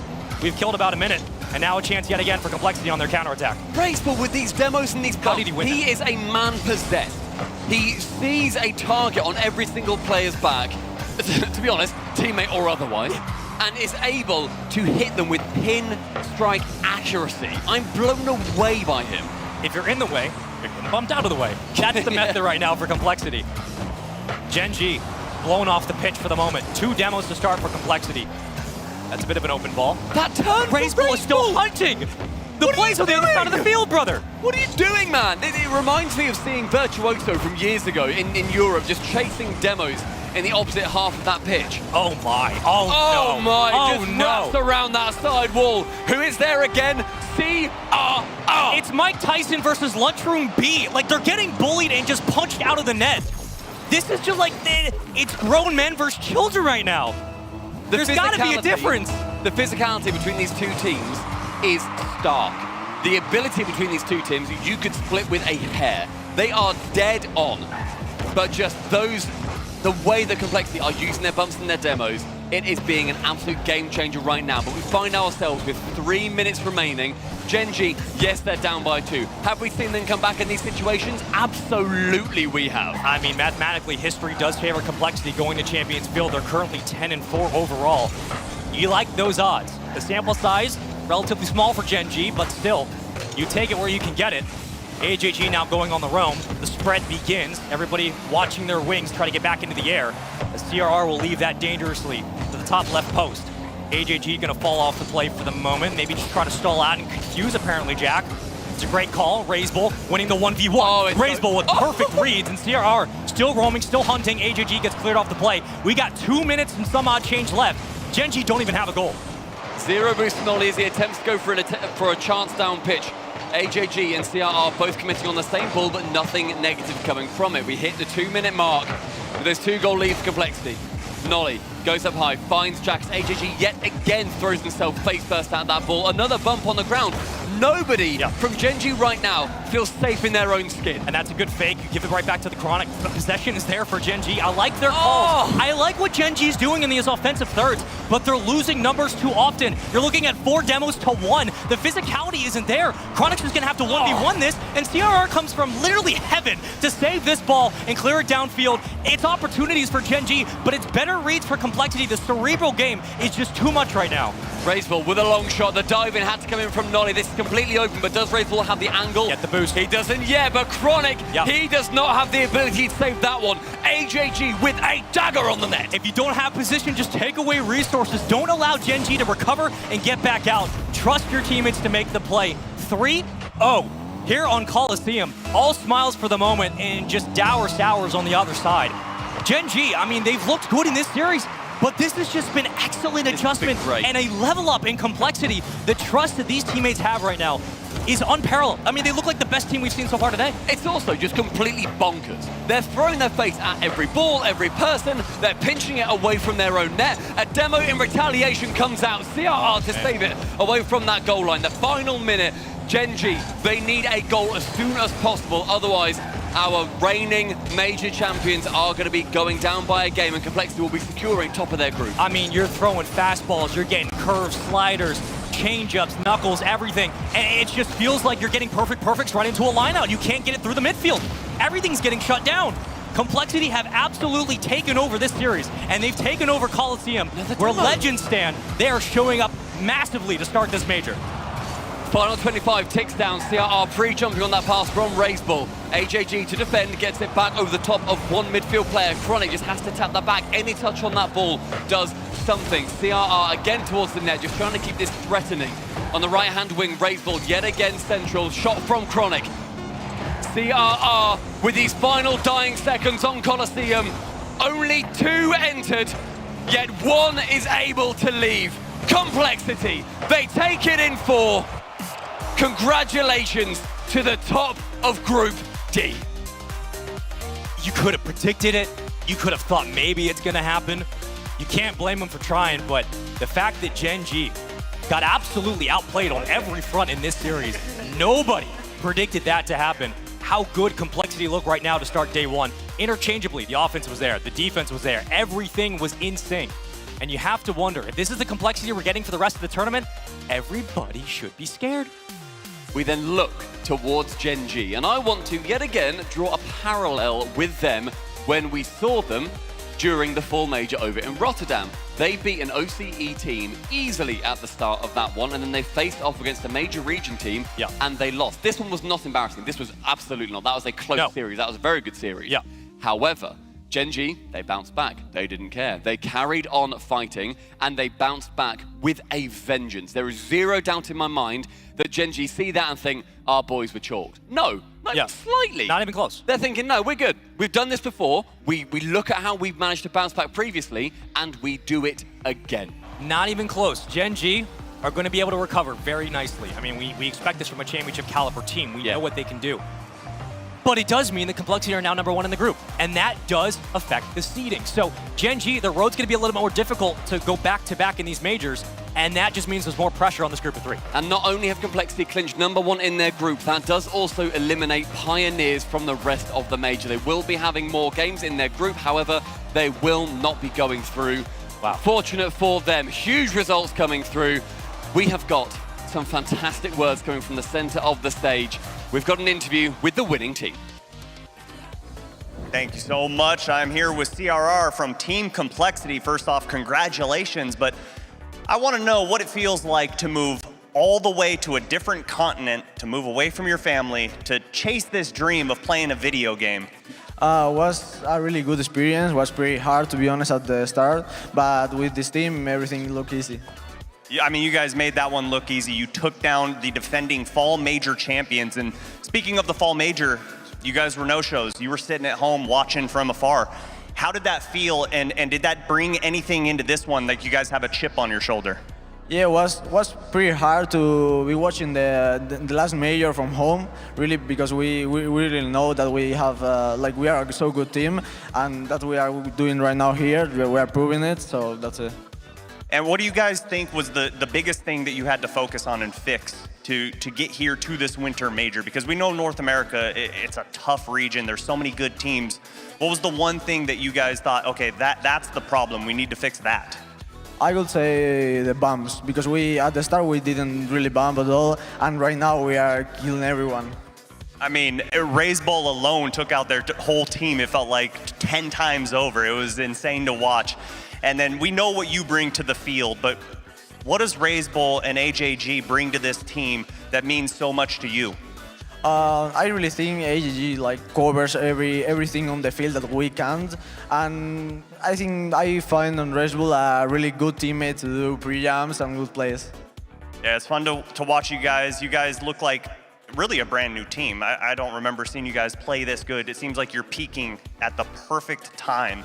Now, obviously, everyone wants to win this winter major, but going into this, if you guys make it to Championship Sunday, you're sitting in the grand finals. Who do you see playing across from you? I really would like to play against Carmine Corp. That seems to be the answer. Everyone wants to take them down. I think everyone knows how strong they are, but thanks for taking some time, getting to chat with me. Other than that, we're going to throw it back up to the desk. Thank you, Snoopy. Bates, oh, we forgot something critical. Well. Gen G on day one of a tournament, Bates. I thought you said that just because you're louder doesn't mean you're right, but it turns out Complexity were the louder team, Bates, and Gen G fell out in 4, bro. It wasn't even 5. Does it cut deep? You hear these guys? I already said something. It's your turn to talk now. Yeah. He's like, I don't want to say anything. I mean, listen, man. It all came down to that big game 3, Complexity. You heard it. Gen G, for some reason, they keep getting a demo, and Complexity just has the number. I do believe that's 3 straight wins for Gen G. I mean, for Complexity against Gen G. They've evened up the series score 3-3 total, and it's just nothing but straight bully ball. It really was like Mike Tyson or somebody in boxing, just straight up pummeling it. I'm pretty sure it's the other way around. You think so? They won the first 3. Gen G won the last 2 back, so now it's 4-2. Oh, now it's 4-2. Complexity just has a number. It's just incredible. They just have the number. They just keep hitting them around, and the horns on the board, man. Jorby, go ahead, bro. Just have your fun. I was just going to say, like, the thing that impressed me most about Complexity in this match was their thoughtfulness behind the ball. And that's something, even when Complexity beat Gen G in group stage earlier this winter, Gen G, they just didn't look that good. But I don't think Complexity played really, like, the smartest Rocket League. You didn't need to because Gen G were messing up. But Gen G, they made great plays, but Complexity answered every single time. They hit Gen G with feints. They got them with fakes. They knew when to push. They knew when to pull off. Like, they had the ebb and flow of the game in the palm of their hands, and that was the best I've ever seen Complexity look. You heard the casters say it. Somehow, Pioneers have already been eliminated because of these results. At this point, Oxygen and Gen G have to play each other. Complexity has secured at least top 2 in their group. We'll see whether they go through as the number 1 or the number 2, depending on how things go against the Pioneers. But tough luck to the boys from OCE. We'll see how they do next time. Yeah, it was good to have them out here, but ultimately, sometimes you draw a tough group and you just got to find a win somewhere along the way. And that's the unfortunate reality of the 4-team group stage. You only get 3 looks at it, and there's no guarantee you're going to have any gimme wins. So tough luck for Pioneers, and we'll see you next time. Well, folks, there are 2 matches left to be played. One on the B stream, one on the A stream here, folks. We've gotten sweeps all the way to, oh wait, no, it's already finished. Oh, it's not finished yet, but Dignitas has gotten a win. Dignitas has gotten a win. We said it there, folks. The stream's dead. The fact that match, we didn't actually get to pull up this graphic and talk about it before that last match, but I was going to say because Vitality and Dignitas, if they lose that match, are more or less eliminated, I can very easily see that one going more than just a sweep. That is going. You have 2 very defensive teams playing that one, folks. That is going on currently on the B stream, so go check that one out. Pull up that one on the second tab. But for us here on the main stream, 1 match more. We've gotten through 7. We've got 1 remaining. And we've saved the best in Europe for last, at least here. The Falcons going to be taking on Carmine Corps. No, it's just you really wanted to see G1, G2 earlier, and that was a banger. And now you want to see KCO Falcons. You get to close the day out the way you want. Exactly. Just, hey, listen, a lot of things closed out just the way I won in LA last time we were in California. So we're going to true. That's true. History can repeat itself. We'll see if we can do it again, folks, here in San Diego. The Winter Major Day 1 is almost over, but the Blue Wall have yet to play on the stage. That is coming up next.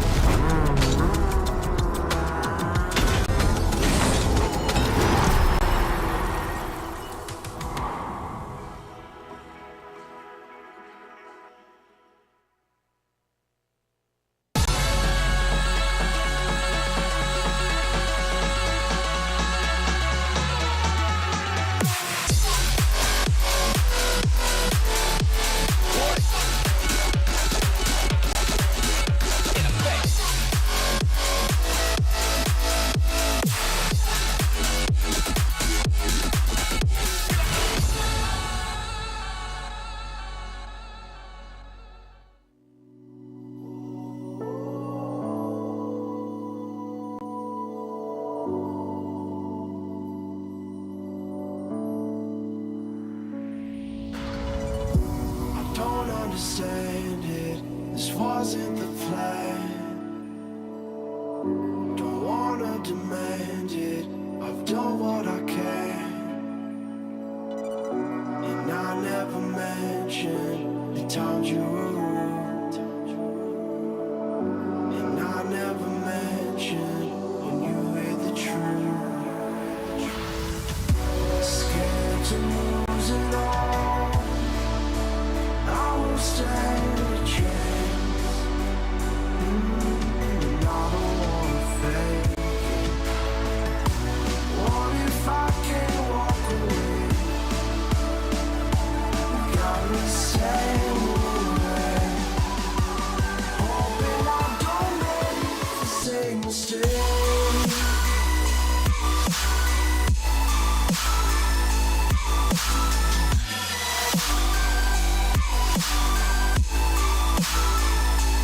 Same mistake.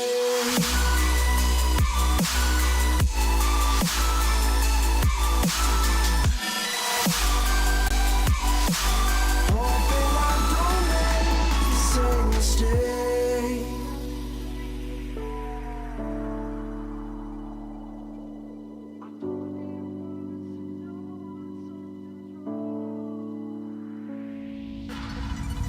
I don't like to leave things unresolved. Maybe it's madness.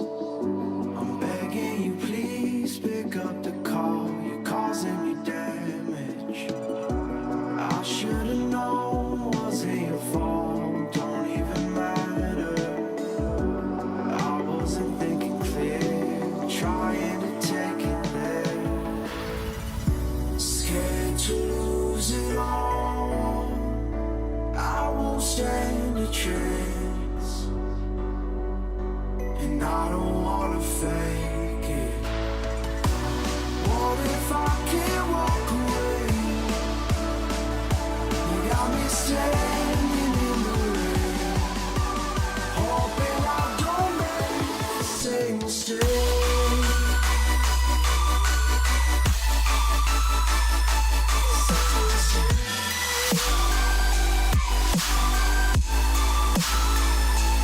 Same mistake.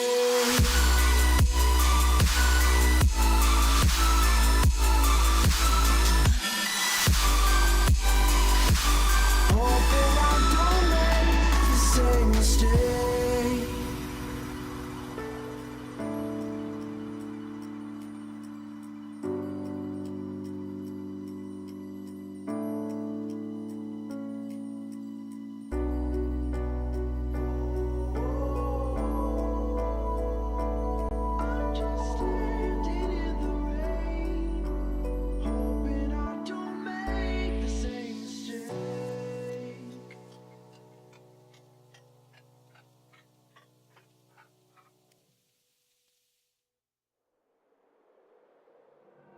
Running around like dollars in the wind,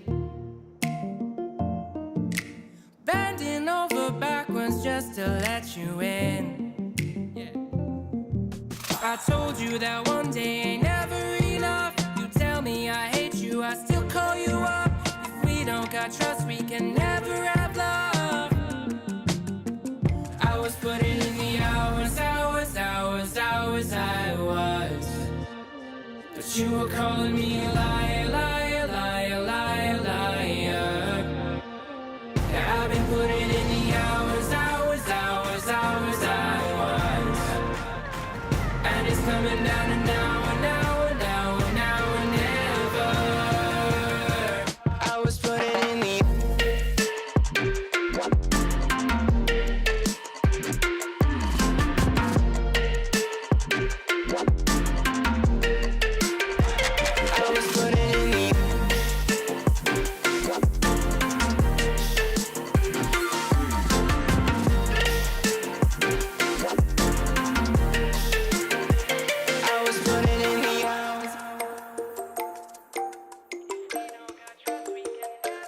I'm sick of fighting the things that you said. I don't wanna burn all our bridges ahead. I'm tired of going to bed when you left me on red just to turn up the noise in my head. I told you that one day ain't never enough. You tell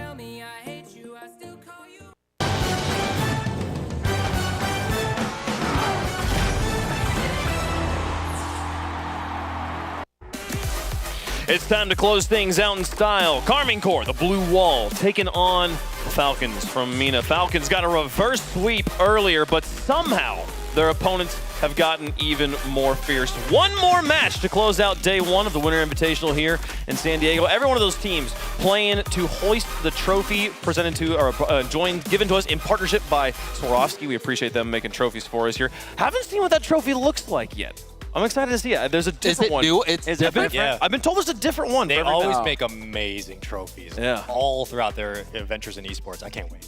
The medals were amazing too. They weren't metal, they were like glass, but still. They're crystal, weren't they? I don't know. Yes, crystal, exactly. They were like glacial ice or something like that. I don't know, something crazy, folks. We've got one more match to go, and it's quite the big one. Let's take a look at the groups, show you everything that's happened so far today. We started off action over in Group A and Group C.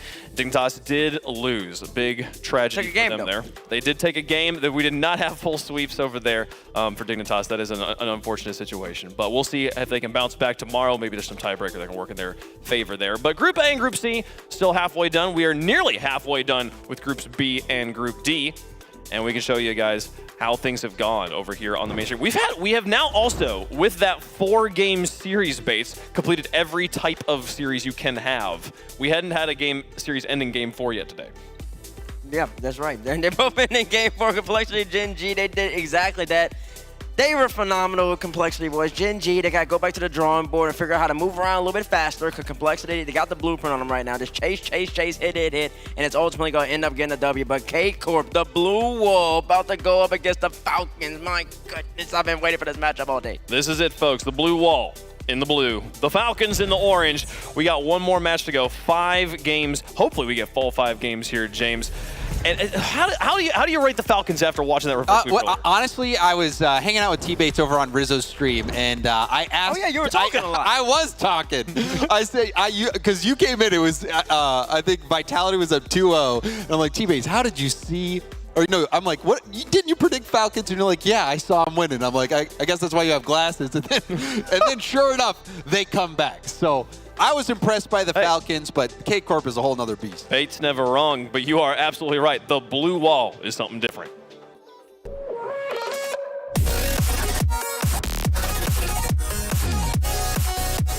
Je pense qu'on est beaucoup mieux préparé mentalement. Je vais pas dire pourquoi, comment, mais on a vraiment travaillé beaucoup sur le mental, plus préparé que le Major de Rotterdam. Et le fait qu'un Major ça soit pareil que les Worlds en fait, parce qu'on affronte toutes les équipes du monde, je pense que c'est surtout une confiance en plus de se dire que si on gagne maintenant, on peut gagner les championnats du monde en fait. Calm and collected right now, but their gameplay is going to be anything but. Exotic here in the first seat for the Carmine Corps. I mean, these are one of the matches you're going to have to step up if you're Exotic, and we've seen him do it time and time again. He had a stellar performance in the World Championship, stellar performances for this squad, and he's really become an X factor for them. I think surprised a lot of people, but his ceiling is so high, and he elevates the squad to new levels. Oh, there's no doubt about it, but then you always have to look at Itachi. Itachi, the seasoned veteran, any team he's been on has really, he's been the backbone. We've been thinking about the time on FC Barca. He was so good, so consistent. And I think his consistency serves as that foundation for K-Corp to really build from.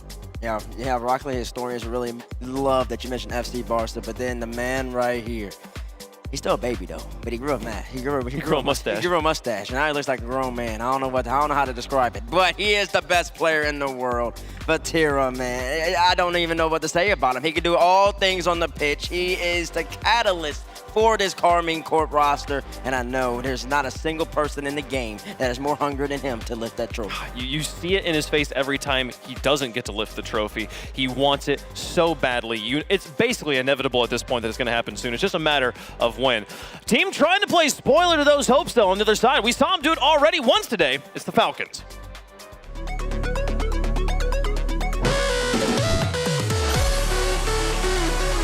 أهمية إني أجيب مركز زين في الميجر وهو إني أول شيء أضع قدم في بطولة العالم ومقعد ثالث لمنطقتنا في الريجن. هل بنفوز في الميجر؟ أكيد إن شاء الله بنسوي اللي علينا وبنفوز إن شاء الله.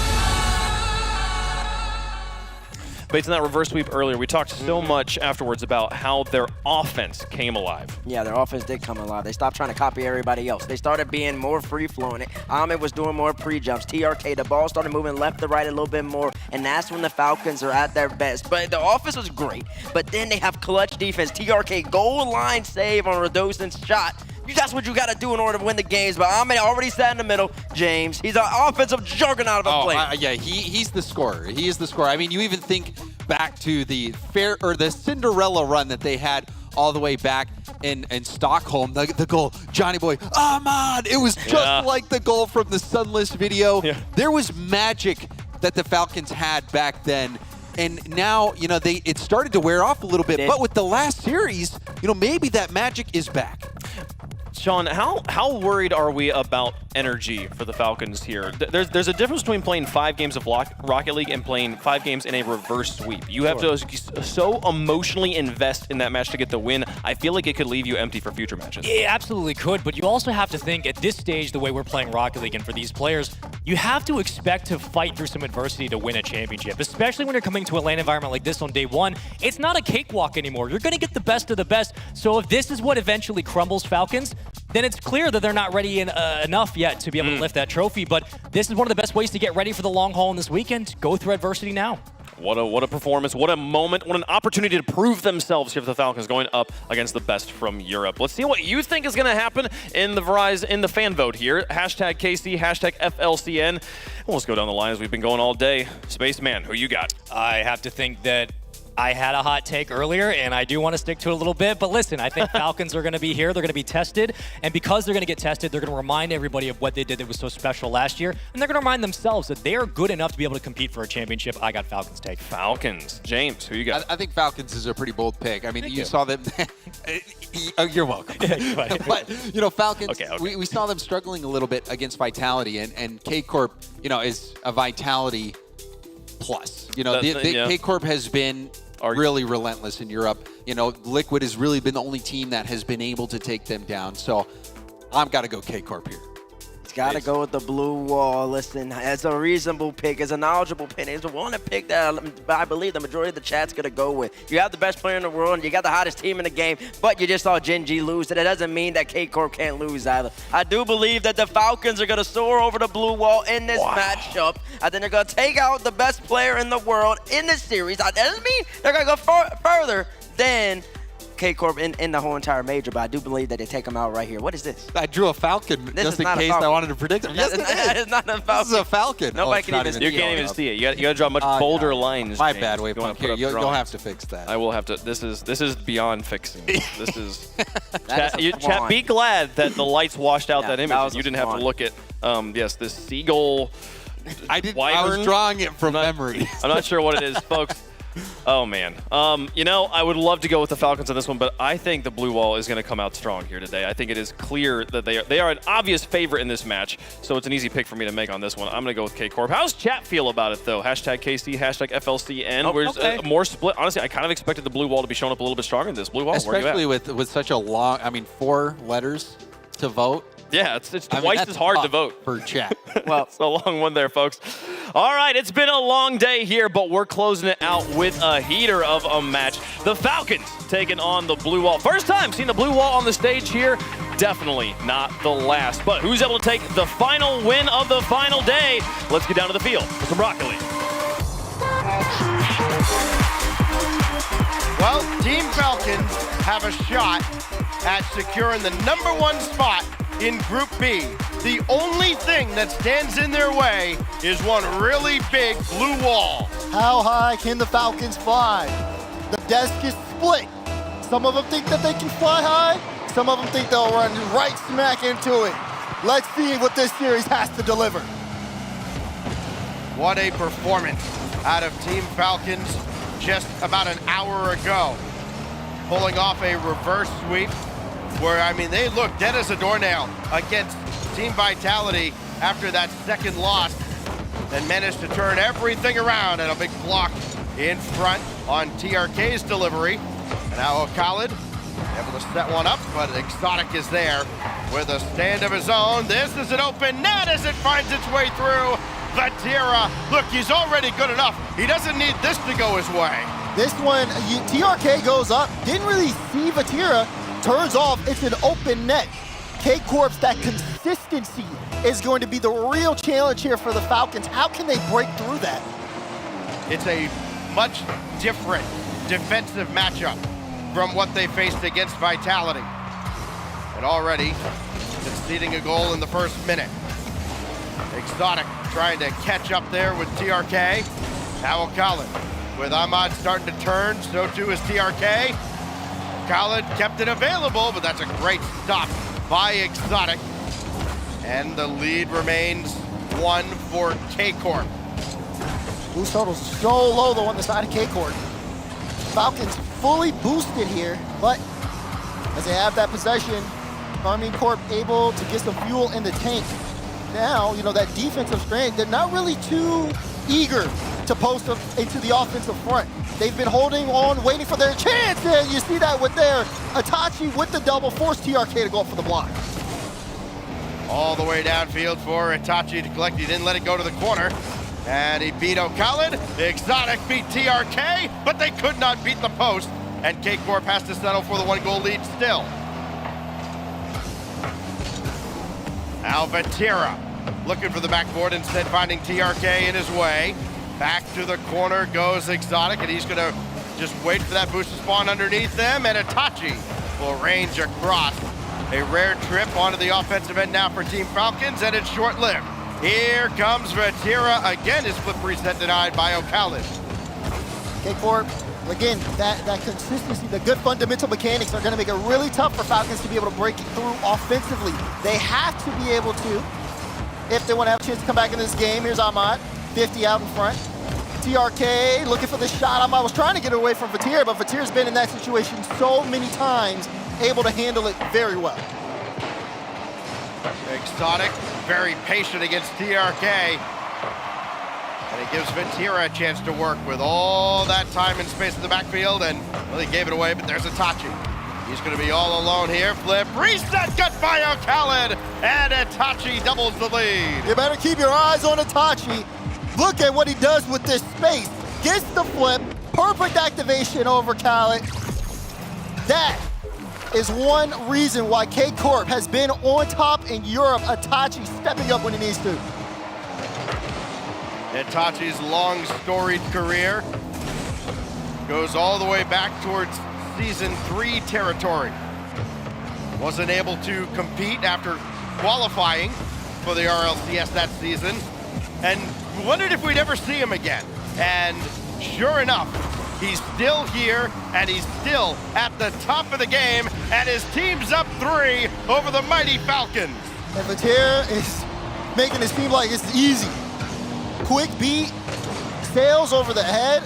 Falcons cannot push up that far into Karmine Corp's half and not challenge the ball. If you go for that fake, they'll put it on net every single time. They need somebody back there because Karmine Corp have not really had to work. Meanwhile, on the other side, Falcons, it feels like just for them to get a potential shot chance has been so hard. Itachi looking for more, blocked by O'Khaled. Here's Exotic to Vatira. Why not feed the hot hand, but he couldn't get on top of that.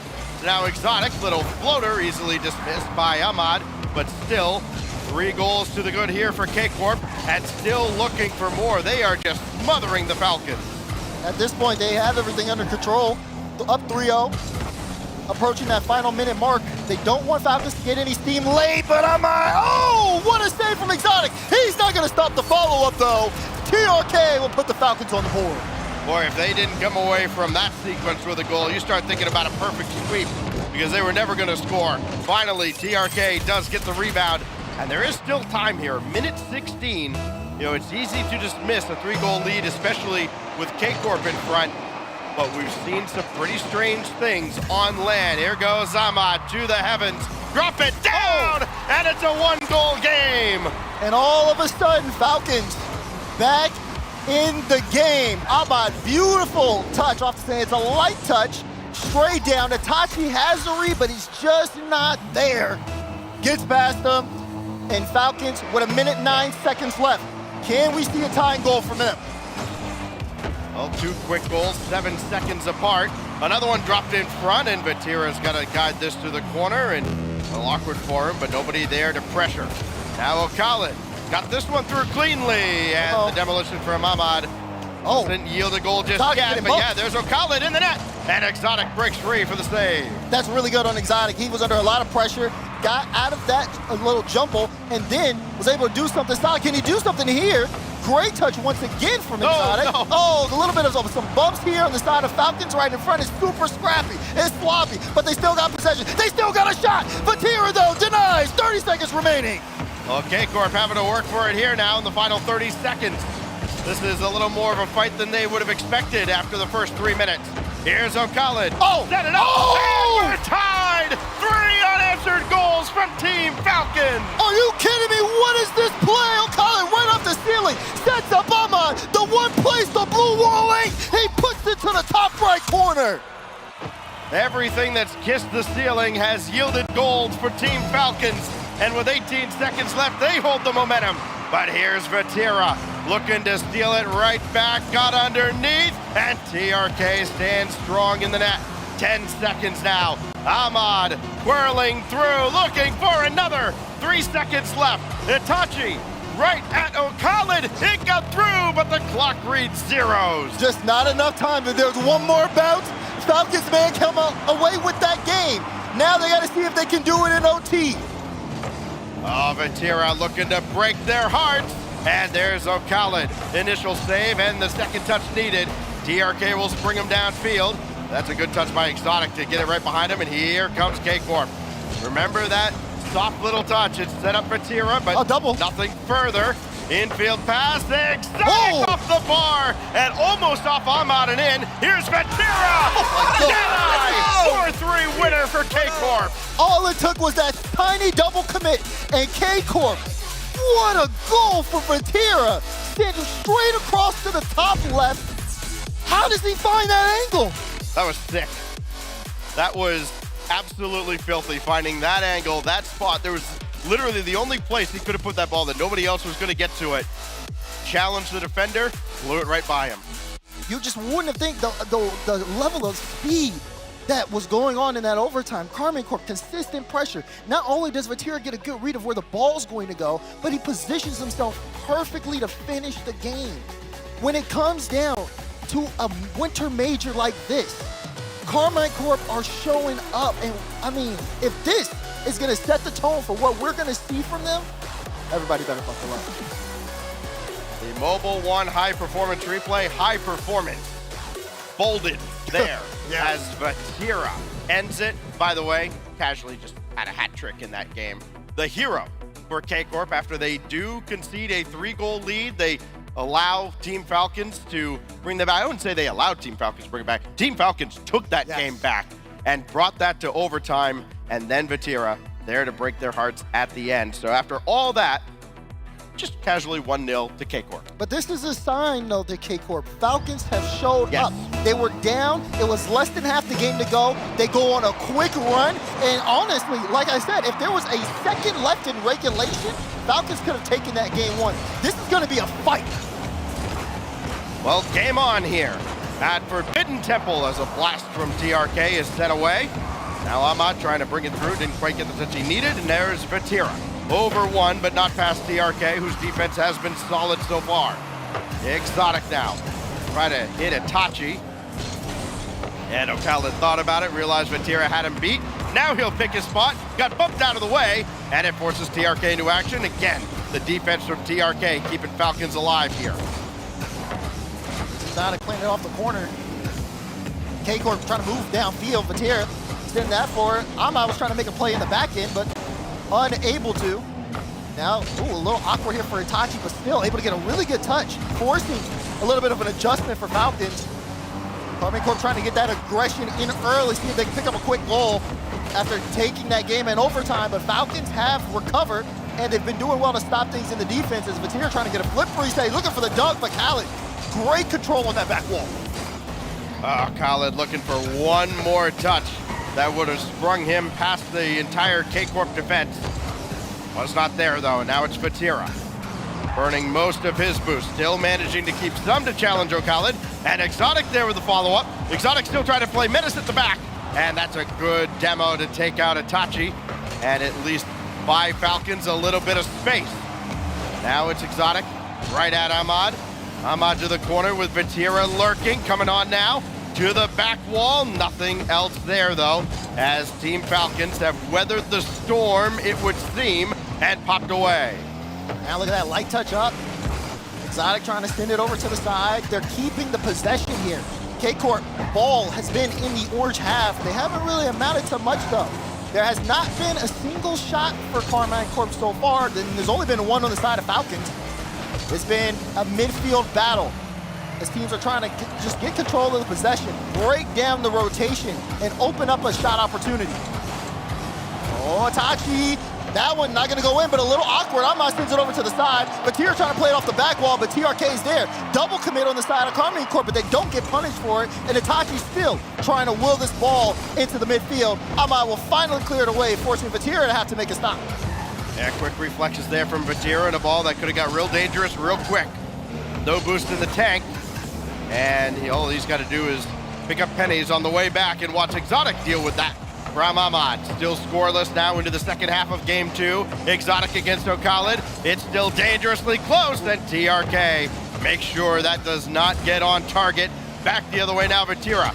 Gotta be sure-handed and is, as he almost always is. You can feel the tension building. Who's gonna break? Itachi on the ball. Oh, Ahmad says thank you. We'll send that across to Vatira. Clear into the midfield. Exotic was trying to get on top of it quickly. This is a little awkward for Falcons, but they get away for the time being. Vatira lining up the double. Who's gonna follow it up? Itachi does, but Ahmad's there. Ball bounced off the corner. Exotic gets there first. Falcons under pressure, but they've been holding well. Both teams do seem very comfortable. There haven't been a whole lot of bumps and demos in this game, only 2 total. They both belong to Team Falcons. It's Vatira now, trying to get through. At least shielded the clearance from Ahmad. And now Itachi, it's just wide, and Ahmad plays it further on. Everybody comes up empty here. It's a little dangerous, I would think, more for Falcons, as Itachi's pinch is denied. Trying to keep this available, he can't, and now it's TRK. Only Exotic to beat. Vatira filing in as well. He got bumped a little bit, but still does not matter. The K-Corp defense holding strong for now. Oh, Khaled, he's got to readjust here. Didn't expect that clear from Exotic. 2 on the back wall for Falcons. Vatira playing this off the side instead, looking to see if he can get a redirect to midfield. Light touches left and right. Falcons have been there to meet it. Falcons have to get out of this hole. Ahmad will finally send it downfield. Chance for TRK. Vatira's there with the block. Boy, Vatira and Exotic both ended up right next to each other and almost in each other's way. We remain scoreless now. It is winning time between K-Corp and Falcons in game 2. After a shootout in game 1, we may have a scoreless regulation. It is Ahmad to the ceiling, where he's been so great. Gave it up though, now with 8 seconds left. Will K-Corp have the last chance before we go to golden goal again? It's Vatira letting that drop once again into OT at Forbidden Temple. Here we go. Chance here for Falcons to turn things around, but they gotta slow down that man on the ball. Oh, it's in! Are you kidding me? Big time players make big time plays, and that is all Vatira as he submits game 2. Get out of the way. Vatira cleared for takeoff, and he cleared out the defense. And after all that, again, K-Corp find a way to sting the Falcons in overtime. It's Vatira again, and the Falcons down 0-2 again. And we have to talk about that because my goodness, he actually danced through the entire team. When you have a player like Vatira on your side like that, this is the kind of things that he can do when it's an international stage, when you need someone to show up. There's Vatira once again. Look at that flip reset into the bump. TRK he didn't even know where to be at that point. 8 seconds into overtime. And Carmine Corp now with the series on match point. So now Falcons have to dig deep again, as they did against the all-French Team Vitality just about a little over an hour ago. Now they have to go against France's other darlings here at the Winter Major in K-Corp and find a way to bring this one back as well. DFH Stadium will, of course, be the backdrop for another must-win game for Team Falcons. They've done it before, but can they stop Vatira and friends this time around? They've got to fly over a very tall blue wall. And so far, it doesn't look like they've got the wings for it. Itachi able to get a great dunk on that. And sometimes you watch these and you wonder, okay, especially seeing how Vatira's playing, what's he gonna do when he's on the ball? Able to get that, gonna leave it for Exotic, but nothing doing as this kind of sits into the corner. No team able to really get a hot start here in the opener, but that's just been the case over the course of this series. It's been very, very close. Even though K-Corp took that last game, I would not count Falcons out. Popped up here as the teams battle to a stalemate here in the first minute. ERK, flip reset, trying to go right after Vatira, but he's too wise for it. Now Khalid up against two. Ahmad got the boost out of the corner, but it's downfield for K-Corp again. Exotic. Itachi's gonna peel off. Exotic shot, no, and no rebound as Ahmad will slam it away right towards Khalid. And again, the Falcons managing to get some boost out of the blue half the field, but they haven't been able to keep that prolonged pressure on. Khalid lining up a double. No, it's free, but nobody's there. Exotic gets back in time. Falcons can't hesitate. Carbine Corp will jump right on it if you leave it, even for a moment. No second guess, midfield pass, Vatira! Oh, it's blocked out by Ahmad. TRK bumping Itachi, got the pass out to Khalid, but Vatira read that play the whole time. Now TRK going solo again, and it's denied by the frame of the goal and nothing more. So close. TRK showing the mechanics. Just needs it to be more on target, but it's posing a threat for Carbine Corp. Demo on the play says, see you later, Vatira. Now Khalid on the ball, trying to play it low, but Exotic had a good read on it. Approaching the halfway point of game 3. And the stalemate continues on between these two. To the halfway mark, following 2 overtime winners from that man, Vatira. This time denied by TRK. A little too early for Vatira to score. This is back out. Set downfield, Exotic and Vatira, they've kind of been in each other's way a couple of times, but haven't been punished for it yet. The few times it's happened, they've managed to get on the same page at just the right time. They're on the same page here, and Exotic will score. I mean, the attack here, you have to be ready for it. Vatira, beautiful pass to Exotic, and he hammers it home. 50-2. There's a number for you. That's K-Corp's record this split when they score first. Just bonkers. You do not come back often. I think that kind of underscores how impressive it was that Team Falcons brought that first game all the way to overtime in game 1. Forget erasing a 3-goal deficit. Teams don't erase 1-goal deficits early against this squad. There's TRK, got a sitter, and he'll score! And Ahmad trying to prove that, make that record a lot worse than what it is. Gets the flip reset to open things up. TRK, I love the patience there because it allows him to line up the perfect shot, sends it where they ain't, and tied up ball game, 1:46 to go. Well, what else do Team Falcons have for an encore? TRK, clean win, but there's Vatira. Just over Itachi, and Vatira forced into action again. Exotic forced to make a save as well. Everybody in on the act, but the blue wall stands tall as Khalid has to play one over towards Ahmad, and they have to leave that boost available on the corner. Khalid took it, but this waterfall's down, and Exotic gives K-Corp the lead again. And it's an unfortunate misread on that back end.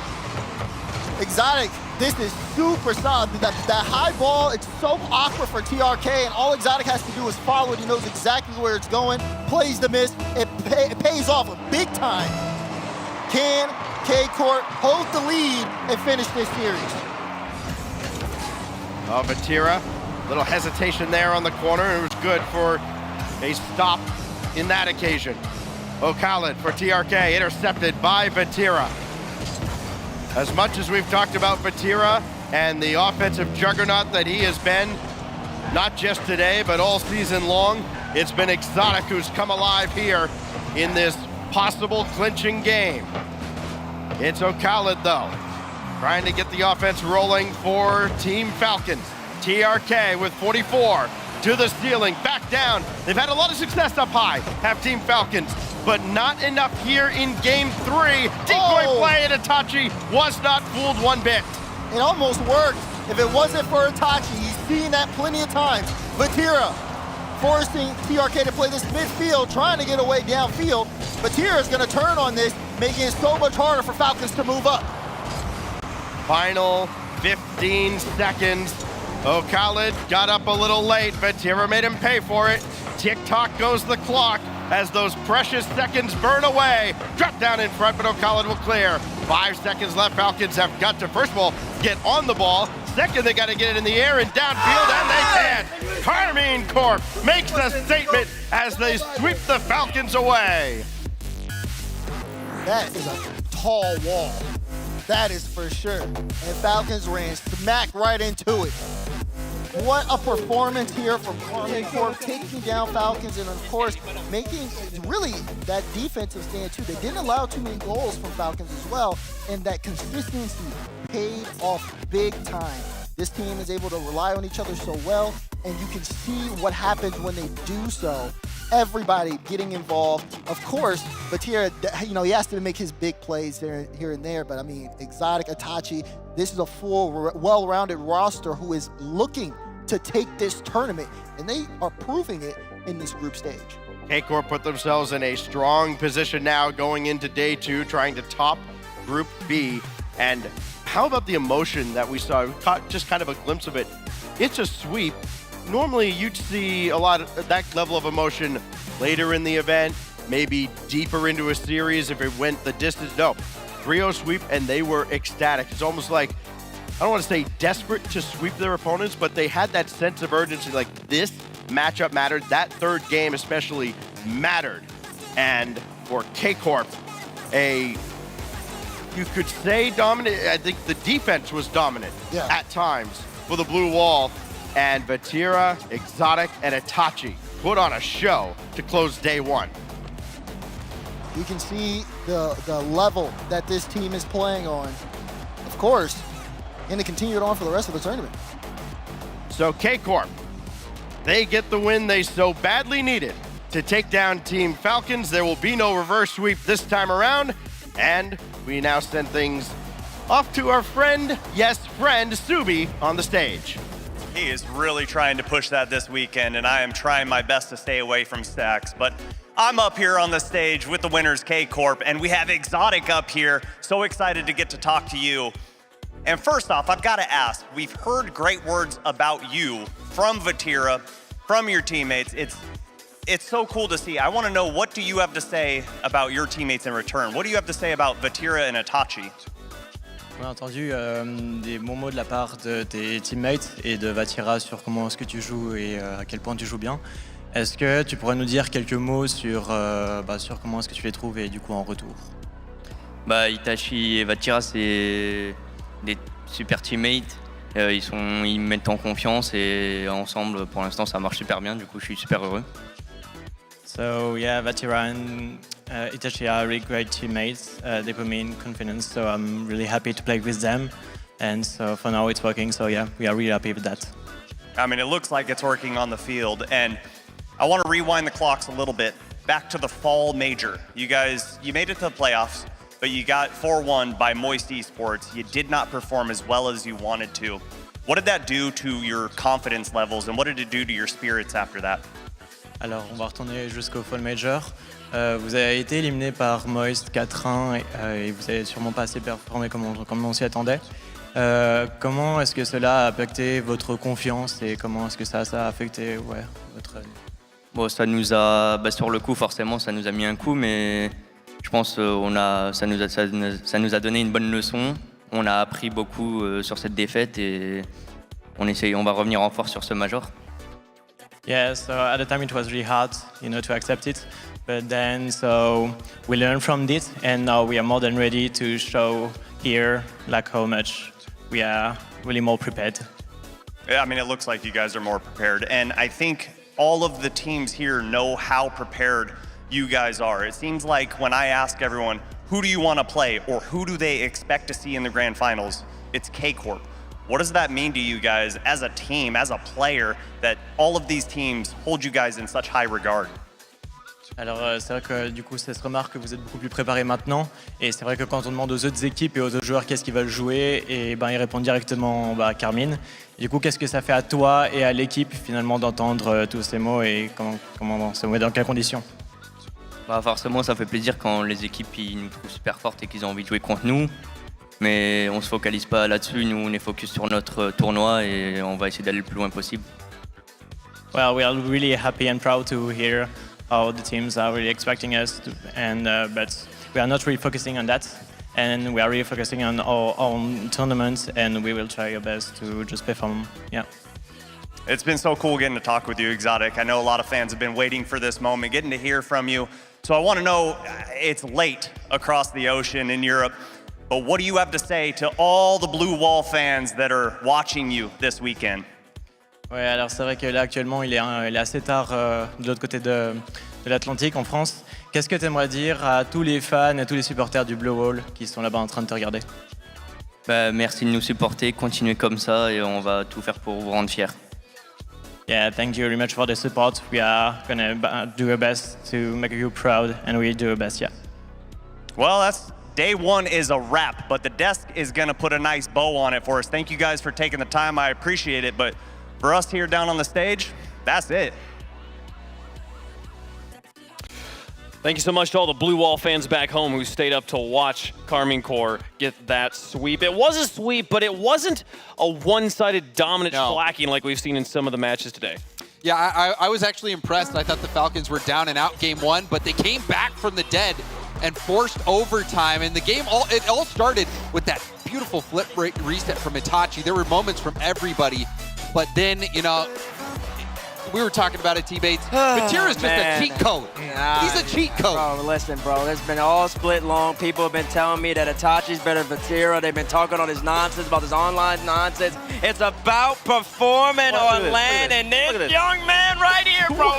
He is a 1v3 watching. Like, Exotic and Itachi are really good at Rocket League. Vatira cannot win without them. But that man, he is different. He is a clear, by far, no question in my mind, best player in the world. You heard what Dad said. Big-time players make big-time plays. That young man right there just handled business against a Falcons team that looks good, Spaceman.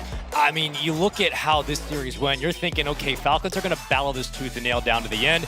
And sure, there were moments where it looked like for a while Carmine were dominating, but it really came down to oftentimes the separation. We start to see the best teams really do what they do well, which was just outclassing their opponents. The offense was so potent. Itachi looks like he's playing the best Rocket League he's probably ever played.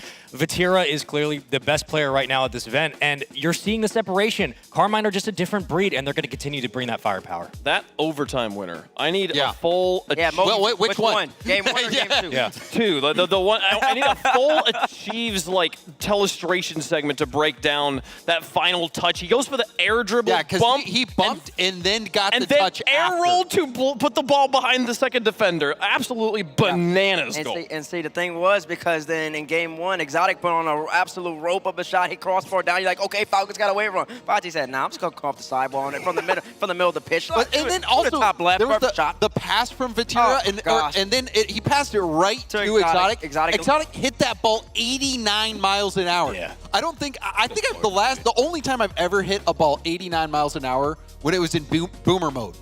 Boom ball. It's That's all really hard to do that. So that being said, it was a team effort because Itachi hitting that flip reset, I thought was really setting the tone for that series. But Vatira is just one of those players that, in overtime, when people, T-Bates, you were talking about how people have been playing very conservative, very safe. Vatira was playing for the win. They've got it in slow-mo for us. What? Just break this down for me, James. Yeah, so he gets the flip reset, and then he's air dribbling the ball for a brief moment, goes for the bump, actually gets the bump, and when he bounces off the bump, he gets a touch on the ball. And this is Vatira just trying to make chaos in front of net. We saw actually Ahmad do something similar that led to a rebound goal for TRK.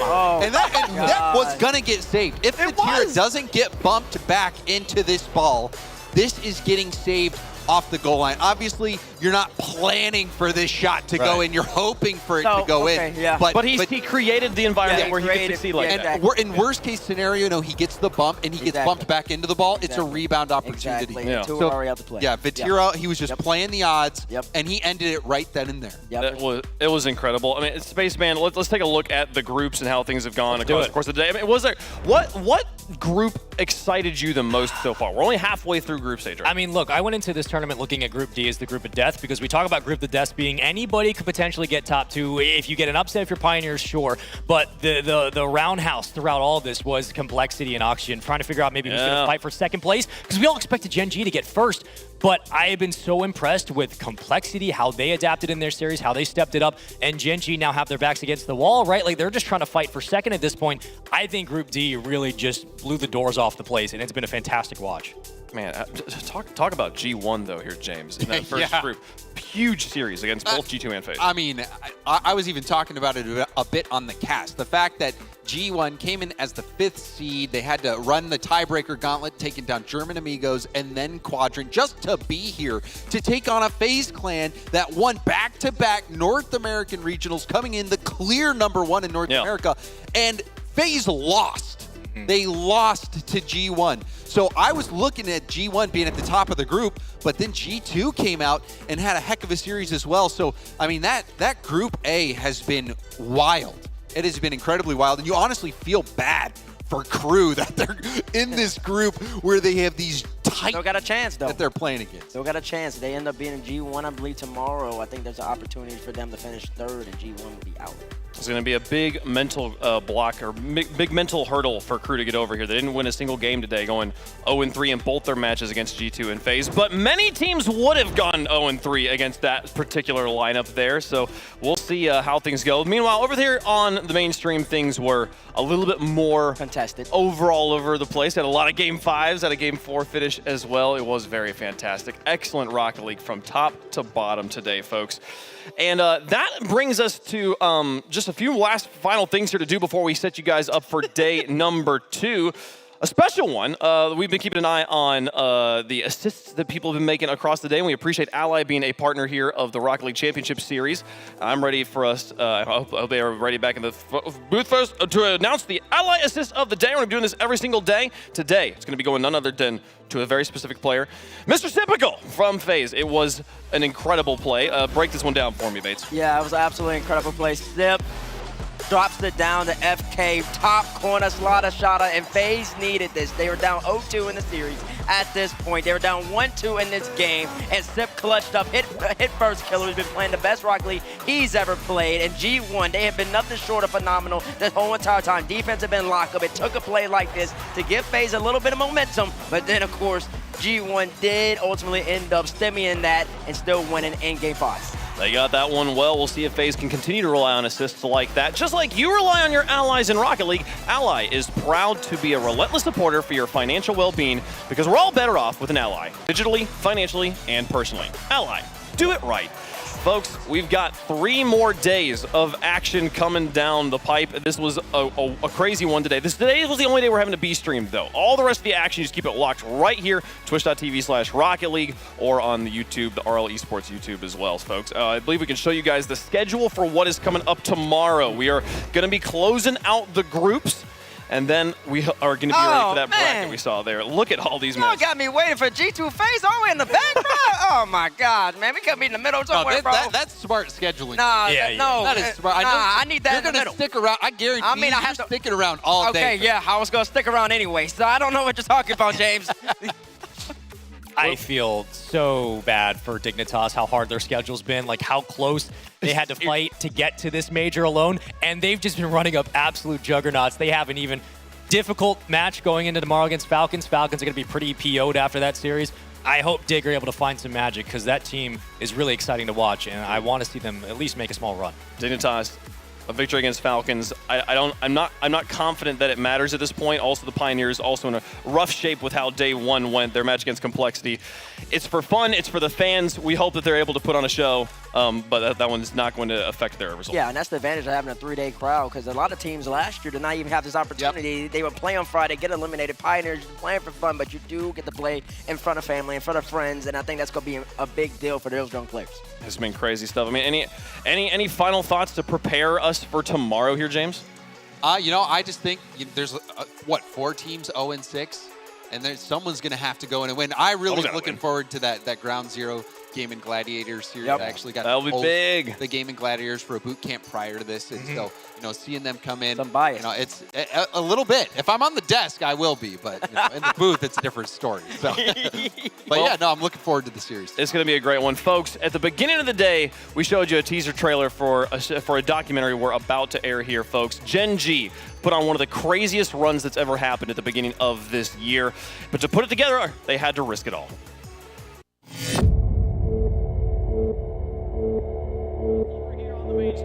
Oxygen versus Gen G. Risks don't always pay off. Jack versus Jorius. Suddenly, we were left wondering, would this one? International Rocket League trades are rare. They don't always succeed. This is the story of two made simultaneously.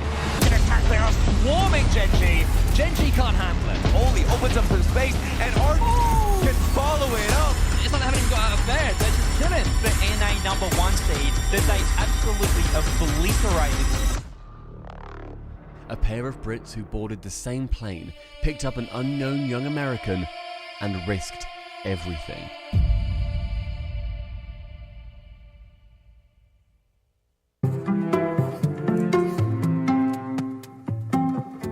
Nolly was first on the scene. 3 years before that infamous death stare, the Liverpudlian was doing what any up-and-comer does, making a name for himself in the pro scene by any means necessary. My name's Joseph Kidd, I also go by Nolly, and I'm 21 years old. March 31st, 2019 will long be imprinted in Nolly's memory. With Zenzus and some French guy, Xeno Moon went on an almighty lower bracket qualifying run to reach the second tier of the RLCS. I actually applied for the job at a shoe store that's somewhat big in the UK, and 2 weeks before RLCS qualifiers, I had told myself and my family that I'd quit the game if I got the job. I didn't actually get the job. They wanted people a bit more extroverted than me, so yeah, I didn't get a call back, and then 2 weeks later I made RLCS. Still raw, they were relegated that season. But Nolly now had the experience to do it all over again. This time, no lower bracket heroics were needed. Nolly, now with Tho and Godsmiller, rode that momentum to the play-ins, where he and New Org Singularity could qualify for next season's top table. Ready and waiting, Flakes will leave it for Magnus. Magnus too slow, and Godsmiller! Team Singularity, welcome to the RLCS! Season 9, the LAN that never was. While the top of the tree may have lost land-based motivation, those just below still scrapped for their lives. For Nolly and Singularity, every win was precious, though one in particular was a glimpse of the future. Trying to play it safe, so you can target underneath. He did it! Sets it up, and Godsmiller kills it. Can they do it right here? As Godsmiller looks for the flip reset over the top, and forces K-Rock to own goal! Placing 7th in their first RLCS season was monumental, colossal, Brobdingnagian. Just Google it, trust me, it's a really good word. Not just because the prize money kept the pro dream ticking at least a while longer, but also as it guaranteed a place in next season's newly evolved open RLCS X circuit. Godsmiller was ditched. And in his place came someone who'd been winning a world championship as Nolly was getting relegated in his first rival season. Scrub Killer, over to Nolly. Oh yeah, and they were signed by Guild Esports. Goes for the shot, and it's in! Ooh, here's Tho on the shot, it's high. Artires has to get up, but not fast enough. On their first day's work in RLCS X, Nolly and Guild survived the Swiss bracket, but it went to Series 5 of 5, which just so happened to be the exact same record as a future teammate. Hey there, and it's Jack Benson, I'm 19 years old. Hey,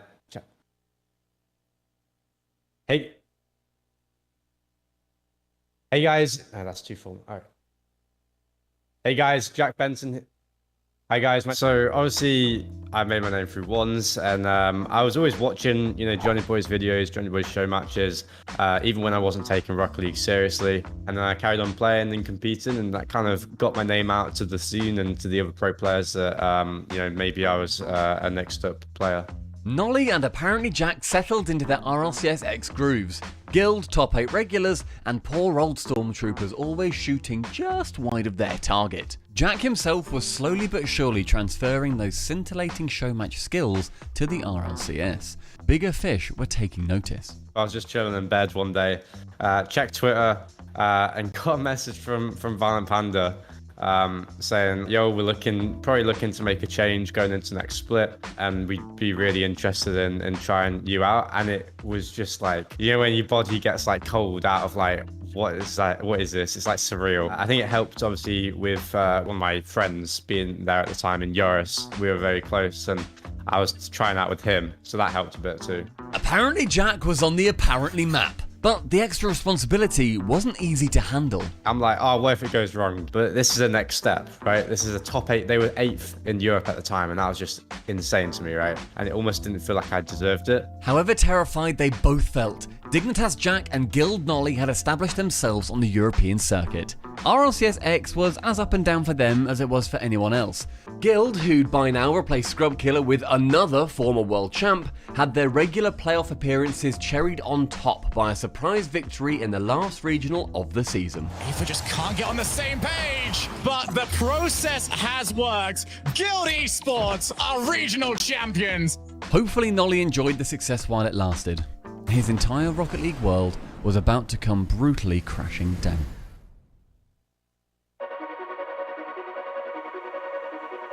After the RLCS X season had completed, Nolly and Jack tried to team up, but an agreement couldn't be made between Dignitas and Guild. Still separated by fate, the new season began so much better for one than the other. Those 3 results were incredible. At our peak, we were the best team in Europe. Being at the top, but finally at the top properly, it was fantastic. It was definitely depressing, I will say. My mental health suffered heavily. Lands had only just started coming back open, and I wanted to qualify so badly. And after winning a regional and being in a position where I could make lands to not even make a main event, it hurt so bad. As Nolly's career stalled, the proverbial lights spelling apparently Jack were getting brighter.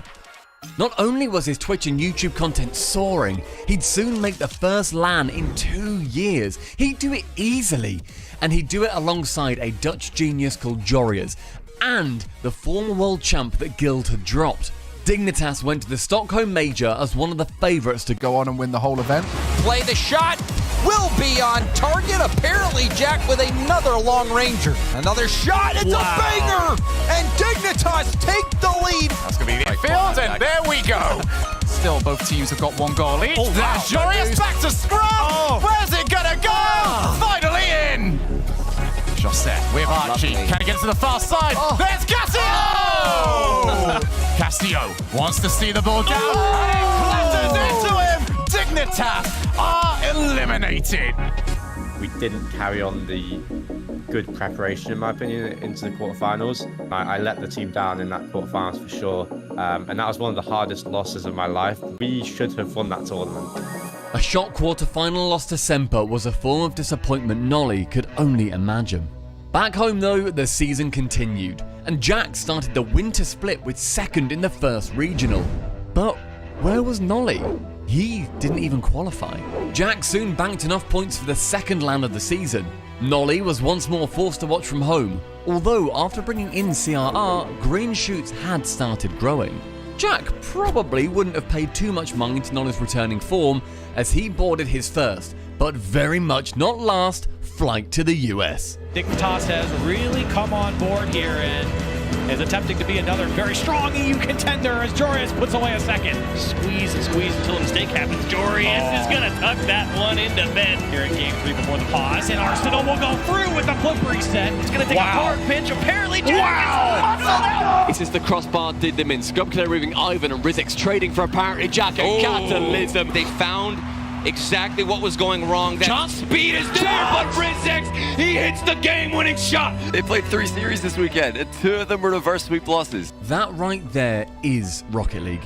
It all changes in a second. One moment, Dignitas are EU darlings. The next, they're mentally weak, fragile, unable to live up to LAN pressure. You start to doubt, what can I do to fix this? Can I do anything to fix this? And am I part of the problem? Maybe. You know, why is it not going well? Meanwhile, as Nolly sat frustrated at home refreshing social media and, I don't know, learning to juggle or whatever. I cannot juggle, no. A lifeline slid unexpectedly into his DMs. Nolly's late winter form counted for nothing. Despite those top 6 and top 8 finishes leading up to the LA Major, Guild had made their decision. They wanted Nolly gone. I knew I was gone from Guild. I was trying to get with like Wolves and a few of the lower teams because nobody else was available. Nobody wanted to take a chance on me. With nowhere left to turn, he genuinely considered quitting. Until Carmine Corp had nobody else to pick because one of their prospects had been like they're kept by the team or they had gone to a different team. Carmine Corp were walking wounded themselves. Brought into Rocket League on the backdrop of a blue wall, they had a whole lot of passionate French fans who straight up demanded much more success than they were having. Off to the races. Does he put it on target? He will, and KC gets caught out again. At the time, it was trying out with just Itachi. So like it was just me and Itachi, and then we did different tryouts with Astral and Stake. And they liked playing with me so much, they basically gave me the choice to pick who I wanted to play with. So I chose Astral. With Nolly barely beginning to crawl out of the lowest pitfall of his career, Carmine Corp had done for him what Dignitas had done for Jack. Taken a risk on someone they felt deserved a lifeline. In truth, no one on the outside with any credibility expected this roster to excel. With one split to go, World Championships was a distant dream, and only an idiot would back them to make up such a massive points gap in just a single split. I think it's completely obvious that Carmine Corp are going to make Worlds. Nolly shoots off, he'd already pre-jumped the save. Astral beats the ball though. Couple of bumps, couple of demos, and a goal. Nolly trying to get through CRR Dorito. He does, and how fitting is it that Nolly puts the final nail in Guild's coffin? Nolly's there, and it is Carmine Corp now with the lead. Wait, he's got him. He's one-on-one, he's over Austin. It maybe is going in, the bump isn't there. Nolly puts it in from 2 inches away. And they just put themselves in a very good spot to be making that goal. The Spring Major, the final major of the season, returned to the hallowed halls of London. But Carmine Corp, with the reborn Nolly at its first ever RLCS LAN, had no interest in the history. They had a job to do now. They gotta get a goal first. Astral with the pitch and the demo goal! Good flash pass, but Nolly has met it. Okay. What's he going to do with it? He was so hot at the start of this series. He's hot again. He sets up Astral, and there is the equaliser. That's a nice bounce back to the middle.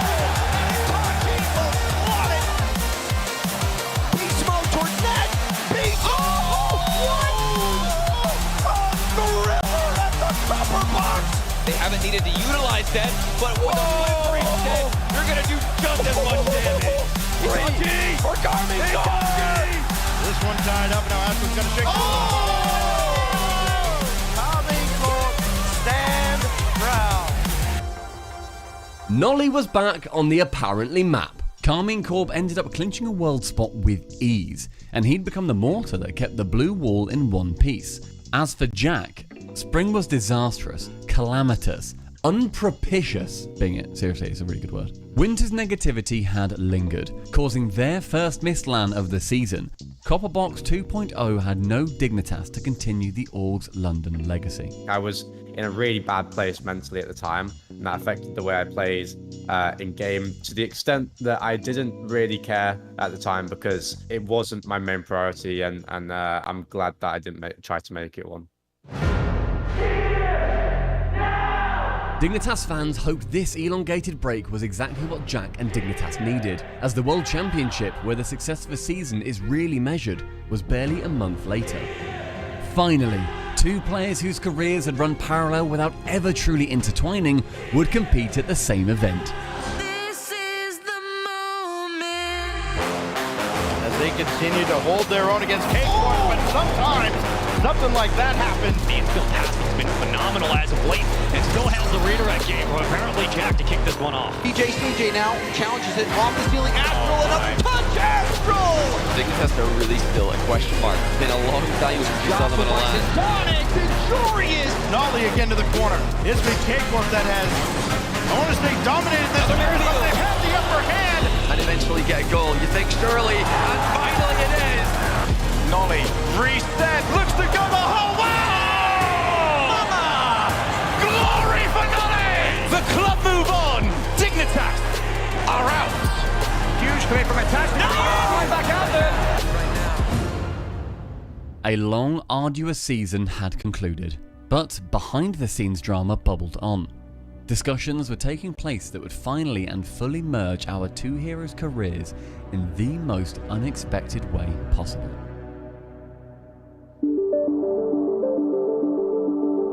Nolly had finally found love with Karmine Corp. Jack had the star power to build an EU team in his own image.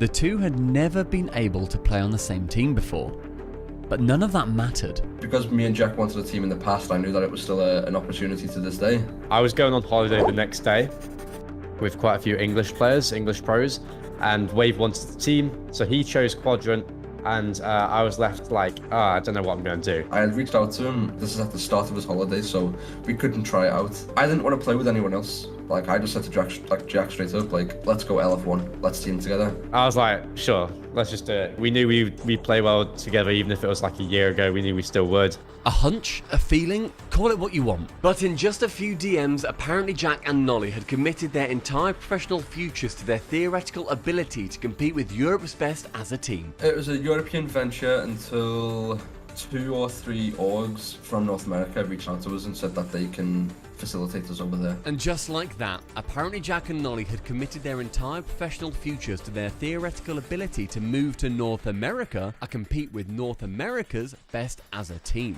So, which big North American name had they persuaded to join them? Surely a First Killer, a Beast Mode, a gosh darn Daniel, someone who could guarantee success. No.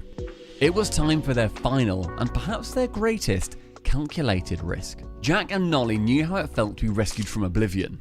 Now they were the rescuers. Though, this was no act of charity. And Chronic was the player that I said to Nolly, we need to get this guy. I didn't know who he was, so I went and done a little bit of research, saw how he was, and I was like, okay, this guy's got like crazy potential. I watched his replays, I watched his live RLCS matches on randoms. I just had to look at the way his car moved and see that it was a bit possessed, you know what I mean? Watching back then, I'd put him in the same category as Dan, Beast Mode, and First Killer. Just with his pure mechanics, he was unbelievable. I have so much trust in Jack to make the right decision all the time. I put my full faith in him. On September 24th, 2022, before the team even had a chance to play together due to apparently Jack's very well-timed trip to Bali, Nolly and Jack officially announced Chronic as their third. 4 days later, Gen G announced they were finally in Rocket League. Illusion, who had options to keep competing as a pro, saw something special in the team and accepted their offer to join as coach. On October 7th, 2022, barely 2 weeks after first playing together, Gen G competed. Jack, but he's on it. He's got the flip reset towards the net, and he's gonna find the dunk, apparently, Jack. Well ahead of any schedule they could have possibly set, a team that no one predicted to dominate their brand new region fought again in the Fall Cup. And he can take it himself. Ogres have layers, Gen G has layers. Oh, he's got a goal! This unexpected consistency guaranteed Gen G a place at the Fall Major in Rotterdam, the first team in the world to do so. And in the Fall Invitational, there was still one last chance to claim North American glory. We're not coming second again. We're not going to become this joke where, we choke in the grand finals. We're winning this tournament no matter what. It'll be the best record an NA team on Championship Sundays has ever had. This might be and it. they might get it, and they spread the lead out. Jack and Nolly would return to Europe, and Chronic would experience his RLCS LAN debut as defending North American champions. And here, a team that had only ever known success would face their first catastrophe.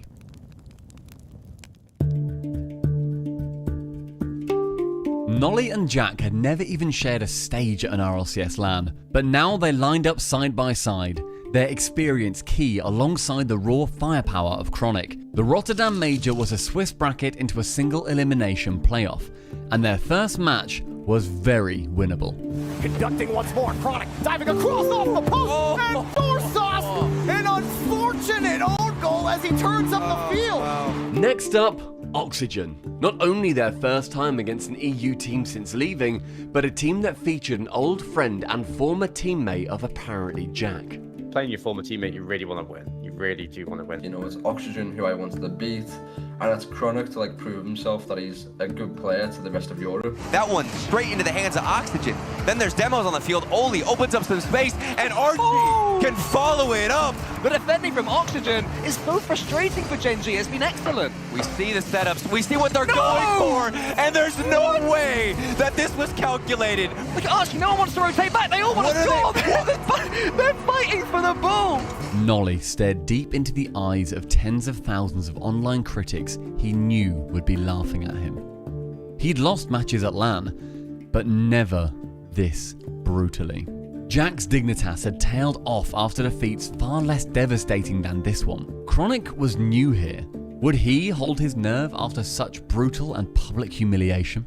Something about how the first EU team they'd played since leaving the continent had blitzed through them almost seemed personal, especially when Oxygen's star was the same Dutch genius who'd experienced the Dignitas downfall alongside Jack.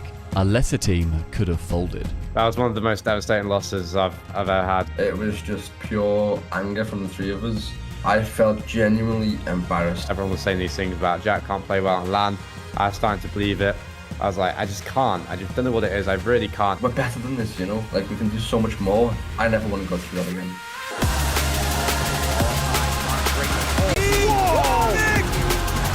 Sidewall pass intent, but again, Chronic is just faster. Oh, he goes for the demo! But he had bought time for his teammates to get back and cleaned it up himself, but here comes the shot from apparently Jack. Plotted to the left side. Push downfield now. Chronic trying to make something happen off the back wall. Second touch is there, and apparently Jack keeps Gen.G alive. You don't see him coming in just behind them. There is apparently Jack. He will be the only option. It's time for the Rocket League Fall Major Grand Final. What on earth is that free jump? They're passing the ball cleanly. Oh my! Chronic! Save for Gen.G. Oh, what a pass!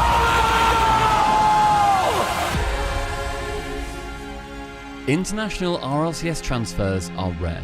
Two players who'd never teamed together hopping the Atlantic at the same time to team with a passed over player they'd never shared a pitch with before? That was unheard of. But Nolly and apparently Jack are unique as a duo. From their origin stories to their big breaks, to their skill in spotting an SSL in the rough. Whatever happened next in that season and beyond, they had an RLCS LAN victory under their belt. And that was something that no one could ever take away from them. I want to be the best in the world individually. I don't put it above team priorities, but if I could have both, I'll have both. I think winning Wales isn't even going to be our peak. I want to be known as one of the best of all time. Wow, this guy, you know, he elevated his team in every way. The only question remaining though, was their victory a win for Europe or North America? I think it's a disservice and discredit to Chronic if we say that it's a win for Europe, to be honest. So yeah, North America on top there. It was a win for me. Tune in this weekend as the Gen.G boys attempt to defend their crown on home, or is it away, soil.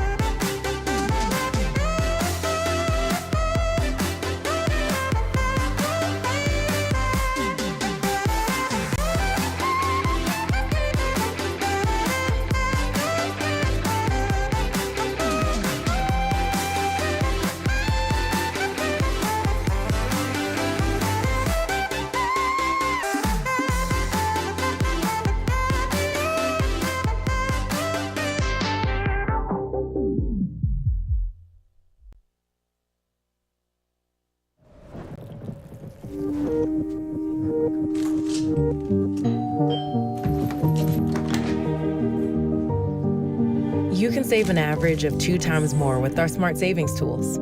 For everything we want, we're all better off with an Ally.